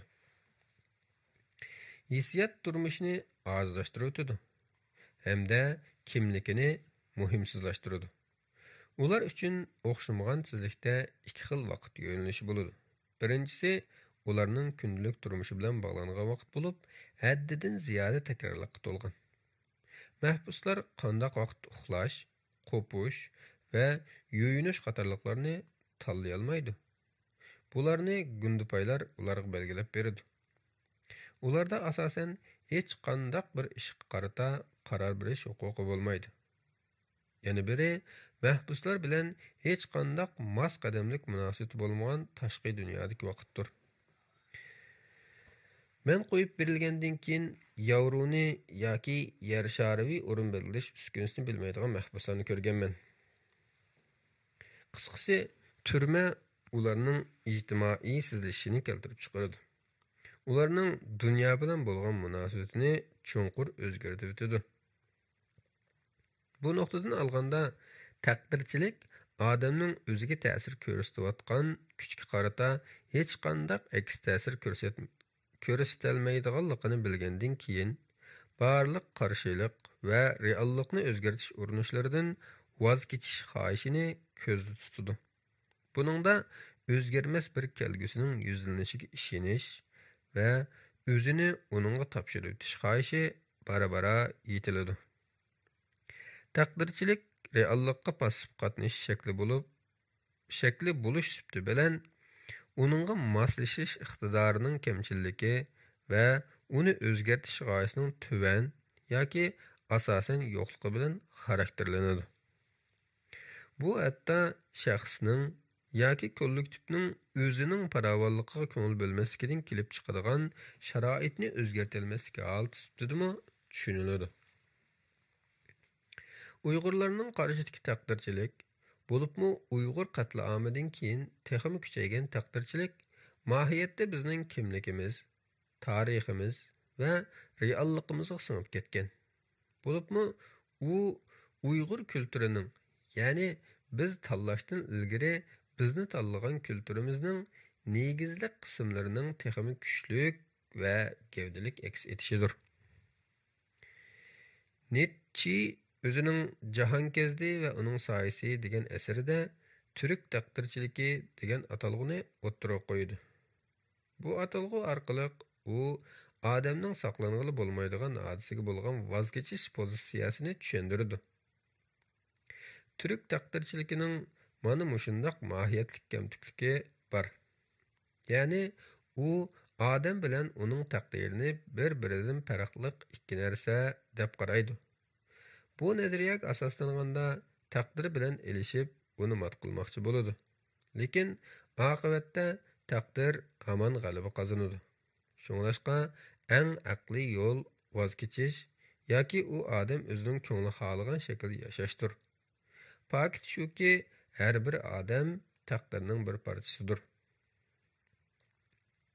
Bu ma'nodan taqdirchilik saqlanğılı, şun o'zgartkili bo'lmaydiganini qabul qilishni ko'rsatadi. Türk kültürü bilan manbadash bo'lish sifati bilan Uyg'ur kulturel kimligi ba'zilar uchun ma'lum ma'nodan taqdirchilik pozitsiyasiga egidir. Bu pozitsiya qatliam davomida texmi kuchayishga boshladi. Ba'zilar o'zlarining Uyg'ur bo'lib tug'ilib qolganligidan qattiq pushaymon qildi. Buni menga xeyli nurg'un Uyg'urlar oshkora yoki yoshirin shaklda dedi. Ularning qarashicha Uyg'urlik, ya'ni ularni mushundaq bir qatlamga duchor qilgan Uyg'urlik ular uchun bir qog'ozdagi taqdirmish. Nietzschening qarshidagi taqdirchilik Türklarning kutilmagan, tushundirgisiz yoki tasoddifiy baxtsizlikni tushuntirish yo'lidir. Bu orqali kishilar qiyinchilik va baloyi ofat bilan yarashishga va uningdan olqishga ilhomlantiriladi. U taslimchilikni emas, balki birovning o'zining bu dunyodagi oldini ola bekitilgan ahvolni qabul qilishini ko'rsatadi. Mushu kontekstda men Uyg'ur qatlamini qisqacha tahlil qilaman. Xitoyni asos qilgan jamiyatda Uyg'ur bo'lmoq kundalik xiristdir. Biologiyalik nuqtadan Uyg'urlarning yuzi Xitoylarnikidan xarakter, shakl va rang jihatdan farqlanadi. Ammo bu faqat biologiyalik farqni ko'rsatmaydi, balki uning siyosiy ma'nosi bordir. Bu oldi bilan Xitoylik bilan Uyg'urlik o'rtasidagi tubki farqni bildiradi. Xitoy uchun farq qadimdan boshliqlikni, yotvoshlikni va texmi muhimi tahdidni bildiradi. Bu haqda Xitoylarning mundaq bir mashhur so'zi bor. Mening qavmimdan bo'lmaganning yuragi menga so'qmas.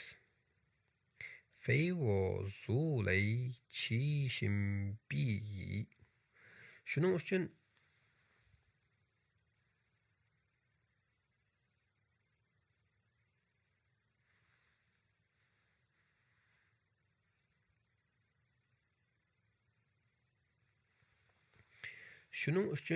yotliq, farq Xitoyning vujudida andish qo'zg'arliq omildir. U ya yo'qotilishi, ya bo'ysundirilishi kerak. Yo'qotilmaganida vaqtincha bo'ysundirilib turadi. Ammo adoqqa nishon yanala uni yo'qotishdir. Chunki u yo'qolmaydi ekan. Xitoyning kallasi hargiz xotirjam bo'la olmaydi. Shunga Xitoylar hammani o'ziga bo'ysundirishni istaydi.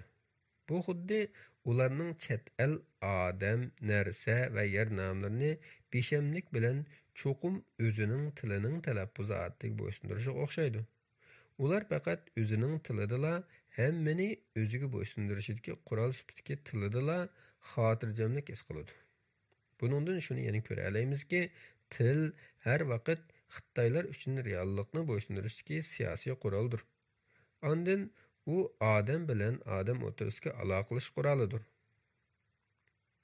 Shuning bilan bir vaqtda yotvoshlik salbiy ma'noga ega bo'lib, siyosiy jihatdan xatarlik, psixologiya jihatdan oldin faraz qilg'ili bo'lmaslik va diniy jihatdan maslalik bo'ladi.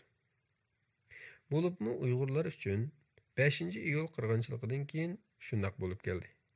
Bu ma'nodan Uyg'urlarni Xitoy jamiyatida nihoyat osonla bilib olg'ili va osonla qaram qilg'ili bo'ladi. Masalan, Uyg'urlarning soqol qo'yishi 2017-yildan tortib cheklandi. U Xitoy jamiyatiga xiristlikda mos kelmaydi. deb qaraldi.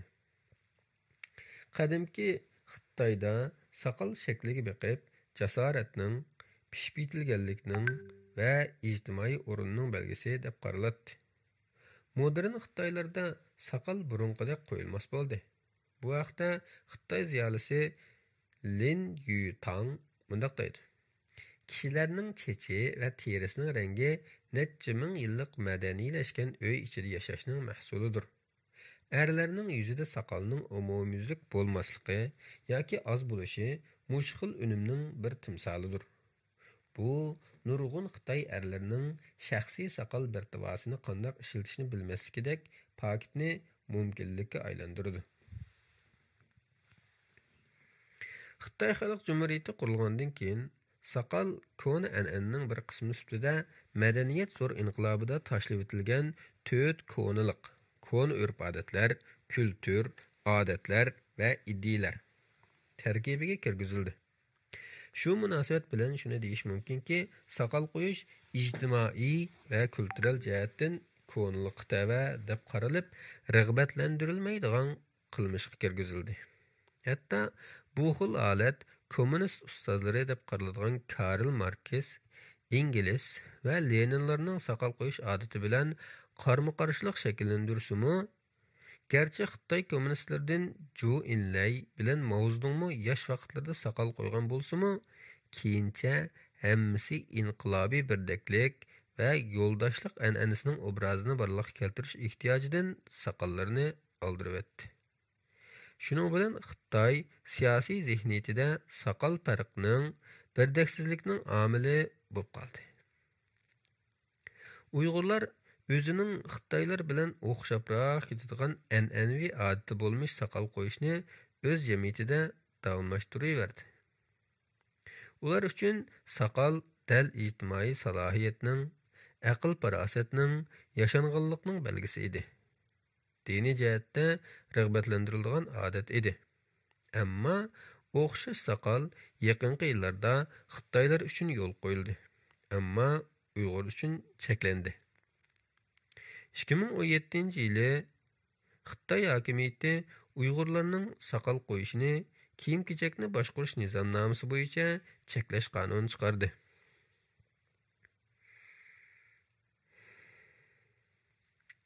Xitoy hukumatı bu cheklashni terrorizmga qarshi turish bahonasida qildi. Uningcha uzun saqal qo'yish diniy pozitsiyaning va qarshilikning tashqi ifodasi edi. Buningga xiloflik qilganlarning jazosi keyincha Xitoylarning atalmish qayta tarbiyalash markazlari bo'ldi. Xitoylarning Uyg'urlarning saqaliga bunchalik rezil va qattiq muomala qilishiga ma'lum ma'nodan uning Uyg'urlarning diniy kimligini belgisi bo'lganligi sabab bo'lgan deyishga bo'ladi.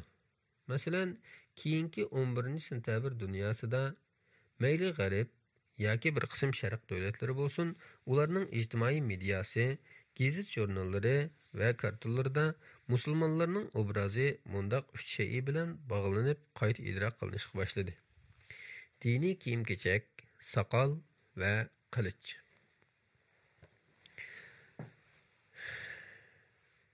Buningda diniy kiyim musulmonlarning diniy kimligiga, saqal ularning urushqoq va agressiv xarakteriga hamda qilich ularning e'tiqodining qo'rqinchli mohiyatini yo'shirin shaklda simvollik ichib beradi deb qaraldi. Bu karikaturiyalashgan obrazlar Xitoylarning idrokiga, tuvan angsizligiga kirib o'rin oldi. Ya'ni u shundoq bir shaklda o'rin oldiki, saqal tahdidning belgisidir. Nurg'un Uyg'urlar shuning ishonadiki, ayni vaqtda Xitoylar qurgan Saddichin sepelining sirtining shimoli va g'arbida yashagan hunlar ularning ajdodlaridir. Ayni vaqtda hunlar Xitoylarga nurg'un qatim hujum qildi. Xitoylar ularning boshqa xalqlarga qaraganda o'zlarining eng vahshiy dushmani qatorida ko'rdi. Chunki hunlar ularga tarixda necha qatim uzil-kesil yemirilishdak tahdidlarni soldi. Shunga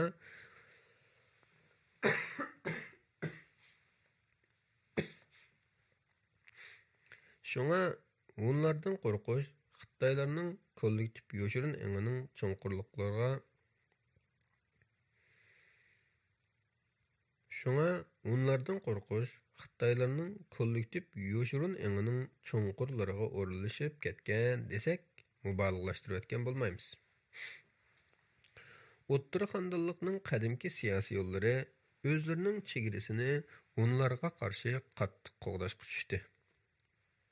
Xan Udi oxiri onlar bilan elishib, ularni mag'lub qildi.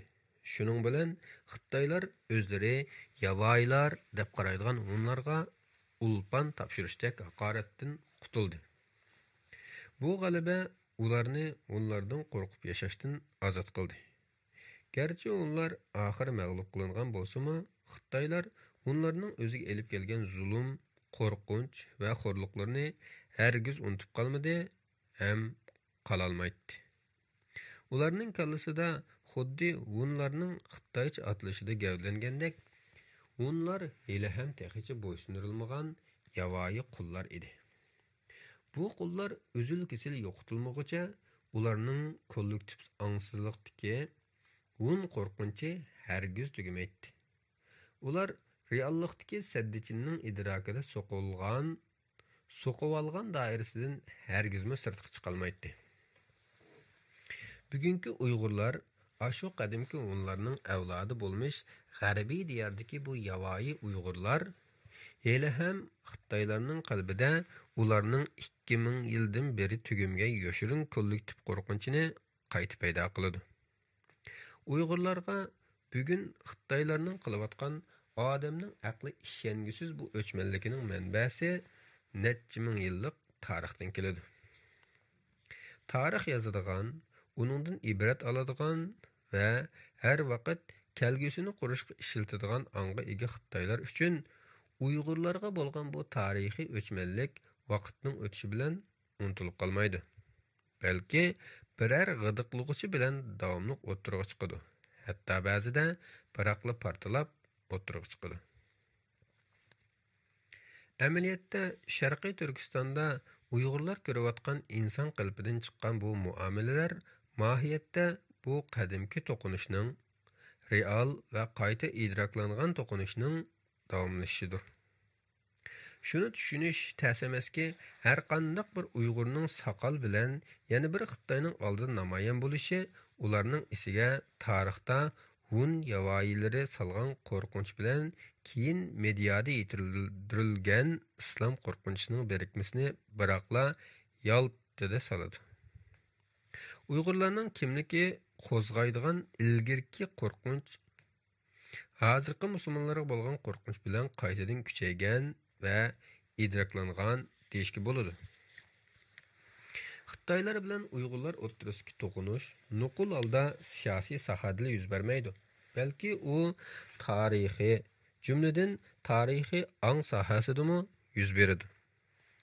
Bu ikki millatning bugunila emas, balki bugunini barliq keltirgan o'tmishimi hali ham to'qinishdadir. Bu xuddi bizga bir qismatdek bilinadi. Biz xuddi tarix va kultural nuqtadan, garchi ilm-fan nuqtasidan bo'lmasimi, yanala bir deterministik oldin ola belgilangan dunyoda yashayotgandek his qilamiz. Uyg'urlar xuddi yanala 2000 yildan beri tugamayotgan bu qora beshikka o'xshab ketadigan tarixda Xitoylar bilan elishyotadi. Albatta, bu to'qinish dastlabida boshlanganida u vaqtda na Uyg'ur, na Xitoy deb aniq bir millat yo'q edi. Shundaqdimi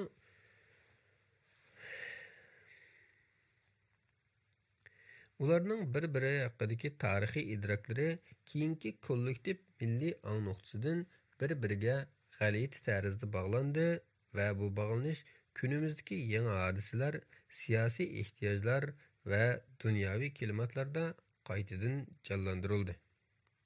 Bu oxirida bizni vaqtning haqiqatan 2000 yildan beri o'tganligidan gumonlantirib qo'ydi. Bu tarixiy bog'lanishning qayta jonlanishining yana bir g'alatiligi shuki, ilgari Xitoylar Uyg'urlar ota-bobolaridan qo'rqib, saddichin sepilni so'qqan bo'lsa,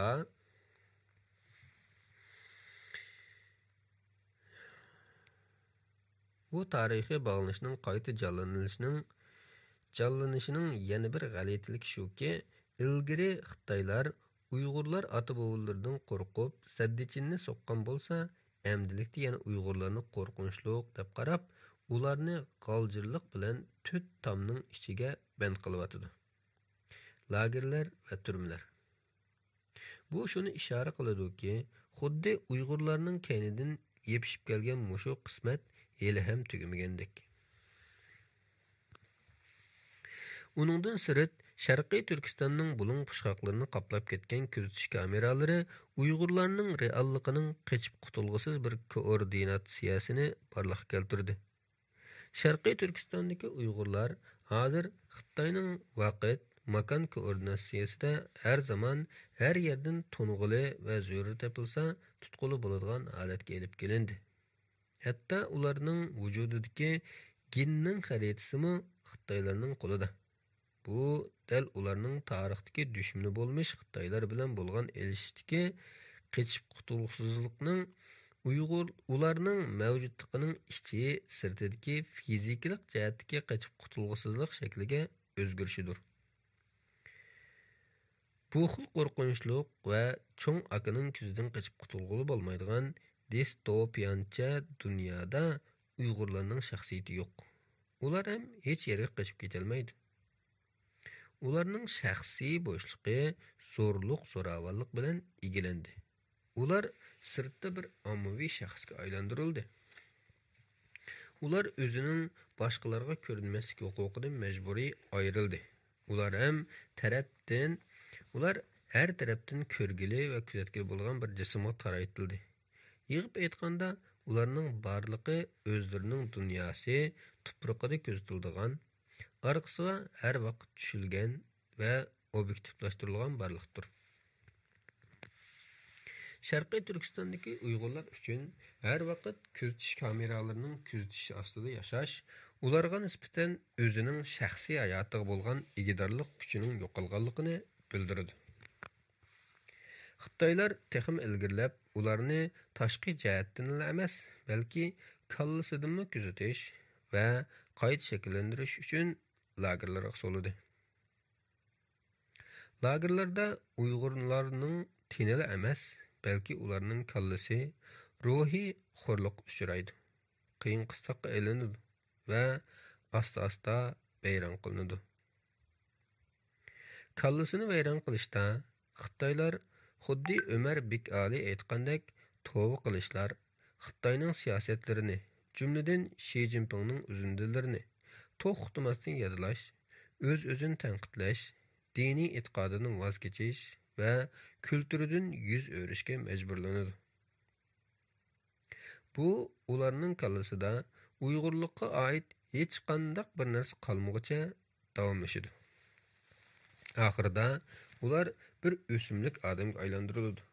Ichidan ro'yi sug'urilingan, quruqdalgan va oxiri ichilariga kirib ketgan bir terror orqali yilik-yiliklargacha vayron qilingan. Chet eldagi nurg'un Uyg'urlarning ahvoli buningdan ko'p farqlanib ketmaydi. Masalan, chet eldagi Uyg'urlarning psixikasi Xitoylarning lager, turma va qo'l emgiki o'rinlarida Uyg'urlarga qilinayotgan zulmdan og'ir ta'sirga uchrayotdi. Ularning ba'zilarining psixikasi vatandagilarninkidan farqsiz va hatto battar. Chunki Xitoylarning qutulish basi mushkul obrazi ularni ham o'ngida, ham tushida hali ham aramsizlantiryotdi. Ular ham Xitoyning hissiyot lageriga solangan, o'zini uningda to'xtamasdan tipirlayotgandek, qutulish uchun jon-jahli bilan tirkishayotgandek his qiladi. Bu vaqtda Zulfiya xonimning Avstraliyaliklar gazetida ana Uyg'ur qora besishining oxirlashiga yordam berishni o'tinadi degan suhbatidagi munu bayonlari hali ham vakil xarakterlikdir. Men o'zimni yordamchisiz va umidsiz his qilaman. Biz tinch hayotni izlayapmiz, ammo bizning hayotimiz tinch emas. Psixik nuqtadan biz tinch emas. Men her günü bütün keçidegidek qara besishlarim bilan ilishib chiqaman va ondan shuni bilamanki, dunyo buningga e'ron qilmaydi. Shuningdek, nurg'un Uyg'urlarning menga deyishicha, ularning tushining ko'p qismi vatanga qaytib, oilasidagilarni izlash bilan boshlanadi. Ondan qandaqdir birdilla Xitoyning saqchilarining, armiyasining yoki odatdagi Xitoylarning o'zini orqasidan qo'g'layotganligini bayqaydi. Shuning bilan jon jahli bilan qochadi va chiliq-chiliq targa cho'milganicha varqirab bu qora besishdan uyg'onib ketadi. Ertasi mushquldagi qora besish yana o'xshash shakl va mazmunda davomlashadi. Xitoylarning qo'rqinch soldigan obrazlari yana chet eldagi ba'zi Uyg'urlarning kallasiga ching o'rnashig'liq. Ularning Xitoyga qarshi so'zlashi bu obraz tarafidan cheklanadi. Ular ya tuqqanlari haqida guvohlik berolmaydi, ya Xitoylarni ayblab qo'rsoq ko'pkin chiqaradigan namoyishlarga qatnasha olmaydi. Aksicha, Uyg'urlar yo'q yerlarini tanlab, siyosatga aralashmaslik orqali mingisdagi Xitoyning surlik va qiynag'uvchi obrazini rozi qilishga urinadi. Xitoyga kallasida bo'ysunib yashayverdi. Yuqorqilardan shuni ko'rilishga bo'ladiki, bir odam uchun eng chong turma fizikalik turma bo'lmasdan, balki ruhiy turmadir. Odamning qo'rqinch to'lgan kallasiga bekinib qolishidir. Kalladagi ziyoda qo'rqinch odamni umidni ko'rolmaydigan, uning uchun kurash qilolmaydigan qulga aylantiradi. Odam o'zining qo'rqinchi orqali dushmanining quli qilib qo'yadi. O'zini uning uchun ezib beradi. Mana bu insonning eng echinishli baxtsizligidir. Mana shundaq inson qalbidan chiqqan zulmlar orqali Xitoy o'zining Uyg'urlardan qadimdan ololmagan o'chini elavatadi. Bu orqali Xitoy qalbini 2000 yil parakanda qilib kelgan qo'rqinchdan ozod qilishga tirishyapti. Shundaqla Uyg'urlarga yavoyilarcha zulm qilish orqali Uyg'urlarning aslidagi yavoyi obrazini Xitoylarga ko'rsatmoqchi bo'lyapti. Uyg'urlarning asli mushundaq bo'lish tegishlikini ular qechib qutulolmaydigan bir taqdirda qilib ko'rsatishga urinyapti. Numus. Uyg'urlarning dunyosi tashqi jihatdan butunlay vayron qilinyapti. Uylar, mahalla ko'ylar, masjidlar, Uyg'urcha uslubdagi qurilishlar, Uyg'urlarga tava va Uyg'urlikqa vakillik qilgan har qanday bir muassasa simvollik belga va ishinish shafqatsizlarcha buzg'unchilik uchrayotdi. Ko'ch-ko'ylarda Uyg'urlarni ko'rgil bo'lmaydi. Mushundaq ahvolda Uyg'urlarning mavjudligi ba'zi Uyg'urlarga majburiy holda gunohlik, jinoyatkor va numusliq mavjudlikqa aylantiryapti. Uyg'ur o'zining kimligidan numus qilishga majburlanyapti. Eng ig'ir bo'lganda bu hodisalar Uyg'urlarning o'ziga ishonishdan qilishi, o'zini kemsitishi va oxiri o'ziga nafratlanishni keltirib chiqaradi. Fransiya filosofi Sartre uchun numus o'z bilan o'zga, men bilan boshqalar o'ttirisidagi o'zgacha munosabatni ta'birlaydigan uqum bo'lib, uningda o'zining ojizligi o'ttiriga chiqadi. Bu mavjudlik tusining markazida odamning o'zini o'ng'aysizlantiradigan va shon-sharafini yakson qiladigan sharoitdan qochishga bo'lgan unumsiz urinishi bor. Numusda odamning mushundaq o'ng'aysiz sharoitda boshqalarning qochay degan siri qocholmaslikdek bir amalsizligi bor. Uningda odamning o'zini tuyishi, idroq qilishi va anqirishi yo'qmasdan aksicha texmi kuchaydi. Odam boshqalardanla emas, balki o'zidan qochaman deb qocholmayotgandek. Bu ma'nodan numusda odam o'zining tindan ajray olmay to'xtab qoladi. Kallasiga texmi sig'diradi. Numusda odamning o'zining tini bilan kallasiga qanchalik bog'lanib qolganligi eng aniq tuyg'uda o'ttirg'a chiqadi. Psixologiya nuqtasidan numus men o'zim anqirgan alohida psixik holat bo'lish sifati bilan nomuvofiqlik, arzimaslik, sharafsizlik, pushaymon, amalsızlık hislerinin birikmesidir. Uningda başqalar bizni numusqa qo'yganida yoki o'zimiz boshqalarning oldida ma'lum bir numusliq ishni qilib solganda ba'zilar o'zimizning mavjudligining qimmatini suollaymiz. Ba'zida o'zimizning mavjudligining qimmatini suollaymiz va hatto uni shu vaqtning o'zida bo'lsa-mu inkor qilish darajasiga boramiz. Ashu so'rindan jimmida yo'qolib ketishni, ikkinchi boshqalarga qayta ko'rinmaslikni arzulab ketamiz. Yana bir nuqtadan numusda kallamizda biz faxrlanib kelgan ideal o'zlik obrazimiz tuyuqsiz yoki salbiy ta'sirga uchraydi. Yoki vaqtliq bo'lsa-mu ko'paygan bo'ladi. Numus bizning mavjudligimizga qarata o'zimizda gumon tug'iladigan va bizning sharoitimizga qarata nomuvofiq ekanligimizni bildiradigan mavjudlik holati bo'lg'achqa, uningda bizning dunyo va boshqalar bilan bo'lgan munosabatimizda jiddiy o'zgarish yuz beradi. Oxirida bu bizning o'zimiz bilan bo'lgan munosabatimizga ta'sir ko'rsatadi.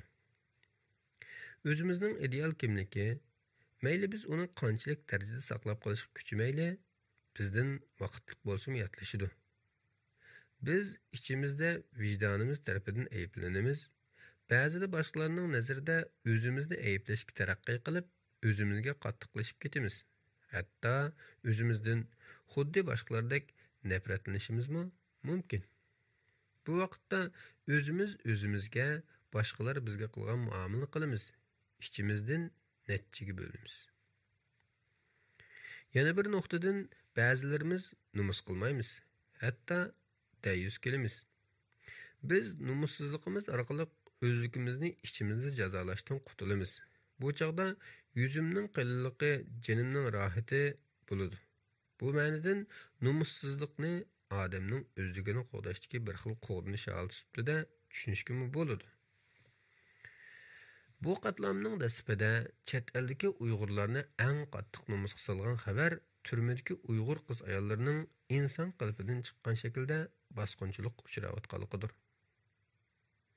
Uyg'ur qatlami Amani Mehrigul Tursun o'zining mediaga bergan bayonlarida bosqinchilikning lager va turmlarda keng elib berilayotgan jinsiy tajovuzchilik ekanligini o'tirib qo'ydi.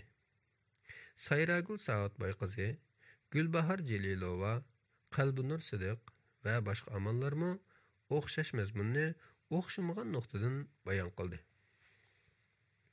Shuningdek, Uyg'ur kishilik huquq faoliyatchisi va ziyolisi Abduvali Ayibmi bir qatimliq suhbatida o'zining Xitoy tutqunligida jinsiy zo'ravonlik uchrashdek qo'rqinchli aslamasini qisqali deb o'tib ketdi.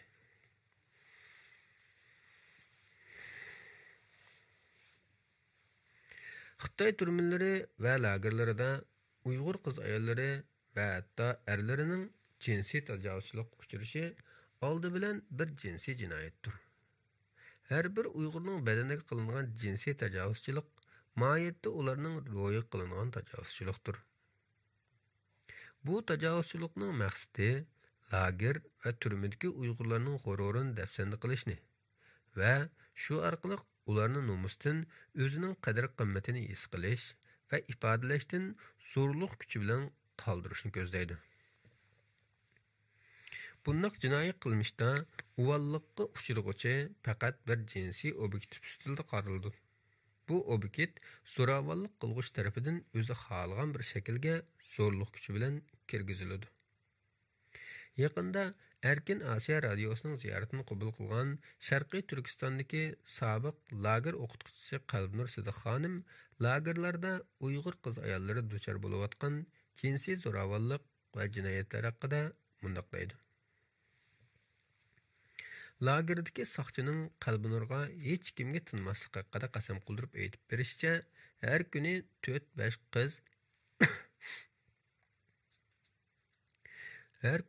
4-5 qiz so'roq bahonasi chaqirtilib, lagerning amaldor va soqchilar tarafidan bosqinchilik qilinadi ekan. Ular hatto qizlarning avrati va maqtiga tok kaltikini tiqib, qiynab o'zir oladi ekan.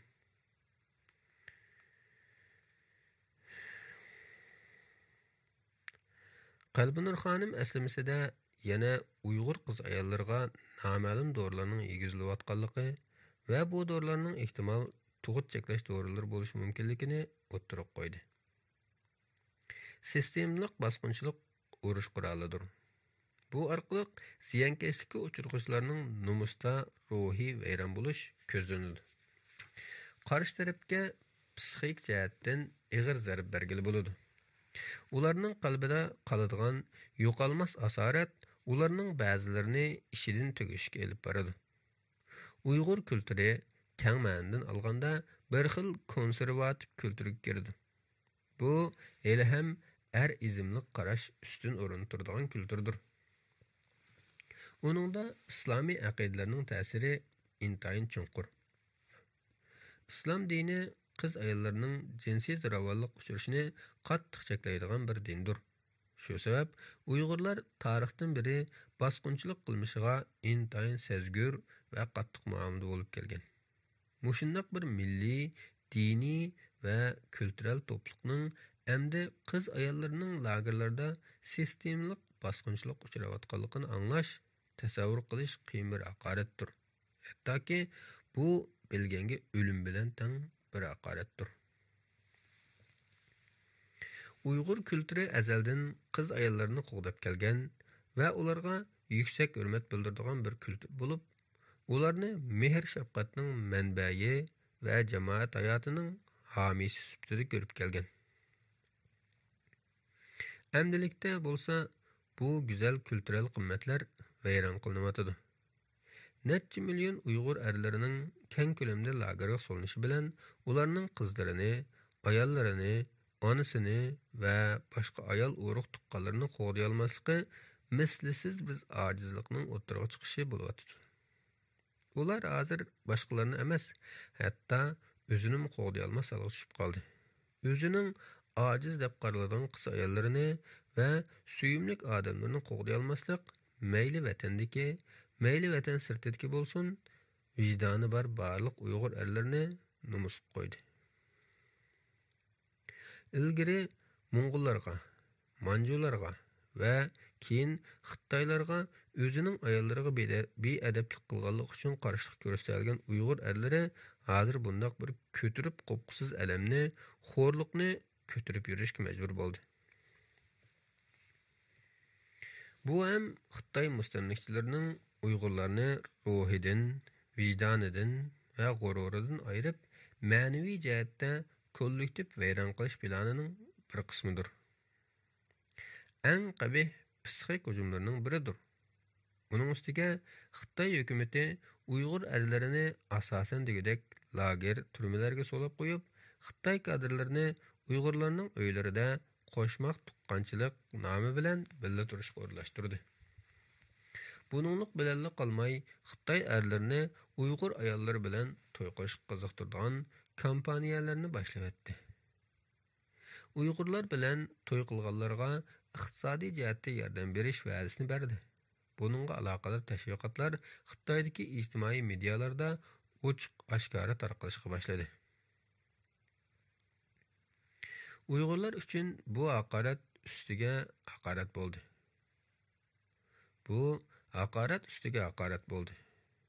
Bu Xitoy hukumat tarafidan majburiy elib berilayotgan zo'ravonlik qilg'uchi bilan zo'ravonlik qilinuvchining majburiy nikohi edi.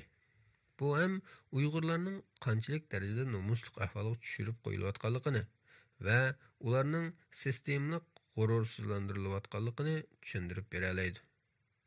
Uyg'urlar uchun bu qabohatlik nomus butun millatning ma'naviy jihatdan Xitoy tarafidan kollektiv bosqinchilik uchrashidir. Bu Uyg'urlikning har kuni degidek ochiq-oshkora dafsana qilinishidir.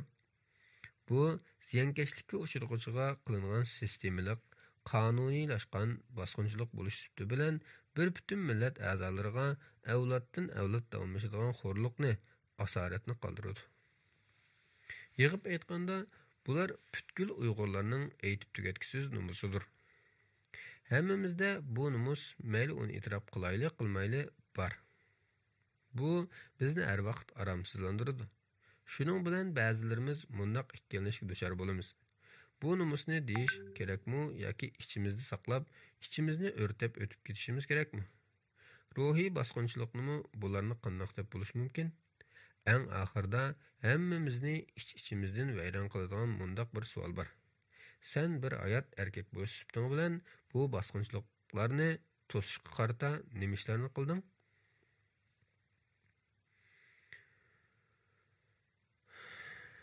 Sen bir oyat erkak bo'lishibding bilan bu bosqinchiliklarni to'sishga qarata nima ishlarni qilding? Sen bir oyat erkak bo'lishibding bilan bu bosqinchiliklarni to'sishga qarata nima ishlarni qilding? Gunoh. Bu qatlam mezgilda ba'zilarimiz xuddi yuqorida qisqacha aytib o'tilganidek o'zimizdagi numus tuyg'usining davomi ham uning natijasi sifatidagi gunoh tuyg'usini boshdan kechirdik. Bu gunoh tuyg'usi ig'ir va aldirab saqaymaydigan psixik yaradek qarab turdi. Undaqda bu qandoq gunoh tuyg'usi?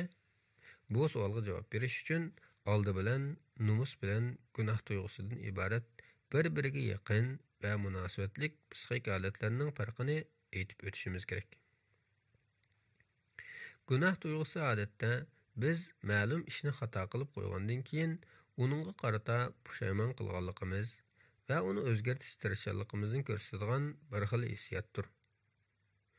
U mohiyatidan biz bilan bizning o'tmishimiz, bizning ilgirki o'zligimiz, ilgari chiqargan qarorimiz va uning hozirgacha tugamagan ta'siri qatorliqlarga bog'liq bo'ladi. U bizning erkinlikka, erkin tanlash mumkinchiligimizga ega ekanligimizning e'tirof qilinishidir. Chunki agar biz ilgirki qarorimizni o'zimiz erkin tanlamagan bo'lsak, hargiz hozir pushaymon qilib yurmagan bo'lardik. Pushaymonning tubki sababi erkin tanlashning oqibatiga mas'ul bo'lishdir. Chunki erkinlik bo'ladi ekan, cho'qim mushu erkinlikda tanlanganlarning oqibatlariga qarata mas'uliyat bo'ladi.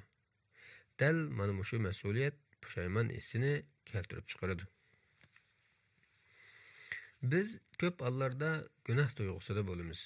Chunki bu bizning harakatimizning mas'uliyatini qabul qilganligimizdir. Buni ham boshqalarga ta'minlikqa deyalaymiz yoki oldirab döngiyallaymiz. Ammo numus ko'p hollarda ichki o'ng'aysizlik bo'lganligi uchun uni ko'p hollarda boshqalardan va hatto ba'zi oshqun sharoitda o'zimizdanmi angsiz yo'shiramiz. Chunki numusda odam bilan uning qilmishi bir-biriga jepislashib ketadi. U falokat bosgan birining sharafsiz va o'ng'aysizlikqa to'lgan bir ishni boshqalarning oldida qilib solganligidan uyilish hissidir. Ammo gunohda garchi odam numusdagidek o'zining ilgirki harakatidan ayirib qaraya olmasa-mu, uyilish hissiyoti emas, balki o'kinish hissiyoti muhim o'rinda turadi. Numusda boshqalarning oldida xato, o'ng'aysiz va qolaysiz bir ishning yuz berib qolganligi muhim o'rinda turadi. Uningda boshqalarning salbiy baho berib qo'yishidan ansirash, hatto boshqalarning shafqatsiz bahosidan qo'rqish xohishi bor. Shunga u boshqalardan o'ziga qarab qochishga uringan, ammo mag'lub bo'lgan urinishdir. Bu Uyg'urchada numusdan yerga kirib ketgudek bo'lish deb tasvirlanadi. Buningda yerga kirib ketgil bo'lmasa-mu, ammo uyulishning kuchi uyalg'uchini ashundoq asabiy harakatni tasavvuriy nuqtadan qilishga undaydi. Uningda odam tuyuqsiz yo'qolib ketishni shundoq xohlaydiki, xohlagan sari yo'qololmay qiynaladi. Masalan, jamoatning oldida o'sirib qo'yishni olayli. U men bilan boshqa o'tirisidagi tegidan antagonistik munosabatning qip-yalang'och tarzda his qilinishidir. Uningda ham boshqalardan qo'rqish, ham uning o'ziga istashlik qilishga, uni anglamaganga sevilishga bo'lgan talpinishim bor. O'sirib qo'yg'ichi o'zining jamoat so'rinini o'sirmaslikdan iborat bu ijtimoiy cheklimga xiloflik qilganini biladi. Texnik muhimi boshqalarning o'zini qanchalik darajada zaharg'andilarcha sanglik qilib, shu kichikkina ishqa u kontrol qilishda mag'lub bo'lgan odatdagi bir qilmishqa uni hatto jamoatning orasida turg'usiz qilib o'tishdan yonmaydiganligini biladi. Uningga hatto o'sirishga aloqador haqoratli laqablar qo'yilishi va shuningdan tortib u davomli sonliq o'klik qilinishi mumkin. Shuning bilan agar uning yuzi nepiz va tavi nozik bo'lsalar, qayta aktivlanadigan bu nomus tuyg'usidan xo'rlanadi. Shunga nomusning markazida biror ijtimoiy cheklimga xiloflik qilib qo'yishning oqibati emas, balki boshqalarning buni bahona qilib turib, uni qayta xo'rlab o'zirilishining asabiylikka bo'lgan qo'rqish tuyg'usi bor. Demak, Xitoylarning Uyg'urlarning qiz ayollariga jinsiy tajovuzchilik qilishidimi, Uyg'urlarning shu vaqtdagi va bugungi g'ururiga tegishli emas, balki ularni mangulik xo'rlash asabiyligi bor. Ular buningdan keyin buni har vaqt bizning avlodlarimizning yuziga soladi. Shu orqali yuzimizni nomusning dastidan ko'tarilmas qilib o'tishni, o'zining oldida beshimizni mangu silib, ruhiy qullardek yashashimizni maqsad qiladi. Gunohda odam bilan boshqalar emas, balki uning o'tib ketgan mumkinchiliklari o'ttirasidagi to'qinish muhim o'rinda turadi. Ya'ni uningda nurg'un mumkinchiliklar ichidan xato va nachar bir mumkinchilikning tanlanganligiga qarata o'kinish hissi bor. Uningda bu tanlash qarata boshqalarning qandoq baho berishi bek muhim o'rin turmaydi. Aksicha, uningda muhim odam o'zining harakatiga o'zi baho beradi. O'zining tanlashidan rozi bo'lmaydi va hatto o'zini rahimsizlarcha ayblaydi. To'g'ri tanlash elib borganligidan o'kinadi. Gunoh tuyg'usida yana vaqtning shafqatsizligiga bo'lgan amonsizlikni tan elish bor. Biz birini xato tanladikmi, uni o'rniga keltirgili bo'lmaydi. Birini tanlash boshqa tanlashlarni rad qilish bo'lganligi uchun bu xatolikning alimi texim og'ir bo'ladi. O'q yoddan chiqadi va xato nishonga tegadi. Xuddi chala tekkan o'qdek.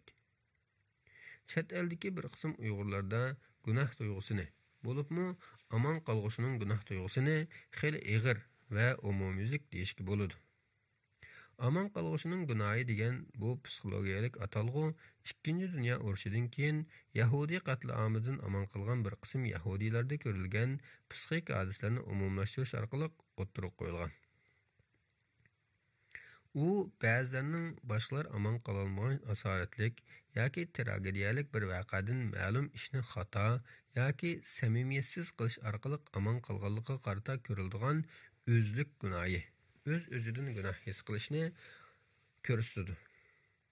Bu psixik holat yana bir jihatdan aman qolg'ushining ma'lum bir amallar bilan boshqalarning hayotini qo'dab qololmaganligidan o'kinish his qilishini o'z ichiga oladi. Uyg'ur islom kulturi tadqiqotchisi Rayn Sam Uyg'urlardagi aman qolg'ushining gunoh tuyg'usini bunday tasvirlaydi. Ba'zilar menga kelib, o'zlarining oila a'zolarining jazo lagerlarida ekanligini aytdi. Boshqalar bo'lsa, mendan o'zlariga aman qolg'ushining gunohi haqida maslahat so'radi. Darren Bayler bu hissiyotni tövendekirek tasvirlaydi. Qechib ketilganlik va aman qolganlik gunohi haqiqatan og'irdir. Men bilan ilgari bir necha yil yaqin o'tgan Uyg'urlarning menga deyishicha, aman qolg'ushining gunohi ularning tushlariga bosib kirgan va ularning hayotidagi kichikkin xushalliqlarni elib ketgan. Bu gunoh tuyg'usi chet eldagi Uyg'urlarning ishida ota-onasi va o'roq tuqqanlarning vatanda lager va turumlarga elib ketilganlarida ko'proq ko'riladi. Bunun manbasi ularning o'zining ashu qadrdonlarini qutuldira olmaganligiga bo'lgan amalsiz hissining radikal ifodalashidir. Ularning ba'zilari bu qadrdonlarining Xitoylar tarafidan jazolanishini xato holda o'zlarining sababidan deb tushunib oladi. Ba'zida ularning qadrdonlarining boshiga kelgan butkul baloyi ofatlarning tub manbaining Xitoy mustamlikchilari ekanligini bilsa-mu, yana ularni qutuldira olmaganligidan farzandlik yoki o'roq tuqqanlik nuqtasidan afsuslanadi. O'zini buningda gunohkor his qiladi. Uning ustiga bu Uyg'urlarning xeyli bir qismining ota-onalariga Xitoy hukumati qattiq bosim tushirib, ularning qaytib kelishini talab qilgan. Ammo qaytib ketsa, o'zining aman qilmaydiganligini bilgachga, ular qaytmay chet elda qolganlardir. Buningda Misrdan, Turkiyadan va boshqa joylardan Xitoyga ota-onalarining besimiga qaramay qaytmagan nurg'un Uyg'urlar bor. Bularning ota-onalari keyin farzandlarining vatanga qaytmaganligi uchun Xitoy hukumatining o'ch elishiga uchrab, lagerlar va turmlarga solandi. Bu vatanga qaytishni rad qilgan bu Uyg'urlarning bir qismida tabiiy holda aman qolg'ishining gunohini shakllantirdi. Xitoylarning nazarida ko'ngzi an'anasiga ko'ra, oila bilan davlat birdaklikka ega. Oilaning boshlig'iga oiladagilarning itoat qilish talab qilingandek, davlatning otsig'imi fuqarolarning itoat qilishi talab qilinadi. Chunki davlat bir oila sifatida idroq qilinadi. Uning beshi xuddi oilaning beshiga o'xshaydi. Shuningdek, otaning bolalariga ko'yinishi majburiyati bo'lgandek, davlat otasining fuqarolarga ko'yinish majburiyati bor. Bu ma'nodan Xitoy har vaqt fuqarolardan o'ziga mutlaq sodiq bo'lishni talab qiladi. Agar buning xiloflik qilinsa, xuddi o'zini beqib cho'ng qilgan otasiga osiylik qilgandek, o'zini tarbiyalab yetildirgan vataniga osiylik qilganlik bo'ladi. Buni Xitoyning ommaviy axloqida emas, balki texmi muhimi siyosiy axloqida qabul qilg'ili bo'lmaydi. Xitoy hukumati shuning uchun chet eldagi Uyg'urlarga vatandagi ota-onalar orqali besim tushirdi. Ularning bolalarini mayli vatanda, mayli chet elda bo'lsin, kontrol qilishga urinadi. Vatandagi barliq ota-onalar bu ma'nodan Xitoy xohlagan vaqtda ish qilsa bo'lgan tutqoqdikilardir. Bu ma'nodan Xitoy xohlagan vaqtda ish qilsa bo'ladigan tutqoqdikilardir. Uning ustiga ularga ayonki, Uyg'urlarda o'z ota-onasiga sadoqatman bo'lish an'anasi bor. Shunga bu qatim Xitoylar chet eldagi Uyg'urlarni vatanga qaytarib elib ketishda Uyg'urlardagi ota-onasiga bo'lgan eng nozik hissiyatni yetkazishga iste'mol qildi. Bu orqali ularning bir qismini aldab apirib olib, o'ltirdi yoki lagerlarga qamadi. Uyg'urlar uchun gunoh tuyg'usi yana kollektiv ma'noga ega. Bu ularning shalliq tarixi bilan nomusliq reallik o'tirisiga yotlashni taxmi keskinlashtirib o'tadi. Bo'libmi u bir kollektiv xatoya bo'lish bilan uning ilgari o'tkazgan sanoqsiz xatoliklarga hozir mas'ul bo'lishdek bema'nilik hissini ko'rsatdi. Mundaqcha aytganda, u ba'zilarining o'zlarining tarixining xatoliklarini oxiri bir butun millatning butunlay qirilib yo'qolish xavfiga tushib qolganligidan qattiq umidsizlanish hissini ko'rsatdi. Buningda u ba'zida butkul xatoliklarni o'zidan izlash asabiylik shakliga kirib, xuddi aman qolg'ishining gunoh tuyg'usida ko'rilganidek, uning sababini jumladan Xitoylarni diqqatining sirtida qoldirdi. Buning uchun u o'zini ayblaydi va hatto o'zidan nafratlanadi. Oxirida bu xil xohish taqdirchilik qarshi bilan birlashib ketadi.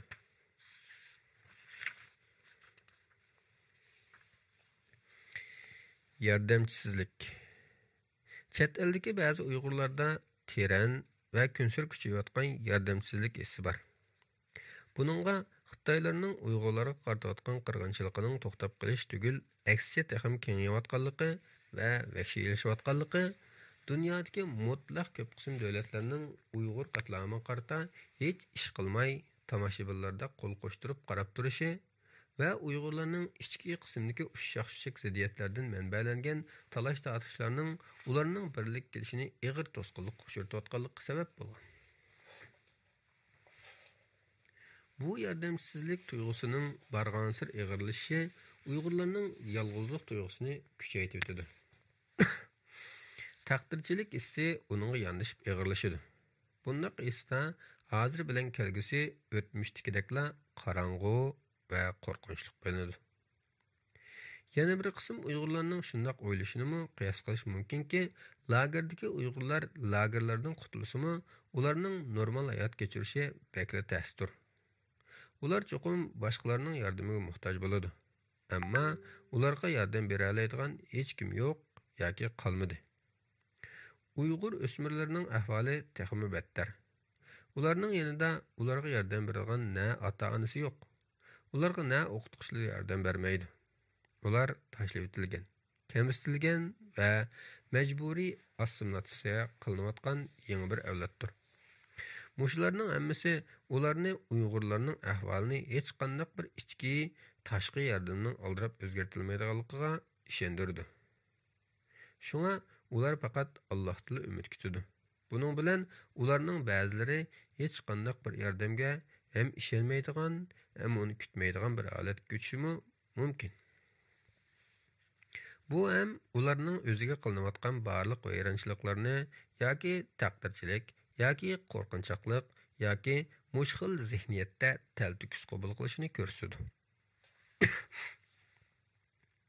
Bu taqdirni o'zlarining kallasidagi idrokiy taqdirni qabul qilishdir. Xuddi Nietzsche aytgandek, taqdiringni so'y. Aytganimizdek, yordamchisizlik yana dunyo tarafidan tashlab etilganlik tuyg'usidan kelib chiqadi. Buningda g'arbdagi az bir qism davlatlardan boshqa mutlaq ko'p qism davlatlar tarafidan bo'libmi o'zlarining musulmon va turk qarindoshlari tarafidan qatliam davomida hech qanday istashliq va yordamga erisholmaslik ularning yordamchisizlik tuyg'usini texmi ulg'aytirdi. Bo'libmi ularning musulmonlar tarafidan tashlab etilishi, ammo ma'lum bir ma'nodan musulmon bo'lganlik sababli qirilishi ularni e'tiqodiy qarindoshlar ichida cheksiz asratga qo'ydi. Ularning islom nuqtasidan kafirlar deb qaraladigan Xitoylar tarafidan o'ldirilishiga qarata musulmonlarning xuddi kafirlardan qilishmoqdek muomala qilishi ularni yakkagani qoldirdi, ig'ir qaymoqtirdi. Chunki ularcha musulmonlarga eng ig'ir haqorat qilgan bir hokimiyatda o'zining dini uchun eng qattiq badal to'lagan Uyg'urlarning qirilishiga sukut qilish bilan bu qatlamni elib berish o'tirisida eng oxirida hech qanday farq qolmaydi. Bu yerdagi natija oxirida o'xshash. Uyg'urlar qirilyotdi. 2018-yili İstanbulda bir turkum Uyg'ur yoshlariga qatlamda shakllangan kollektiv asoratga qanday taqobil turish haqida dars so'zladim. Ders boshlashdan ilgari men o'quvchilardan o'zlarining ayni vaqtdagi his tuyg'ularini, garchi bu his tuyg'ularning o qadar murakkabligini bilsam-mu, birli so'zga yig'inchoqlab deb baqishni aytdim. Ularning ichidagi bir o'quvchi menga tayanchisizlik deb javob berdi. Men uningdan nimishqa shunday his qilganligini so'rganimda, u mening ko'zimning ichiga jimit qarab o'tgandan keyin o'zining nimishqa tayanchisizlikni tushuntirishdimi, o'zini shuncha tayanchsiz his qilganligini aytdi. Orqadan uzoq sukut kuchimdi. Uning uchun o'zini yordamchisiz his qilish, boshqalarning ko'ziga azob va xo'rlik tikilib qarab yordam tilashdan a'lodir. Uning bu tayanchisizligi uning o'ziga tayinishdan boshqa chiqish yo'lining yo'qligiga qaraganligining samimiylik bilan tan olishdir. Yordamchisizlikni e'tirof qilish, ammo buning uchun boshqalardan yordam so'ramaslik ularning vujudidagi g'ururning oxirgi ifodalaridir. Bu holatda ular har qanday baloy ofatni jimmida qabul qiladi. Bu uni boshqalarga yig'lamsirab degandan, ularning ko'zlariga mo'ldirlab qaragandan, allaqanday abstrakt insoniyatning vijdoniga qo'ygandan, ular tarafidan pisand qilinmay, o'ziga yana qaytadan tashlab etilgandan 1000 martaba afzaldir. Hatto bularning ichidagi ba'zilar hammadan voz kechib, amon qolg'uchining gunohiga xotim berib, vijdonini arom olish uchun hatto dushmanining qo'lida xuddi o'zining qarindoshlari halok bo'layotgandek halok bo'lishni izlaydi. Bu vaqtda menga necha o'nlagan Uyg'urlar chet elda qatlamni to'sish haqida hech nima qilolmay va boshqalarning masxaralik qarshi ostida yashgandan ko'ra vatanga qaytib qarindoshlar qamalgan ashu lagerlarda o'lishni istaydiganligini bayon qildi. Bu xayollar bakla radikal, odamning aqli yetmas va hatto kallasidan ketgan odamning saranglarchish bilandek tuyulishi mumkin. Ma'lum ma'nodan bu xayollar uzoq muddatlik saqlashning va saqlagan siri Uyg'urlarning vaziyatining kundan kunga battarlashib ketishining ba'zida qo'zg'agan psixik oqibatidir. Ularning o'z qarindoshlari va boshqalar tomonidan tashlab etilishi ular uchun o'limdan battar bilinadi. O'lim ularni yolg'on va'dalar bilan davomlashadigan, hayotni yashayvergandan uni mardonlik bilan oyoqlashtiradigan afzal degizidir. Bu bosh oxiri chiqmas, jasoratlik va qora besishga o'xshab ketadigan azobdan biroqli qutulishga urinishdek angliq harakatga kiradi. Ular uchun birdan-bir umid bu yerdagi umidsizlikni qabul qilish bo'lsa, u holda ular o'zini boshqalarga tayanib qilishdan, ulardan umid kutishdan biroqli ozod qiladi. Bu ularning insoniyatga qilgan eng oxirgi alvidosidir. O'zining dushmaniga yakkigan yuzlanishning, o'ziga o'zi yordam berishning eng oxirgi momentlaridir. Mana shu chaqda ular birdilla qahramonlarga aylanadi. Ularning angliq ozodlikka chiqishi qahramonlik aylanadi.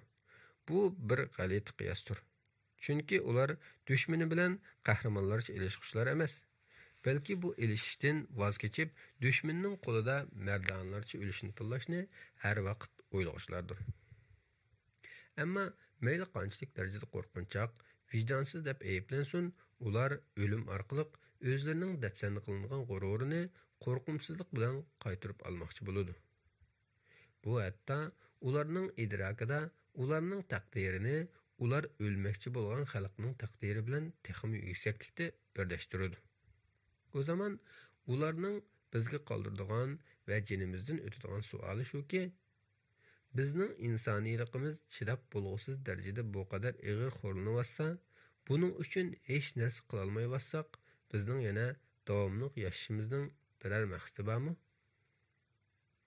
Bu dal Xitoylarning bu qatlam orqali bizning kallamizni vayron qiladigan savolidir. Bu savolga qancha passak, shuncha ko'p va shuncha tez vayron bo'lamiz. Bu savolning javobi faqat yashashda. O'zimizni emas, balki lagerlardagi millionlagan qarindoshlarimizning hayotining qimmatga ega ekanligini, uni vayron qilayotganlarga ochiq va keskin bildirish uchun yanada yashashdadir. Bizning mavjudligimizning bu to'rt tusi bizning ruhimizning bu qatlam sababli qanchaligan ig'ir yaralanganligini tushuntirib berdi. Shunaqla bizning intayin kichik va hatto kunsir kichiklayotgan umidga o'zimizni qanchalik bog'lab, qanchalik taslikda yashayotganligimizni bildirdi. Bu tuslar orqali biz har qanday bir qatlamga uchrashlarni ruhiy jihatdan qanchalik vayron qilganligini ko'rib olamiz. Qatlam nuqul holda fizikalik vayronchilikni emas, balki mohiyatdan olganda ularning o'ziga ishonishini vayron qiladi. Va hatto asliga keltirgisiz darajada vayron qiladi. Buninglik bilan to'xtab qolmay, ularning o'zini qayta tirildirishga bo'lgan ishonishini vayron qiladi.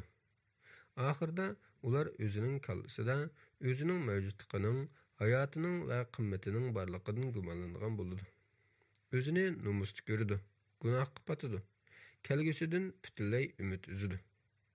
Bizning keyingi qismlarda muhokama qilmoqchi bo'lganimiz dal mushu qo'rqinchli tushkunlikning qora soyasidan qanday yenib chiqishga tirishni o'rganishdir.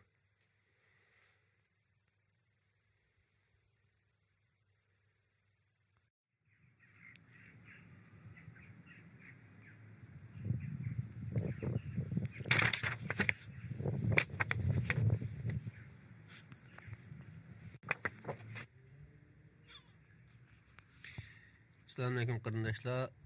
Anglayotganinglar Doktor Mamtimin A'loning Uyg'ur qatlami psixologiyalik nazarnoma kitobi.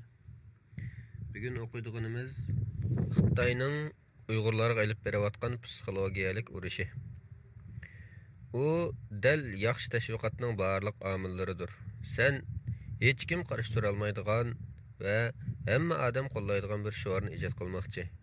Hech kim uning nima ma'no berayotganligini bilmaydi. Chunki u hech nimani bildirmaydi. Noam Chomsky. Biz urushdimiz va bizning dushmanimiz tuban angsizlikning hammani simirdiganligini biladi. Wayne Gerard Terotman. Qatlam bir odamni o'ldirishni bildirmaydi.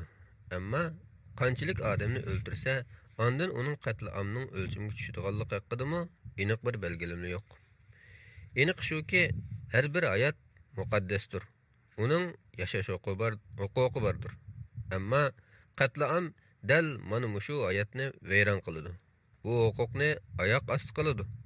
Uning maqsadi ma'lum guruh xalqni ularning irqiy, diniy, tarixiy va siyosiy qarash tufaylidan vayron qilishdir.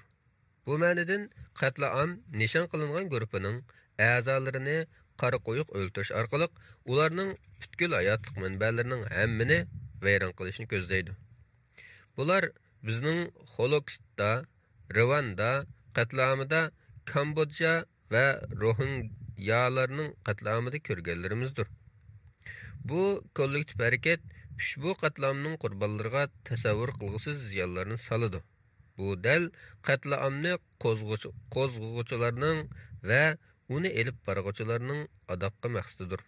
Bu orqali ularni ham moddiy ham ruhiy jihatdan ikkinchi asliga keltirolmas qilib o'tishdir. Qatlam psixologiya nuqtasidan tushunish intayin qiyin bo'lgan inson qilmishlarining biridir. Buningda kollektiv o'zining boshqa vaqtlarda hargiz chiqara olmaydigan yoshirun, qorong'u va qo'rqinchli instinktlarini, g'azab va nafratini va o'chmanligini qatlam qurbonlariga chiqaradi. Uningda axloqiy jihatda nimaning yaxshi va nimaning razillik ekanligi o'rtasidagi farq yo'qsa, psixologiyalik jihatdan nimaning normal va nimaning benormal ekanligi o'rtasidagi farq yo'qaydi. Axloqiy jihatdan u qatlamchilarning boshqalarga, jumladan qurbonlarga empatiya ko'rsatish iqtidoridan mahrum qoldirilganligining mahsulidir. Empatiya o'zini boshqalarning o'rnida qo'yib yoki shundoq tasavvur qilib turib, ularning hislarini va tajribalarini ham bahriya olish iqtidorini ko'rsatadi. Bu odatda hissdoshlikdan farqlanadi. Hissdoshlikda boshqalarning his-tuyg'ulariga qatnashib, ularga kelgan kelishmasliklarga qarata azoblanishni ko'rsatadi. Uningda bu azobni boshqalarning nuqtasidan turib his qilish ahvoli yuz bermaydi. Shuning bilan ular o'zlarining qilmishining intayin xatarlik oqibatlarini o'ylamaydi, o'ylatqizilmaydi yoki o'ylay olmaydi. Bundoq bir marhumlikning ta'siri ostida odam sadistik, inglizcha sadistik bo'lib, boshqalarni azoblash, qiynash va xo'rlash orqali huzurlanish yuzlanishini ko'rsatadi. Va hatto insoniylikdan chiqqan tarzda boshqa vaqtda qila olmaydigan va hatto o'zini qilishni o'ylab boqmagan vahshiylikka bemalol qadam bosadi. Qatlam qilg'uvchilar to'piga o'rtaq tava bo'lish salohiyati ularda tavalik, sabdoshlik, nishondoshlik hissini qo'zg'atadi. Ular bir-biriga qarab, bir-biridan ilhomlanib, texmi qo'rqinchli vahshiylikni qiladi. Ular o'zini bundoq kollektivda bir yakki shaxsdan ko'ra bir to'pning parchasidek ko'radi. Buning bilan ularning kallasini boshqa hammaydan to'g'ri deb qilayotganligi, shunga qilg'inining to'g'riligiga xato fikr egilagan bo'ladi. Shunga ular harakatining oqibatini jiq o'ylab ketmaydi. Uning ustiga to'pning ichida turish va uningga tava bo'lish ularning ba'zilarida nomsizlik va ko'rinmaslikdek xato sezimni keltirib chiqaradi. Shuning bilan ular xuddi qilayotganini hech kim bilmaydigandek, ko'rolmaydigandek xotirjamlikda qo'rqinchli jinoyatni davomlashtiraveradi. Natijada qilayotgan qilmishiga bo'lgan mas'uliyat eni jiddiy ravishda tuvallaydi. Odatda qatlamning psixologiyalik qo'zg'atqich kuchi qo'rqinch, g'azab va o'chmanlikdan tarkib topadi. Qatlam qo'zg'uvchilar o'ziga agashkuchilardagi mana shu hissiyotlarni qo'zg'atish va ulg'aytish orqali ularni qatlamni qilmasi bo'lmaydigan bir vazifa sifatida qarashga va qo'l silib uni bejonidillik bilan o'rnashga kuch kiritadi. Buningda insonning vujudida bor bo'lgan va ularning bu dunyoda yashashi va saqlanib qolishida muhim rol o'ynaydigan bu hissiyotlar bir tarafli holda yasab chiqilgan dushmanga qo'yib berilishga ustunlik bilan yetaklaydi. Uning haddidan ziyodi salbiy va vayron qilg'uch shaklda qo'yib berilishiga qarata bexatar, ko'p hollarda qonun jihatdan qo'g'dalgan muhit hozirlanadi. Shundoq qilib, uzoq muddatlik elib berilgan sistemlik tashviqot va meng'uyish jarayonlari orqali agashkuchilar psixik jihatda kelgusida elib beriladigan qatlamning oqibatlariga qarata sezimsizlashtirilgandir. Qatlam shaxs yoki guruhini qalbning cho'nqurlaridagi bo'libmi angsizliqidagi zo'ravonlikni nishonlangan dushmanga qaratishga va uningdan chiqarilishga qarata fursat bilan ta'minlaydi. Qatlamni qo'zg'ovchilar turli tashviqotlar orqali shundoq bir xatarlik signalni yo'llaydiki, ularning zarba bermoqchi bo'lgan dushmani gunohkorlardir. Ularning jazolanishi barhaqdir. Ular cho'qim o'zining qilgan gunohlari va hatto jinoyatlari uchun hassalab badal to'lash kerak. Uning ustiga ularning hayoti bir pasiq hayot bo'lib, hatto biror o'simlikning yoki hayvonning hayotidanmi qadrsizdir. Mana shunday tashviqotlar orqali qatliamning yuz berishining butun mas'uliyati qatliamga uchirg'uvchilarga allaburun ortilib bo'lgan bo'ladi. Bu yerda shundoq bir bema'nilik borki, qatliamga uchirg'uvchilar allaburun o'zining qatliamga uchirishining sababkori va mas'ullariga aylanib bo'ladi. Ular o'zining kelgusidagi o'limining o'tmishdagi va hozirgi sababkorlaridan qilinadi. Ular o'zining cho'qim o'ldirilishi kerakligiga hayot vaqtida oldin ola tasdiqlatqiziladi. Hech qanday bir qatlam bir kechada yuz bermaydi. Har qanday bir qatlamning yuz berishi uzoq so'zilgan tayyorlik mezgiliga muhtojdir. Ba'zida necha asrlik o'zaro dushmanlik qatlamning yuz berishini tarixiy, ijtimoiy, diniy va psixologiyalik sharoitlar bilan ta'minlaydi. Doktor Gregory Heistanten 2016-yili o'zining qatlamlarni selishtirib tadqiq qilishning natijasi sifatida qatlamning 10 bosqichini o'ttirib qo'ydi. Bu bosqichlar odatda tuz liniyalik deb qaraladi. Ammo bu 10 bosqichning mushu tartibda birining orqasidan biri o'lishib yuz berishi notayin. Shundimi, ko'p qism qatlamlar bu bosqichlarni o'zida o'xshamagan sharoitlarda va vaqtda namoyon qiladi. Birinchi, turlarga bo'lish. Bu millati, irqi, dini yoki davlat tavalliga qarab biz va ular degan dualizmning ikkilikning barliqqa kelishini yoki aslidan bar bo'lgan dualizmning asta-asta to'qinishga aylanishini ko'rsatadi. Masalan, Germaniyada germanlar bilan yahudiylar, Rwandada Hutular bilan Tutsilardan iborat qarama-qarshi etnik guruhlarga bo'lindi. Xitoyda bo'lsa, Uyg'urlar bilan Xitoylardan iborat ikki qarama-qarshi guruhlarga bo'lindi.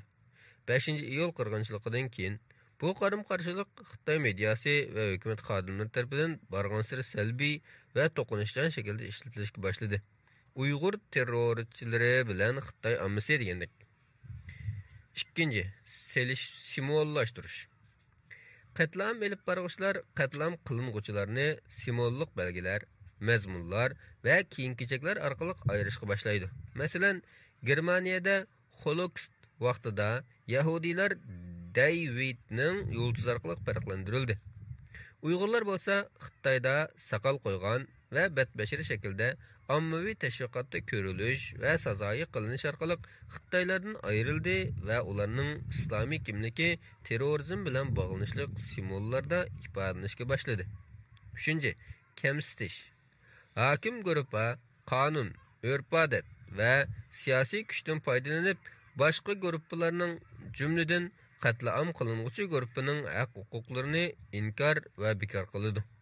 Masalan, 1935-yildagi natsist Germaniyasining Norimberg qonunlari Germaniyadagi yahudiylarning fuqaroligini, ularning hukumatda va universitetlarda ishlashini bekor qildi.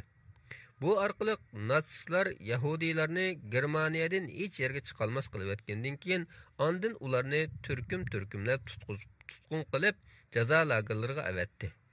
Uyg'urlarning ahvolida Xitoy hukumatı 2016-yildan keyin barliq Uyg'urlarning pasportini yig'ib olib, ularning Xitoydan hech yerga chiqolmas qilib o'tgandan keyin ularni turkumlab jazo lagerlariga yo'lladi. Chet eldagi Uyg'urlarning pasporti to'shib ketganlarga ularni yangislab bermasdan faqat Xitoyga qaytib ketish uchun bir qatimli ishlatkili bo'ladigan sayohat hujjati chiqarib berdi. Bu orqali ularni Xitoyga qaytgan amon tutib, lagerlarga soladi. Shuningdek, vatandagi Uyg'urlarni keng ko'lamli ishdan bo'shatib, ularning bir qismini qo'l emgikiga soldi. Avstraliya Strategiyalik Siyasat İnstitutining 2020-yili martda e'lon qilgan setishga chiqarilgan Uyg'urlar qayta tarbiya, majburiy emgak va Shinjongdan alqan kuzatish degan dokladda Uyg'ur qul emgaki va ularni ishlatgan dangliq markalarning hammasidagidek tafsiliy bayon qilindi. 4. İnsonsizlashtirish. Hakim gruppa yana bir gruppaning insonligini inkor qiladi. Ularning a'zolarini hayvonlar, ziyandosh hasharotlar, qurut qo'ng'izlar yoki kasalliklarga o'xshatadi, tangdosh qiladi. Bu orqali insonsizlashtirilgan guruhga qarata yerginch shakllantirdi. O'chmanlik ulg'aytirildi. Bu bosqich intayin halqiliq bosqichdir. Agar oldingi bosqichlar bu bosqichga taraqqiy qilmasa, qatlamning yuz berishi asosan mumkin bo'lmaydi. Bu bosqichga kelganda hokim guruhpa qatlam qilg'uvchilarga qarata keng ko'lamli kuch kiritgich tashviqotni qanot yaydirib va ularning hayotini xatar ichida deyish orqali ularning ko'ngliga qo'rqinch soladi. Qatlam qiling'uvchilarni vayron qilmasa, ularning o'zini vayron qiladiganligidan iborat. Ya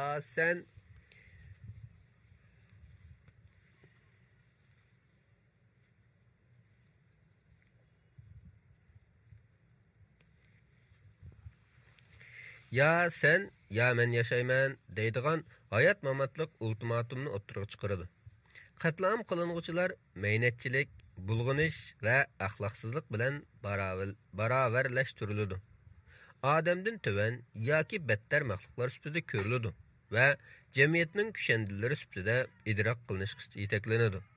Qatlam elib berishga kuch kiritilayotgan guruhpa a'zolariga shundoq tashviq qilinadiki, ularning jamiyati bu kushandilarni yo'qotmay turib, o'zining bexatarligi, sog'lomligi va pokizligiga erisha olmaydi.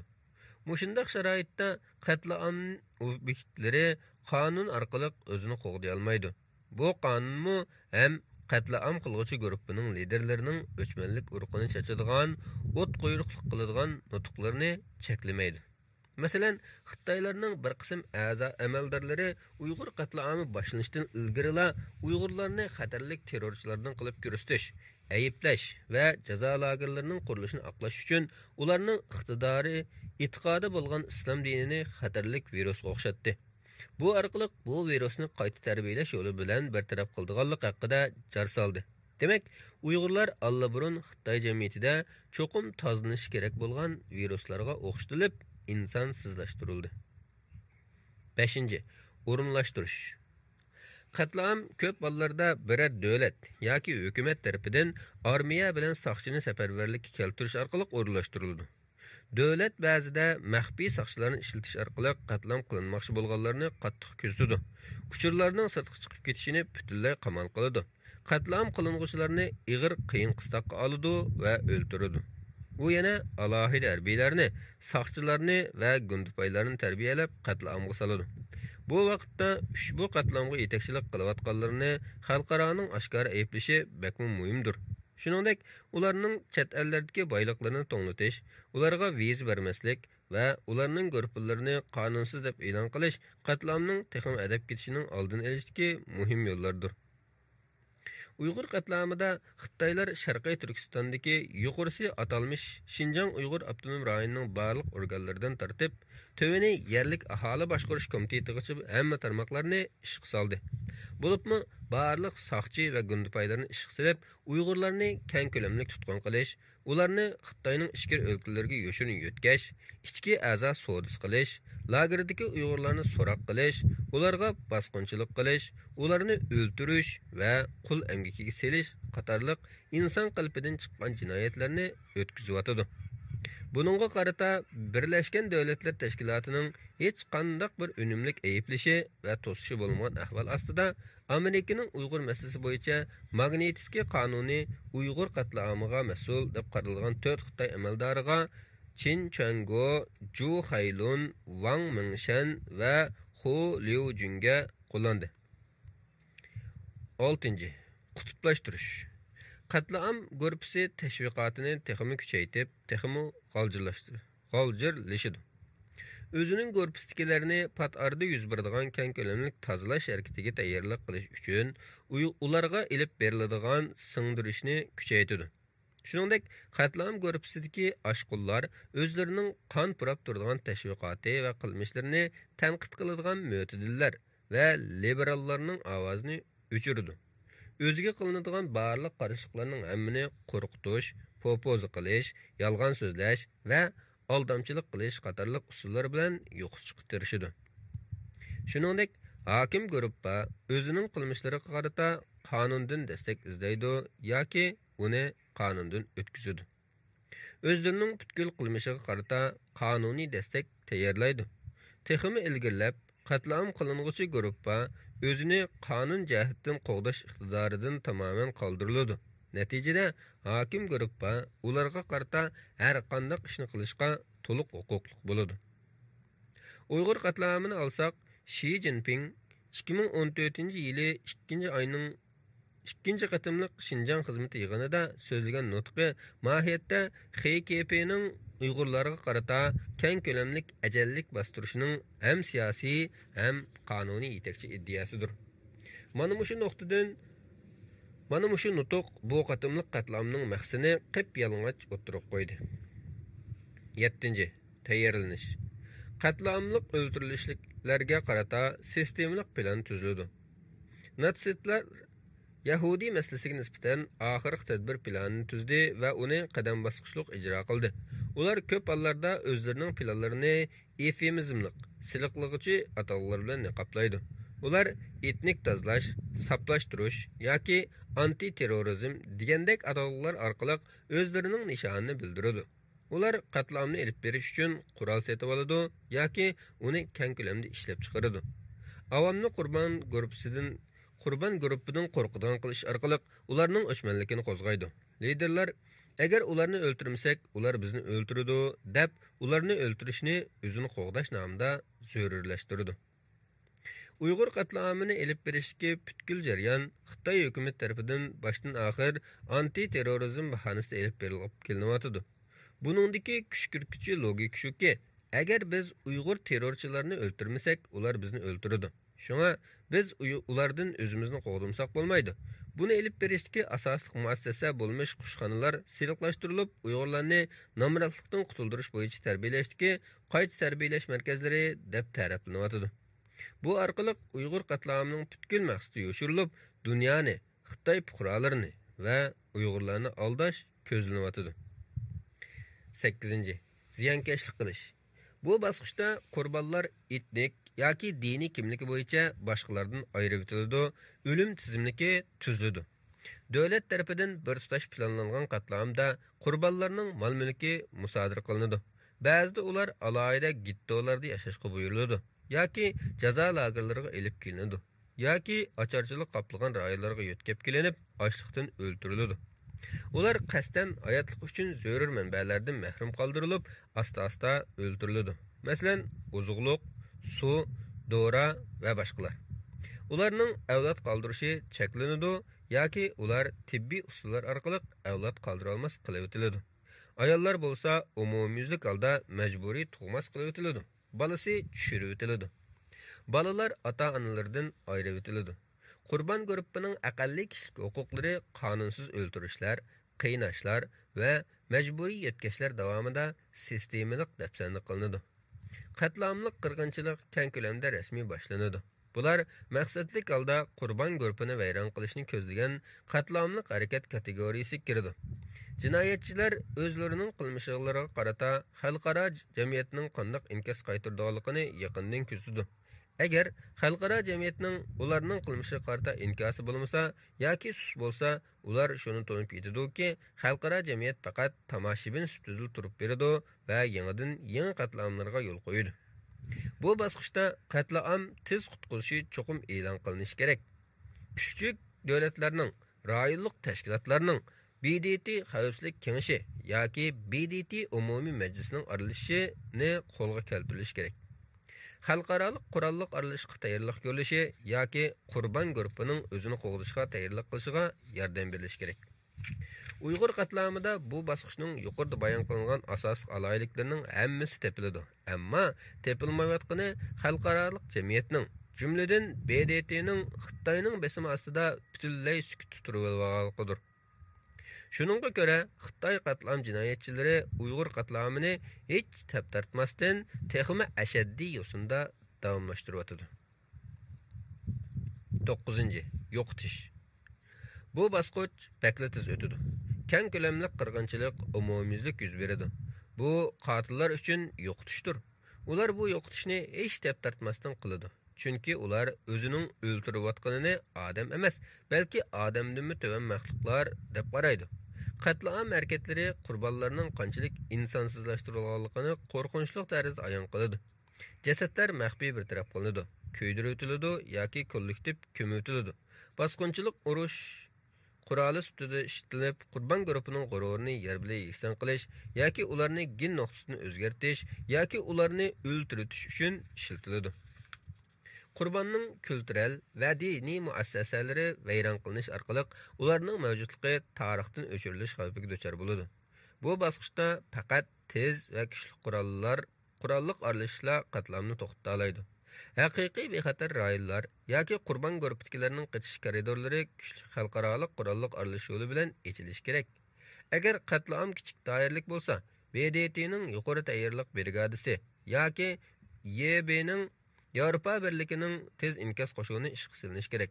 Agar qatlamning doirasi keng bo'lsa, BDT tarafidan tasdiqlangan ko'p tarafli qo'shin ishga solinishi kerak. Agar BDT xavfsizlik kengashi faoliyat olg'ishib qolsa, BDT Xartiya 8-bobining ro'yi bo'yicha rayonlik ittifoqdoshlar cho'qim harakatga o'tishi kerak. Uyg'ur qatlamida Xitoyning g'oyasur harbiy, siyosiy va iqtisodiy kuchining ayvisi ostida BDT butunlay faoliyatga keltirildi. Hatto Xalqaro inson haqlari komissiyoni Uyg'ur guvohlik berguvchilarining tizimligini Xitoy hukumatiga topshirib berishdek jinoiy qilmishni sodir qildi. Uning ustiga Uyg'ur qatlami yurgizayotgan davlat turuqliq Xitoyning 2020-yili 10-oyda BDT kishilik huquq kengashining a'zosi bo'lishi Uyg'ur qatlamining BDT kanallari orqali to'xtatilish mumkinligini butunlay yo'qqa chiqardi. 10. İnkarlash. Bu oxirgi jarayon bo'lib, ko'p hollarda qatlamga agishib yuz beradi. Bu keyingi qatlamning yoki qilinayotgan qatlamning davomlashishining aniq alomatidir. Bu vaqtda ba'zida qatlamchilar ommaviy qabrlarni ko'lab, jasadlarni ko'ydiradi. Bu orqali pokitni yo'qotmoqchi bo'ladi. Shundaqla shohidlarga va amallarga qattiq besim tushirib, ularning og'zini atmoqchi bo'ladi. Ular o'zlarining biror jinoyat o'tkazganligini jon-jahl bilan inkor qiladi va butun mas'uliyatni qurbonlarga ortadi. Ular jinoyatlarining tekshirilishiga qattiq to'sqinlik qiladi. Qatlamga mas'ullar huquqdan majburiy tushirilmaguncha hargiz tushmaydi. Hem jinoyatning sotlanishidan qo'rqib, yoshirin holda boshqa davlatga qochib ketmoqchi bo'ladi. Tinivilishga qarshi turishdagi eng unumli yo'l qatlam mas'ullarini xalqaroliq yoki davlatlik sudda sudlab jazolashdir. Sudda faktlar o'tirib qo'yiladi, jinoyat bekitiladi va mas'ullar jazolanadi. Ilgari Yugoslaviya, Rwanda yoki Sierra Leone'dagi qatlamlarga qarata xalqaroliq jinoiy ishlar sudi ochilgan. Yerlikdimi paket anlash yig'inlari ochilib, qatlamning muhim va asosli liderlari amaslarga qarata qonuniy vositalar qo'llanishi kerak. Uyg'ur qatlamida Sharqiy Turkiston surgun hukumatining yaqinda Uyg'ur qatlamini xalqaroliq jinoiy ishlar sudi sunish tirishganliklari Uyg'ur qatlamiga mas'ullarni xalqaroliq qonun orqali jazolash bo'yicha besilgan intayin muhim qadamdir. Bu qadamning utuqliq bo'lish bo'lmasligidan qat'iy nazar, bu Uyg'urlarning qatlamning qurbonlari uchun adolat talab qilishidiligila emas, balki ularning psixik tangpunlikqa erishishidagimi intayin muhim bir yo'ldir. Bu haqda keyin texim ilgirlab to'xtalamiz. İnsonsizlashtirish qatlamning yuz berishdagi muhim bir bosqichdir. Masalan, odamdan tuvan biz nemishqa boshqalarni tushiramiz, qul qilamiz va yo'qotamiz va yaqin nashr qilingan insonsizlik haqida, insonsizlashtirish va uningga qanday qarshi turish haqida degan kitoblarning avtori David Livingstone Sims o'zining NPR radiosiga bergan suhbatida mundaq deydi. İnsaniy sizlashtirishni ta'birlash va tasvirlash muhimdir. Chunki u sharafsizlik va qatlamga yo'l ochadi. U texmi ilgirlab mundaq deydi. Kishilar boshqalarni insonsizlashtirganda amaliyotda ularni insondan tuvan maxluqlar sifatida idrok qiladi. Nasr yahudiylarni Antermenchen yoki tövan insonlar deb tasvirlaganda ularni o'xshatish sifatida qo'llanmagan. Ya'ni ularni tövan insonlarga o'xshaydi demagan, balki ularni haqiqatan tövan insonlar deb atagan. Shundaqla bu qatlam jarayoni zo'ravonlikni ozod qila oladi va bu zo'ravonlikning nishonini axloq jamoatidan chiqarib tashlay oladi. Bu jarayonda nishonlangan irq, diniy guruhpa, etnik to'plum yoki kollektiv tadrijiy holda nihoyat yerginishlik va razgi narsaga o'xshatiladi. Masalan, ayni vaqtda natsistlar yahudiylarni chashqonlarga, Rwandadagi xutular tutsilarni suvarkiga o'xshatgan edi. İnsonsizlashtirish nishon xalqni yo'qotishdan iborat bir biologiyalik zaruriyatni jiddiy o'ttirg'i chiqaradi. Chunki bu hayvonlar odatda insonlarning salomatligiga ziyon yetkazadi deb qaraladi. Ya'ni bu o'xshashlarning orqasida shundoq bir shurkinarlik uchur borki, nishonlangan guruhga mushu hayvonlardeklar yerginishlik, ziyonliq va kushandilikdir. Ularning mavjudligi ommaviy saqliqqa ziyonliq emas, balki tahdiddir. Bu xil yoshirin tahdid uchuri anglag'uvchilarning tuvan angsizligida bu xil xatarlik tahdidni yo'qotishning ta'xirsizligidan iborat jiddiylik tuyg'usini barliqqa keltirdi.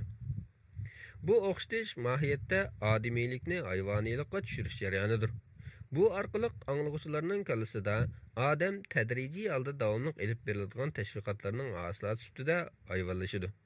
Ularning kallasida bu hayvonlikdan seskinishlar emas, balki uningdan qo'rqish va yerginish shakllantiriladi.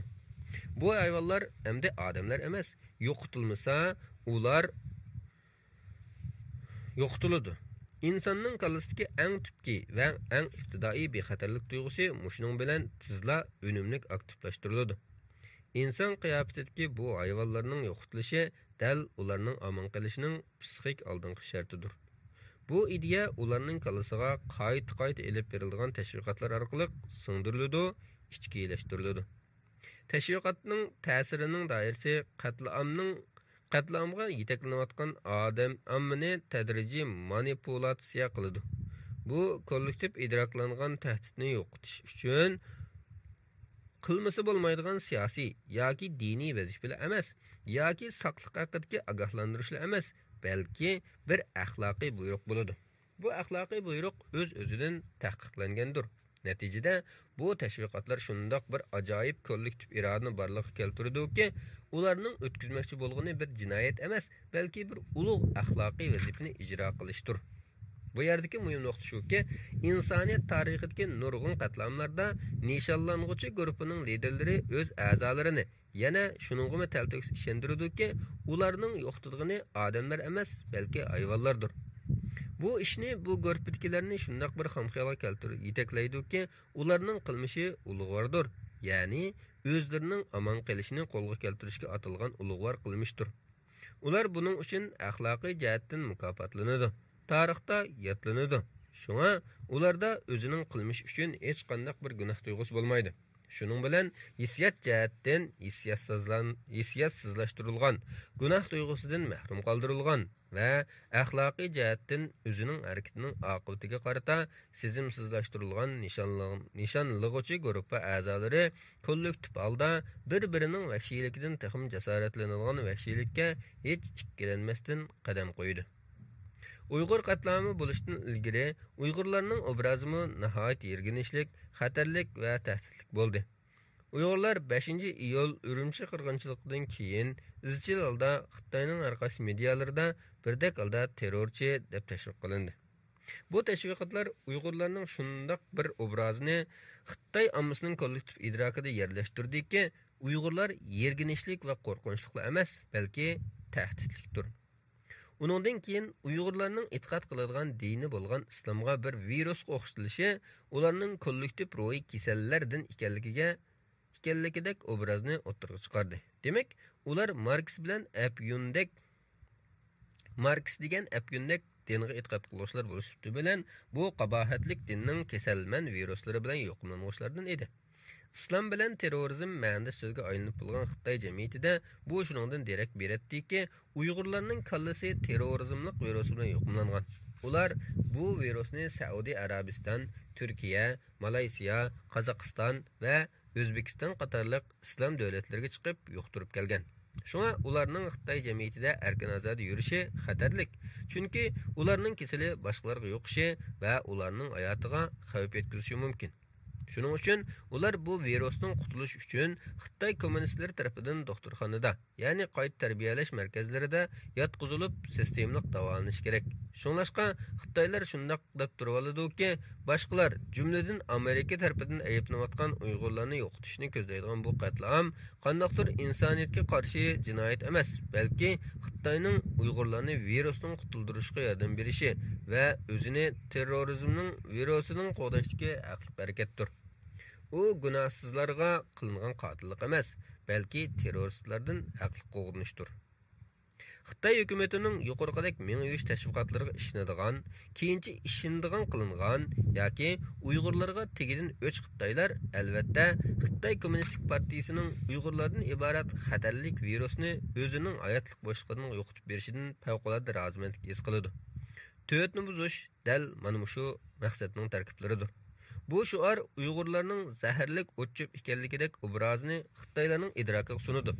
Zaharlik o'tchib ekanligidek obrazini Xitoyning idrokiga sunadi. Bu o'tchib chuqur milsidan qo'mirib tashlanishi va ashu tuproqda ikkinchi qayta o'silmaslik kerak. Bu yerdagi virus bilan yiltizning har ikkisi biologiyalik atalg'ulardir. Bu atalg'ularni qo'llanish orqali Xitoy kommunistik tashviqotchilari avom Xitoylarning kallasiga nimaning sog'lom ijtimoiy hayot ekanligi va nimaning bunday hayotligida tahdid elib kelayotganligidan iborat oddiy hamma odamning jonijon manfaatiga munosabatli qoidani nihoyat osonla va g'albilik holda kirgizalaydi. Hammamizga ma'lumki, sog'lom hayot butun insoniyat talpinadigan va uni barpo qilish uchun kuchaydigan hayotdir. Bu hayot ularga baxt ato qiladi. Shunga bu organik va garmoniyalik hayotning tahdidi hargiz qabul qilinmaydi va hargiz kechirilmaydi. Siyosiy dushmanning biologiyalik nuqtadan hayotlikning dushmani sifatida tasvirlanib, ammoga ko'rsatilishi Uyg'ur qatlami haqidagi Xitoy tashviqotining qanchalik inchik o'ylashganligining dalilidir. Chunki bu orqali har qanday bir insonning hayotlik instinkti va pozitsiyasini tizla to'liq aktivlashtirg'ili bo'ladi. Hayotlikning dushmani mayli kim bo'lishidan qat'iy nazar rahim shafqatsiz vayron qilinish kerak. Bo'lmasa hayotlik vayron qilinadi. Tabiatning qonuniyati shuki, nimiki yoki kimiki bundaq tabiiy hayotlikqa tahdid shakllantiradi ekan, uningga rahim qilinmaydi. Uyg'urlar cho'qim bu hayotlik boshlig'ini vayron qilishdan ilgari uzil-kesil vayron qilinish kerak. Bu jarayonni tilshunoslik nuqtasidan tushuntirishga bo'ladi. Xitoy tili Xitoylarning kultural psixikasini tushunishga bir qulay ham muhim ko'znakdir. Buningga oldi bilan qurilmachilik nuqtasidan qarab boqayli. Xitoyning dunyosi boshdan oxir til bilan qurilgan, boshqariladigan va o'zgaradigan dunyodir. Xitoyni tushunish oldi bilan uning tilini tushunishdan boshlanish kerak. Chunki uning tili, uning ruhiy dunyosi bo'lib qolmasdan Xitoy tashqi dunyoga bo'lgan pozitsiyasi, xohishi va irodasini bildiradigan belgilarning tarixiy sistemasidir. Xitoyning xetining ma'nosi uni tashkil qilgan yon bilaklarning va qismlarning o'rtaq bir kontekstga kirish orqali amalga oshadi. Bu ma'nodan butun bir so'zni tushunish, uning tarkiblarini ham ayrim, ham qo'shib tushunishdan hech bo'lmasa idrok qilish va hatto tuyishdan ayrilmaydi. Shunga agar Uyg'urlar oddiy ammo yerganishlik ismlar bilan atalsa, buning obrazi Xitoylarning kallasiga nihoyat tezla o'rnashadi. Ular bu ismni tezla esida tutib oladi. Uningga jiddiy inkas qaytaradi va shu bo'yicha darrov yetaklanadi. Buningga ko'ra Xitoyning zihniyatida Uyg'urlar, Shinjongliklar va terroristlar degan bu uch so'zning hech qanday farqi yo'q. Shuningdek, ularning birikmasi eng oxirida Uyg'urlar virusdir deydigan eng oddiy ammo eng vahimalik va yerginishlik bir ifodalashga tarayganida Uyg'urlarni ularning nazarida qo'rqinchli va yerginishlik bir maxluqlarga aylanadi. Bularni qilish uchun Xitoy urush qilishga tayyorlik qilmaydi, balki o'zining tilini mediada qayta o'ynasila yetarlik unumlik yarata oladi. Hitler ayni vaqtda ijtimoiy darvinizmni suiiste'mol qilish orqali o'zining yahudiylarni qirishni nazariy nuqtadan sharhladi. Albatta,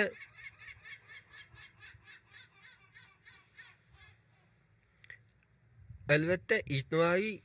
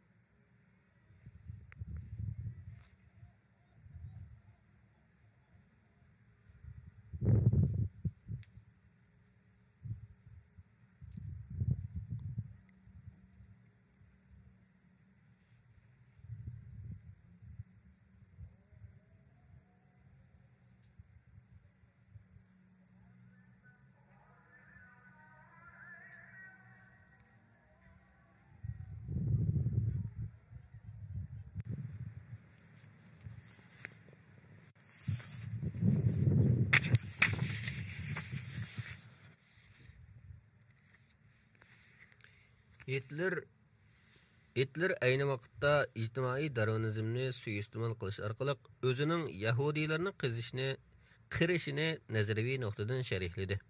Albatta, ijtimoiy darvinizm Hitlerning yahudiylarning qirishiga mas'ul emasdir.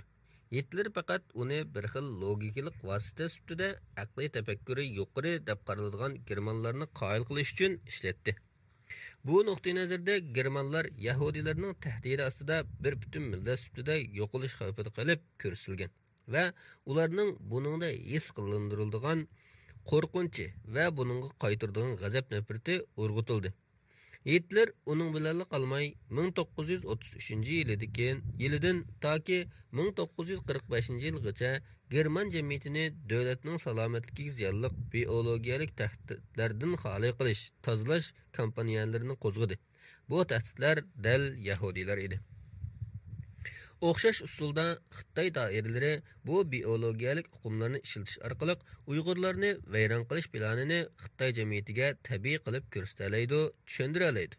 Uning qo'llangan bu o'qitishları intayin tezlikda va chunqurlikda Xitoylarning o'z-o'zini qo'g'dash instinktini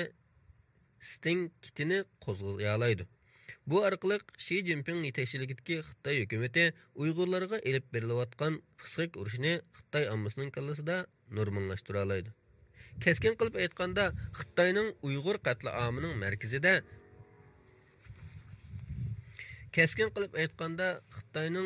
qatliamining markazida psixik urush taktikasi bor. Bu urushning faqat ikkala maqsadi bor. Biri Uyg'urlarni millat sifatida kallasida qayta shakllantirish, qayta qurashtirish va qayta yaratish, xitoylashtirish. Yana biri bu qatlamni xalqaroga aldab ko'rsatish. Urushda psixikalik texnikalarning muhimligi Xitoy zihniyati uchun uncha yangilik emasdir.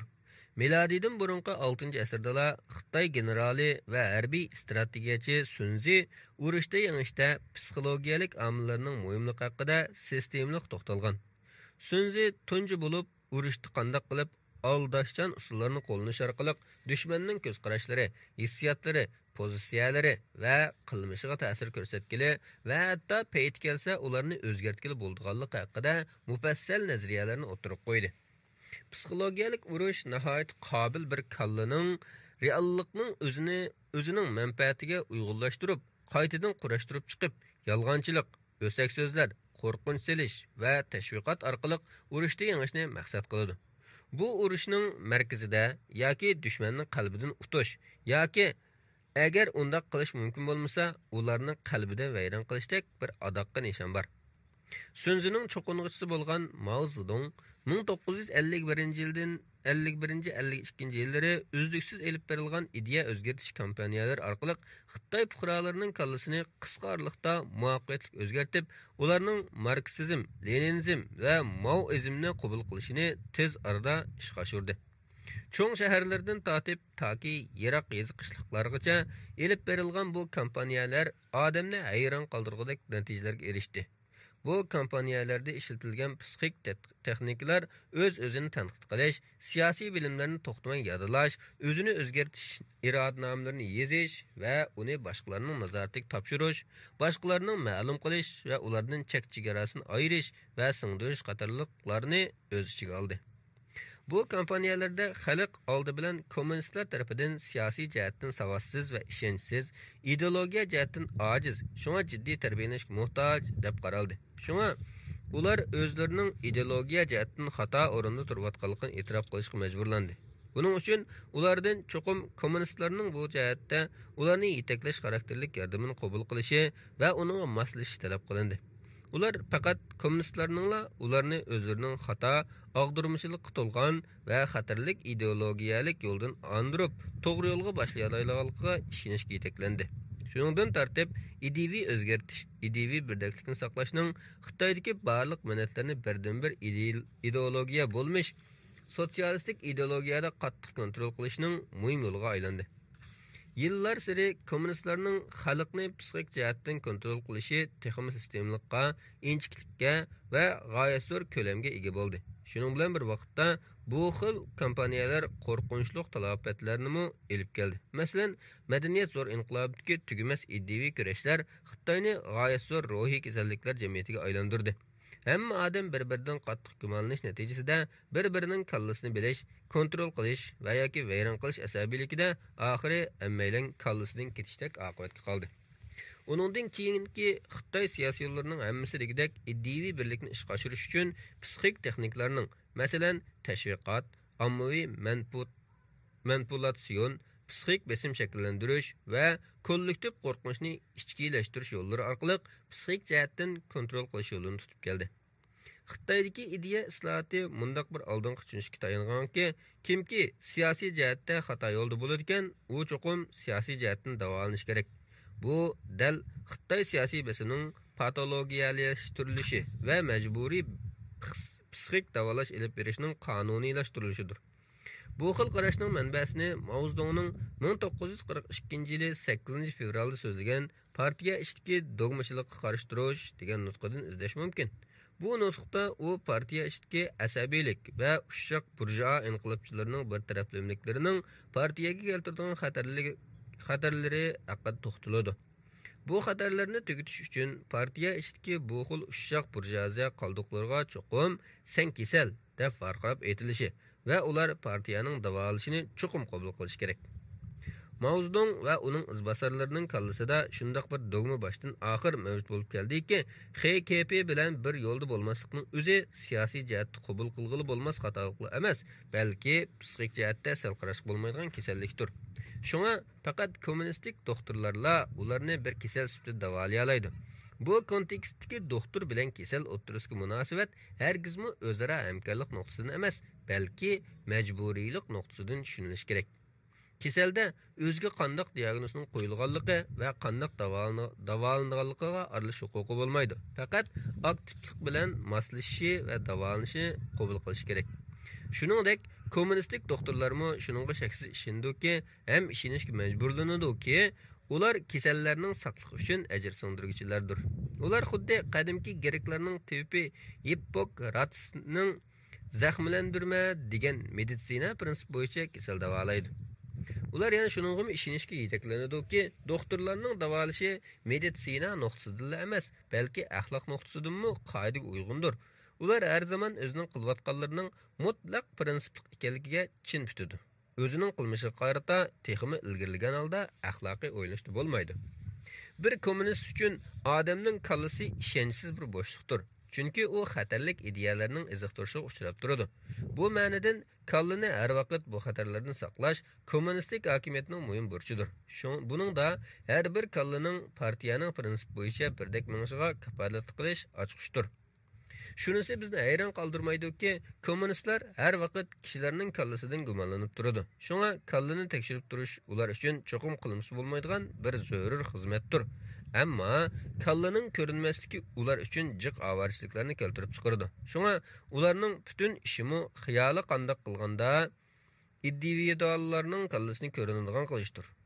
Buning chorasi majburiy iqror qildirish orqali hech qanday bir maxfiyatlikning kallada ko'rinmay qolishining oldini olish, to'yonam yozdirish, bir-birini chiqishtirish salmog'ini zo'raytish, kallani yuyish va qattiq qiyin-qistoq qilish orqali kalladagi hamma maxfiyatlikni so'zlatish qatorliqlardir.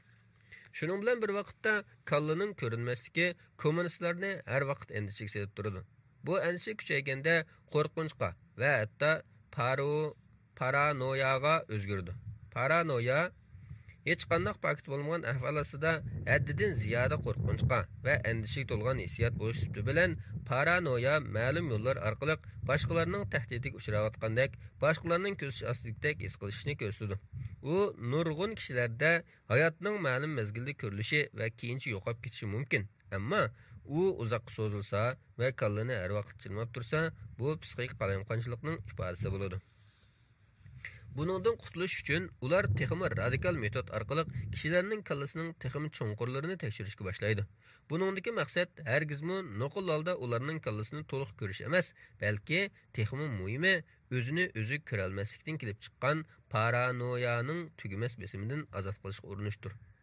Xitoy kommunistlarida o'rtaq bo'lgan paranoyaning besimidan ozod bo'lishga urinish xohishi o'z navbatida Uyg'urlarni Xitoylardan butunlay ayirib tashlash orqali ularning kallasidan keladigan xatarni to'liq yo'qotishdek asabiy bir planga yo'l ochdi.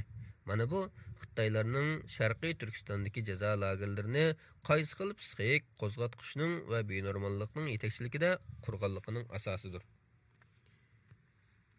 Yemishingiz bo'lsin. Assalomu alaykum va rahmatullohi va barakatuh.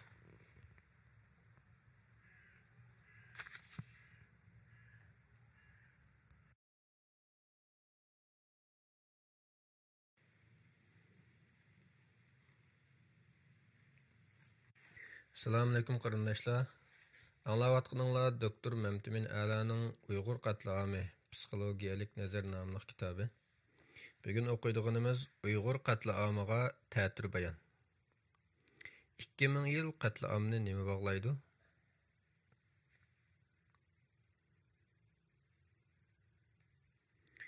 Assalomu alaykum qarindoshlar. Anglayotganinglar doktor Mamtimin Alaning Uyg'ur qatlami psixologiyalik nazar nomli kitobining 75 beti Uyg'ur qatlamiga ta'tir bayon. 2000 yillik qatlamni nima bog'laydi? Ziyoda ko'p huquqning intayin oz sondagi odamlarning qo'lida bo'lishidir. Simon Rosenthal. Qatlam urush emas, ammo u urushdan xatarlikdir. Rafael Lemkin. Uyg'ur qatlami boshlangandan beri vatanning ichki-sirtidagi Uyg'urlarning kallasiga eng ko'p kelgan savollarning biri bo'lishi mumkin. Bu bo'lishi mumkin. Uyg'urlar qandoq qilib bu qadar qo'rqinchli qatlamga qoldi?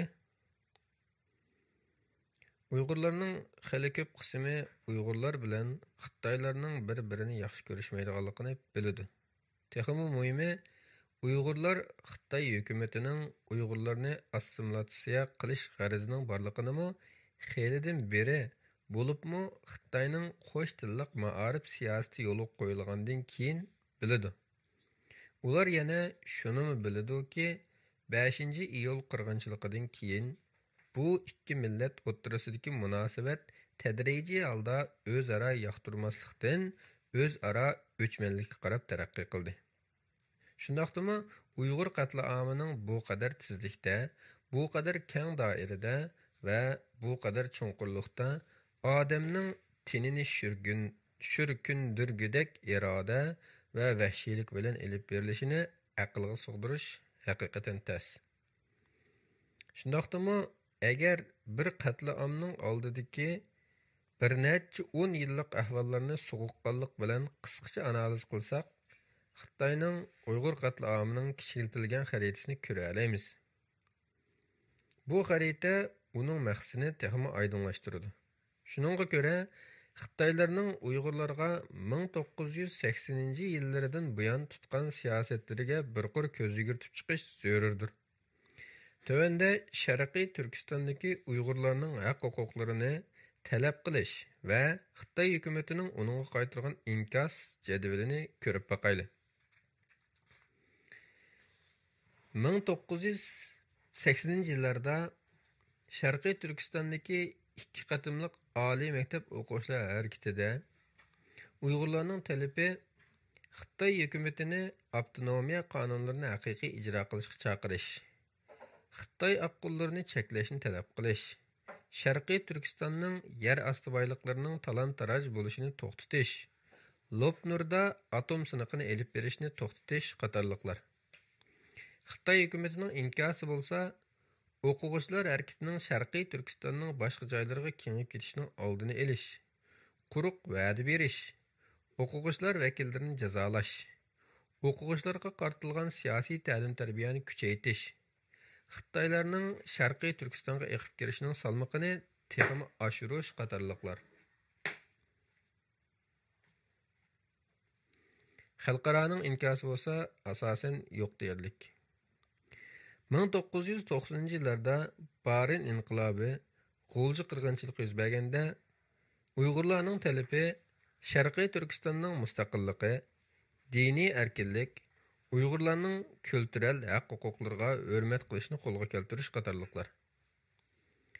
Xitoy hukumatining inkosi bo'lsa, qurolliq bostirish, Uyg'urlarni bo'lgunchilik nomi bilan texmi qattiq bostirishni kuchaytirish, 7-numurliq maxfiy hujjatni tuzish va ijro qilish.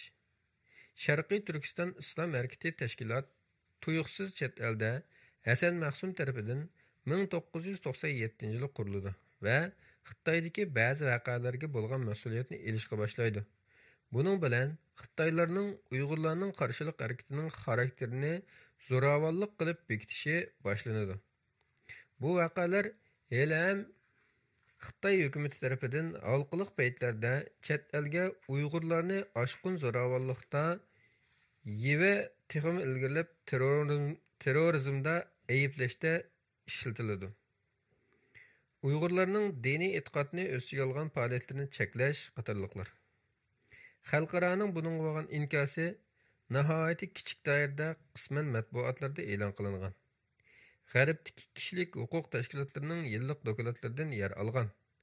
Uyg'urlarning chet ellarda siyosiy panohlik tilash ishlarida turtkilik rol o'ynagan. 2000-yillarda 5-iyul qarshiligi yuz bergan. Uyg'urlarning talabi Shaogandagi qirg'inchilikning adil tekshirilishini talab qilgan. Chet eldagi Uyg'urlarning Rabiya Qodir xonimning yetakchiligida o'z taqdirini o'zi belgilashdan iborat siyosiy nishonni o'ttirib qo'yishi va xalqaroda ilgari surishi. Xitoy hukumatining inkosi anti-terrorizmni Uyg'urlarni bostirishga destak qilishning salmoqini oshirish. Ovozini qarallik chiqarib turadigan Sharqiy Turkiston Islom harakatining torlardagi Xitoyga qarshi tashviqoti kuchaydi. Shuningdek, Xitoyning Sharqiy Turkistondagi Uyg'urlarning qarshiligini butunlay terrorizmga bog'lashimi mos qadamni kuchaydi. Qurolliq qattiq bostirish, uzoq muddatli qamoq jazosi berish, chet eldagi tinch yo'l bilan Xitoyning Sharqiy Turkistonda elib berayotgan harakatlarini pat-pat terrorizm bilan ayblash. Bo'libmi 5-iyul qirg'inchiligining mas'ulligini ayni vaqtdagi Dunyo Uyg'ur qurultayining raisi Rabiya Qodir xonimga do'ngash va shu orqali o'zidagi mas'uliyatdan qochish. 3 xil kuchlarga qarshi turish nomi bilan Uyg'urlarni bostirishni kuchaytirish qatorliqlar. Xalqaroning inkosi. Inkos mujmal, chunki u voqeani xalqaroliq jamiyatning mustaqil tekshirishi bo'lmadi. Xitoy g'alabalik holda ichki, tashqi jihatdan tashviqot olib bordi.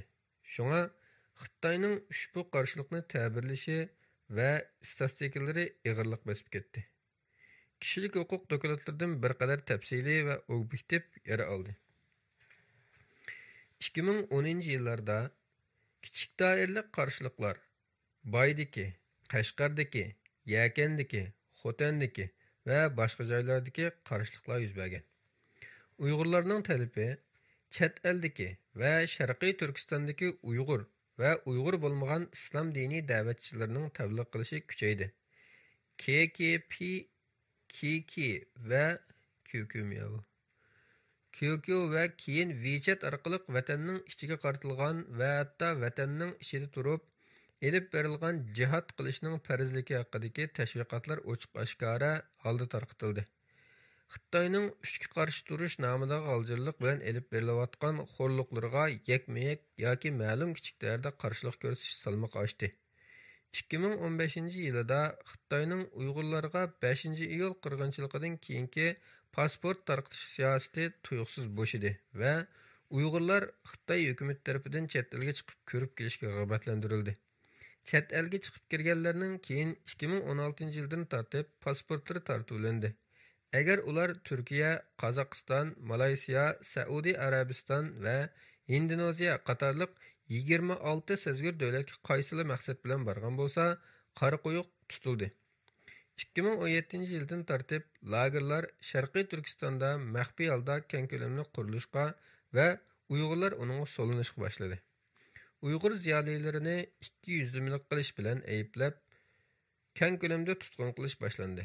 Shuning bilan bir vaqtda Uyg'ur jamiyatida ko'zga ko'ringan jamoat arboblarimi, masalan, san'atkor, diniy zotlar, savdogarlar va boshqalar orqa-orqadan tutilishga boshladi.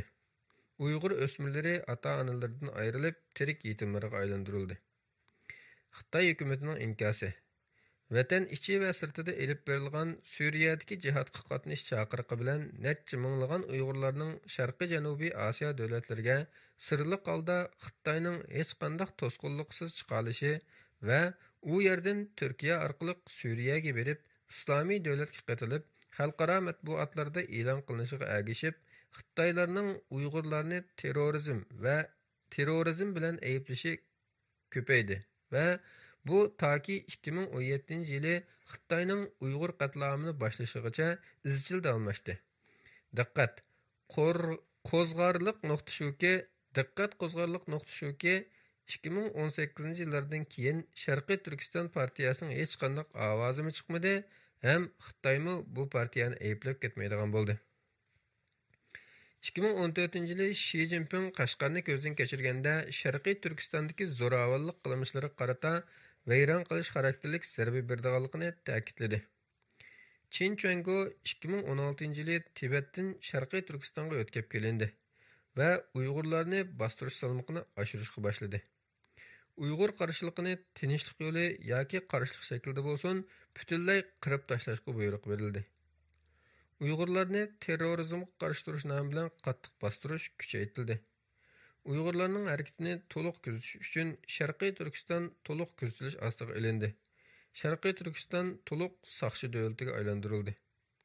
Uyg'urlarni lagerlarga qayta tarbiyalash nomi bilan solab, ularga qarata qatlam yurgizish boshlandi.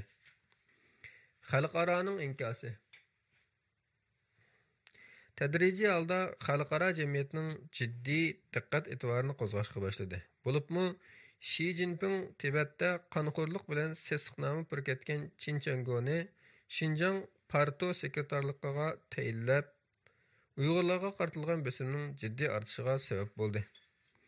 Uyg'ur qatlami keng ko'lamli boshlandi va bu qatlam xalqaroning jumladan Amerika hukumatining jiddiy va izchil tanqidiga uchradi. Xalqaroliq tashkilotlar, bo'libmi BDT bilan YB Uyg'ur qatlamida sukutda turdi, tomoshabinlik rolini o'ynadi. Musulmon davlatlari umumyuzlik Xitoyning Uyg'ur qatlamini qo'llash pozitsiyasida bo'ldi. Amerika hukumati Uyg'urlarga aloqador bir yurish qonun loyihalarini ma'qulladi. Ammo bu qonun loyihalari Xitoyning Uyg'urlarga olib berayotgan qatlamini to'xtatishga qarata cho'ng rol o'ynamadi. Bu yil oktabrda Kanada parlamentida Uyg'ur qirg'inchiligining xarakteri qatlam sifatida tanildi. Bu mash kitob nashr qilingan vaqtdagi bu yil ekanmi? Xitoy hukumatining Uyg'ur qarshiligiga bo'lgan inkosi 1980-yili qarmoqqa tinchlik suhbatlashish amaliyotda ilgirlab bostirishga, 1990-yili vaqa chiqqan yerni markaz qilib, saqchi va armiyani ishga solib qurolliq bostirishga, 2000-yillari saqchi, qurolliq qism va armiyani ishga solib keng ko'lamli bosqilishga, 2010-yillari gunohkor bilan gunohsizni farqlandirmasdan naq maydonda qurolliq bostirishga, 2020-yili vatandagi Uyg'urlarni butun millat bo'yicha qirg'in qilishga va uningdan keyin chet eldagi barliq Uyg'urlarni qaytarib elib ketib qatl qilishga vakillik qildi. Ya'ni 6-si chiqsa, 78-betdagi grafikda. Yuqorqi ikki jadvaldan shuni ko'rib olishga bo'ladiki, birinchi, Uyg'urlarning talabi barg'ansiri Sharqiy Turkiston xalqining mustaqilligi va siyosiy haq-huquqlarini talab qilishdan tadrijiy holda kishilik huquqni, va hatto uning bir qismi bo'lgan diniy huquqlarini talab qilishga targ'ib qildi. Bo'libmi, chet eldagi ko'p qism Uyg'ur tashkilotlarining 1990-yillardan beri qilib kelayotgan da'vosi toki yaqingacha kishilik huquqni talab qilish bilanla kifoyalanib keldi. Ikkinchi, Xitoyning Uyg'urlarni bostirishni taqiqlashda ishlatiladigan jinoyatlari 1950-yillardagi yerlik millatchilikdan bölgünçilikdən zo'ravonlikqa, zo'ravonlikdan terrorizmga kengaydi. Uyg'urlar xatarlik terrorist kuchga, Xitoy bo'lsa bu kuchning qurboni sifatida idroq qilinishga yetaklendi. Ya'ni Xitoy hukumati tadrijiy holda o'zining mustamlikchilik obrazini 1980-yillarning oldi-keynida bölgünçilikning qurboni, 11-sentabr vaqasidan keyin terrorizmning qurboniga o'zgartib, xalqaroga Uyg'urlarni terroristlar va o'zini Uyg'ur terrorizmining qurboni qilib ko'rsatishi ma'lum darajada g'alaba qozondi. Uyg'ur tashkilotlari Xitoyning bu tashviqotiga nisbatan asosan hech qanday unumli tashviqot va harakat olib bora olmadi. 5-iyul qirg'inchiligidan keyin Xitoy hukumati Uyg'urlarni tadrijiy holda bütün Xitoylarga qo'rqinchli terrorist kuch sifatida ko'rsatishga kuchidi va bu orqali ularning keyinroq elib beriladigan Uyg'ur qatloamiga bo'lgan qo'llashini qo'lga keltirishda g'alaba qozondi. Shuning bilan Uyg'ur qatloami Xitoy kommunistlari bilan amaldorlarining emas, balki odatdagi Xitoy fuqarolarining keng qo'llashiga erishdi. 4. Xitoyning Uyg'urlarni idora qilishdagi savzi bilan tayoqni aralashtirib qo'llanishdek vositasi tunji qatim Barin inqilobida o'zgardi. Savzi bilan tayoq qarshi tarafga ko'zlangan qilmishni qildirish uchun mukofotlash bilan jazolash birlashtirib qo'llanishni ifodalaydigan o'xshatishdir. Buning kelish manbai shuki, ot arvasini haydayotgan arvkash yalqov otni tizmandirish uchun ya uning ko'z oldida savzini pulanlatadi, yoki uning sag'risiga tayoq yoki qamchi bilan soladi. Xitoy barg'ansir tayoq ishlatadigan bo'ldi. Bu ham Xitoy iqtisodi eshib, dunyoda qad ko'tarishidan keyingi o'ziga bo'lgan g'oyat zo'r ishonishi bilanmi bog'lanishliq. Bo'libmi, xalqaroning Xitoyning 1989-yildagi 4-iyun o'quvchilar harakatida ayblashdan asta-asta qilishi va aksicha barg'ansiri Xitoyning bozoriga kirishi uchun uning bilan hamkorlashishi va uning kishilik huquqni dafsanni qilishlariga ko'z yumishlari Xitoyning xo'rakini taxim o'stirib, Uyg'ur bilan Tibet masalasida o'zining degani bo'yicha ish ko'radigan va xalqaro qoida usullarni ko'zga ilmaydigan qildi. Natijada Xitoy hukumati o'zining butkul chembardisini yirtib tashlab, qonxo'r abdi bashirisini oshkorladi. Uyg'urlarni bostirishi barg'ansir keskinlashdi va rahimsizlashdi. Ya'ni Xitoy hukumati dastlabki sulh saloqib qo'yib, keyin orqadan pichoq urib, Uyg'ur millatchilarini qattiq vayron qilishdan, keyincha soqchilarni va armiyani ishga solish orqali har qanday shakldagi Uyg'ur qarshiligini hech qanday rahim shafqat qilmasdan vayron qilishga va eng oxirida butun millat bo'yicha qirg'in qilishga taraqqiy qildi. 5. Xitoylar Uyg'urlarni dastlabida diniy asabiylik, keyin terrorizm yo'li bilan vayron qilishni 1996-yildagi 7-numurliq maxfiy hujjatda o'ttirib qo'yib bo'lgan. Shuningdek keyin nurg'un diniy zotlar mushu yilning oldi orqasida O'rta Osiyoga va keyincha Afg'oniston va Pokistonga chiqib, dastlabki Sharqiy Turkiston islom markazini qurdi. Uningdan keyin Mamtimin Hazrat boshchiligidagi millatchilar bilan O'rta Osiyoni markaz qilib, ular bilan bir mahal ziddiyatlashdi. Bu ziddiyat oxirida millatchilarning 1990-yilning oxirlarida mag'lub bo'lib tarqalib ketishi, ammo Sharqiy Turkiston islomiy harakatining maxfiy harakatini davomlashtirishi bilan tugallandi. Shuningdek, Uyg'urlarning 2010-yildan keyingi diniy targ'ibotlarida islomiy jihodchilik kuchlik va ochiq oshkora targ'ib qilinib, Uyg'urlarning diniy asabiylikda butunlay qaralanishida muhim rol o'ynadi. Demak, Xitoy tadrijiy holda Uyg'ur qarshilik ko'rsatishini islomiy jihodchilikqa, xalqaro terrorizm tashkilotlariga, masalan, Al-Qoida, Taliban va boshqalarga bog'lab, butkul Uyg'ur qarshilik harakatini emas, balki vatandagi barliq Uyg'urlarni terrorizm bilan qaralash maqsadiga yetdi. 6. Xalqaroning Uyg'ur masalasiga bo'lgan qiziqishi boshdan oxir sus bo'lib keldi. Xitoyning kuchi oshgan sari islom dunyosi va bir qism taraqqiy qilayotgan va qilgan davlatlar Uyg'ur qatlamiga sukut qiladigan holatda shakllandi. Demak, Xitoyning Uyg'urlarni bostirishi bir kunmi to'xtagani yo'q. To'xtamadila emas, aksicha texmi kuchaydi. Shuningdek, Uyg'ur qarshiligining bir qanotimi barg'ansiri diniy tus elishga boshlab, Xitoyning Uyg'urlarni terrorizm bilan ayblashi bilan ustma-ust mangdi. Uyg'urlarning Suriyada to'xtashi va u yerda terrorizm kuchlari bilan bog'lanishliq deb o'ttirg'i chiqishi Xitoyning Uyg'ur qatlamini uzil-kesil holda terrorizmga qarshi tadbir deb aqlashiga mukammal isbot bo'lib berdi.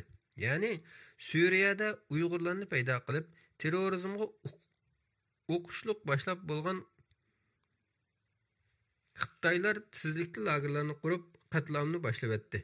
Shuningdek, ayni vaqtda Xitoyning ko'ziga mix bo'lib qatilgan Uyg'urlarning biri bo'lgan Rabia Qodir xonimmi dal mush paytda o'zi uzun yil yetakchilik qilgan Dunyo Uyg'ur qurultayining bir qism a'zolarining birlashib, ichki qarshilik ko'rsatishi bilan raisligidan istiqbolnoma bilan majburiy qoldirildi. Bu ma'nodan Xitoyning Uyg'urlarni bu qadar vahshiylik bilan qirishini oldin ola planlangan va Uyg'urlar o'zi bilib bilmay moslashgan bir planning mahsuli deyishga bo'ladi. Shuning uchun Uyg'urlarning bu qadimgi beshidan o'tkazayotgani Xitoylarning 40 yildan beri izchil turda ijro qilib, eng oxiri qatlamni to'xtatgan bir suiqasdining ijro qilinishidir. Agar Uyg'urlarning buningga butunlay tayyorligi yo'q deb qaralsa, bu shuning uchunki ular yoki Xitoyning maqsadini bek osonchaqlab qolgan, strategiyada butunlay ketkizib etgan yoki Xitoyning Uyg'ur qarash harakatini ichidan kontrol qilishga qo'li bakli chunqur yerga so'zilgan bo'ladi. Dal mushu mumkinchiliklar hali ham navbatda Uyg'urlarning birlashalmasligi asosiy sabablardir. Bu ma'nodan ular Uyg'urlarning qatlam vayronchiligida qanday rol o'ynagan bo'lsa, ularning bu vayronchilikdan birlashish orqali qutulishining mumkinsiz bo'lishidimi shunchalik rol o'ynayotdi. Yig'ib aytganda, bu qatimqi qatlam mayli ko'lam, mayli vositasi, mayli texnikasi va mayli tashviqoti jihatdan bo'lsin 21 asrda emas, balki insoniyat tarixidami kam ko'riladigan bir qabohatlik tragediyadir. 1949-yildan keyin XKP rahbarligida elib berilgan siyosiy harakatlarni sovuqqonlik bilan kuzatsak, bu hokimiyatning har bir harakatidan qon temib turadiganligini ko'rib olamiz. Shunga uningdan Uyg'urlarga rahim shafqat kutish yoki ularni bundaq qilmaydi deb qarash yanala uchiga chiqqan siyosiy soddalikdan boshqa narsa emasdir. Undaqda bu qadar vahshiy bir hokimiyatni Uyg'urlar qandoqsiga tuvan yoki xato mo'ltirlab qoladi?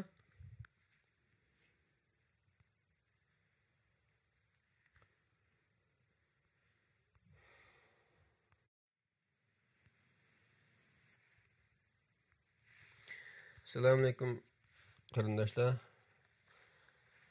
Hozir anglaydiganinglar doktor Mamtimin Alaning Uyg'ur qatlami nomli kitobining 2 psixik tajriba, 2 tadbiqlash mavzusi.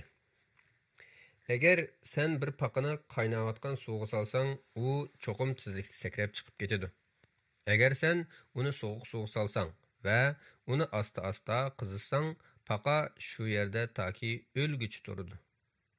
Shotlandiya, Englandda hozirga qadar turib kelgachga nurg'un kishilar uningga ko'nib qoldi. John Nayvin. Qachoniki o'zingni ko'p sonliqlar tarafda ko'rsang, bu to'xtash va o'ylanish vaqtidir. Mark Twain.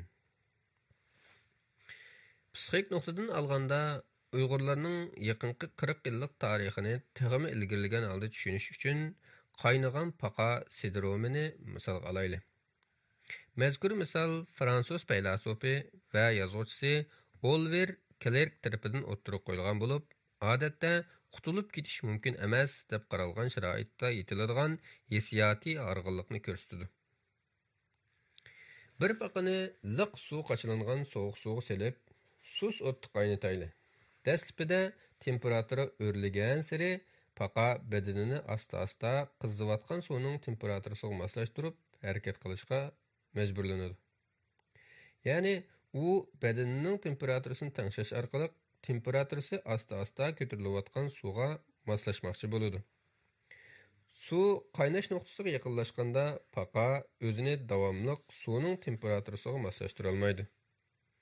Bu vaqtda paqa sakrab chiqib ketishga tamshalsa-mu, chiqib keta olmaydi.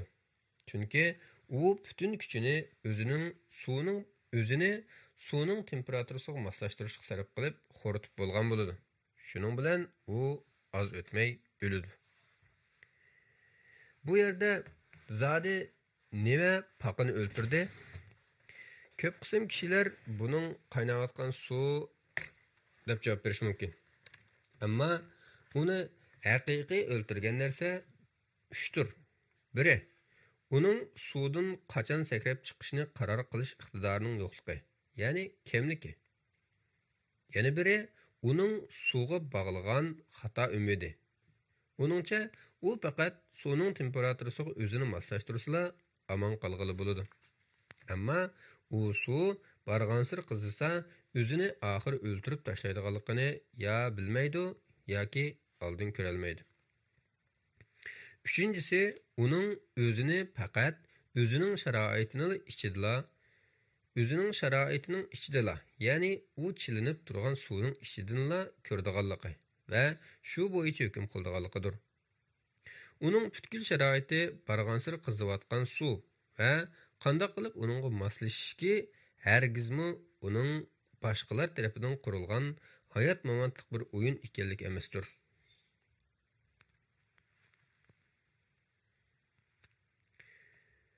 Uning diqqati suvning temperaturasining oshishiga markazlashib qolgan va bu suvning sirtidagi muhitni ham ko'ra olmaydigan, ham uning o'zining suvning ichidagi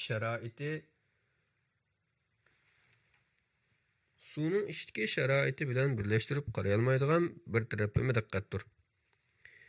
Hayotda biz davomli o'zimizni moslashtirib turishimiz kerak bo'ladigan ba'zi sharoitlar bor. Masalan, do'stlik, nikoh, xizmat qatorliqlar. Ammo hamma moslashishda siz cho'qim o'zingizdagi ma'lum tarafni, qimmatni yoki pozitsiyani o'zingizning xohishi bo'yicha moslashtirasiz yoki tashqi kuch tarafdan moslashtirishga majburlanasiz. Hatto ba'zida qimmat qarashlaringiz bilan sharoitni madora qilishga majburlanasiz. Bu vaqtda qanchalik madora qilishingiz sizning yadrolik qimmat qarashlaringizdan qanchalik voz kechishingizga bog'liqdir. Masalan, Sharqiy Turkiston davlatini qurish ishida voz kechilmas qimmat shu bo'ldiki, u Xitoy hukumati tomonidan 1949-yili mustamlika qilingan va ilgari mustaqil bir davlatdir. Buningdan keyingi barliq siyosiy nishonlar mana shu qimmatdan chetnamay davomlashi kerak. Ammo boshqa qimmatlar, masalan, Sharqiy Turkistonning mustaqil bo'lgandan keyingi poytaxtining qayeri bo'lishi, saylam tuzumi, parlamentlik yoki boshqa shakldagi siyosiy qurilma bo'lishi qatorliqlarda texim ilgirlab so'zlashga bo'ladi.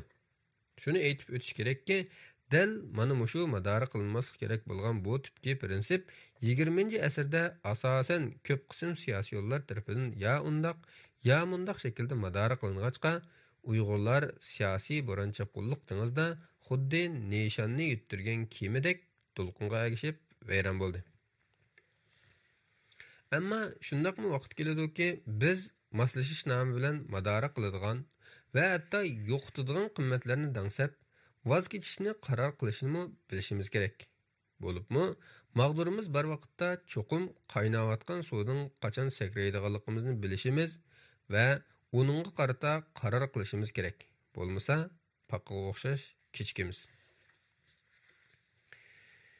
Shuningdek, yana ba'zi sharoitlar bor. Ma'lum vaqt o'tgandan keyin yaxshilanib qolishi yoki bir izda uzoq muddat davomlashishi mumkin. Masalan, nachar havo ma'lum vaqtdan keyin yaxshilanishi mumkin. Yana ba'zi kasallarmi ma'lum vaqtdan keyin yaxshilanib qolishi mumkin. Ammo yana shunday sharoitlarim borki, u vaqtning o'tishi bilan yaxshilanmasdan, aksicha texmi nacharlashishi mumkin. Masalan, yomon xarakterlik rak hujayralarining ko'payib, joniga zomin bo'lishi. Mustamlika sharoiti bo'libmi, kun suri kuchayotgan bir partiyalik davlatning sharoiti uning tarixiy sharoiti bilan kollektiv psixik sharoit qatilib, hamon nacharlashadigan sharoitga kiradi. U Taki öz ichidan yoki sirtqi kuchning majburlashi bilan vayron bo'lmasa, o'zligidan yaxshilanib qolmaydi. Shunga bundaq sharoitga majburiy tushganlarning xuddi paqqaga o'xshash yoshirin tarzda uning yaxshilanib qolishidan umid kutishi ajalli xatolikqa kirdi. Hatto buni o'z kelgusiga qarata o'tkazilgan kechirgisiz xatolik deyishga bo'ladi. Gerçi buni aman qilish psixikasining ta'siridan shundoq bo'lgan desakmi, dal mushu psixika oxirida uning aman qolmasligini keltirib chiqaradi. Bundaq sharoitni o'zgartirishga urinish kerakki, hargizmi xato umidning allaylishiga ergashmaslik kerak. Chunki xato umid ba'zida umidsizlikdanmi xatarlikdir. Odam ba'zida o'zining sharoitida to'xtab qolishning qurboni bo'ladi. Quduqdagi paqa osmonni faqat quduqning og'zining cho'ngliqichilikla deb qaraydi. U hargizmi quduq ichida turib, quduqning sirtidagi dunyoni bilolmaydi. Hamda bu tashqi dunyoni o'zining suvning ichidagi dunyosi bilan birlashtirib, o'zining sharoitiga qarata butun surik idrokqa ega bo'la olmaydi.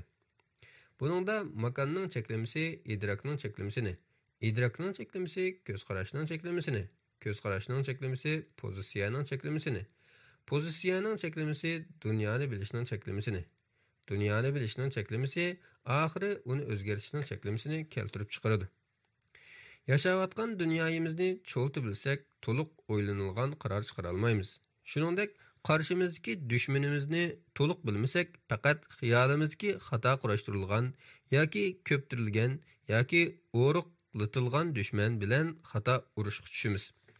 Shuningdek, butun dunyoni bizning sharoitimizda deb bilsak, ig'ir xatolashgan bo'lamiz. Buning uchun dunyomizning sirtidagi texmi kengri, texmi murakkab va texmi yangi dunyoni bilishimiz kerak.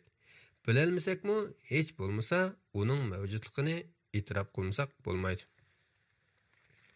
Uyg'urlarning 1949-yildan keyingi ajallik kamchiligining biri dal mushu qaynayotgan suvdagi paqaning kamchiligiga o'xshaydi. Bu kamchilik shuki, ular vaziyatning tadrijiy ig'irlaydiganligi va keskinlashadiganligidan iborat bu yuzlanishni bilmadi ham bilolmadi. Shunga uningga mag'duri barida uzil-kesil qarshilik bildirilmadi. Texmi yamini o'zini mustamlika qilib yo'qotmoqchi bo'lgan Xitoydan umid kutib, o'zlariga rahim shafqat qiladi deb qarab oldi. Bu xuddi allaburun aniq bo'ladigan ham hozircha ko'rinmay turayotgan kelgusini hozir orqali o'zgartirish urinishdek xato sezimga o'xshaydi. Hatto ba'zilarning Xitoylarning ularni damallikqa yo'qotmay turayotganligini yoki butunlay xato holda Xitoyning davomli yaxshi bo'lib qolish mumkinchiligining isboti yoki Xitoylar Uyg'urlardan qo'rqqanligi uchun, ularning ko'nglini utish uchun ularga yaxshi muomala qiladi deb bexastalarcha tushunib olganligidir. Ikkinchisi, yana bir misol olaylik. Bu 5 maymun tajribasi deb ataladi. Mazkur tajriba haqidagi ma'lumotlar 1996-yildan beri ilm sohasida qo'llanilyotidi. U Gary Hamil bilan Seki Piraxaladning kelgusi uchun musobaqalashish degan kitobida tunji qatim ko'rilgan. Ko'rildi deyishning sababi uning zo'r ehtimollikqa to'qib chiqarilgan hikoya bo'lishi mumkin. Chunki yuqorqi ikki avtorning hech qaysisi bu hikoyaning haqiqatan bir psixologiyalik tajriba ekanligiga aloqador biror isbotni ta hozirgacha ko'rsatgani yo'q. Shundoq bo'lsa-mu, bu hikoya nurg'un sohalarda intayin keng naql elinib, gruppa psixikasini, jumladan gruppaning huquqqa yoki ko'p sonliqqa qarata ifodalaydigan birdaklik, moslashish, ergashish va bo'ysunish qilmishlarini tushuntirishda qo'llanilyotidi. Biz bu yerda ushbu misolni yuqoridagi kitobdan oldik. Bir tadqiqotchi 5 maymunni bir qafasga solabdi va qafasning ustiga bir sapoq bananni esib va uning chiqishiga bir shotni qo'yibdi. Birinchi maymun bananni elishga tamshalganda tadqiqotchi 5 maymunning hammasiga 5 minutlik sovuq suv sepdi. Bir ozdan keyin ikkinchi maymun ixtiyorsiz holda bananlarni elishga tamshalganda tadqiqotchi 5 maymunning hammasiga yana 5 minutgacha sovuq suv sepdi. Ondan bu tadqiqotchi maymunlarga ikkinchilab suv sepmabdi. Ammo 3-chi maymun shot orqali banan elishga tamshalganda qolgan 4 maymun uning aytilib olg'izmabdi. Chunki ular yana qayta sovuq suv sepilish jazosiga uchrashni xohlamabdi va uning oldini olibdi. Ammo ular tadqiqotchining endi o'yinning qoidasini o'zgartib, ularga sovuq suv sepmasdan, balki boshqa usulda ularni texmi ilgirlab banan olg'izmaydiganligini xiyoliga keltirmabdi. Ondan tadqiqotchi 5 maymunning birini qafasdan elib o'tib, yangi bir maymunni ularga qatibdi. Bu yangi maymun ilgirki banan elish va buning uchun sovuq suv sepilish jazosiga uchrab boqmagan maymun ekan. U bulardan xabarsiz bo'lg'achqa shotiga chiqib bananni olmoqchi bo'pti. Shu asnoda boshqa 4 maymun uning aytib kelib, uni olg'izmabdi. Shuning bilan bu maymun shuni tizilib bilibdiki, u bananga eslishla boshqalarning hujumiga uchraydi. Shunga banan elishning bu qafasda cheklanganligi kollektiv idroklanibdi. Ondan tadqiqotchi ikkinchi maymunni yangi bir maymun bilan almashtiribdi. Bu yangi maymun ilgirki ishlardan xabarsiz holda bananga eslibdikan, oldin qatim banan elishi yo'l qo'yilmagan yangi maymunni o'z ichiga olgan qolgan 4 maymun uningga aytilib olg'izmabdi. Shuna qilib, tadqiqotchilar bu qafasdagi maymunlarni mana shu usul va tartibda bir-birlab almashtirib chiqibdi. Har qatim yangi maymun 4 ko'n maymun qatilib bananni yegiz kelib, shotiga chiqib uni olmoqchi bo'ladi ekan, ular tabiiyla bu 4 maymunning hujumiga uchraydi ekan. Shuning bilan u ikkinchi bananga qo'l uzatmaydigan bo'ladi ekan. Shunday qilib, oxirida hech qaysi maymun bananga qo'l uzatmaydigan bo'libdi. Keyin tadqiqotchilar shuni qiyos qilibdiki, agar birov bu maymunlardan nimishqa bananni elib yemaydiganligini so'rasa, ular cho'qim, chunki biz azaldan bu bananlarga qo'l uzatib boqmagan deb javob berdi. Har qanday bir jamoat va kulturlarning qiliplashgan bir yurish qilishga qat'iy bo'lmaydiganlari, tabulari bo'ladi. Bular boshqalarning harakatiga to'salg'u shakllantiradi. Bundaq to'salg'ular odamning taraqqiy qilishini to'sadi. Masalan, bir idrokni misolga olsak, ko'p hollarda ularning xizmatini qilishning sinoqdan o'tgan an'anaviy, unumli yo'llari va tajribalari jo'g'langan bo'ladi.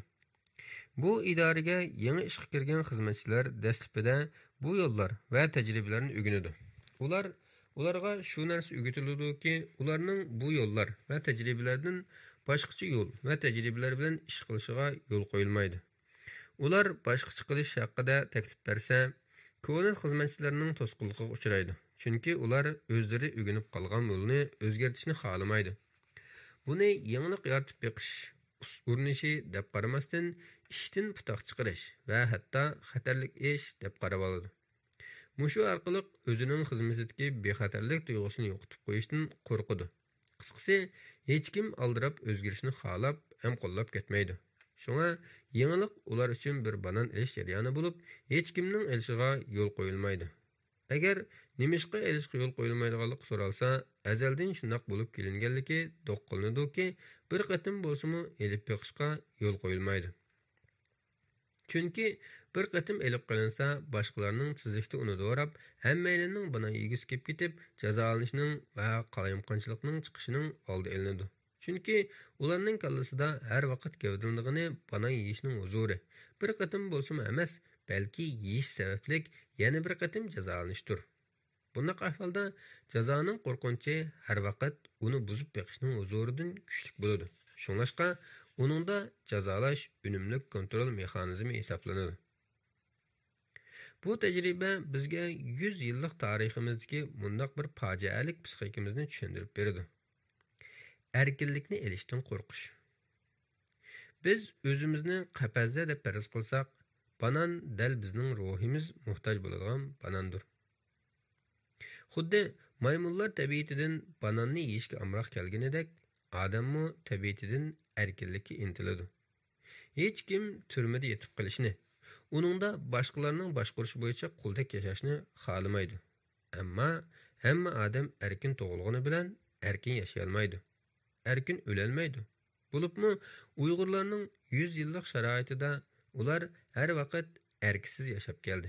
Shundaqdimi, uni qo'lga keltirishdan bir minutni voz kechmadi. Har qatim Uyg'urlar erkinlikka otlangan, ularning dushmanlari ularni qalliq bostirdi. Ya'ni bu xuddi bu tajriba aytilganidek ularga sovuq suv sepdi. Bu orqali bir tarafdan ularni jazolasa, yana bir tarafdan boshqalarga erkinlikka intilishning qo'rqinchli badalini ko'rsatib, ularni erkinlikni qo'lga keltirishdan yoltaytmoqchi bo'ldi. Shuning bilan erkinlik bara-bara Uyg'urlar uchun bekli ta'sir qo'lga keladigan va hatto qo'lga kelishi mumkin emasdek bekli jafoliq va jazolanishga to'lgan bir tanlashdek bilindi. Bunun bilan ular o'zining erkinligini qo'llash irodasidan voz kechib qolmasdan, balki yana boshqalarning bu vaqtdagi qizg'inligiga so'q suv sepadigan, ularni singan ninini yemaydigan, boshqalarga balo tepib beradigan deb qaralaydigan. Hatto Xitoy hokimiyatiga aktivlik bilan ularni chaqirgan va ularni Xitoylarning qo'li orqali joylatqizib o'tadigan holat avj oldi. Hatto bundoq joylatqizishni numus, sotqinlik va jinoyat deb qaramasdan, balki umumning tinch xotirjamligining kapolati deb qaraydigan bo'ldi. Shundaqla o'zining qilmishini Uyg'urlarga qilingan ziyonkashlik emas, balki ularni ofatdan saqlab qolish, qutqizish deb tushundirdi. Kitobxonlarning bu nuqtani texnik cho'nqiroq tushunish uchun men qatnashgan 3 g'ayvat, 3 hikmat degan suhbatning Qashqardagi Mahmudjon "Men Uyg'urlarni qutqizib qoldim" degan qismini YouTube'dan anglab boqishni umid qilaman. Bo'libmi 1949-yildan keyin Xitoyning atalmish nomratlarni bayqilish siyosatining nayranglaridan nurg'un Uyg'urlar Xitoylarni o'ziga haqiqiy baxt saodat elib keldi deb qaraydigan va erkinlik izlaguvchilarni bo'lsa o'zining bu baxt saodatiga to'p chechayotgan to'polonchilar va hatto dushman sutida ko'radigan bo'ldi. Shuning bilan erkinlikdan iborat bu banonga qo'l uzatalaydigan qop yuraklar nihoyat oz chiqdi. Ko'p qismi bo'lsa banonni elishqa emas, balki Xitoy yo'l qo'ygan doirada singan nenini yeydigan o'ytildi. Shunga Xitoy hokimiyati erkinlikni qo'llashchilarning sonining intayin oz bo'lishi sababli ularni intayin oz sondagi bir uchun bo'lginchilar deb betinib atay oladigan bo'ldi. Shundaqla texim ilgirlab banonga qo'l uzatmaydiganlarning qo'li orqali uningga qo'l uzatadiganlarni ichki jihatdan cheklab kelishda g'oyat zo'r muvaffaqiyatga erishdi. Texmi muhimi erkinlikka intilish sababli jazolanish, xatarga tavakkul qilish deb qaralgan bo'ldi. Aksicha erkinlikka intilmaslik bo'lsa, xatardan saqlanish deb bilindi. Buning bilan erkinlikning ma'nodash so'zi kollektiv angsizlik xatari bo'ldi. Nurg'un odamlar xatardan saqlanish haqida bir-biriga vazn-nasihat qilgan holat shakllandi. Erkinlik ko'p qism Uyg'urlar tarafidan tadrijiy holda xuddi elishqi bo'lmaydigan banandek bir tabuga aylandi. Kimki uningga intiladigan, u boshqalar tarafidan to'sqinlik uchraydigan va hatto yaklanadigan holat shakllandi. Bundaq kollektivda xatarga tavakkul qilmaslik hayotning xotirjamligining kafolati ustida ongsiz idrok qilinadigan bo'ldi. Ularga shundoq oddiy bir qonuniyat singdiki, faqat Xitoyning tishiga tegmasala, qafasda bo'lsa-mu rohat yashag'ili bo'ladi. Uningda taloga chiqishning hojati yo'q. Hatto talo bu qafasdan xatarlikdir. Shunga eng bexatar joy yanala aşı qafasdir. Uningda jazolanmaslikning o'zida mukofotlanishdir. Erkinlikni rad qilish baxt saodatdir. Erkinlikni qo'llashchi bir uchumlarga qarshi turish vatanparvarlikdir. Bu xil kollektiv psixik holat uzoq davomlashgandan keyin ichkilishib, ularning harakat mezoniga aylandi. Ular xuddi qaynayotgan suvdagi paqqaga o'xshash o'zining sharoitining qandoqligiga bo'ysunsalar, sharoitning yomonlashib ketmaydiganligiga ishonish bilan yashadi. O'zining sharoitining qoidasiga bo'ysunsalar, sharoitining yomonlashib ketmaydiganligiga ishonish bilan yashadi. Ularning butkul o'y doirasi qandoq qilganda erkinlikni qo'llashmaslikli bo'ldi. Xuddi 5 maymunning ishimi xiyoli qandoq qilganda bosh-boshdoq biror maymunning qoidani buzib, banonni elib qilishining oldini elishqila beg'ishlangandek. Oxirida Uyg'urlarning 1950-yillardagi erkinlik tushunchasi 1990 va 2000-yillarga kelganda g'oyat zo'r chekinishni ko'rdi. Bu tushuncha intayin oz sonli kishilarning hayot nishoni bo'lgani bilan nurg'un Uyg'urlar uchun bir xatarlik tushuncha bo'lib keldi. Xuddi suvning temperaturasi baribir eshib, uningga moslashib ketayotgan paqani oxiri moslasholmas qilib o'ltirgandek, Uyg'urlarning erkinligini qo'llashmay, banonni yemay, qafasning sharoitiga itoat qilib yashashimi oxir ularning kollektiv o'ldirilishini to'sib qola olmadi. Shuning bilan bir vaqtda 5 maymunning hikoyasi bizning chet eldagi ba'zi Uyg'urlarning liderlarini bosh ko'targizmaslik asabiyligini tushuntirib beradi. Buningda Uyg'urlarning haqiqiy manfaatini chiqish qiladigan va uning uchun qurbonlik berishning o'lchimini yaratquchilar ko'p hollarda qattiq va hatto ba'zida shiddatli hujumga uchraydi. Aksicha Uyg'urlarning chet eldagi mustaqillik ko'rishini jon beqishning yo'li qilib olgan saviyasiz va qurbonlik berish ro'yi kamchilar bo'lsa azizlanib haqiqiy yetakchilar ustida boshchi ko'tariladi. Buningdagi muhim psixik mexanizmni yanada 5 maymun hikoyasi orqali tushuntirishga bo'ladi. Ya'ni haqiqiy liderlar bir qism Uyg'urlar qo'rqib va badal to'lashdan bosh tortib kelgan erkinlikni qo'g'lashni istaydi va boshqalarning shunday qilishini talab qiladi. Ammo bu uningga agish orqali badal to'lashni va jazolanishni, masalan, vatandagi o'roq tuqqanlarning jazolanishi bo'lsa-mu, xohlamaydi. Ammo bu erkinlik izlaguvchilar va uningga qurbon berguchilarning jasorati ularning vijdonining bir yerlarini rohatsiz qilib turadi. Ba'zilari hatto kallasining bir yerlarida ularga qoyil bo'lsa-mu, yana bir yerlarida ularga agishdan kelib chiqadigan ziyonni o'ylab, yanada to'xtab qoladi. Ko'p hollarda bu ularning kallasining pragmatik qismi ularning ideal qismidan g'olib keladi. Shuning bilan ularning ba'zilari angsizlikda, yana ba'zilari irodasiga xilof holda bu erkinlik jangchilaridan qusur izlashga boshlaydi. Bu orqali ularning g'ururini g'adaqlab, ularni ko'z oldida badal to'lashga majburlayotgan, ham ularning soxtaligi, qo'rqinchoqligi va g'urursizligini ichib tashlayotgan bularni uzil-kesil yo'qotishga yo'l tushidi. Buning uchun bularning kichikkina xatoligini haddidan ziyod ko'ptirish orqali ularni layoqatsiz qilishga tirishib, o'zining layoqatsizligini shu orqali yapmoqchi va oxirida o'zining soxta vatanparvarlik obrazini saqlab qolmoqchi bo'ladi. Agar ularning bu shumliqlariga bosh egmasa, ular texim asabiylashidi. Yuqorida ko'rganimizdek 5 maymun hech zamon o'zlari yaxshi ko'radigan bananni yegizmayotgan tadqiqotchiga o'ch bo'lmaydi-ki, aksicha uning jazolashini keltirib chiqaradigan bosh-boshdoq maymunga o'ch bo'ladi. 4 maymun bu bir maymunni banan elish paylidan to'xtatmoqchi bo'ldi qilmaydi. Shuningdek, bu Uyg'urlar uchunmi shundaq. Ularning bir qismi uchun eng xatarligi ularning dushmani bo'lmish Xitoylar emas, balki ularni Xitoylarga murassasiz qaytarishga undayotgan intayin oz sondagi bu yetakchilardir. Nihoyat, ular yana bir yetakchiga muhtoj.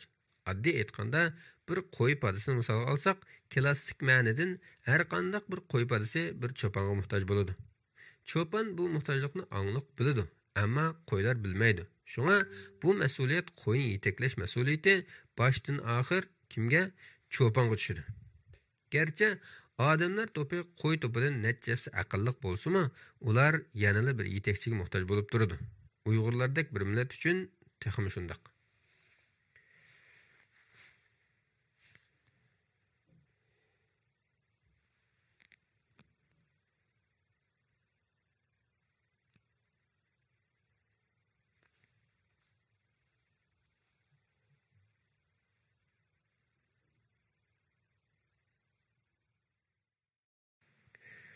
Assalomu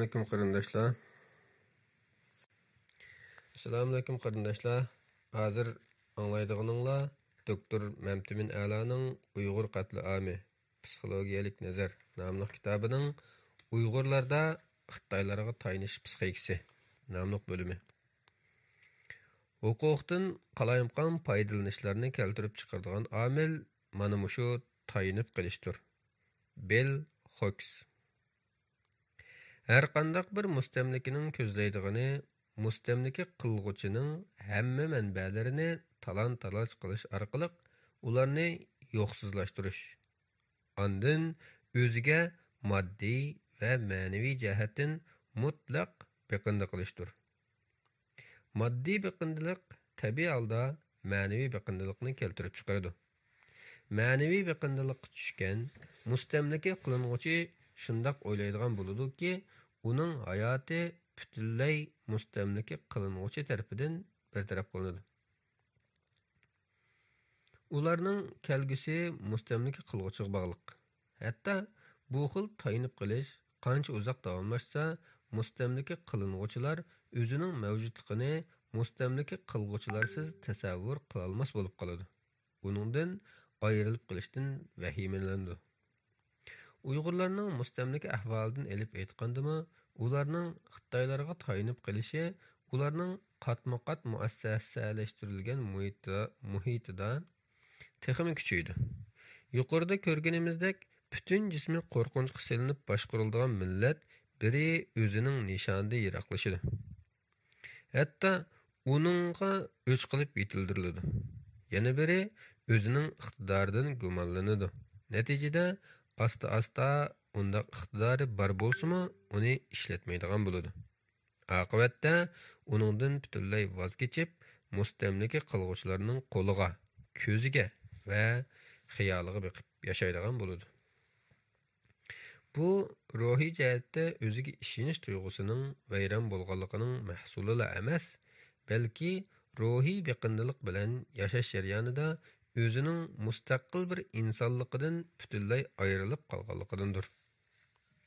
Bu xil biqindilik keyin fizikalik oraliqni talab qilmaydi. Ruhiy biqindi va qul bo'lgan shaxs mayli dunyoning nariga borsin, mayli qanchalik erkin muhitda yashasin, yanala burunqi biqindiligini davomlashtiradi. Kallasida o'zini har vaqt ashu biqindilikqa baxshandi qilib yashaydi. O'zini hech zamon erkin his qila olmaydi, tutolmaydi va texmi muhimi o'zining realligi uchun erkin qaror qila olmaydi. Masalan, chet elga chiqibmi hali ham kallasida Xitoyga biqinib, uningdan qo'rqib, uning ilgari sizib bergan siziqdan chiqmay yashayotgan Uyg'urlar buning misolidir. Bo'libmi, ularning ta hozirgacha Xitoyga yollanib ishlashni tanlashi, uning buyrug'iga bo'ysunishni hali ham bitik ko'tarishi va buning uchun Uyg'urlarning faoliyatlarining har qanday qatnashmasligi va hatto uningga qarshi turishining hammasi buning misolidir. Xitoyning Uyg'urlar orasidagi aka obrazining avj oldirilishi ularda tabiiy holda bu akaning o'ziga ko'yinishi va o'zining hamma ishlarini qilib berishini kutishidek psixik holatining shakllanishiga turtki bo'lgan omillarning biridir. Shuning bilan bir vaqtda Uyg'urlarning kollektiv idrokida yana Xitoylarni maynat, axloqsiz va razil deb qaraydigan qarashma mavjud. Bu ma'lum ma'nodan bir qism Uyg'urlarning o'zini Xitoylardan ustun tutib tura olishdagi muhim axloqiy dastaklarning biri bo'lib kelgan.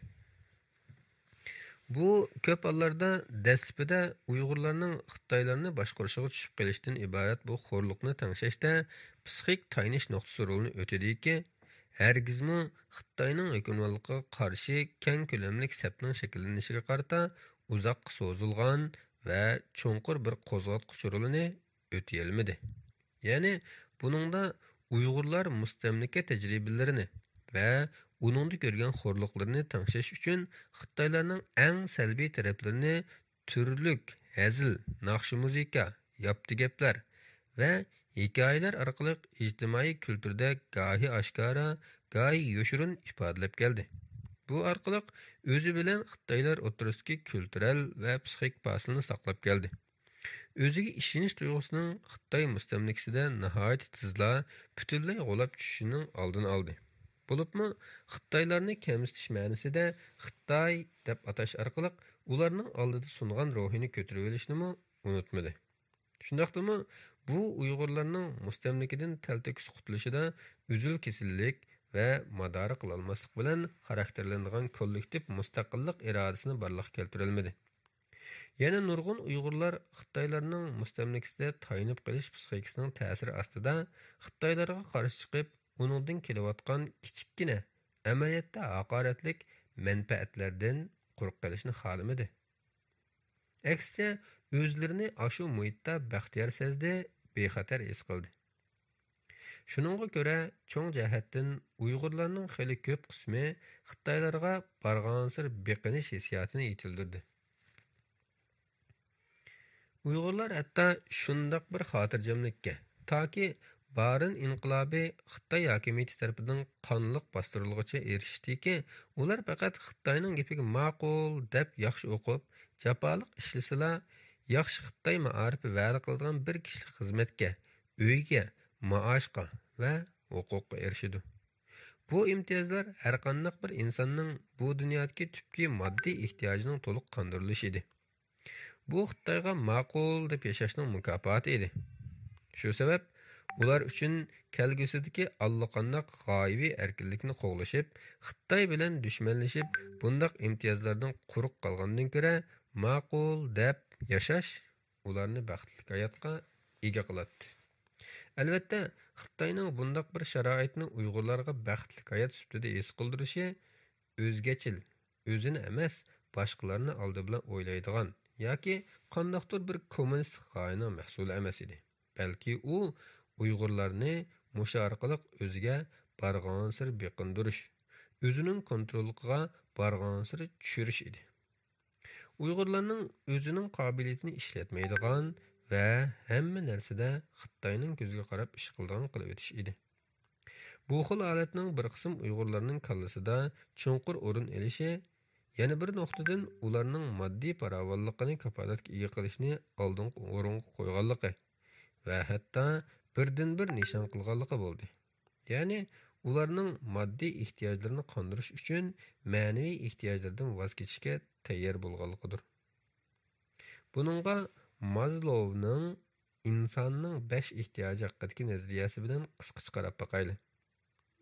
Bu 5 ehtiyoj tovandan yuqori qarab taraqqiy qilgan piramidasiman bosqichlardir.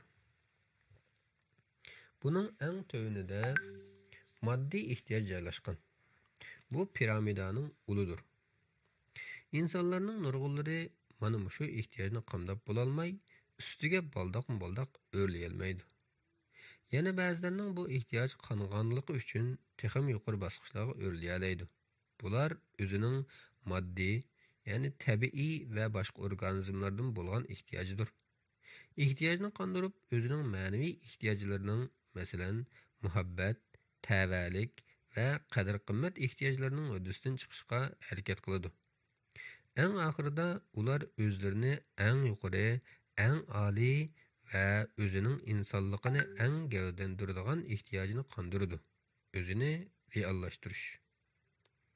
Buningda bexatarlik ehtiyoji odamning moddiy ehtiyoji bilan ma'naviy ehtiyojining o'rtasida joylashgan bir ehtiyojdir. Bexatarlik odamning tabiiy ehtiyojidir. Shundaqla bu odamla emas, balki har qanday jonliq organizm har vaqt muhtoj bo'ladigan muhim ehtiyojdir. U jonliqlardagi yashash irodasi yoki funksiyasidan manbalanadigan, ularning bexatar muhitda o'sib yetilishi va taraqqiy qilishini kafolatlantiradigan muhitdir.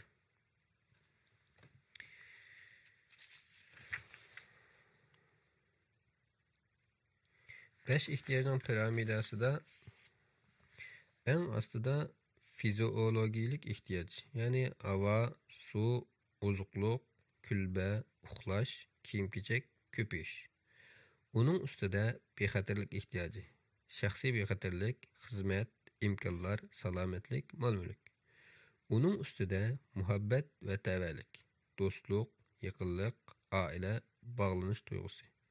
Uning ustida qadr-qimmat, hurmat, o'zini qadrlash, ijtimoiy o'rin, tunilish, ortiqchilik, erkinlik. Eng ustida o'zini realishtirish. Odam o'zi eng bo'la oladiganini arzulash. Mana bu piramidaninki tuzishi. Hamda bu sxemani Uyg'urlarning realligiga qisqacha tatbiqlab boqaylik. Bu ehtiyojlar ichida Xitoyning boshqarishi ostida Uyg'urlarning eng asosliq, mohiyatlik va oldingi ehtiyoji bo'lmish fiziologiyalik ehtiyojining qinishi intayin muhimdir. Bu ehtiyoj qanmasa, uning ustidagi boshqa ehtiyojlar hargiz qanmaydi. Mustamlika sharoitida bu ehtiyojni qondirish muqarrar holda g'oyat zo'r badalni talab qiladi. Buning uchun o'zining turib Xitoy tarafidan tortilinib boshqarilayotgan suv, terilg'i yer, ochliq, tabiiy boyliqlar, ko'payish huquqi va uy qatorliqlardan bahramand bo'lish uchun hassilab tirishish, hassilab ilishish kerak. Bundaqcha aytganda, haqqi tartqizib qo'ygan o'zininkini uning qo'lidan qayta ilib yeyalash, ichalash, ishlatalash va o'ltiralash kerak. Xitoy bularni o'zining qilib olgandan keyin albatta bekorga bermaydi. Bularning hammasining qondirilishi uchun bir qator siyosiy shartlarga ko'nish kerak. Moddiy ehtiyojni qondirish uchun ma'naviy bedel to'lash kerak. Ma'naviy ehtiyojlarning eng prinsipalligi mustaqillikni qo'g'lashdan voz kechish kerak. Qo'rsoq beqish uchun erkinlikdan voz kechish kerak. Hayot qilish uchun sizg'an siziqdan chiqmaslik kerak. Uning ustiga Xitoylarning nazarida Uyg'urlarni faqat moddiy ehtiyojni qondirishning alaksizligida qoldirishning o'zila uning ustiga Xitoylarning nazarida Uyg'urlarni faqat moddiy ehtiyojni qondirishning alaksizligida qoldirishning o'zila ularni eng ibtidoiy hayvoniy ehtiyojning saviyasida tutib turadi. Ularni buningdan boshqani o'ylamaydigan qiladi. Ularni texim ilgirlab boshqa yuksak, madaniylashgan va insoniylashgan ehtiyojlarni qondirishga qiziqmaydigan qiladi. Hem ularga bu xil shart-sharoitlarmi asosan hozirlanmaydi. Hatto hozirlandi deyilgandimi, bu faqat Xitoyga sodiq bo'lgan bir qism kishilarla va ularning oila tavobatlarga beriladi. Uyg'urlarning bir qismini birinchi bosqichdagi ehtiyojdan chiqaradigan bo'ldimi deyli, ammo ular o'ylab ikkinchi ehtiyoj balqiga chiqqanda uni qondirishning naqadar qiyinligini his qila oladi. Chunki mustamlikaga tushgan millatning hech qanday bir a'zosi o'zini bexatar his qila olmaydi. O'zining tupurqib turib bexatar bo'la olmaydi. Chunki mustamlikaning yana bir ismi o'zining bexatarligini yo'qotib, yatning xatari ostida yashashga majburlanishdir.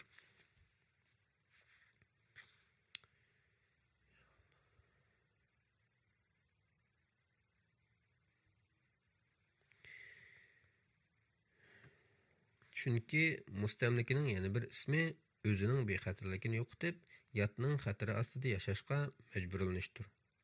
Shunisi keskin reallikki, armiyasi yo'qotilib, mustamlikaga tushgan millatning o'zini qo'g'dash iqtidori tamoman yo'qolgan bo'ladi. O'zini qo'g'day olmaydigan millat hech zamon, hech yerda bexatar emasdir.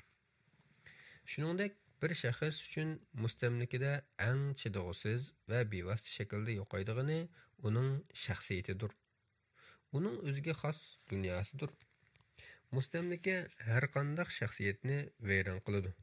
Odamni umumlashtiradi, kollektivlashtiradi. Chunki uning uchun mustamlikaga tushganlarning shaxsiy qimmati bo'lmaydi. Shunga ular bir kollektiv bilan taraytiladi. Hech zaman shaxslar ega bo'ladigan hurmatdan bahramon bo'lmaydi va bo'lolmaydi. Ularga faqat besibilingan kollektivning bir a'zosi sifatida, asosan nomsiz a'zosi sifatida muomala qilinadi. Ularning mavjudligi faqat shu kollektiv tavalligida e'tirof qilinadi. Bu ma'nodan ikkinchi bosqichda Sharqiy Turkistonda hech qanday bir Uyg'ur bexatar emas. Faqat o'zini Xitoyga butunlay sodiq deb o'ylaydigan va buning uchun kecha-kunduz ishlaydiganlarla o'zini bexatar his qila olishi mumkin. Shundaqdimi, ularning Xitoy uchun qanchalik darajada sodiq bo'lib ketishidan qat'iy nazar, Xitoyning nazarida hech qanday bir Uyg'ur ishonchlik emas. Ishonchlik bo'lmaydi ekan, hech kim yana bexatar bo'lmaydi. Mustamlikaga uchirg'uvchilarning o'zini bexatar his qilishi eng ko'p uchraydigan siyosiy xomxayoldir. Ya'ni zidlik nuqtasidan eng bexatar emas turuqliq o'zini eng bexatar his qilish. Eng qul o'rinda turuqliq o'zini eng erkin his qilish. Eng haqoratlik o'rinda turuqliq o'zini eng g'ururliq his qilishlarning hammasi dal mana shuning jumlasidandir. Masalan, Xitoy uchun Uyg'ur tilining yo'qotilishi uchun Mo'ng'ullardek qarshilik ko'rsatishning o'rniga ularga tiling yo'qolganga yo'qolib ketmaysan deb popoza qilib, jon jahli bilan xizmat qilgan Nur Bakrimi eng oxirida o'zini qo'g'day olmadi. Demak, Uyg'urlarning bexatarligimi kapolatga ega bo'lmaganda, ularning muhabbat va nafrat tavallik ehtiyojini ishga oshirishi og'ir to'salg'iga uchraydi. muhabbat bosqichi do'stiga va oila a'zolariga bo'lgan qarindoshlik va romantik munosabatni o'z ichiga oladi. Shuningdek, bu bizning ma'lum ijtimoiy guruhga tavallikimizni his qilishimizni o'z ichiga oladi. Texmi muhimi bu boshqalarni suyish va boshqalar tarafidan suyilish hissiyotini ko'rsatadi.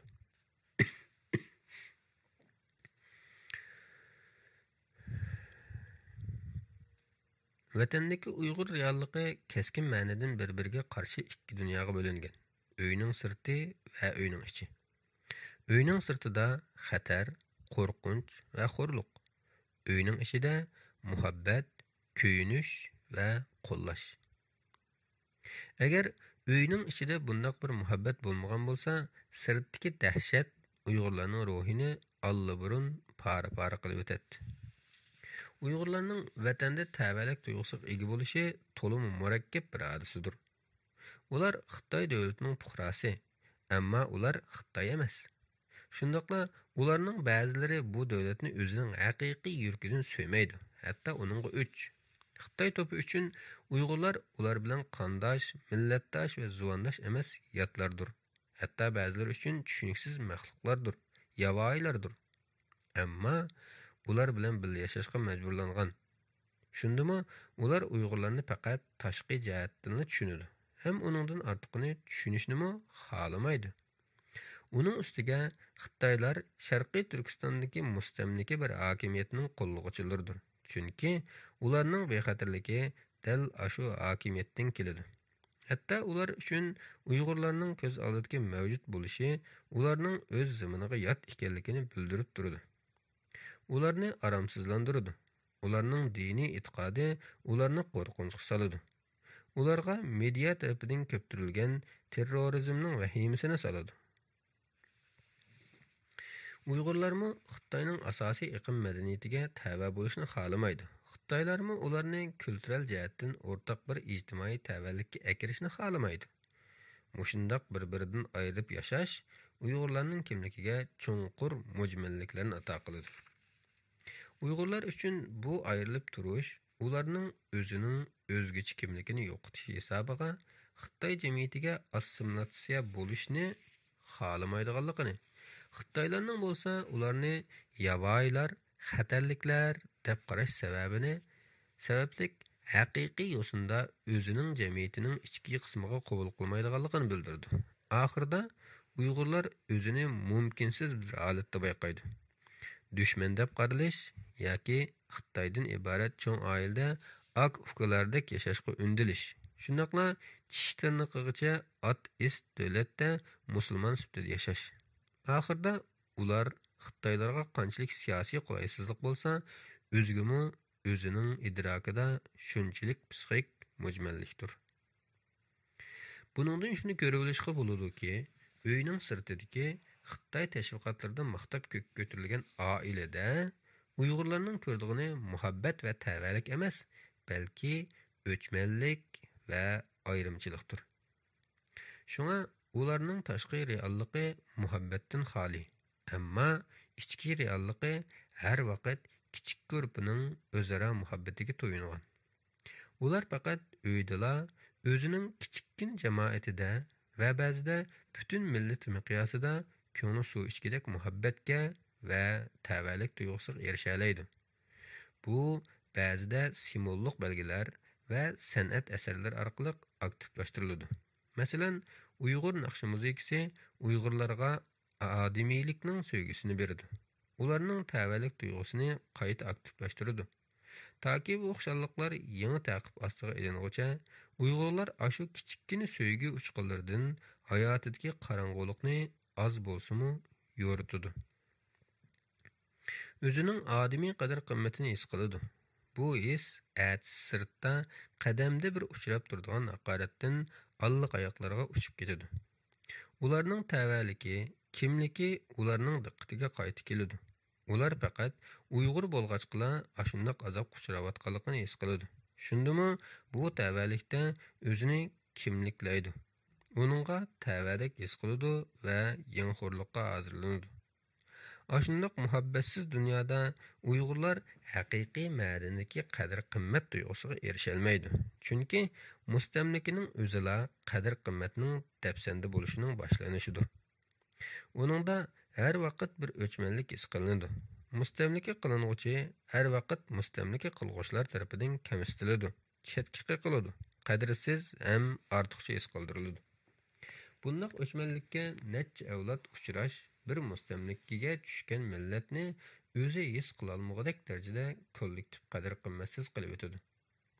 Muhabbatga erisholmaydigan odamda muhabbat bergidek muruvvat qolmaydi. Boshqalarga muhabbat berolmaydigan odam o'zini qadrlay olmaydi. O'zida qadr-qimmat tuyg'usi yetildirolmaydi.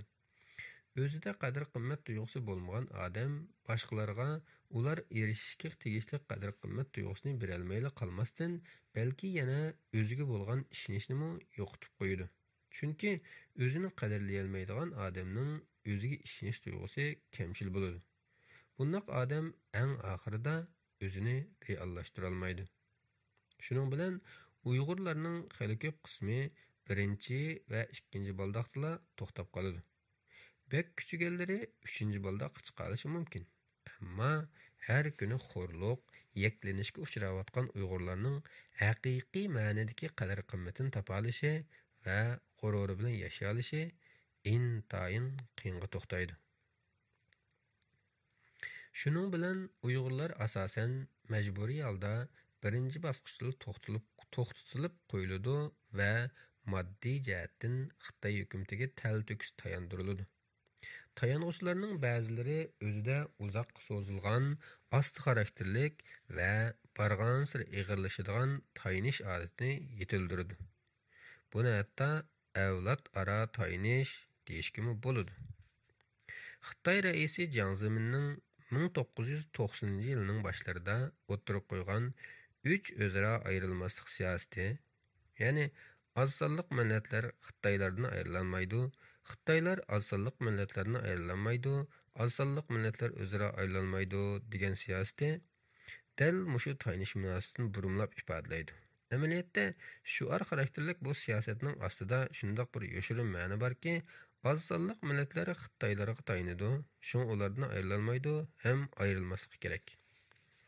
Bu xil tayinish munosabatida tayanğuchi tayandirg'uchini o'zining uzoq muddatlik ehtiyojini qondiradigan, o'ziga idarlik qilib qo'yadigan, o'zini boshqarib beradigan boshpanohi sifatida ko'rishga boshlaydi. Shuning bilan tayanğuchilar tadrijiy holda xuddi qaynayotgan paqininkidek o'zini mundaq yomon davriylashga ko'radi. Tayinish ig'irlashgan sari tayanğuchi o'zining mustaqil ish qila olish iqtidorini yo'qotadi. Mustaqil ish qilish iqtidorini yo'qotgan sari tayandirg'uchiga texmi tayinadi. Natijada tayanğuchida tayandirg'uchi tarafidan tashlab etilish va uningdan ayrilib qolishdan qo'rqish hissi shakllanadi. U tayandirg'uchiga texmi yopishadi. Tayandirg'uchini suyish hissi mana shunday shakllanadi. Bundaq munosabatda diqqat qilishga arziydigani shuki, bu yerda har vaqt tayanğuchining o'zini tayinish munosabatining yomon davriyligidan qutuldirishga qarata bir alqiliq payt bo'ladi. Xuddi qaynayotgan paqining suvning ichida uning temperaturasining o'rilishiga moslashish uchun badandagi kuchni xo'rtib etib, sirtqa sakrab chiqib o'zini qutuldirish fursatini ketkizib qo'yib, oxiri asta-asta pishib o'lganidek, tayinish munosabatidami tayanğuchining tayandirg'uchiga tayini verib, o'zini qutqizish iqtidorini yo'qotib qo'yadigan va oxirida tayinish ishida vayron bo'ladigan bir mumkinchiligi bor.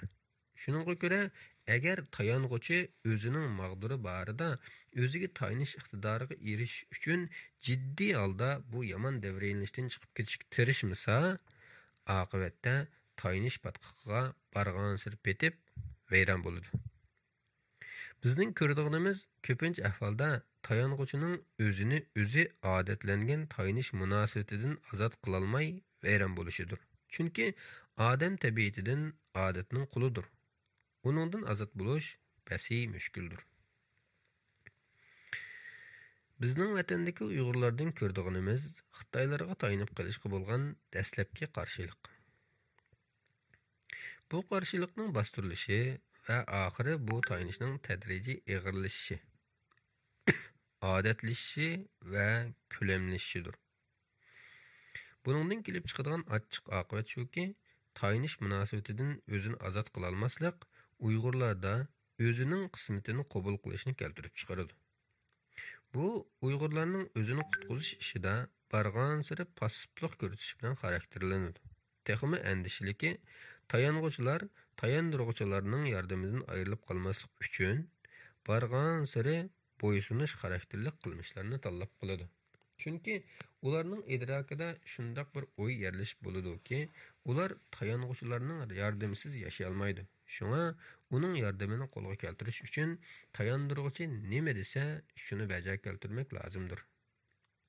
Ular uchun tayini yurish qaynoq suvdagi paqadak asta-asta halok bo'lishni emas, balki tayandirg'uchining ko'ngil bo'lishini, erkinlikdan ayrilishini emas, balki tayandirg'uchi tarafidan qo'g'dilishni, o'zining iqtidorini yo'qotib qo'yib, o'z-o'zini vayron qilishni emas, balki boshqalarning iqtidoridan foydalanishni ko'rsatadi.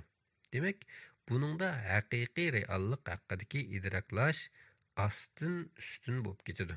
Masalan, tayinib qilish ko'ngil bo'lishga erishishdan, erkinlikdan ayrilish bexatarlikka erishishdan, iqtidoridan ayrilib qilish boshqalarning o'zi uchun hamma narsalarni o'rlashtirib berishidan darak beradi. Uyg'urlardan uzoq yillik Xitoyga tayinib qilish psixikasini texmi cho'nqur tahlil qilsak, shuni ko'ra olamizki, chet eldagi Uyg'urlarning navbatdagi nurg'un qilmishlarida uning ta'sirlarini ochiq ko'rib olishga bo'ladi. Buning alomatlarini tövəndəki nuqtalardan ko'rib olg'ili bo'ladi. Birinchi, o'zining iqtidoriga ishonmaslik, ishonilmaslik. Ig'ir tayinib qilishga ko'nikkan Uyg'urlar o'zlarining biror ishni mustaqil qila olishiga ishonmaydi. Uyg'urlarning mustaqil bo'lishiga texim ishonmaydi. Ularning kallasining cho'nqurlarida Xitoyga bo'lgan bir qoyillik sababli yanala ularning yordamida yashayverish tarafdori bo'ladi.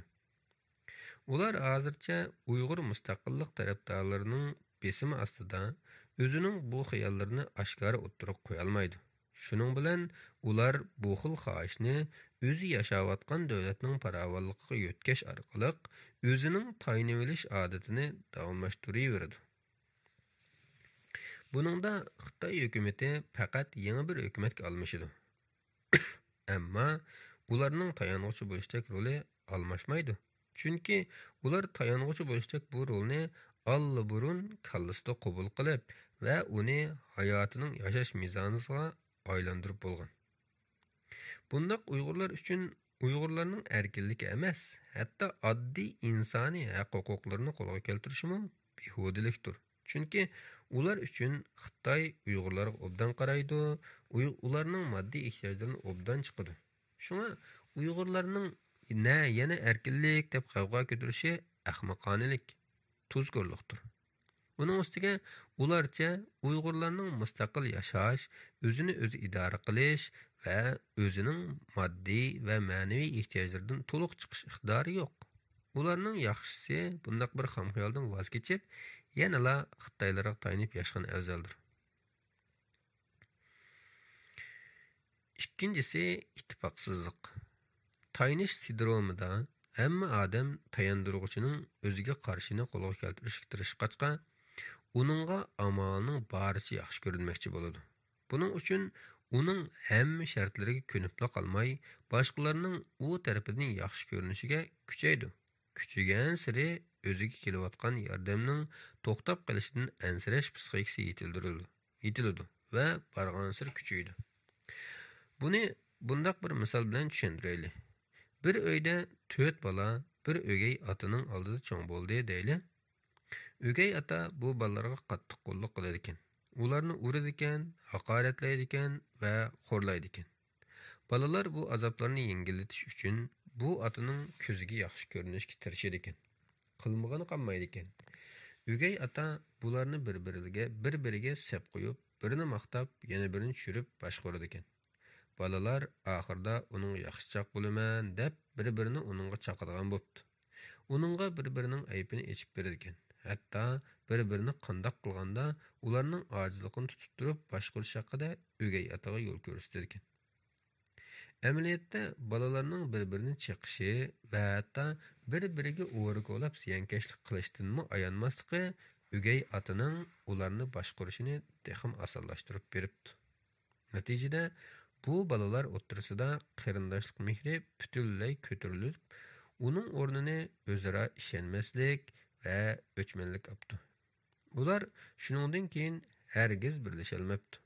Hatto cho'ng bo'lgandan keyinmi birlashib bu o'gay otaga qarshi tura olmabdi.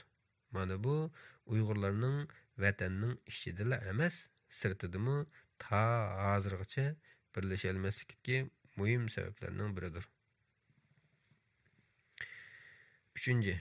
Cho'ng ishlarda emas, kichik ishlardami qaror qilishda qiynalish. Uzoq muddat mustamlikada yashagan va mustamlikchilarga tayinib qilish tajribasiga ega xalqlarda ko'p ko'riladigan bir holat o'zining ishiga keskin qaror bera olmaslikdir.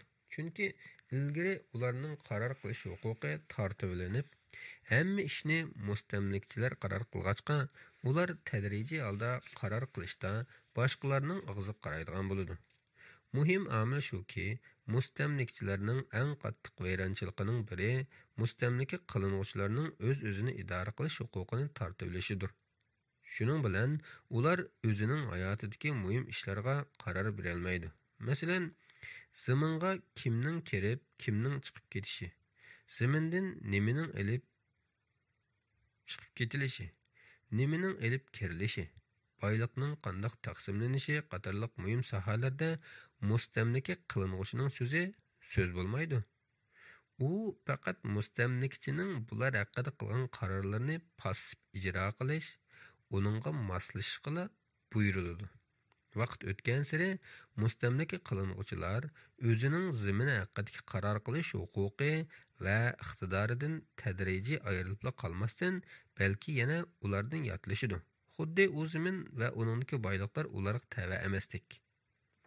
Xuddi mustamlikchilarning u tuproq va uningdagi boyliqlarga idorlik qilish, u vaqt qaror qilish huquqi azaldan yo'qdik.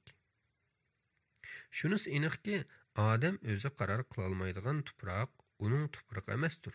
Reallikda emas, balki psixikada shunday. 4. O'zining haq-huquqini qo'g'dashda dadil va keskin bo'la olmaslik. Bu shuningdan kelib chiqqanki, uzoq yil mustamlikada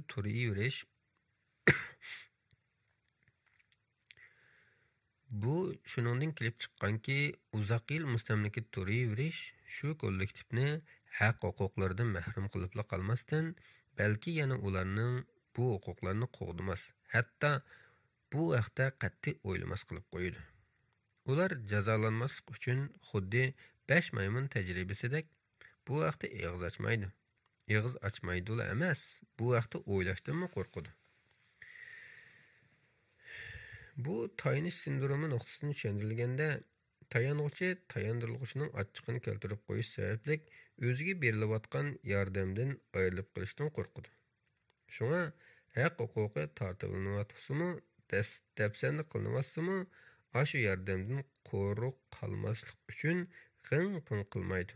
Faqat ishlarning kelgusida hozirqidan better bo'lmasligini orzu qilgandek bir tarzda o'zini aldashga o'tadi. Chunki ularning kallasidagi yordamga ko'nib qilish va o'zini qamday olishiga ishonmaslik ularni psixik jihatdan butunlay passiv holatga tushirdi. Ular haq-huquqiga emas, balki o'zining sog'-salomatligiga ko'ngil bo'ladigan va shunga shukr qiladigan bo'ladi. Masalan, Uyg'urlarning tayinish psixikasining qanchalik og'irlashganligini 1985-yildagi atalmish Şinjan Universiteti va uningga ergashgan boshqa universitet o'quvchilarining Uyg'ur tilini atalmish avtonomiya qonunining ramkasi ichida haqiqiy qo'llanishdagi haq-huquqlarni qo'lga keltirish uchun boshqa bir yurish haq-huquqlarni qo'lga keltirish bilan birlikda namoyish qilganligi bilan 2000 yılının başlarında ve onundan keyin qo'sh tillik ma'arif nomi bilan uni tadrijiy amaldan qoldirganda sukut turganligini va hatto chet eldagi uyg'urlarning yo'qolayotgan tilini saqlab qolishga bo'lgan intayin ojiz va hatto yo'qning o'rnidagi tirishchiliklarni ko'rsatish orqali aniq ko'rib olamiz. Bo'libmi bular bizga uyg'urlarning o'zining jonijon manfaatlarini qo'g'dash va o'zini saqlab qolishga tirkish ro'yining ma'lum ma'nidan tayinish sindromining ta'siridan qanchalik holda tadrijiy ojizlab ketganligini ishora qiladi.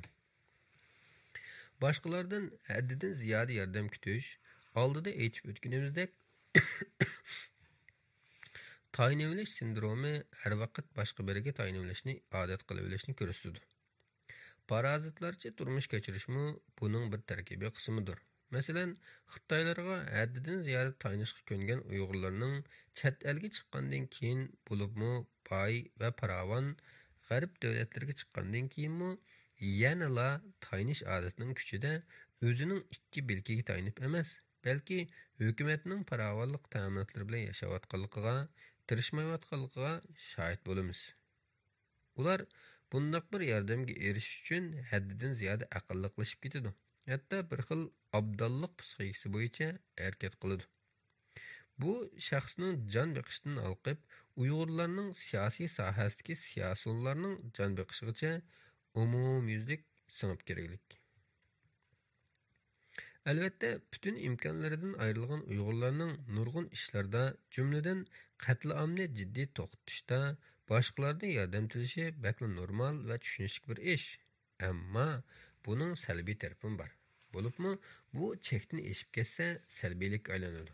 Masalan, yaqinqi 2 yildan beri bir qism Uyg'urlarning bular siyosiy yetakchilar va faoliyatchilarning o'z ichiga oladi.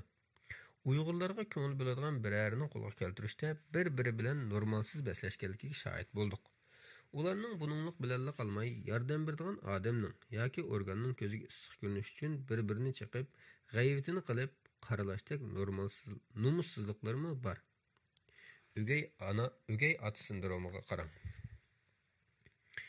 Bu xuddi abdallarning ko'proq sadiqaga erishish uchun bir-biri bilan yenidan o'tkishlarni talashib baslashiga va hatto vaqti kelsa urushishiga o'xshaydi.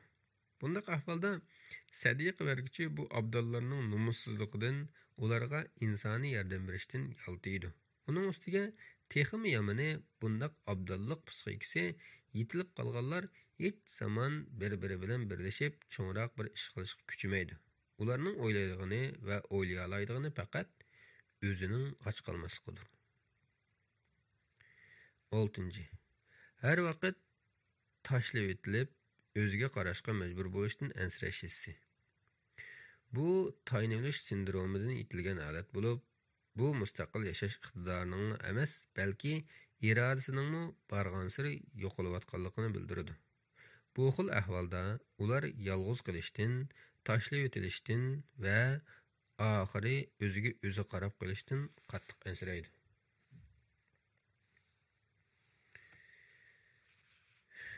7. Qarama-qarshilikqa to'lgan rollarni elishga majburlanish. Gapimizni oldi bilan mundaq bir misoldan boshlaylik.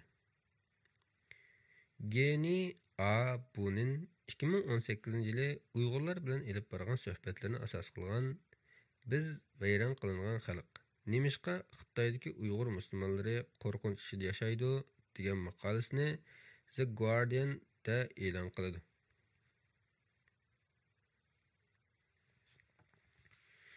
Mazkur maqola Qashqardagi Uyg'urlar orasidagi teran chorasizlik tuyg'usini mundaq tasvirlaydi. Necha qatim men ma'lum darajada chorasizlik tuyg'usiga tushgandek va ko'nglidagini deb lavitishga aran turayotgandek ko'rinadigan kishilar bilan uchrashdim. Bundaq ish birinchi qatim o'tgan yili kuzda Qashqarda yuz berdi. U vaqtda men bir jamoat xavfsizlik xizmatchisi. Bular ko'p hollarda Janubiy Shinjongdagi asosan Uyg'urlardan tarqib topgan eng tuvan darajadagi formsiz xizmatchilardir. Meni bir choyxonaga taklif qilib, bir ustalda qarshimda o'ltirganida bo'ldi. U shu kuni tushdan keyin ishlamay, yelida bir salomatlik tekshirishidan qaytib kelgan ekan. Aramızda elib berilgan suhbat jiddiy bo'ldi. U mendan mening Uyg'ur tarixi haqida nimalarni bildiganligimni va keyin mening bir xalq sifatidagi Uyg'urlarga qanday qaraydiganligimni so'radi. Keyingi savol mening Şinjanga qilgan ziyoratim davomida Uyg'ur kimligining bir xil tashqi dalillanishini izlash yo'li sifatida mendan nurg'un qatim so'ralgan va menga ta'sir qilgan savol edi. Nima deb javob berishimni bilolmay tarafsiz javob berishga tirishdim. Uyg'urlar boshqa xalqlarga o'xshash bir xalqdir. Uning yaxshilarimi, nacharlarimi bor. U sen o'zingning haqiqiy o'yini yoshiryapsan deganicha men bilan yuzlashdi. Faqat mushu atrofingga qarab baq. Sen Qashqarda o'zing ko'rib kelyapsan. Biz vayron qilingan bir xalqmiz.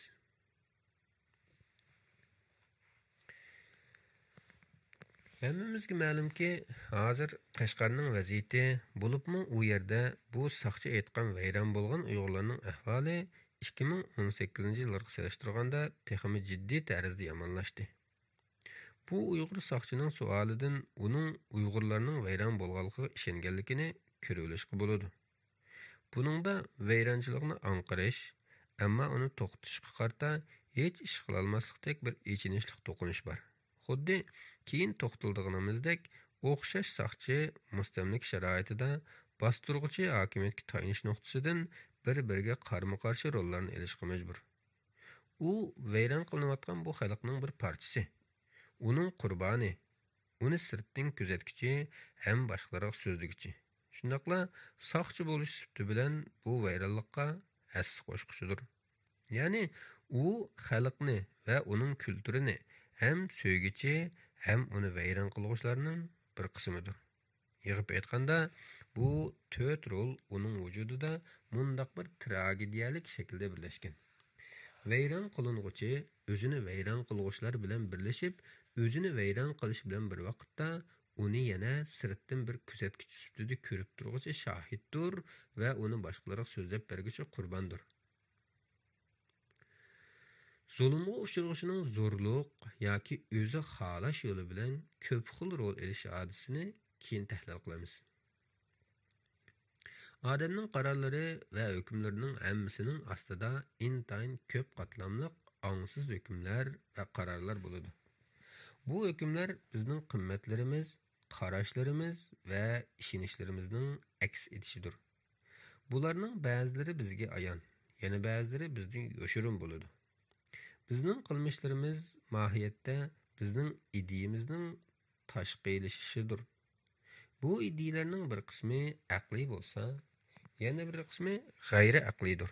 Masalan, mashhur psixolog Albert Ellisning qarashicha, uzoq muddat davomlashadigan va murakkab bilinadigan ko'p qism hissiyot hodislari amaliyotda masalalarni g'ayri aqliy shaklda o'ylash velishimizdan kelib chiqadi.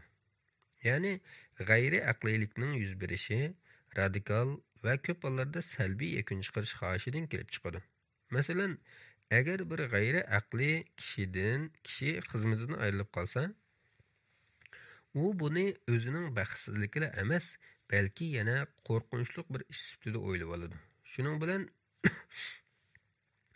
o'zini qarg'a kelmas bo'lg'achqa xizmatidan quruq qolgan deb qarab oladi. Hamda barliq mas'uliyatni o'zidan ko'radi. Shuning bilan o'zini yaramas deb qarash sababli boshqa bir xizmatni ikkinchidan izlamaydi va bir umr xizmatsiz o'tadi. Bu xil qarashning aksi aqliy qarash bo'lib, o'zlik foydalidir. U aqliy pozitsiya tutib, radikal va o'zini vayron qiluvchi yakunga erishishga aldirab ketmaydi.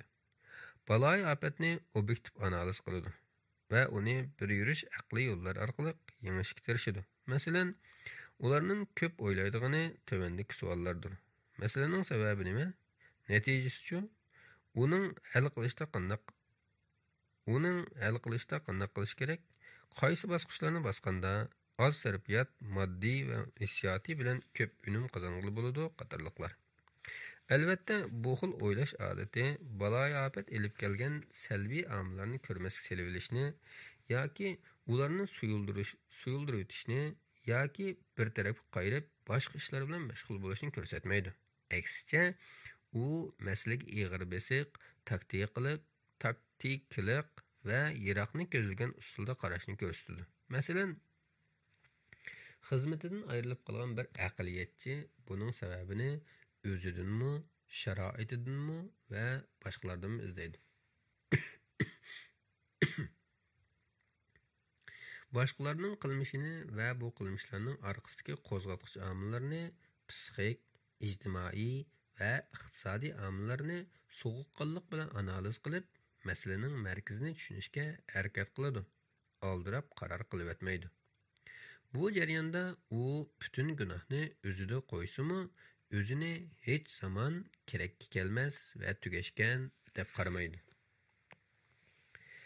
Aramizda Uyg'urlarning pat arada halok bo'lish haqidagi qiyoslarning bo'lib kelayotganligiga uzoq mezgil bo'lib qoldi. Ilgari bundoq o'ylash sal oshqin bilinadi. Chunki o'zini xotirjam his qilayotgan va Xitoyga tayinib yashashni baxtli hayot deb qaraydigan nurg'un Uyg'urlarning orasida bundoq o'ylash va uni boshqalar bilan hambaharlash to'lim g'alati bilinishi tabiiy edi. Texi yaqinqi 2-3 yil avvalgacha Uyg'urlarning xeli ko'p qismi o'zlarining Xitoylar tarafidan kollektiv qirilishiga ishonmay kelgan edi. Chunki ularning nazarida o'zlarini beqib kelayotgan Xitoylarning ularning az to'la xatolik uchun ularning qirishi to'lim bema'nilik edi. Uning ustiga tayinilish psixikasi ularga shuni o'rgatganki, Xitoylar Uyg'urlarga u qadar o'ch bo'lsa, ularni beqib yurmay allaburun o'ltirib o'tgan bo'ladi. Shunga Xitoylarning ularni beqib kelganligi ularni asraydiganligining dalili bo'la oladi. Ammo 2017 yildan buyon boshlangan qatl-am bu xildagi Uyg'urlarning kollektiv idrokiga shundoq bir qo'rqinchli qaymoqishni soldiki, bu qadar rahimsizlik bilan qiradigan Xitoylar nimishqa bizni o'ziga tayandirib, yillarcha beqib keldi amsa? Biz haqiqatan mana shundoq qo'rqinchli qirg'inchilik ichida dunyoning ko'zlab yo'qolib ketarmizmi?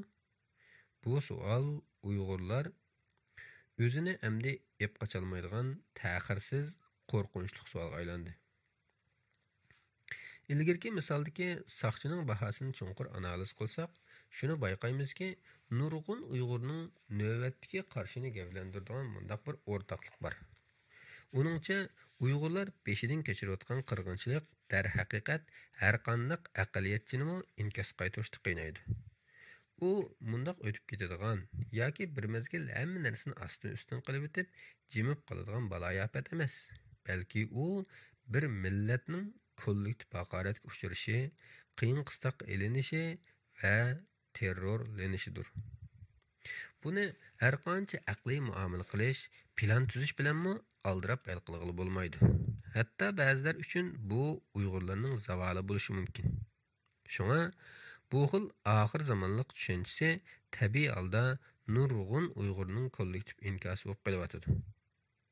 Buningda halqiliq masala yanada o'zimiz kontrol qila olmaydigan g'oyat zo'r va insoniyat tarixida kam ko'riladigan bu qirg'inchilikni qanday hal qilish mohiyatda bizning yoshirin ingimizda nimalarning barliqqa keldiganligi, qanday ta'sir qo'zg'aydiganligi va shu orqali bizning harakatimizning qanday qilinadiganligiga munosabatlikdir. Masalan, biz bayram bo'lyapmiz. Bir taraf ümid üzsek texim vayron bo'lamiz. Yana bir taraf bizda endi ümid yo'q. Ümid üzsek vayron bo'lamiz degan taraf oxirgacha elish kerak. Butunlay yo'qolsaqmi, g'ururimiz bilan yo'qolaylik deb qarasa, bizda endi ümid yo'q degan taraf yana ikkiga bo'linib, biri buningga biz o'zimiz sababkor, biz yaramas, rezil xalqmiz desa, yana biri endi aslimizga kelolmaymiz, biz butunlay tugashdik deb qaraydi. Bu qurilmadan ko'rilish mumkinki, navbatda mayli vatanning ichi yoki sirtidagi Uyg'urlar bo'lsin, Xitoylarning elib berayotgan qatlamidan iborat bu qo'rqinchli hodisa bizda g'oyat zo'r psixik masalalarni paydo qilyotidi. Buningga qaytaradigan inkoslarimiz har xil, to'qinishchan, radikal va uchiga chiqqan salbiy bo'lyotidi. Bunday inkoslarning ko'p qismi normaldir. Chunki benormal va radikal hodisiga bizmi ba'zida benormal va radikal inkos qaytarishimiz kerak. Ammo bu chekdan eshib ketsa va uzoqqa so'zilsa, bizning psixikimizning o'zini vayron qilishi texmi qabohatlik bo'ladi. Bu inkoslarga nazar solsak, eng o'ngdagisi ijobiy o'ylashning natijasidir. Uning illis degandek butunlay aqliy bo'lib ketishi notayin. Ammo u bizni mayli aqliy yoki aqliysizlik bo'lsin, yanala kontrol qilish mumkin bo'lmayotgan qatlam oldida o'zimizni kontrol qilib jiddiy chora izlash mumkinchiligiga ega qiladi. Hatto mag'lub bo'lsakmi, tugashsakmi, o'zimizning aqlini o'zimizning qutulishi uchun eng yuqori darajada ishlatgan bo'lamiz. Bundaq bir aqliy uyg'oqlik va sizimchanlik bizning aql yetmas bir mudihlikning oldida tik tura olishimiz uchun to'liq muhimdir. Oddiy aytsak, bu baloy ofatga inkos qaytarishda cho'ng jihatdan ikki tanlash bor. Ijobiy va salbiy. Hatto qaysini tanlashimiz eng oxirida natijaning qanday bo'lishini, ya'ni bizning vayron bo'lib yo'qolishimizdek yuzlanishni o'zgartirmaydi deb qaralsimi, ijobiy pozitsiya bizni yanada ofat oldida salmoq tutadi. G'ururimizni saqlashimizga yordam beradi. Bizni ruhiy jihatdan texmi tez va texmi echinishli vayron bo'lishdan to'sib qoladi. Agar undaq qilmasak, shundaq vayron bo'lamizki, bu dal bizni vayron qilayotganlar kutayotgan oqibat bo'ladi. Ruhiy jihatda kollektiv saranglashgan, ijtimoiy ig'ir ixtilofga to'lgan, siyosiy hayoti nishonsizlik bilan xarakterlanadigan, kollektiv izzat hurmati yer bilan yakson bo'lgan. Uning ustiga biz yanala hayot turmiz. Bu hayotlik o'zini qutqizolmay, Xitoyning qonliq topini ostida hayotidan ayrilayotganlarning bizning kutadigan umidini oqlashimizni talab qiladi. Bu ma'nodan bu hayot bizning hayotimiz emasdir. Uningda hayotini odamdek yashay olmayotganlarning va hayotidan vaqtsiz ayrilganlarning haqqi bor. Yana bir tarafdan bizni yana saqlab qolishga va keyingi avlodlarga yetkazib berishga tegishli nurg'un kultural qimmatlar bor. Keyingi avlodlarning bularni bilish va bulardan foydalanish orqali o'zining kollektiv kimligini yot ellarda qaytadan qurashtirib chiqishga jiddiy ehtiyoji bor. Bu nuqtadan biz hayotlarning umid o'yir turib, tirishib, umidi uzdivatqanlarga yordam berishdek boshqa tartib bo'lolmaydigan odamiy burchimiz bor. Buningdan shuni ko'rib olishga bo'ladiki, bizning hayotda chiqargan hukmimiz, masalan, biz tugashdik degan hukm bizning pozitsiyamizni belgilaydi. Ya'ni bizning buning qarta passiv yoki aktiv, ijobiy yoki salbiy pozitsiyada bo'lishimizni ko'rsatadi. Bizning pozitsiyamiz bizning qanday harakat qilishimizni, ya'ni bizning xirsni qabul qilib, hech narsa qilmaslik yoki uningga qarshi harakat qilishni ko'rsatadi va buningdan natija hosil bo'ladi. Yoki xatar bo'ysundiriladi yoki xatar yengadi. Buni bir ta'sir va aks ta'sir zanjiri deb qiyos qilsak, oldingi inkos keyingi inkosimizning qanday bo'lishini belgilab beradi. Bu yerda shuni alohida ta'kidlash kerakki, Xitoy darvaqa bizni keng ko'lamda shafqatsizlar chiqaryotdi. Buni ehtimol hozircha to'sib qila olmasligimiz, kontrol qila olmasligimiz mumkin. Ammo bu yerda ularning yo'qotolmaydigan va kontrol qila olmaydigan bir narsasi bor. Bizning hayotlik eronimizdan manbalangan qarshilik ko'rsatish ruhimizdir. Biz qirilishni to'xtatolmasligimiz mumkin, ammo biz uni to'xtatishga keraklik milliy irodani o'zimizda ching to'xtata olamiz. Uni erkin tanlay olamiz. Inson qalbidan chiqqan vahshiylikka odamiylik yo'limizdan qaytarmoqchiga o'ta olamiz. Bu irodani Xitoy hargiz yo'qotib olmaydi, ammo bu yanada bizga bog'liq. Agar bu irodadan voz kechsak, biz taslim bo'lgan bo'lamiz. U chaqda hech kim bizni qutqiza olmaydi. Biz dushmanning kutganidek, iroda qilganidek halok bo'lishni tanlagan bo'lamiz. Biz faqat o'zimizga tayinishni o'rgangandila, tayinishning bizga o'rgatgan chirkinliklari, nomussizliklari va g'ururсizliklardan ozod bo'la olamiz. Biz faqat o'zimizga ishongandila, o'zimiz to'g'ri deb qaragan nishonga yeta olamiz. Biz faqat o'zimizni qutqizishdek irodaga ching esilgandila, yiqilgan yerimizdan dast tura olamiz. Inshaalloh. Assalomu alaykum va rahmatullohi va barakatuh.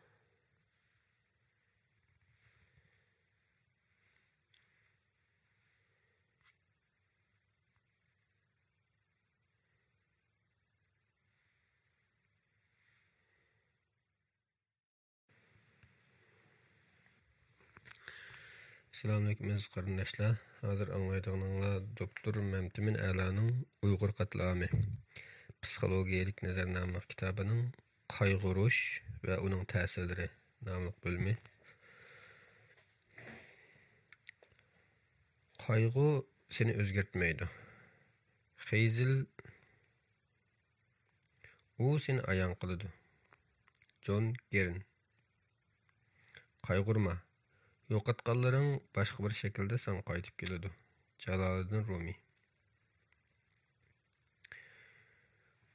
Ushbu qatlam davomlashgan sari chet eldagi hamma Uyg'ur degidek yetilgan mundaq bir o'rtaq psixik holat bor.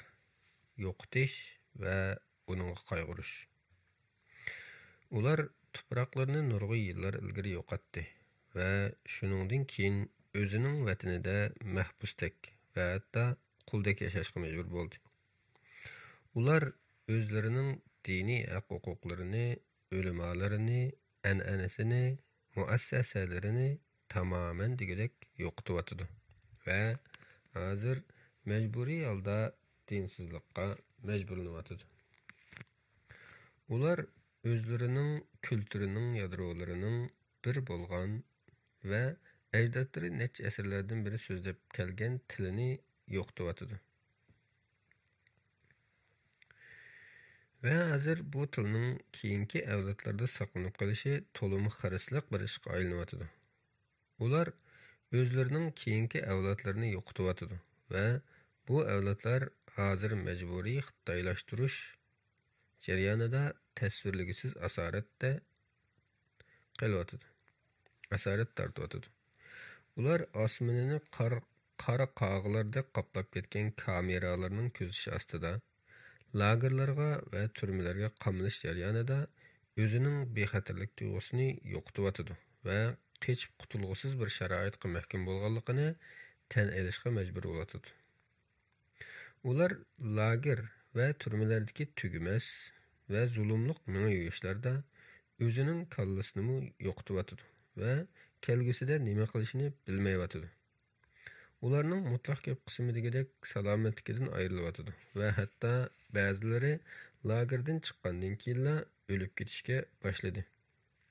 Ularning ba'zilarining eng qorong'uda, ular eng ehtiyojli bo'lgan, ularga qaramay turib olgan insoniyatga bo'lgan ishonchimi yo'qolyapti va dunyodan bezyapti. Chet eldagi Uyg'urlar bo'lsa, vatandagi Uyg'urlarning bir-birlab yo'qolib ketishi va o'ldirilishidan yuraklari par-pari bo'lyapti.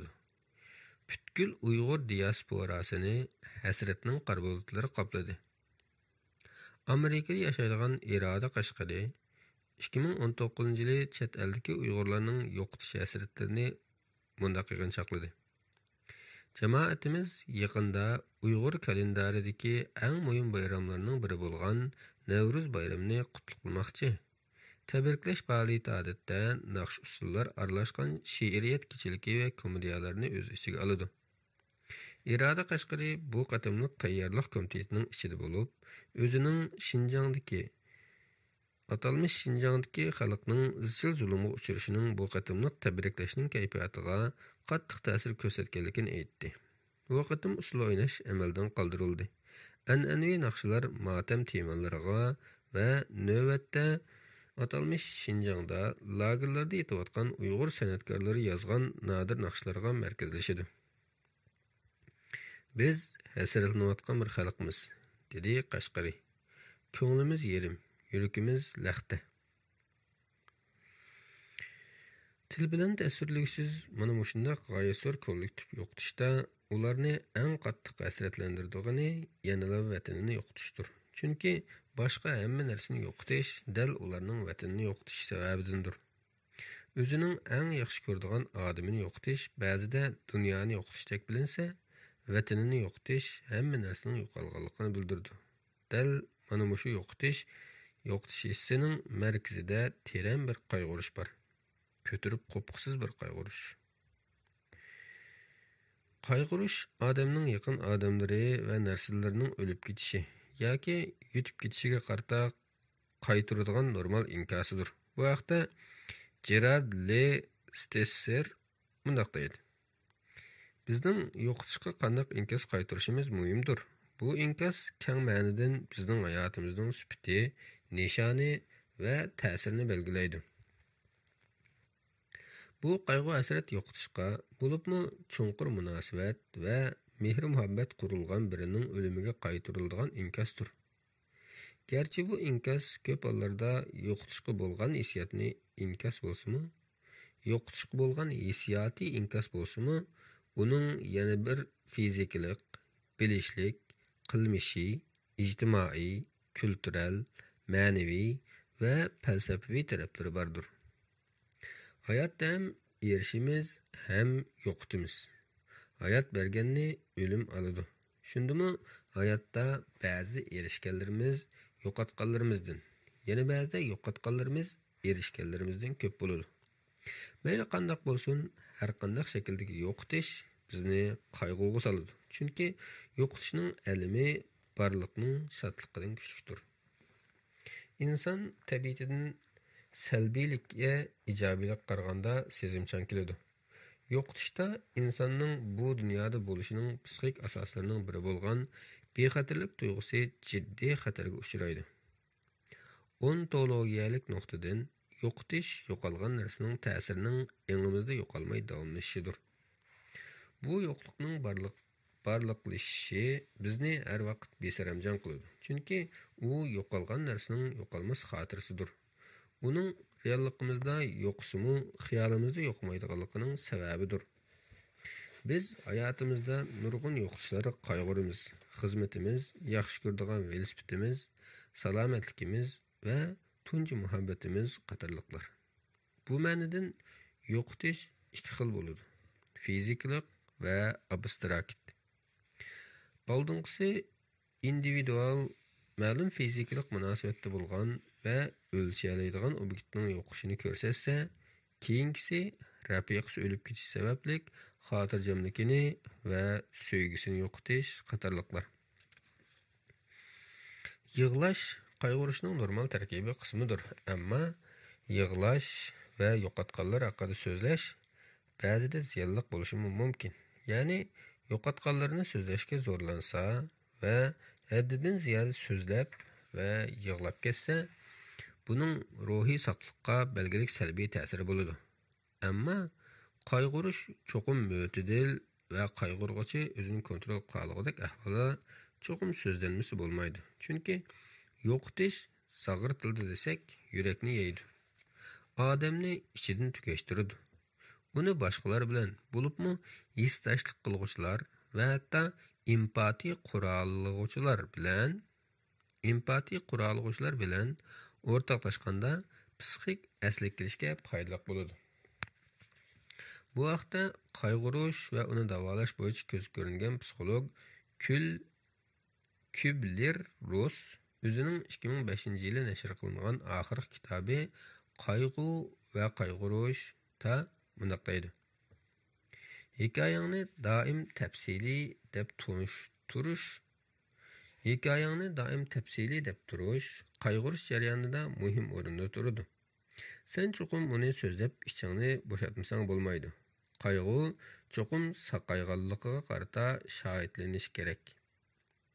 Bu psixik davolashdagi katarsis prinsipidan kelgandir. Katarsis kuchlik yoki besilingan hissiyotlarni qo'yib berish orqali psixik bo'shinish tepish jarayonini ko'rsatadi. Bu dastlabida Aristotel tarafidan o'ttirib qo'yilgan uqum bo'lib, uningga ko'ra odamlarning tragediyadan o'zirilni olishi, ularning hissiyotlarini, bo'libmi kallasidagi salbiy hissiyotlarni bu orqali tozalay olishidir. Bu xuddi qaynayotgan qozonning to'qini ichib, besimini tuvallatish uchun uning g'o'rini chiqarib o'tishga o'xshaydi. Buning bilan odam yeniktab qoladi.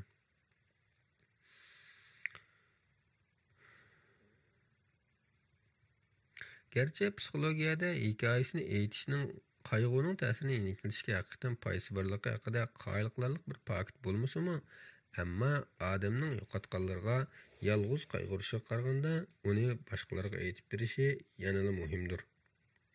Bu ma'nodan chet eldagi Uyg'urlarning ahvolidan aytganda, vatanda Xitoy lagerlari va turmalarga elib kirilgan, yo'qotilgan yoki o'ltirilgan ota-onalari, urug' tuqqanlari, do'stlari, yurtdoshlari, kasbdoshlari va boshqalar uchun ijtimoiy mediada guvohlik berish yanada muhim o'rinda turadi. Siyosiy jihatdan bu Uyg'urlarning Xitoy hukumatining Uyg'urlar, Qozoqlar, Qirg'izlar va boshqa turkiy tillik millatlarga elib berayotgan qatl-aamining razil va yoshirin yuzini dunyoga ochib tashlashda ahamiyati intayin zo'rdir. Bu Uyg'ur qatl-aamining hozirgi Xitoy hukumati tarafidan rad qilinishi va tinivilinishi rad qilishda va kelgusida xalqaro sudlarda Xitoyning qatl-aam jinoyati bo'yicha sudlashga paket to'plashda intayin muhim o'rinda turadi. Chunki qatl-aam bir xalqni taltikus yo'qotishni nishon qiladi. Bu yo'qotish shu xalqning a'zolarini emas, balki ularning hamma narsasini, jumladan tarixini, kollektiv xotirasini va adolat talab qilish jasoratini yo'qotishni ko'zlaydi. Guvohlik berish mana shu mislsiz yo'qotish harakatiga bo'lgan qarshilikdir. O'tkazilayotgan jinoyatning surqining hargiz yo'qolmaydiganligini keskin bildirishdir.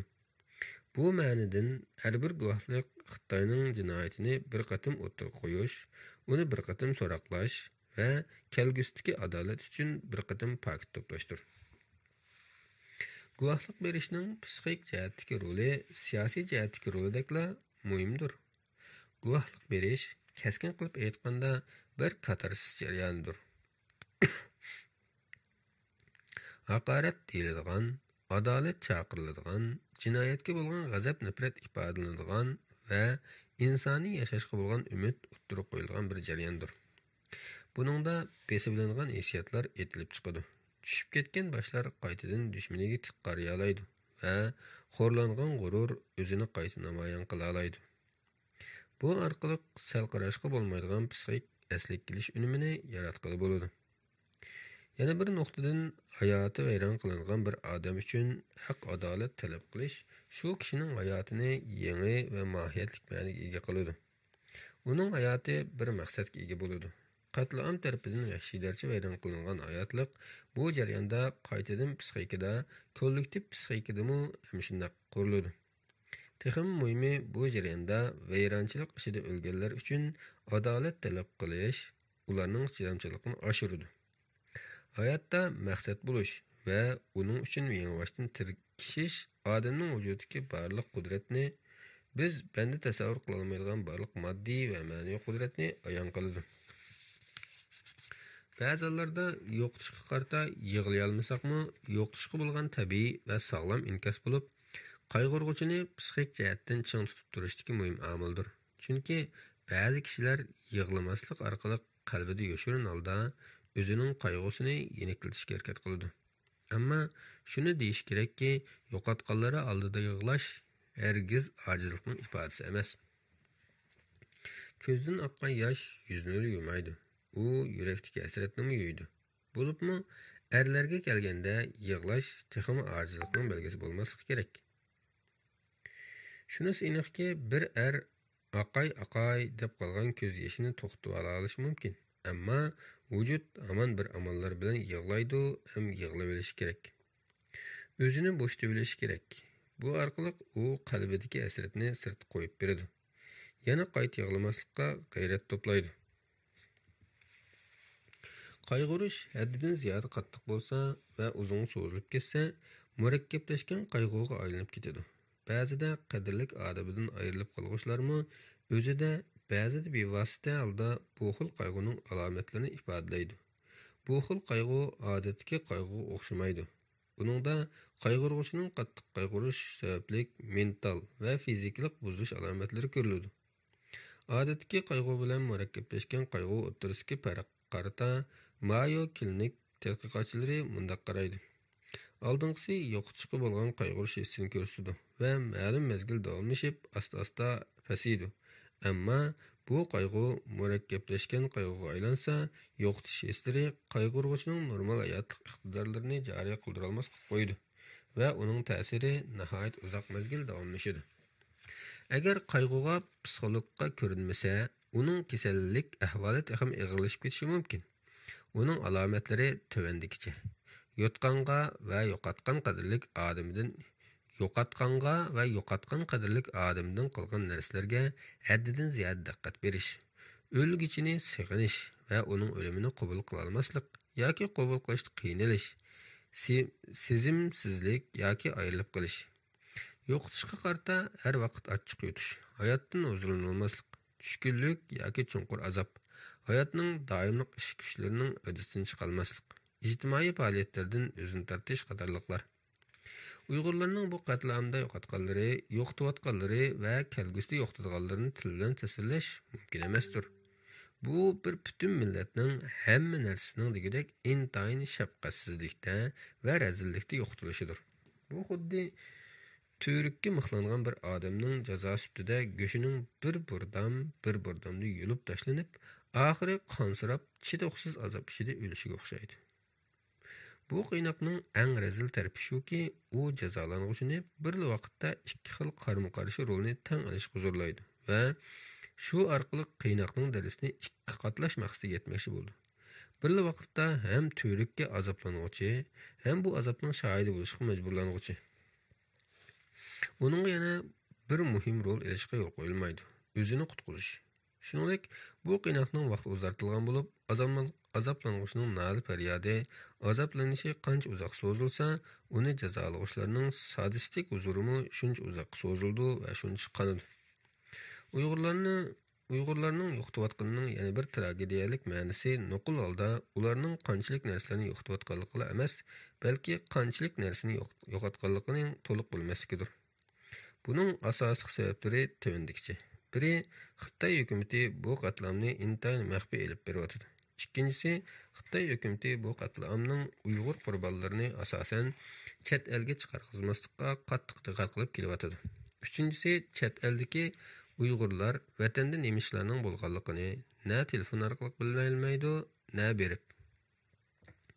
To'rtinchisi, bu qatlam texi oxirlashgani yo'q. Bu bililmaslik chet eldeki Uyg'urlarni qattiq andishiga selayotidir. Ular TikTok'ning u yer bu yerdagi ba'zi video parchalari, chet elga chiqib qolgan rasmlar, chet el muxbirlarining xabar maqolalari va analizlar orqali bu qatlam to'g'riliq to'liqsiz ma'lumotlarga erishyapti. Shuning bilan bir vaqtda bu bililmaslik ma'lum ma'nodan u qadar qo'rqinchli ish emas. Chunki chet eldagi Uyg'urlar Xitoy elib boran qatlamning haqiqiy darajasi, ko'lami va zahmatining oqibatlarini to'liq yoki to'liqroq bilganida hozirgidan necha ruhiy vayronchilikqa va qalayonchilikqa duchor bo'ladi. Shunga bu bilmaslik Uyg'urlarni ruhiy jihatda ma'lum bir umid tutib turyapti. Ularning qalbini bir mo'jizaga talpindiryapti. Shundaqmi bu bilmaslik yanala Uyg'urlarni chunqur andishiga soluvchi omildir. Ularning ba'zilari vatandagi ota-onalarining hayot yoki o'ldirilganligini bilmaydi. Bu bilmaslikda ular yanala ularni hayot deb o'ylab, ularning hamon bir kuni ashu do'zaxsimon muhitdan qutulishiga umid bog'lay oladi. Ammo ularning ota-onasi allaburun bu qatlamda vafot bo'lgan bo'lsa, ular buni bilmay yursa yoki kechikib bilsa, buning asrati texim ig'ir va texim alamlik bo'ladi.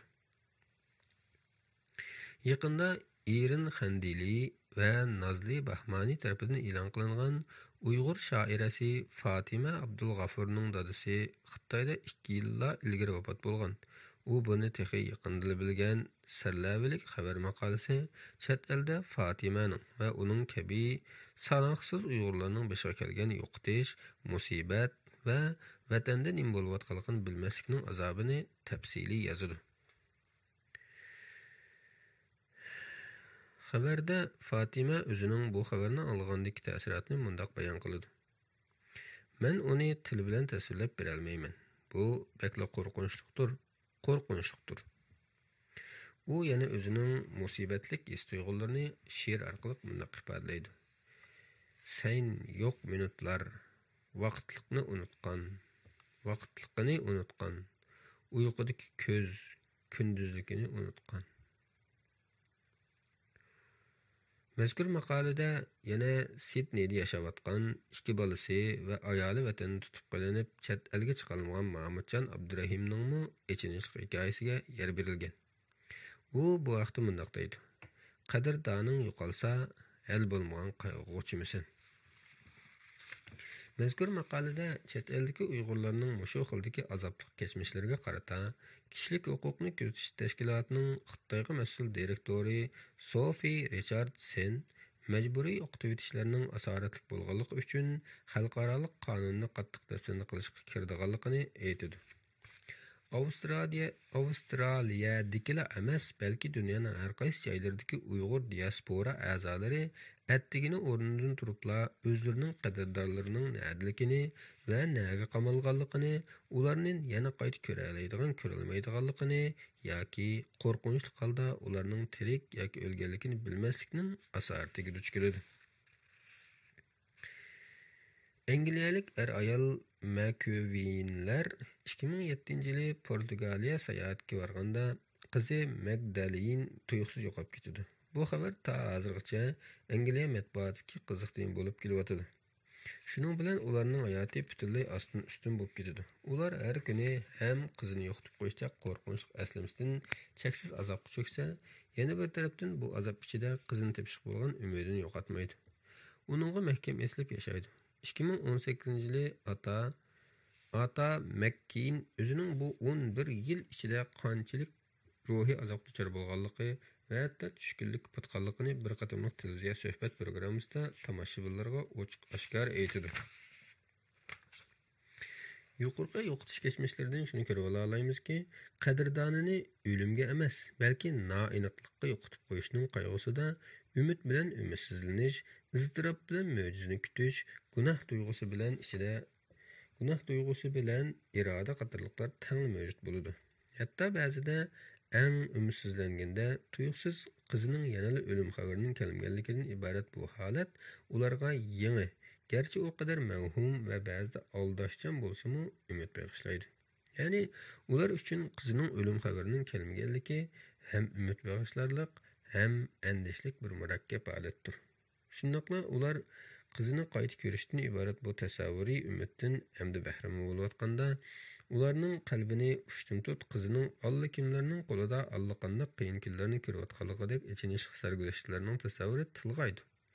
Ular mana shu jiddiy o'zgarishlar davomida ma'naviy jihatda goh o'lib, goh tiriladi. Ya'ni yashashning buyukligida qayg'u umidga o'rin bo'shatsa, ozli o'tmay o'limning yoshirin xirislarida yana shu umid qayg'u o'rin bo'shtadi.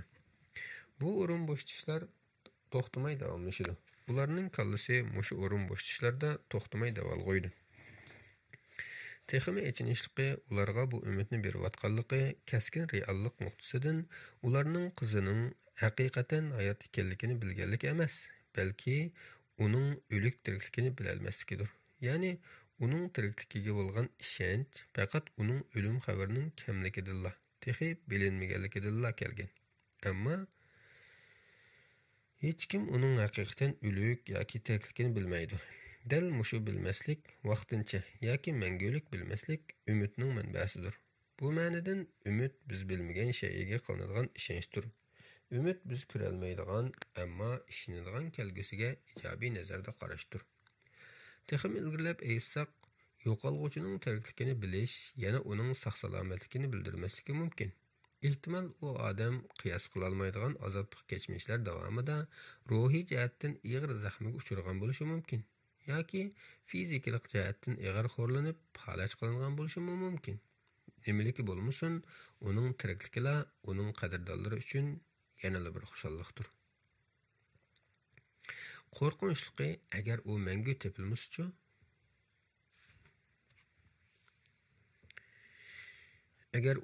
tepilmasichu, tepilmaslik yo'qotishning eng azobli shaklidir. Uningda yo'qotishning borligi, uning ochiq eslamasi odamning kallasida har vaqt qo'rqinchli tarzda alanglab turadi. Uningga hargiz ruhiy oromlik bermaydi. Yo'qotquchi bir umr, bir qorong'u va oxirlashmas koridorda, ma'naviy koridorda yo'qolg'uchini izlab o'tadi. Odam tug'ilgandan keyin o'ladi. O'lganda uning qabri qotiriladi. Bu uning jasadining nadligining nishonidir. Bir qabrining tiklanishi nuqul holda kimning u yerda ko'milganligini emas, balki bir hayotning oxirlashganligining belgisidir. Bu oxirlashish dafn murosimi va qabr orqali simvollik bildiriladi, xotirlanadi. Agar qabri bo'lmasa yoki Qabrida yotadigan odamning jasadi tepilmasa, bu odamni besaramjon qiladi, iztirobga soladi. Bu butunlay biz odatlangan hayot tajribasiga qarama-qarshi bo'lgan tushuncha, qarshi tuyg'uliq holatdir.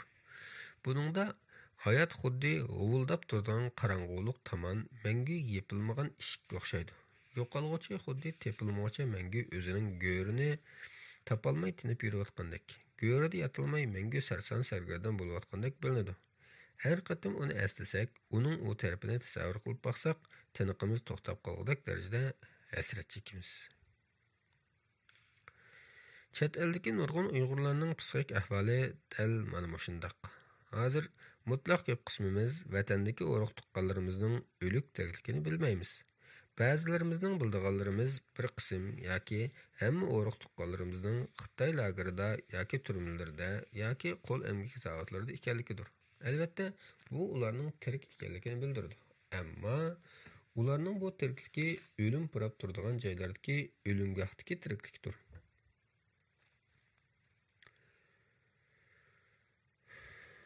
Har qatim bularni o'ylaganda, tasavvur qilganda, hammamizning qalbi bir qatim alamli qayg'uga cho'kadi, mo'jiladi, alanglaydi.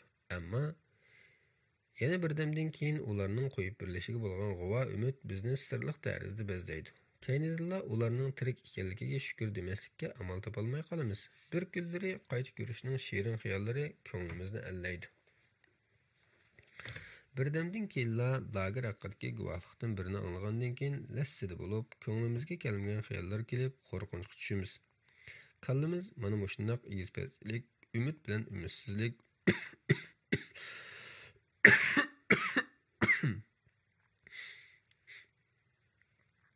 umid bilan umidsizlik, qayg'urish bilan intilishning murakkab aylanishida to'xtamay tavranadi.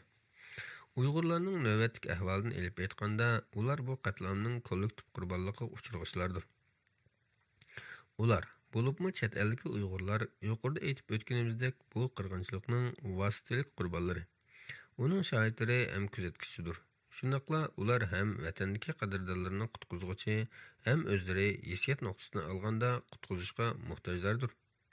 Mana shu murakkab rollarni bir vaqtda elish Uyg'urlarning kollektiv psixikasining naqadar murakkablikka, davolg'ishlarga va qalayimqonchiliklarga to'lganligini tushuntirib berdi. Chet eldagi Uyg'urlar hech zamon bir xil qurolni, qiyosiy yoki real ep baqqan emas. Ularning bu xilma-xil rollari ko'p xil bo'lishdan tashqari bir-biriga qarshidir. Psixik rol, ya'ni idroklangan rol, odamning o'zini idrok qilishida muhimdir. Bu orqali odam o'zining o'yini, harakatini ham uning maqsadini aniqlaydi. Shunaqla boshqalar bilan aloqalashadi. Rol to'qinishi jamiyatshunoslikdagi muhim atalg'i bo'lib, odamning bir-biri bilan to'qinishadigan ikki rolini tangli elishi yoki elishga majburlanishi yoki ikki rolning bir-birini chetga qo'yadigan ikki vazifasini tangli elishini ko'rsatadi. Buningga misol olsak, bir doktor kasal bo'lib qolsa, u ham doktor ham kasal bo'ladi. Rol to'qinishida ma'lum individual ega bo'lgan ikki xil vazifa, rol yoki ijtimoiy kutishlarni bir vaqtda ado qilg'ili bo'lmaydi. Birini qilib, yana birini qilish, ma'lum qanoatlanishni barliqqa keltirsimi, yana bir tarafdan vazifa va kutish ado qilinmay, ko'ngli yerimliq kelib chiqadi. Bu xil to'qinishchan rolni ilib yoki ep qilish hech qachon hamma tarafni va hamma kishini to'liq rozi qiladigan natijani ep kelmaydi. Birini rozi qilish ko'p hollarda yana birini norozi qilishni oldingi shart qiladi va oxiri ko'ngilsiz xulosalanadi.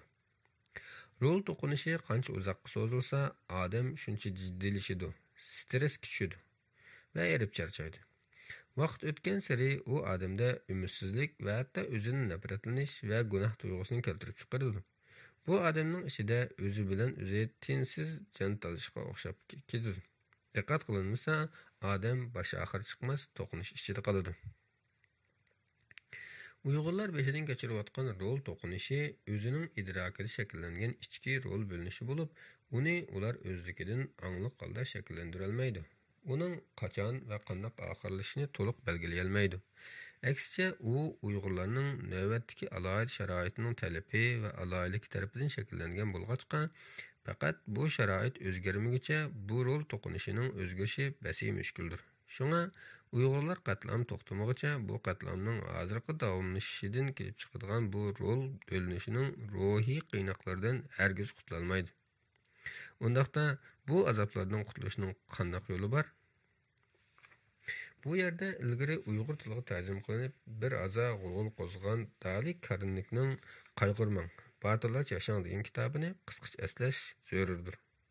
Mazkur kitobning bir avlod Uyg'urlarning mustamlaka ostidagi qayg'uli ro'yxatini yengishiga, hayotga aktiv va umidvor pozitsiya tilishiga qanchalik yordam berganligini so'zlamayli qo'yaylik. Bu yerda diqqat qilarlik shuki, kitobning asli ingliz nusxasidagi ismi How to Stop Worrying and Start Living bo'lib, xitoychaga Beyo'xo Yongandi Shinxo deb tarjima qilingan. Shuning bilan xitoychadan uyg'urchaga tarjima qilingan bu kitob tabiiy holda qayg'urmang, Batirlar Yashang deb tarjima qilingan. Aslidagi inglizchasi qandoq qilganda ansirashni to'xtatib, hayotni yashashni boshlag'ili bo'ladi deb tarjima qilinsa to'g'ri bo'ladi. Shuningdek, kitobning ismi amaliyotda ushbu kitobdagi markaziy ideyaning kitobxonlarga ixcham va oldin ola bildirilishi edi. Ammo xitoycha tarjimada aslidagi asarning bu mavzu orqali gavdalanadigan asosiy maqsadi sal-pal burma o'tilgan. Uningda hayotdagi andishni bir yoq qayirib qo'yib yashag'ili bo'ldigandek bir puroq chiqib qolgan. Amaliyotda avtorning demoqchi bo'lgani ansirashni yo'qotishning mumkinsizligidir.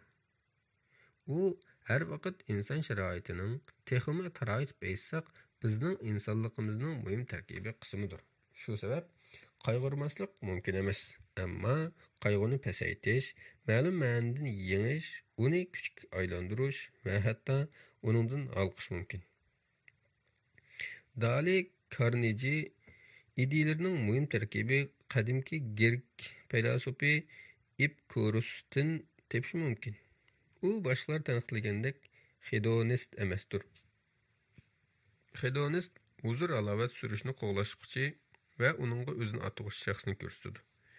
Bu atalg'u qadimki Grek falsafasidagi hedonizm deb ataladigan shodlik atalg'usidan kelgan bo'lib, hayotda faqat shodlik yoki azoblar bizni qo'zg'atadi deb qaraydi.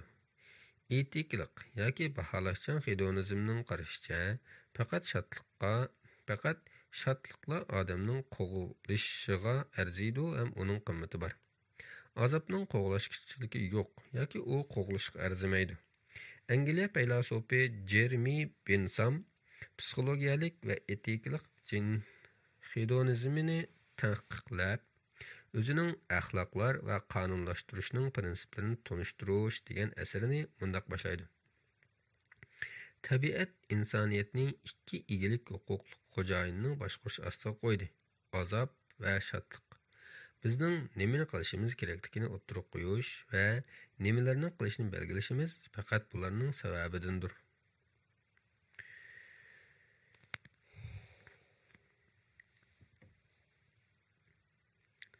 Amaliyotda u dal uning aksini deydi. Ya'ni u insonlarni to'xtamasdan o'ziga huzur bag'ishlovchi ishlarni va narsalarni qo'g'lishi vermasdan, balki o'zlariga huzursizlik olib kelgan narsalardan, masalan, azob, qayg'urish va qo'rqinchdan saqlanishga chaqirdi.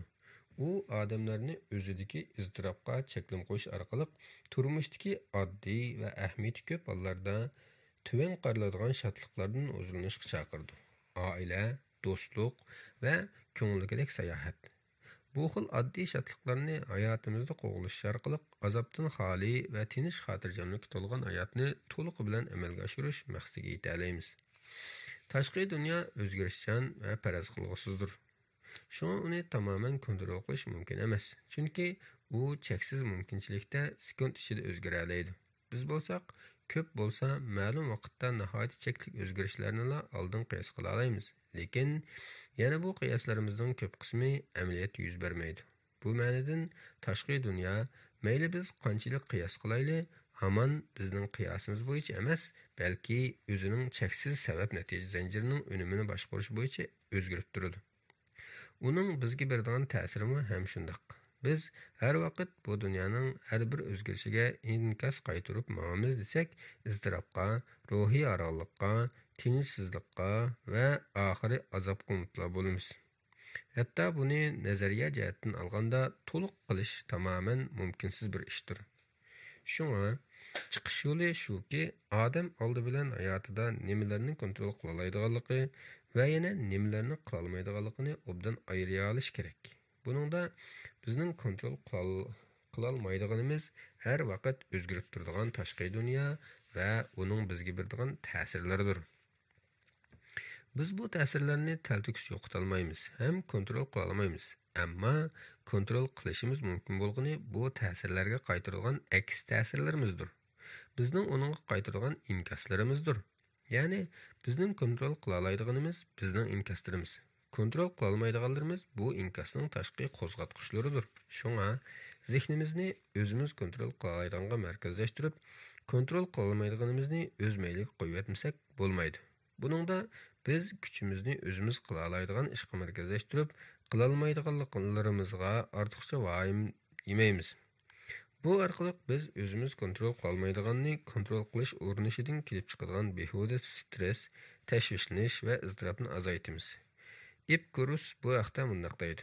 Ba'zi narsalar bizning kontrolligimizda, yana ba'zilari undaq emas. Kontrolligimizdagilar ko'z qarash, qo'g'lishish, istak, nafrat va yig'ib aytganda bizning harakatlarimizdir. Kontrolligimizda bo'lmaganlari badan, mol-mulk, nom-sharaf, buyruq va yig'ib aytganda bizning harakatlarimizdan bo'lmaganlaridir. Bu orqali u kontrol qila oladiganlarimiz bilan kontrol qila olmaydiganlarimiz o'rtasida aniq fasil sezishga hamda oldinqisi uchun ko'proq bosh qotirishga, keyingisini amal bor o'zimizning sirtida qoldirishga chaqiradi. Bu haqda Carnegie kitobida mundaq deydi. Agar iqtisodiy ahvolimizni yaxshilash mumkin bo'lmasa, u holda o'zimizning uningga bo'lgan mental pozitsiyamizni yaxshilay olishimiz mumkin. Bu tipik stoikcha qarashdir. Hammamizga ma'lumki, bizning iqtisodiy ahvolimizning ba'zilari darvaqa bizning kontrolligimizda bo'ladi. Masalan, nimaga mablag' solish, qandoq solish va foydani, ziyonni qandoq bir taraf qilish qatorliqlar. Shundaqla uningda yana bizning kontrolligimizdan olqib ketganlarmi bo'ladi. Masalan, bozor, pul paxalligi, xaridorlarning tanlashi, sotiladigan molning sifati qatorliqlar. Ba'zida biz shundoq bir iqtisodiy ahvolda qolamizki, savdimizni ro'noq topqizishga qancha kuchimayli ziyon tortib turamiz. Shundoq vaqtda biz yanala o'zimizning ziyon tortishga bo'lgan pozitsiyamizni o'zgartira olamiz.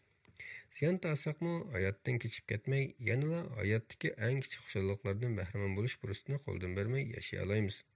Buni Carnegie hozirda yashash va o'sha xushliklarni qo'ldan bermaslik deb ataydi.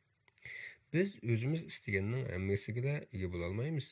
Shunga kunimizni ansirash va o'chmanlik bilan zaharlamayli. O'zimizga yaxshi qarayli. U texim ilgirlab, odamni hayron qoldiradigan mo'no so'zlarni yozadi. Shuni unutmasligimiz kerakki, hatto biz puxta qashalangan bir dunyoga ega bo'lsakmi, kunda 3 vaqt tomoq yeymiz va har vaqt bir karavotda yotamiz. Buni hatto bir quduq ko'lg'uchim qila oladi. Ehtimol u texim zo'q bilan tomoq yeyishi va Rockefellerdan xotirjam uxlay olishi mumkin. Buningdan shuni ko'rib olish tas emaski, mayli Epikuros, mayli stoikchilar, mayli Carnegie bo'lsin, hammasining targ'ib qilayotgan shodlik tushunchasi shuki, odam shodlikni qalbidan tepishi kerak. Chunki faqat qalbda haqiqiy shodlik bo'ladi. Uzoq saqlanadi va ma'nilik bo'ladi. Tashqi dunyoga bog'lanish odamni shodlikni qalbidan huzurlanishdan mahrum qoldiradi. Uning ustiga uning umri ko'ti bo'ladi. Uzoqqa bormaydi. Tutib qolg'ili bo'lmaydi. Faraz qilib qayta shakllantirish texim mumkin bo'lmaydi.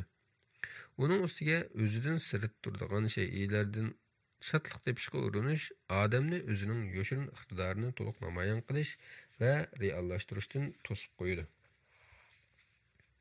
Albatta, ularning qarashlari o'zimizning kontrolida bo'lmagan ahvol, sharoit va shaylar bilan qarimiz bo'lmasligi kerak deganini bildirmaydi. Faqat ularning qayta ta'kidlayotgan nuqtasi odamni behuda ansirashning qurboni bo'lishdan saqlanib, o'zining vaziyatiga qarata realistik va aqliy qarashga ega bo'lib, o'zgarishchan dunyoda aldirab o'zgarib ketmaydigan fazilatning va odatning va pozitsiyaning kuchi bilan shodlik qo'g'lashga va erishilgan shodlikni yaxshi saqlashdir. Ammo Karnejining qarshida bundaq bir oqibatni nazardan saqitmasligimiz kerak. Ya'ni u odamning taqdirining tamoman o'zining qo'lida ekanligini mutlaqlashtiradi. Odam o'zining xo'jayinidir. U o'ziga ega bo'lishi kerak. Mazkur kitobda u shunday bir ideyani qayta-qayta ta'kidlaydiki, nimaning yuz berishidan qat'iy nazar bu yerda salla bor bo'lgan bo'lasan. Yana o'zingdan boshqa hech kim senga tinchlik olib kela olmaydi. Bu qarashning negizi manchilik va individualizmdir. Uningda shaxs o'zining irodasi bilan qarorning markazi deb qaraladi. Shaxsning kollektivning va jamoatning kontrolining xoliya qoldirilishi, izdiladigan erkinligi va o'z-o'zining yetarlikligi ta'kidlanadi. Bu qarash yana shuni o'ttirg'a chiqaradiki, ziyoda individualizm jamoatchilikdan ayrilgan, faqat o'zini o'ylaydigan shaxsiyatchilikda to'xtaydi. Bu haqda Shvetsariyalik tarixchi Yakob Burkhartning qarashicha, individualizm shaxsiyatning sifatiga aylanadi. Bu shaxsni muqaddaslashtirish bo'lib, hatto uningga cho'qinish darajasiga boradi. Ammo bizning bu yerda demoqchi bo'lganimiz shuki, hammani shaxsning qalbida bir taraf qilish, yanada u yashayotgan jamiyatning uningga ko'rsatgan ta'sirining uning o'zini moslashtirish va qobiliyatidan ba'zida olib ketish mumkinchiligini chetga qo'ygan bo'ladi. Masalan, intayin qattiq nomrodchilikda tug'ilgan bir bola mayli qanchalik darajada aqlli bo'lib ketsin va mayli qanchalik darajada qalbida o'zini bezlayarsin, yanada qattiq qiyinchilikda yashashdan qutula olmaydi. Ammo Karnejicha psixologiya shunday deydiki, bir insonning xushalliq topolmasligi, baxtli yashay-olmasligi eng oxirida uning o'ziga bog'liq. Buningdan shunday yakun kelib chiqadiki, odam o'zining shodligiga mas'ul bo'lishi kerak. Uni cho'qim yaratishi kerak. Unda qila olmasa, u mag'lub bo'lgan bo'ladi. Bu orqali ular sharoitning u bola qanchalik salbiy ta'sirini berganligini nazardan saqit qilganidek, u bola yashayotgan davlatning va jamiyatning uning va u kabi millionlagan nomard bolalarning o'sib yetilishiga bo'lgan mas'uliyatini nazardan saqit qiladi. Mavjud kulturning uning o'sib yetilishiga bo'lgan ta'sirini o'ylashmaydi. Bu mohiyatda ba'zi hokimiyatlarning ming-yush xarakteridagi tashviqotlarida ko'p qo'llaniladigan shaxsning erkinligini targ'ib qilganda qilib, amaliyotda ularni o'zlarining baxtsizligining asosiy mas'ullari qilib qo'yishni va shu orqali chirik va besimchan davlatning qobiliyatsizligini hamda iqtisodiy tuzumning nomuvofiqligini yoshirishni ko'zlashdek manipulatsiyaga o'xshaydi. Bunday ahvolda shaxs barliq baxtsizlikini o'zining ko'rishga odatlantiriladi. Nachar iqtisodiy tuzumga qarshi turishdan bargan sira qilib, faqat o'zini ayblaydigan bo'ladi. Hammani o'zidan ko'radi. Gunoh tuyg'usiga patadi. Buni Uyg'urlarning ahvoliga tatbiqlasak, ularning navbatda boshdan kechirayotgani odatdagi ko'ngilsiz hodisa emas, yoki u keyincha yaxshilanib ketadigan bir qadimlik tabiiy ofatmi emas, yoki u bir qancha odamning o'limini keltirib chiqargan qatnash hodisi emas. U 21-asrdagi bir millatning barliq a'zolarining degidek o'ldirilishi, turmalarga solinishi va majburiy emgakka selinishni keltirib chiqargan mislsiz qatlamdir. U endi takrorlanmasin degan ochiq cho'qonlardan keyin ilgirgisidanmi qo'rqinchli tarzda dunyoning ko'zichilab yuz berayotgan kollektiv qotillik insoniyatga qarshi jinoyatdir. Bunday ahvolda Uyg'urlarning kollektiv psixikasining buningga moslasha olishi, uningga qarshi o'zida chidamchilik shakllantira olishi, uningga tayina olishi, o'zini qaytadan qurib chiqishga umid bog'lay olishi odatdan tashqari yaxshidir. Odatdan tashqari qiyindir. Astagfirullah.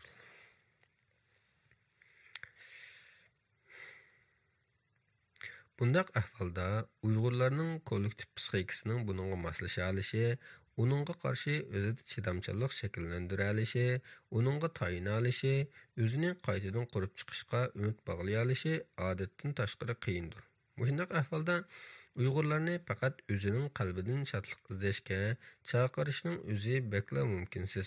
Ularning azobini to'liq tushunmaganlik va hatto ularning azobiga hurmat qilmaganlik bo'ladi.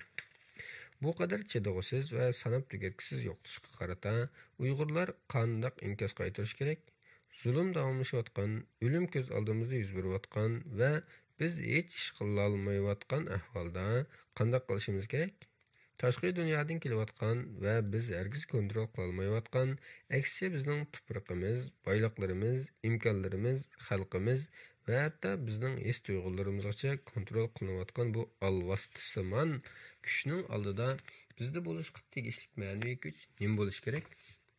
Bu nuqtadan agar biz kontrol qilgan narsa asosan qolmagan yoki butunlay qolmayotgan bo'lsa, qanday qilishimiz kerak?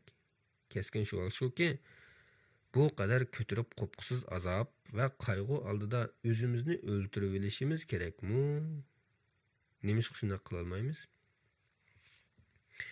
Mashhur psixolog va holokist amani Viktor Frankl o'zining aslamsida natsist jazo lagerida azobga chidamay o'zini toksimliq to'saqlarga etib o'ldirib olganlarni ko'p ko'rganligini azob bilan yozadi. Shundaqla u bu jarayonda yana o'zini o'ldirib ololmay, hayotga yana umidvor qarab oxiri saq qolgan va lagerlardan ozod qilingandan keyin yangi hayotini muvaffaqiyatli boshlaganlarni ko'radi.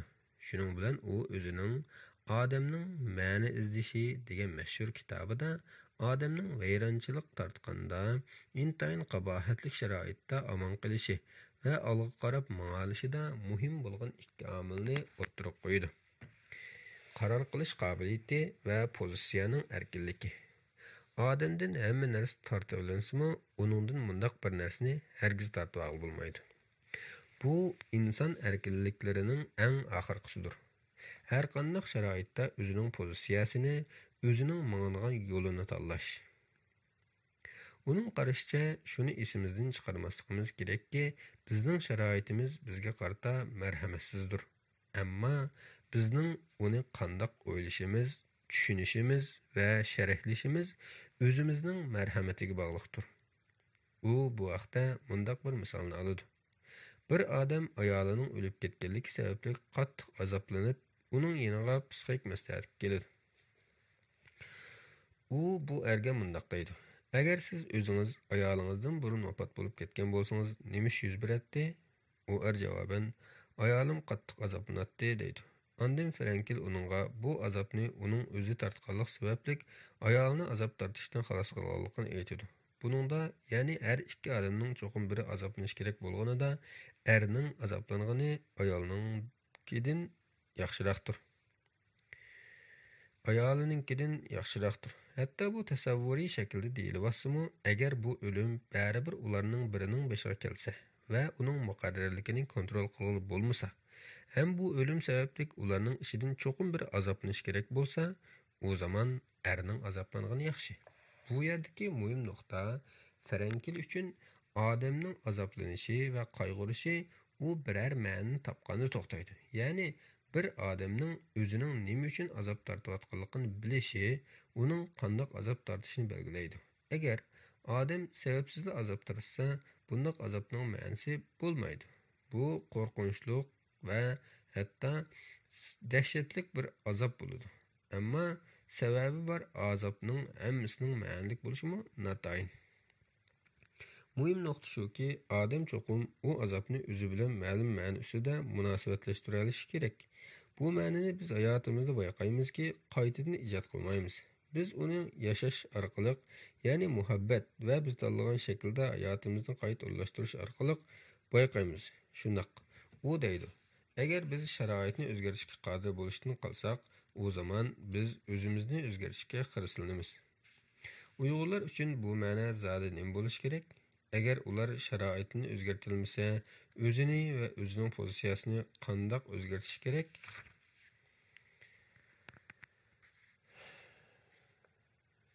Mishada bu bilik tugatdi.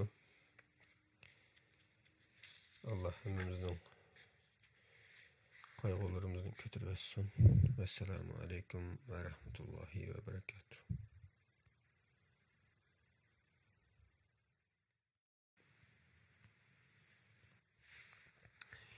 Assalomu alaykum qarindoshlar. Hozir anglaydiganlar doktor Mamtumin A'loning Uyg'ur qatliami psixologiyalik nazar davomli kitobining Qayg'uning bosqichlari nomli bölümü.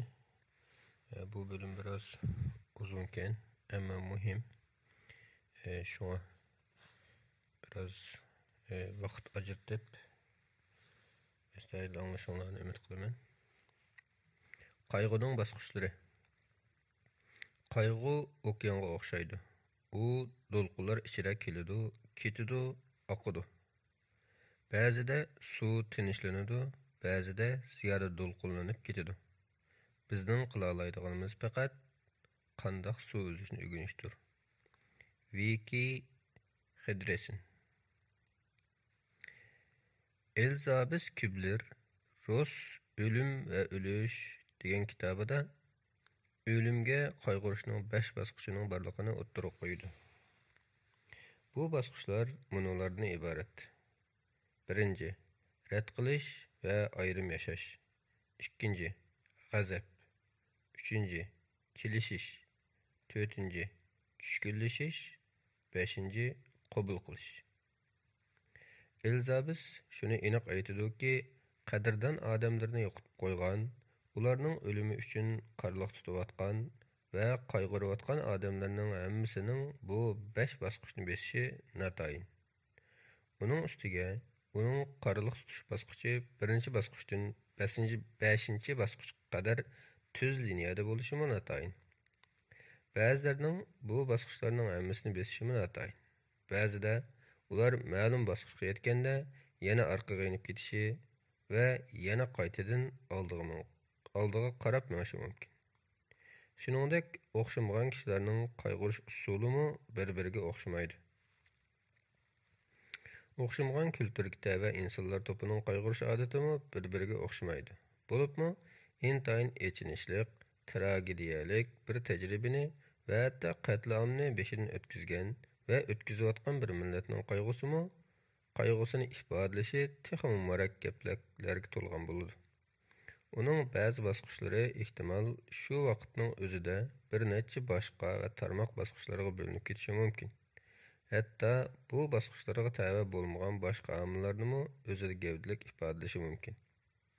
Mayli qandoqli bo'lmasin, bu bosqichlar bizga qattiq azoblik bir kechmishni beshidan kechirgan odamning guruhining ve milletning egir to'qayliqqa to'lgan ma'naviy safarini bilib olishimiz uchun intayin muhim ahamiyatga egadir.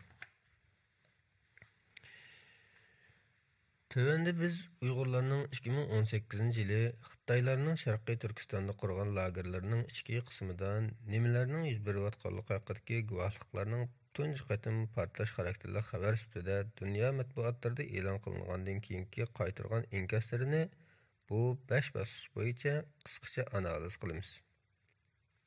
1-bosqich rad qilish. Bu bosqich haqida muhokamamizning oldingi qismlarida to'xtaldik. Buningdan shuni ko'rdikki, lager haqidagi xabarlar portlash xarakterli bilinganida chet eldagi Uyg'urlarning nurg'unlari ham shok bo'ldi, ham quloqlari anglayotgan mudhish xabarlarga ishonmadi. Bundaq bir ishning bo'lishini aqlga sig'dira olmadi. Bundaq bo'lishi mumkin emas. Xitoylar Uyg'urlarni bundaq qira olmaydi yoki Xitoylarning bundaq qilmishiga dunyo hargiz qarab turmaydi degan so'zlarni dastlabida biz nurg'un odamlardan, nurg'un yerlarda nurg'un qatim anglab ketdik. Psixologiya nuqtasidan buni yanala benormal tragediyaga insonning qaytaradigan normal inkosi deyishga bo'ladi. Chunki echinishlik, shok qilarlik ve korkunçluk vakaning rastlı yüz berganligiga ishonmaslik ve ishonilmaslik kallamizdagi mudofaa mexanizmining bir qismidir. Bu ma'nodan angsizligimizdagi mudofaa mexanizmi bizni tuyuqsiz yuz bergan bu xil salbiy uchurlarning ziyon zahmatidan vaqtincha saqlaydi. Bundaq bir ishning yuz berishiga dastlabida ishonmaslik bizni hissiyot jihatdan sezimsizlashtiradi. Bizga o'zimizga kelib olishimiz uchun vaqt va fursat beradi. Bundaq mexanizm kallamizdan davrab kelayotgan zahmatli his tuyg'ularning, g'azabning, arsinishning, qo'rqinchning, andishining va qaymoqishning ta'siridan vaqtincha to'sib turdi. Bizning paketni rad qilishimiz bizning aqliyatsizligimizdan ko'ra bundaq paketning bizga elib keladigan rad qilg'usiz, elib qochqusiz va bevosita zilzilasidan vaqtincha qutulishimizdir. Ammo bu xil to'sib turish va shu orqali mudofaa qilishning ta'siri keyincha asta-asta qoladi. Tövəndəki cədvəldə bu basqıçda görülən fiziologiyalik və hissiyati özgürüşlərdir. Cədvəldə fiziologiyalik özgürüşlər özünü ep qaçış, keçişdiriş, unutuş, diqqətini yığalmaslık, oylamay iş qilish, davamlıq özünü aldıraş qılıb bilish, mən yaxşı, məndə çataq yox deb turish. Hissiyati özgürüşlər şok buluş, hissiyatsızlıq, qaymoquş, özüge bekinivelish.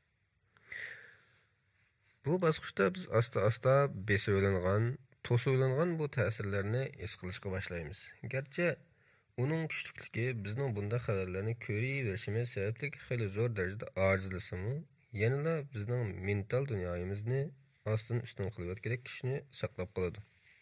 Hatto ba'zilarimiz bu bosqichdan o'tishda nimishqa shunday fojialik voqeaning bizga yoki bizning qadrdonlarimizga yuz berganligini tushunolmay bekla qiynalamiz.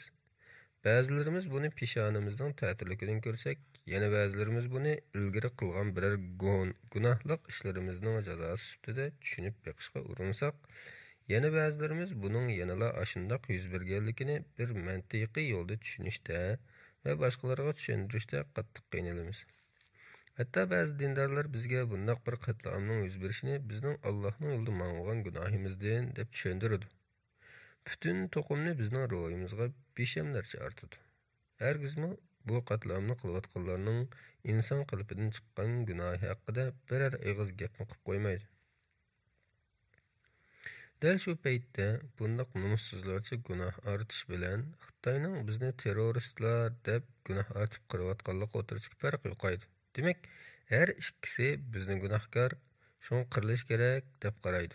Biri haqiqiy qirg'inchilik qiladi, yana biri dinni burumlash orqali bu qirg'inchilikni oqlaydi.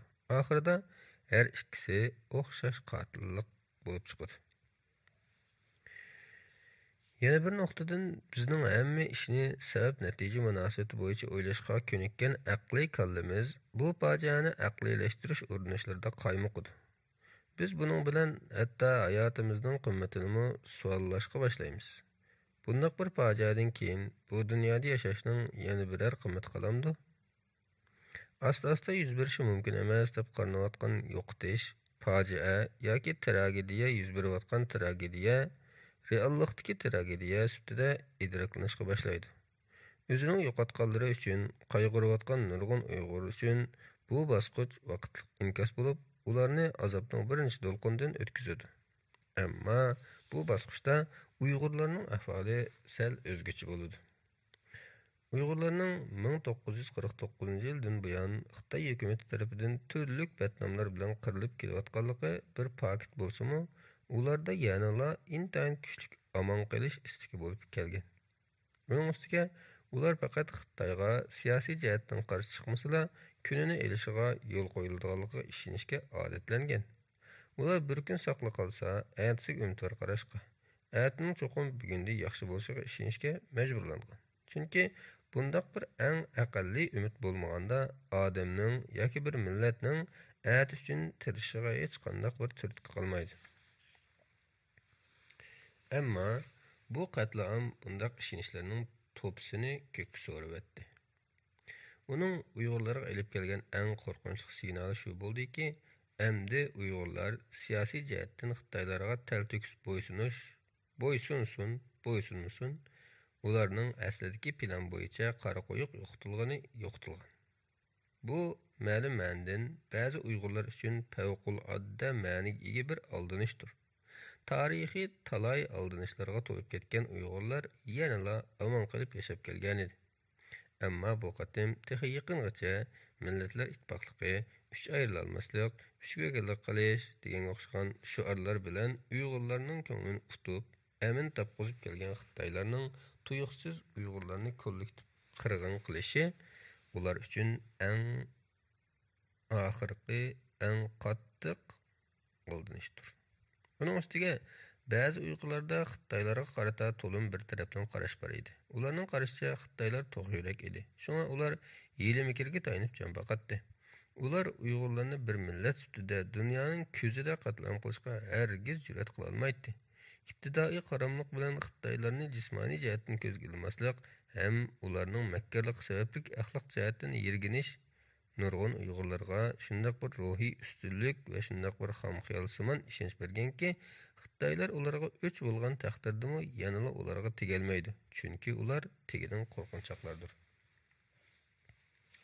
Bu haqda menga birining ishonchlik va shohidlik voqelik sifatida so'zlab berishicha, 2017-yili Turkiyaga kelgan bir dangliq Uyg'ur ziyolisiga Turkiyadagi bir necha o'quvchilar vatanda konsert eshayotgan zulm sababli vatanga qaytmay Turkiyada yoki boshqa bir g'arb davlatida qolib qolish haqida maslahat berganda, u ziyoli tamkin va o'ziga ishongan holda Xitoylar bizga tegelmaydi degan va bir necha kundan keyin vatanga qaytib uzun o'tmayda lagerga solangan.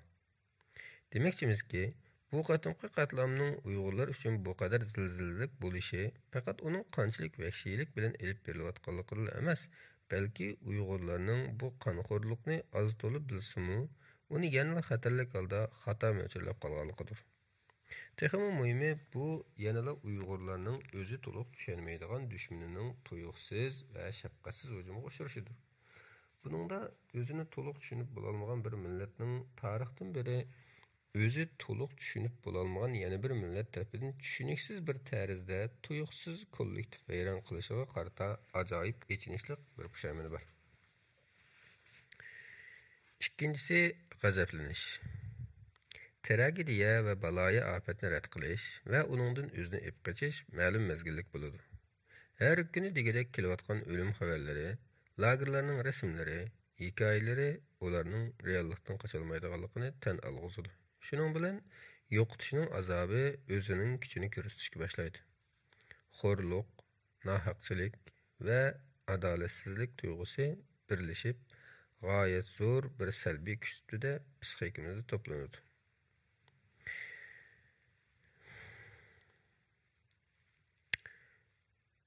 Jadvalda fiziologiyalik o'zgarishlardan umidsizlik, masxaravozlik, sonliq qilish, terakkaklik, agressivlik yoki passiv agressivlik,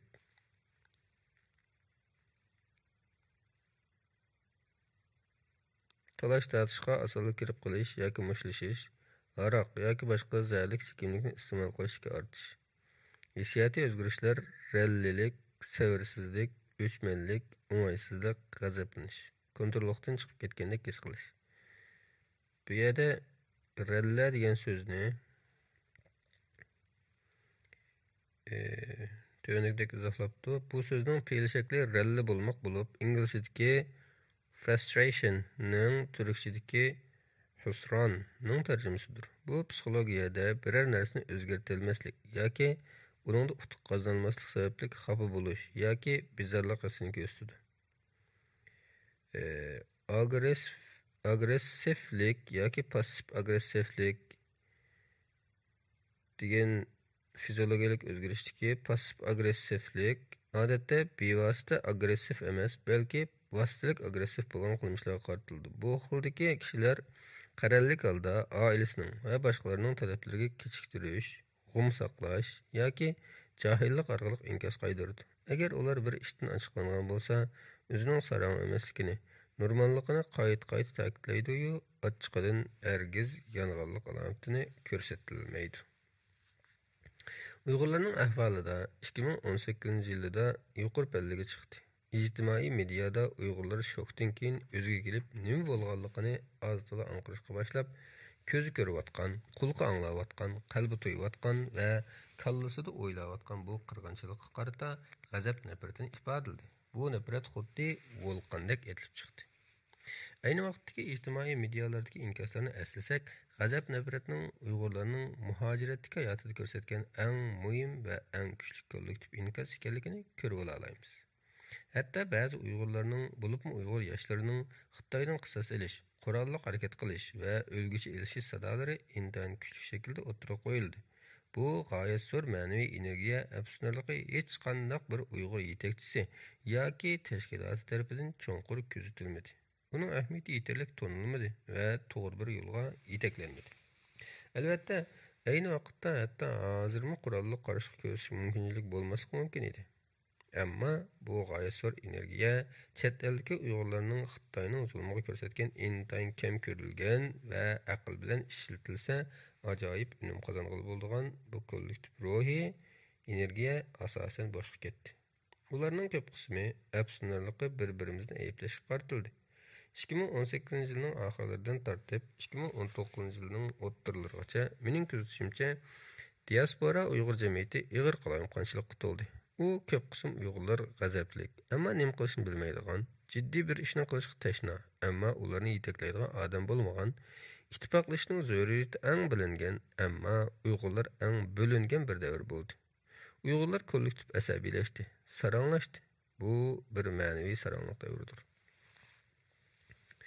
Agar biz kelgusida hozirqidimi sovuqqan bir shaklda mushu vaqtlarda nima ishlarning yuz berganligini texmi cho'nqur va texmi inchik o'ylasak, shuni ko'rib olishimiz mumkinki, bu davr mohiyatda Uyg'urlarning bir milliy to'pliqqa to'liq kirib, uyullashib bo'lmaganligidek ochiq paketni oshkor qildi. Bu vaqtda tarixdan biri Uyg'ur jamiyatining uyushqoqligiga oshkora va yushirin ta'sir ko'rsatib kelgan va hal bo'lmagan yurtvozlik, rayonvozlik, diniy guruhvozlashish, ziyoli ulamo to'qinishi o'zining kuchini namoyon qildi. Texim eshinishligi Uyg'ur siyosiy o'ylanishlarida toki shu chaqqa el bo'lmagan, ham el bo'lmaydigan boshqa talash tortishlarmi, masalan, kelgusida qurilmoqchi bo'lgan davlatimizning ismini Sharqiy Turkiston deyish kerakmi yoki Uyg'uriston deyish kerakmi? Ushbu davlatning xarakteri demokratik bo'lish kerakmi yoki shariatni asos qilish kerakmi? Uyg'urlarni turk deyish kerakmi yoki Uyg'ur deyish kerakmi deydigan munozaralar qaytadan o'tirib tushib, jiddiy kayfiyat yaratildi. Bir qarasa, bu alatoplan odamga, sakratda yotgan bir odamning geliga uning o'riq tuqqanlari esilib, ilgirki qarzni qaytarib, ondan u dunyoga ketish kerakligi haqida charchalayotgan. Arziyat aytayotgan g'oyasi bir asabiy muhitni eslatadi.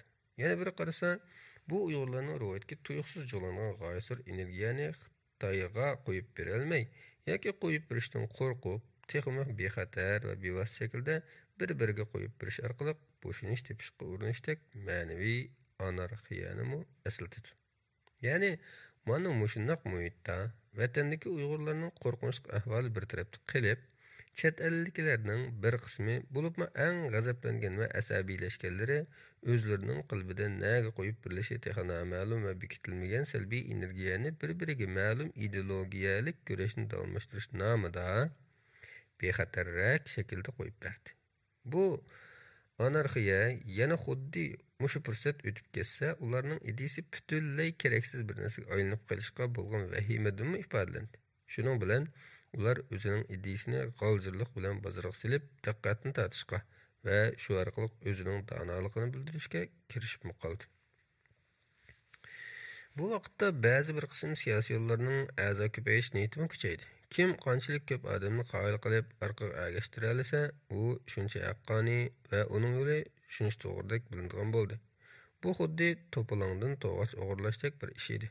Shuning bilan nima qilishni, nega berishni bilmay qolgan xalqni orqasiga selish bo'yicha ma'lum doirada musobaqa qilish bo'ldi. Oxirida shundoq bir ochiq manzar borliq keldiki, vatandagi Uyg'urlarni qutqizishga qaratilish kerak bo'lgan barliq zehn, plan va imkoniyatlar odam tushungisiz darajada Uyg'urlarni o'zining ichki qismidagi arzimas, ba'zida qasddan ulg'aytilgan va ba'zida boshqa nishonga buralgan jidal majrolarga sabab etildi. Faqat oz sondagi sagak faoliyatchilarning bu kollektiv sarangliqqa aralashmay, o'zining Xitoy hokimiyatining jinoyatini dunyoga bildirish bo'lgan tirishchanliklari va orqa-orqadan chiqib guvohlik berayotgan Uyg'urlarning irodasidan sirt bu davrni nurg'un ish jiddiy qilinish kerak bo'lgan, ammo qilinmagan, asosan zoyi ketgan bir davr deyishga bo'ladi. Shunaqla bu Uyg'urlar ishidagi ziddiyatga aralashib, bir-biriga zarb berib, qalbni eng shikastlatib olgan va shu sababli birlik kelishi texim mumkinsizlashgan bir davr bo'lib qoldi.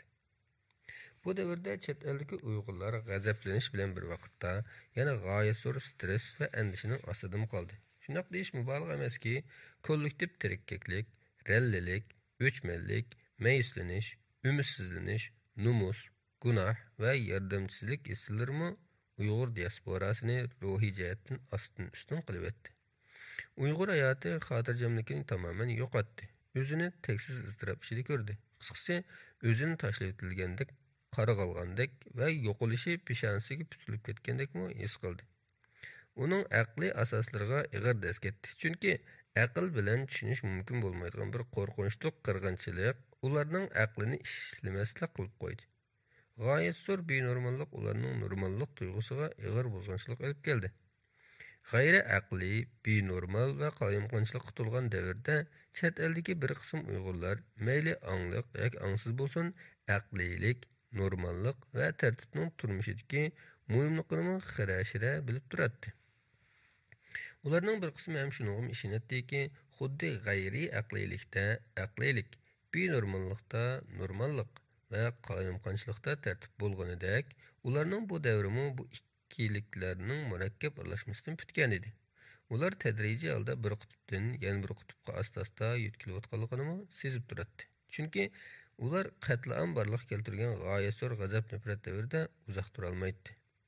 Bu g'azablar bexatar nishonlari qo'yib berilgan, ichki to'qinishlar allakimlarning utqi bilan pasayib qolgan va vatandagi qatlam davomlashayotgan va dunyoning uningga bo'lgan diqqati asta-asta kuchayotgan ahvolda Uyg'urlarning ma'naviy hayoti normallashishining zaruriyatini his qildi.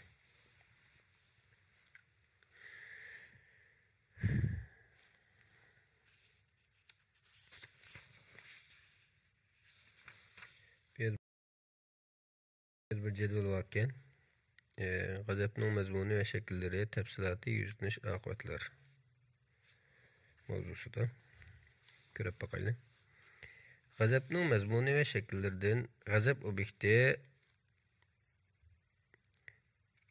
tafsiloti birinchisi Xitoylar, ikkinchisi Uyg'urlar. Uyg'urlar ichida birinchisi Uyg'ur jamoati, ikkinchisi Uyg'ur yetakchilari, uchinchisi Uyg'ur tashkilotlari. Uchinchisi o'zi. Yuzlanish, g'azabning obyektining yuzlanishi Xitoyga bo'lgan qarshilikning qiyinlik, xatarning yuqorilik va fursatning kamligi, chet eldagi Uyg'ur qarshiligining g'oyat zo'r salbiy energiyasini qiyinlik darajasi tuban, ammo energiyani qo'yib berishga muvaffaq bo'lgan bir bexatardek obyektga burdi. Bir-biri bilan ilishish. Uyg'urlarning hayot mamatlik garisida Uyg'ur tashkilotlarining iqtidorsizliklari shu suv ustiga elib chiqdi va bir qismlari tanqid ostiga ilindi. Ammo tanqid hech qanday bir islohotni barliqqa keltirolmadi. Ishlar hech o'zgarmasdan atam aytgan boyiqi falsafa mengayverdi. Qatlamdan kelib chiqqan kollektiv asoratning ifodalari Uyg'urlarning ijtimoiy munosabatining hamma sohalariga qadar o'zining ta'sirini ko'rsatishga boshladi. Do'stlik, o'ruk tuqqandarchilik, nikoh va tashkilotchilik. Ba'zi individuallarda o'zini tuvan ko'rish, numus va gunoh tuyg'usi kuchaydi. Ularning oqibati Xitoyga qarshi turish nishoni ba'zida o'z ichiga buraldi. Kollektiv talash-tortish kuchaydi. Kollektivning zehni arzimas talash-tortishlar bilan xo'ritildi. Ba'zilar g'azabni o'ziga qaratdi. Buning oqibati o'zidan og'rinish, hammani o'zidan ko'rish, o'ziga bo'lgan hurmat suslashish va yo'qosh, o'ziga ishonmaslik va hatto o'zidan nafratlanishga taraqqiy qildi. Guruhlashish xohishi jiddiy kuchaydi. Bu orqali Uyg'urlar o'zidagi stress va razillikni boshqa guruhdagilarga yo'lga qo'yib bera olishning bahosini topdi. Ittifoqsizlik kuchaydi. Uyg'urlarning ittifoqlashishi texmo mumkinsizlikka aylandi. G'azabni ifodalash shakli. G'azabni ifodalash shaklining tafsilotida namoyish qilish, imzo to'plash, guvohlik berish, kollektiv yoki shaxsiy yurish, ijtimoiy mediada qatlam haqida ma'lumot berish, siyosiy yo'llar bilan ko'rishish, qatlam haqida ba'zi maqolalarni turli tillarda e'lon qilish, axborot yig'ini ichish, dastlabki qadamlik qatlam uchur omborlarini qurish qatorliqlar. Buningki yuzlanish xalqarodagi mashhur shaxslarni Uyg'urlar uchun so'zlashga qoyil qilish. Xitoy bilan qarshilashayotganlar bilan dastlabki qadamda birlashishga urinish. Masalan, Tayvan, Hindiston, Yaponiya qatorliqlar. Ammo buning qarta hech qanday bir strategiyalik plan yo'q. Amerika hukumatı, Yevropa Birligi va boshqa davlatlarning Magnitskiy qonunini Xitoyning Uyg'ur qatlami qarta qo'llanishni qo'lga keltirish. Her qaysi davlatlarning Uyg'urlarning navbatda uchrayotgan kollektiv qirg'inchiligining ta'birining Birlashgan Davlatlar Tashkilotining qatlam o'lchamiga tushadiganligini taqiqlashini qo'lga keltirish va buningga qarta jazolash tadbirlarini yo'lga qo'yishdir. Xitoyda 2022-yili o'tkazilmoqchi bo'lgan Olimpik musobaqasini amaldan qoldirish, Birlashgan Davlatlar Tashkilotining Xitoyga bo'lgan besimini oshirish. Buning oqibati yani bu g'azabni ifodalash shaklidagi ikkinchisining oqibatlari Hozirgi ahvolda Xitoy hukumati qatlamni davomlashtiraverisə, Uyğur təşkilatlarının Uyğurlarını birləşdirib haqiqiy unumli qarşı ko'rsatish birliksiz qurilmasa və bunun planı oturuq qo'yilib icra qilinmasa, g'azablanayotgan Uyg'urlar ig'ir psixik arg'inlik his qiladi va bara-bara bu ishdan o'zini tortib, o'zini psixik jihatdan parvarish qilishga, bu ishdan chekinib chiqishga va o'zining keyingi avlodlarini o'zi turayotgan davlatga loyiq qilib tarbiyalashga tushib ketadi. Uyg'ur qarshiligi umumiylik ojizlaydi va hatto yo'qolib ketish xavfiga duch keladi. G'azabning yetaklanishi. Ba'zi Uyg'ur tashkilotlari, yangidan qurilgan ba'zi guruhlar va shaxslar va chet elliklar buning obyekti. Buning yuzlanishi markazlashishdan tarqoqlikqa yuzlanish, kollektivdan shaxsiylashish, mustaqillik harakatiga yetaklanish, xalqaro islomiy harakatga burashga urinish. Buningdagi oqibatlar g'azab dunyoviy miqyosda sistemlik yetaklanmagachga uning to'g'ri chechilib ketish, nishondan chetnash va o'z ichiga qaratilishdak foydasiz omillar kuchaydi. Uyg'urlarning g'oyasidir salbiy energiyasini to'g'ri va unumli yo'lga yuzlandira oladigan bir rahbarlik qurilmasiga bo'lgan ehtiyoj barg'ansirab bilinishga boshladi. G'azablanish arg'inligi dastlabki qadamda ko'rilishga boshladi. G'azabni yetaklash mas'uliyati buning tafsiloti Uyg'ur tashkilotlari, jamoat arboblari, diniy arboblar, ziyolilar yoki shaxslar. Buningdagi yuzlanish tashkilotlar tövəndəki səbəblər tüpəyli g'azablanayotgan xalqni yetaklay olmadi. Hech qaysi tashkilot dunyoviy saylam orqali qonuniylikni o'rnatmagan. Shunga chet eldagi Uyg'urlarning umumiylik qo'llashi va himoyasi kamchilik. Tashkilot yetakchilarida umumiylik holda shaxsiyatchilik, o'z mabdulluq va o'z qarindoshlari qarta ichkilashtirilgan zulm qilish ig'ir. Nurg'un tashkilotlar bilan xalq ayrilib ketgan. Nurg'unlari o'zini iqtisodiy jihatdan yordam qiladigan va siyosiy destek beradigan davlat va boshqa masalalarning xizmatini qilishga bir vositaki, hech zamon xalqning manfaatini chiqish qilib bir ish qilishga mustaqil muassasa emas. Buning oqibatlar tashkilotlarga ishonish jiddiy tuvallaydi. Hamma o'zi bilgancha ish qilish sababli siyosiy anarxiya shakllanadi. Texmi ilgirlagan psixik qalamqonchiliklar qayta bosh ko'tardi. Chet eldagi Uyg'ur jamoati asta-asta parchalanib, ikkinchi bir yerga kelinmas bo'lib qoladi. Biz yuqorida ko'rib o'tgan bu jadvaldan ko'ramizki, hozirgi holat yana davomlashsa, Uyg'ur qatlami to'xtamasa, Uyg'urlarning o'zaro talash-tarash tugamaydi. G'azablangan ammo g'azabini qanday chiqarishni bilmay, ichidan ralli bo'ladi va hatto turkum-turkumlab Uyg'ur qarshi harakatidan chekinib chiqadi. Oxirida hamma ish faqat bir turkum shaxslar o'zining oila tavobatlarini surishti qilishdak eng aqlli darajaga tushadi. Chet eldagi kollektiv g'azabdan manbalanadigan kollektiv qarshilik ko'rish harakati shaxsiy qarshilik shaxsning o'zining vatani uchun ado qilgan majburiyatiga taalluq ishga aylanib, doirasi jiddiy taraydi.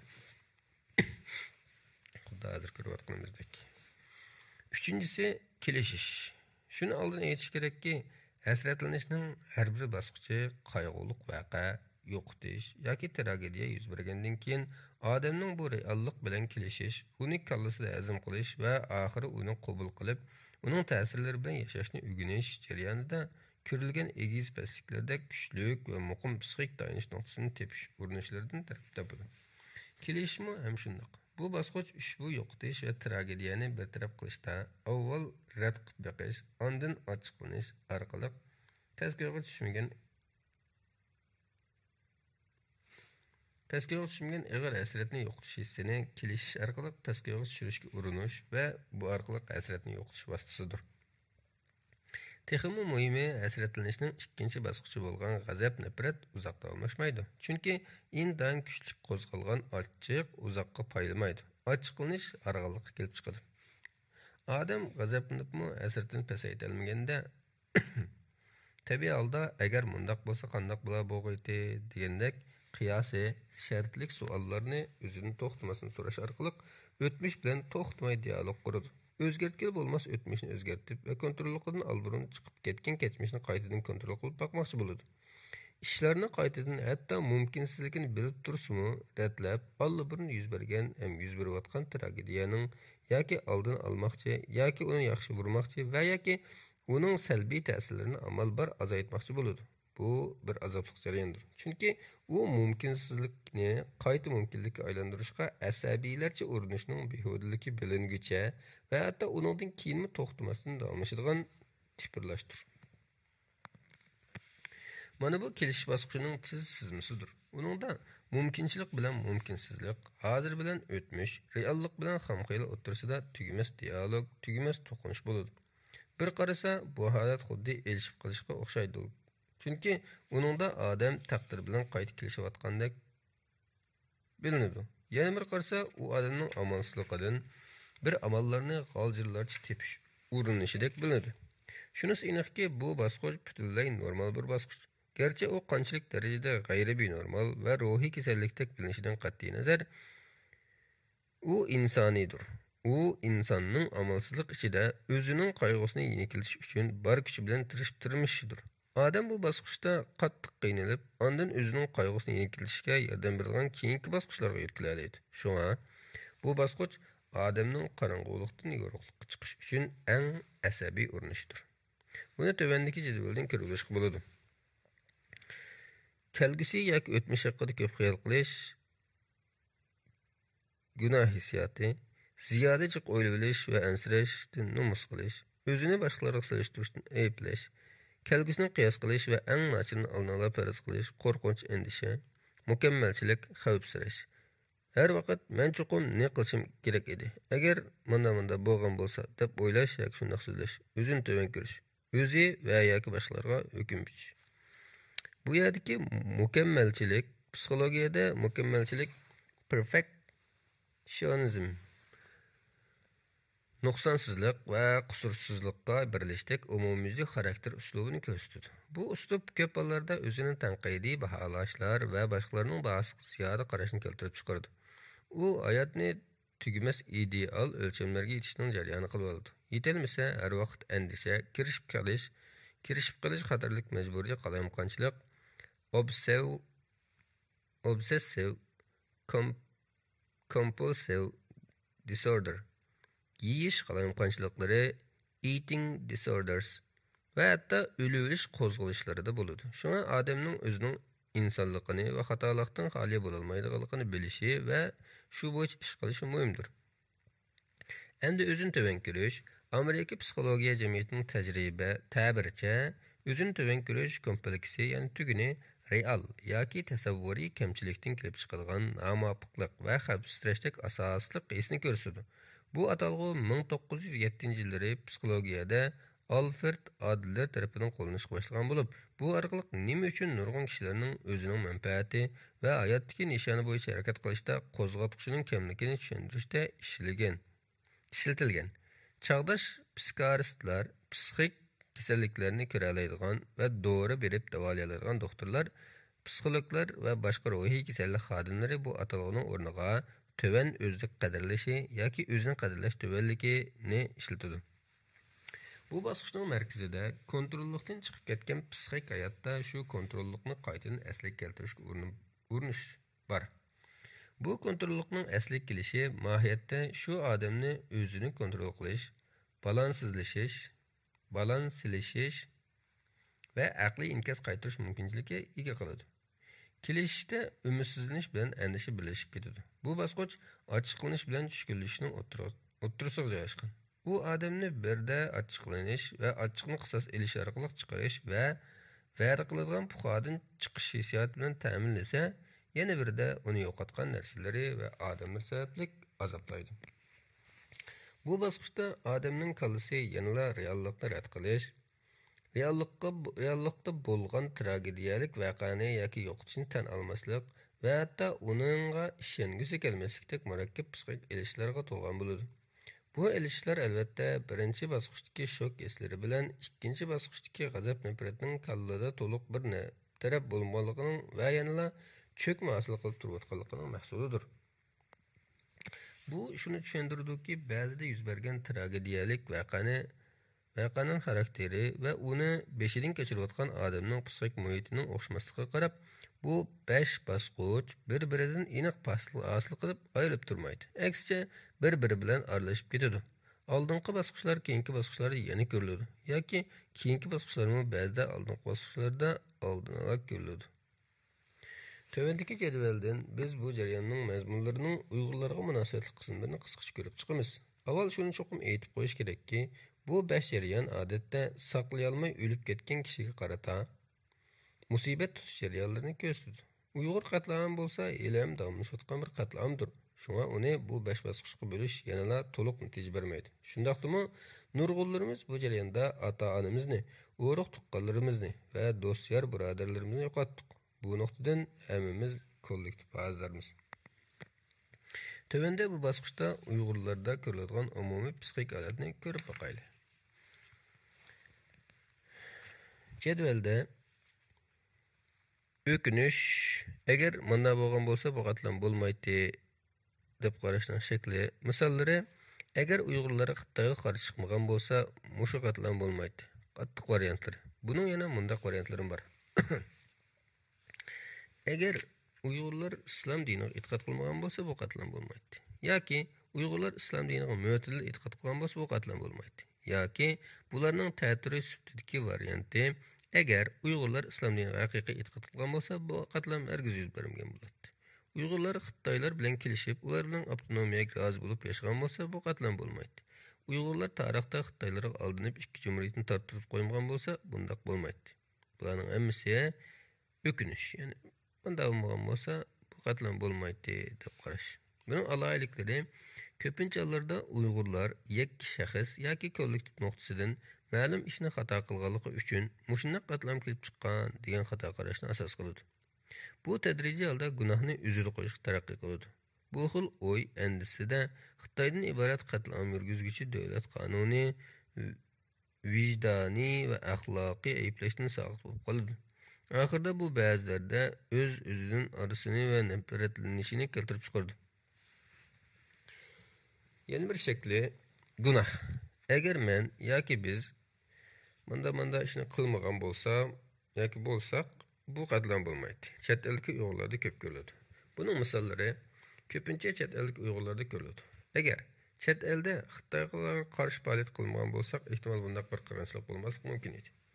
Agar Uyg'urlar Suriyaga bormagan bo'lsa, bunday bir qirg'inchilik bo'lmagan bo'ladi. Agar Rabiya qalardagi kishilar Xitoylarga keskin qarshi turmagan bo'lsa, bunday qatlam bo'lmagan bo'ladi. Agar Uyg'urlar mustaqillik talab qilmagan bo'lsa, bunday qatlam bo'lmagan bo'ladi.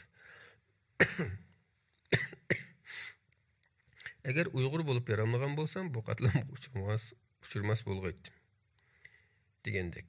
Buning alayliklari buningda o'zining Xitoy zulmiga qarta qilgan yo'lliq va o'zini qo'llash xarakterli qarashligiga qarta dilg'ulluq va qaymoqish bor. Buning bilan o'zining qilganlarining ma'nosi va ahamiyatini inkor qilish xohish kelib chiqadi. Bularning yig'indisi yana gunoh tuyg'usini barliqqa keltirdi yoki birini texim cho'nqilashtirdi. Yana bir shakli andisha, chet eldagi Uyg'urlardagi andisha. Buning masalalari tövəndəki ahvallarda endish shakllantirdi va mavjud endishlarni texim og'irlashtirdi.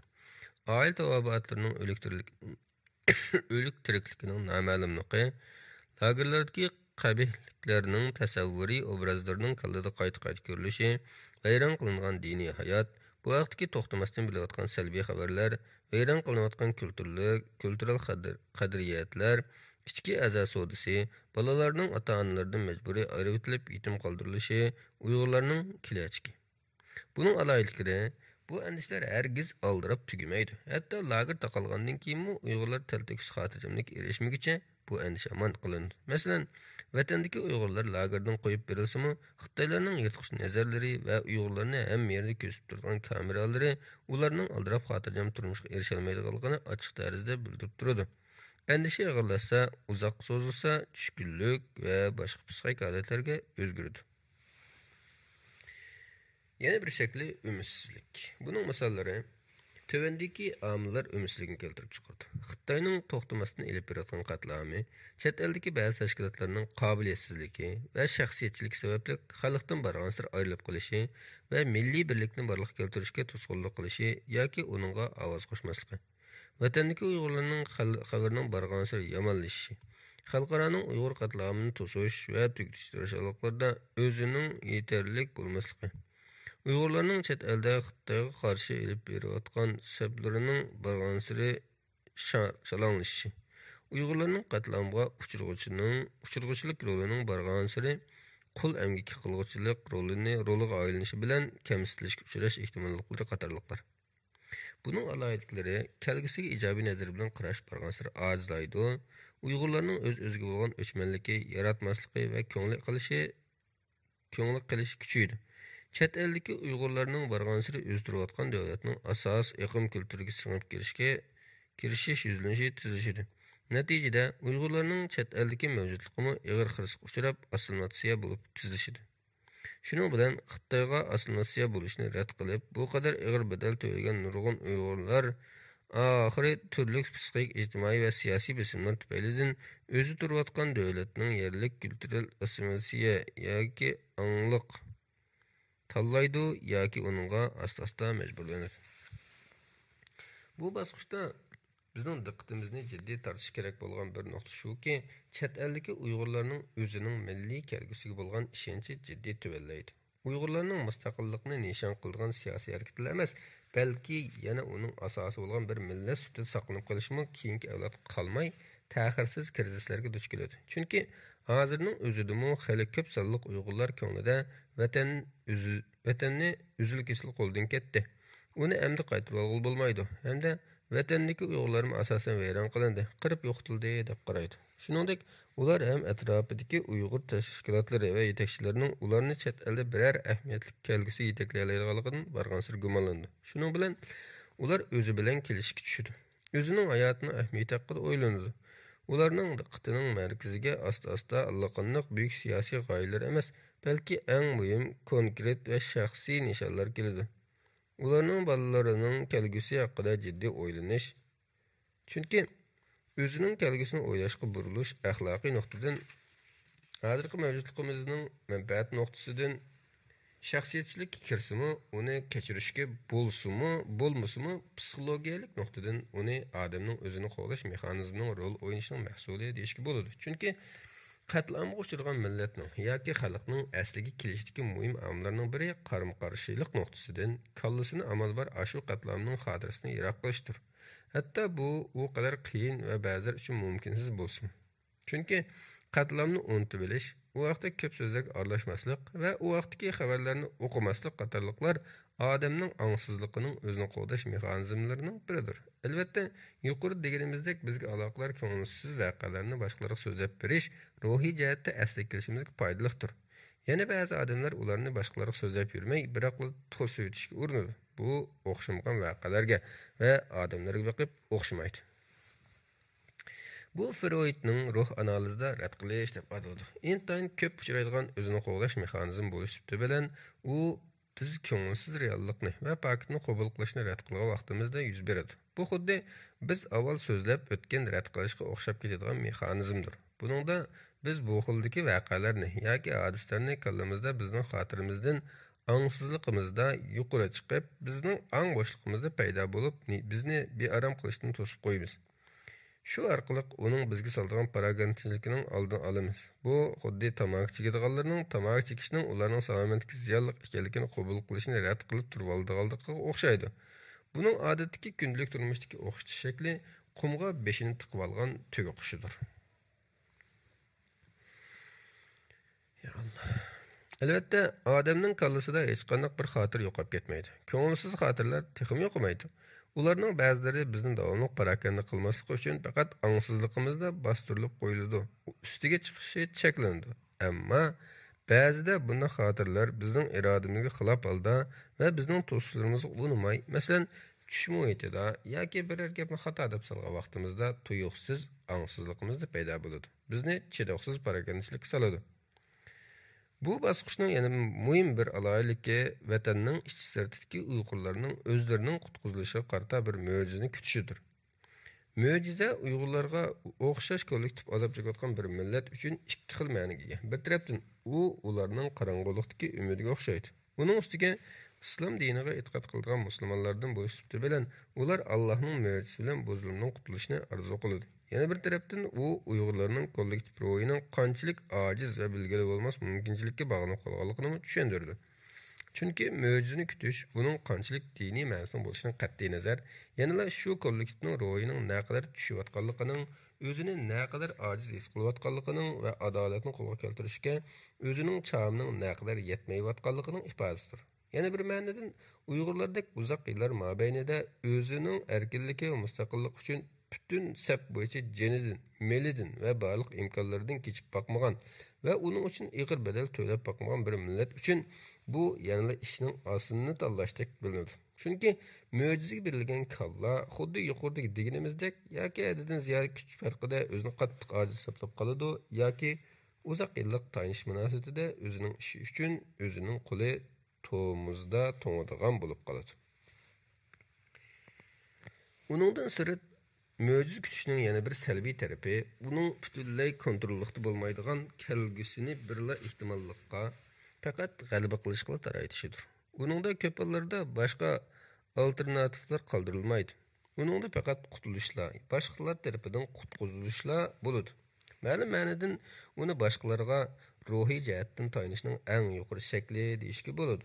Boshqalarga har qanday shaklda tayinishning bir bedeli bo'lgandek, bu xil tayinishning bir bedeli bo'ladi. Agar ular kutgan ashu mo'jiza yuz bermasa, Uyg'urlarning kollektiv ruhi texmi tushkunlashadi. Ularning mo'jizaning yuz berishiga bo'lgan kutishi qancha yuksak va qancha zoriqishli bo'lsa, bu mo'jiza amalga oshmasa, ashu yuksaklikdan igizlikdan g'olab tushishimi shuncha qattiq va shuncha ichinishli bo'ladi. To'rtinchisi tushkunlik. Kelishish muvaffaqiyat bo'lmaganda odam o'zini yengilgandek his qiladi. Tushkunlashadi. Bu vaqtda odam qayg'urishning hissiyot jihatda kunsir oshadigan ig'irlikni to'liq bilan his qilishga boshlaydi. Bu shundoq bir jarayonki, u odamning haqiqatni rad qilishi to'liq oqmagandan keyin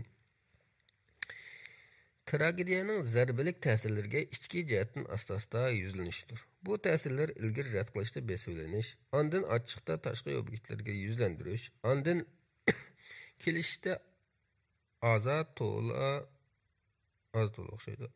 madora qilinish yo'li bilan bevosita his qilinmaydi. Ammo bularning hammasi yanada aslidagi yo'qotishning ro'yi zilzilasini butunlay to'sib qola olmaydi. Uni boshqa yoqqa buray olmaydi yoki talto'kis yo'qotolmaydi. Odam bu yo'qotishning zarbasiga omon yuzlanishi kerak. Tushkunlik odamning bu zarbiga oxir yuzlangandan keyingi holatidir. Ya'ni bu yo'qotishning real ma'nosining ro'yimizni yanada parokanda qilishidir. Hissiyot bu reallik bilan elishidir. Yo'qolishdan qolgan barliqni, yo'qotishning ta'sirining yo'qolmasligining ta'sirini bir taraf qilishga majbur bo'ldi. Hissiyot bilan reallik o'rtasidagi bu tirkishish uzoq davomlashishi va teranlikka qarab taraqqiy qilishi mumkin. Shu vaqtda odam o'zini tushkunlashgandek his qiladi. Bu bosqichda odam o'ziga qaytadi. O'zini va o'zining dunyosini qup-quruqdek his qiladi. Yo'qotishdan qolgan yo'qlikning borligi barg'ansiri zo'rayotgandek bilinadi. Shuning bilan odam hayotining ma'nosini suollaydi.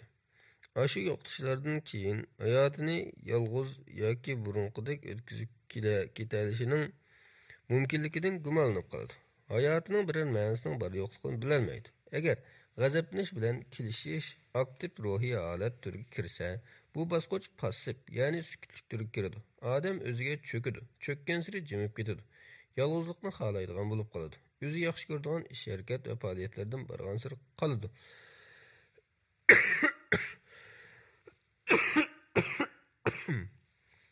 Shuning bilan tushkunlik uni xuddi qora tomondek o'z qo'yniga oladi.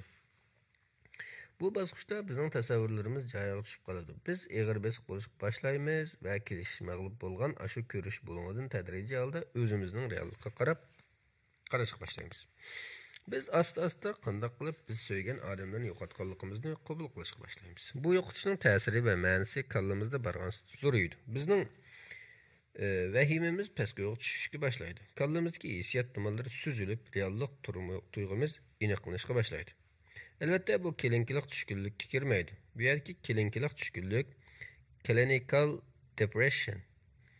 Odatdagi ko'ngli buzilish yoki tushkunlikdan farqlanadi. Bu bir necha haftaga davomlashadi. U odatda qadrdonining o'limi sababli ko'rilgan tushkunlikdan farqlanadi. O'ziga qo'yib bersam, doktorga yoki psixologga ko'rilmasa, yaxshilanish alomati ko'rilmaydi. Bu ma'nodan u tushkunlikning texim og'ir shakli bo'lib, og'ir tushkunlik yoki og'ir tushkunlik qalamqanchiligi deb ataladi.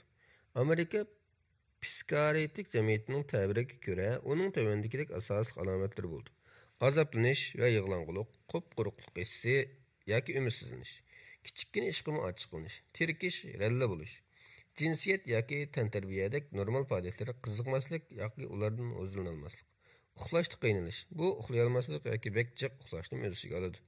Harg'inlik va jonsizlik, hatto kichikkina vazifalarni qilishdan qiynalish, ishtaysizlik, o'roqlab ketish yoki ishtaylik bo'lib ketish hamda semirish, andisha, tashvishlanish yoki aromsizlik, o'ylash, so'zlash yoki badan harakatlari astab qilish, qadr qimmatsizlik yoki gunoh hislari, o'tmishdagi mag'lubiyatlar bilan kirishib qilish yoki o'zini ayblash, o'ylashda diqqat qilish, diqqat yig'ishda, qaror qilishda va o'tmishdagi ishlarni eslashda qiylanish. Ko'p hollarda yoki qayta yuz beradigan o'lilish haqidagi o'ylar, o'livilishga urinish yoki o'livilish. Tushundirish qiyin bo'lgan fizikalik masalalar, masalan, beli yoki beshi og'rib turish. Bu alomatlar kelinkilik tushkunni kundalik vazifaning o'disidan chiqolmasmi qilib o'talaydi. Masalan, u maktabga berib o'qiy olmasligi, xizmatini burunqidek qila olmasligi va do'stlari yoki jufti bilan bo'lgan munosabatni davomlashtirmasligi mumkin. Shunga bundaq vaqtda cho'qim doktorga ko'rinib, sistemlik davolanish kerak. Kelinkilik tushkunlik har yoshdagi kishilarda bo'ladi. Hatto bolalardan bo'ladi. Ammo kelinkilik tushkunlik hatto ig'ilishib ketgandimi psixologiyalik maslahat berishga qatnashish, buningda bilishning davolash, cognitive therapy ve anti tushkunlik dorisini yeyish orqali yaxshilanadi. Gerçi üzül kesil saqayıp ketmesimi, shuningdek uning yaxshilanishiga yuqorqi davolash bilan birga yana tantarbiya bilan shug'ullanish, diniy va kultural faoliyatlarga qatnashish, o'zining kayfiyatini tashishga diqqat qilish qatorliq usullarni obdan manfaat qiladi. Bu vaqtdagi usullar Mayo Killing to'rbitidan ilinibdi. Gapni o'ziga kelsak, bu kelinkilik tushkunlikka kirmaydi, ammo u uzoq so'zilsa va yaxshilanmasa psixik kasallikka o'zgarib ketadi. Tövəndə bu basqıchdagi o'zgarishlarni qisqartirib o'tamiz. Fiziologik o'zgarishlar, uyqu va ishtaylik o'zgarishlar. Hissiyot o'zgarishlar azob, mag'dursizlik, umidsizlik, ijtimoiy faoliyatlarga qiziqmaslik, yordamchisizlik, hech ish qilish xo'sh yoqmaslik, g'amkinlik, yig'lash, ko'ngil qilish, aroqqa yoki boshqa zaharli ichimliklarni iste'mol qilish, ortish, haddan ziyoda his qilish. Shuningdek bir vaqtda yana bir qismlar bu bosqichda kelinkilik tushkunlikni o'zida ayon qiladi. Ular o'zi ich og'riqqa tortayotgan yo'qotishni faqat unuta olmaydi. Uning ta'sirini har vaqt his qilib turadi. O'zini gunohkor his qiladi. O'zi ilgari yaxshi ko'rgan ishlar va harakatlardan o'zini borgan sari tortadi. Oxirida biz mundaq 4 xil yuzlanishni ko'ramiz.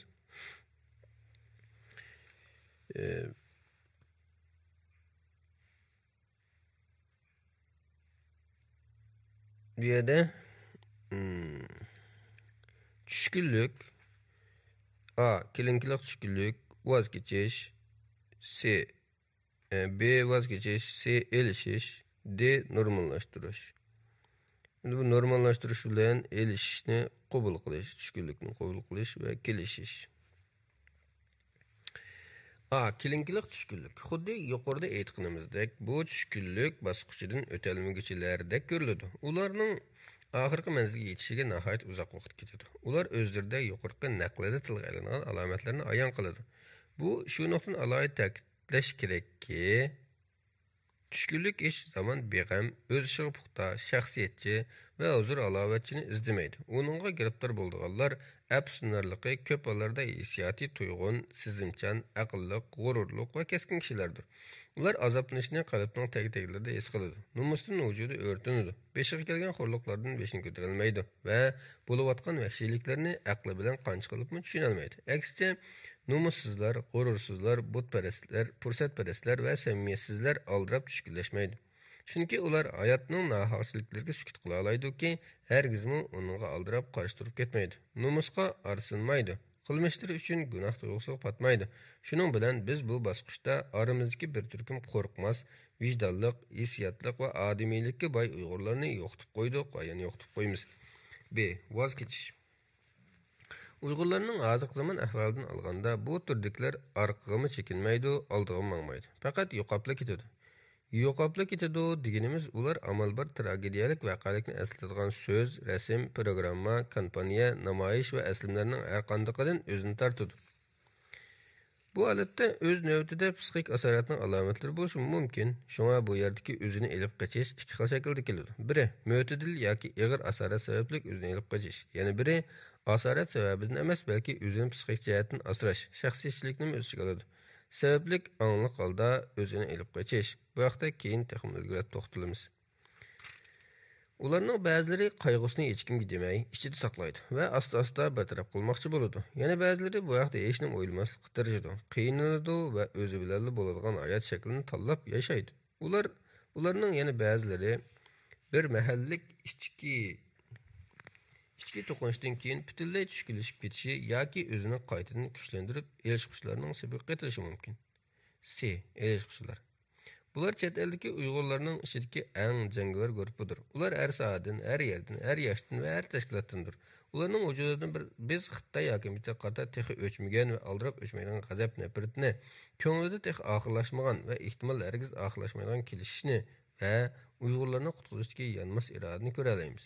Ularning ba'zilari garchi tuqqanlarni qayg'ursimi, atrofdagilarning nomussizligi va jon baxtligidan ro'y tushsimi, dunyoning nomardligidan ichi o'rtalsimi, yanala orqaga chekinmay har vaqt bedel to'laydi. Yana ba'zilari qo'rqimsizlik bilan Xitoy hokimiyatining keng ma'nidan butkul Uyg'urlar qilgan qatlam jinoyatini so'ksa, tor ma'nidan o'zining qadrdonlarining izdirkini qiladi. Yana ba'zilari qo'lidan kelishicha sijil, unumlik va tillarda taslim bo'lg'idek yakka qarshilik harakatlarini qiladi. Ular Uyg'urlarning Xitoy hokimiyati vayron qilmoqchi bo'lgan g'ururining vayron bo'lmaganligini va bo'lmaydiganligini bildirgichlardir. Ularning bir qismi mushu qahramonligi bilan oxiri beshga kelganlarni qabul qiladi, ammo uning hisobini tiniqi bo'lsa elish uchun harakat qiladi. Yana ba'zilari haddidan ziyoda kuchayish va ruhiy qiynoqqa o'zini oldirib qo'yib, tushkunlikka ketishi mumkin. Shunga ularning holidan xabar olish chet eldagi Uyg'ur jamoatining muhim vazifalarining biridir. Ularmı ham o'zining psixik saqligiga diqqat qilishi va o'zini asrash kerak. Normallashtirish. Bu yerda men normallashtirish haqida bir qadar kengroq to'xtalaman. Chunki bu hozir yuz berayotgan va uning ta'sir kelgusida texnik kuchli ko'rilishi mumkin bir psixik va ijtimoiy hodisidir. Normallashtirish odatda ilgari benormal deb qaralgan ideyalar va harakatlarning barbara bir yurish, ijtimoiy o'zgarishlar, besimlar va kontrolliklar davomida normal deb qaralishi va xuddi shunday bo'lishi kerakdek qabul qilinib, kundalik turmushda qo'llanilishini ko'rsatadi. Ma'lum ideologiyalik qarash yoki qilmishning normalsizlikdan normallikqa aylanishiga turtki bo'ladigan omillar intayin nurg'un. Vaqtning o'tishi bilan barliqqa keladigan ijtimoiy siyosiy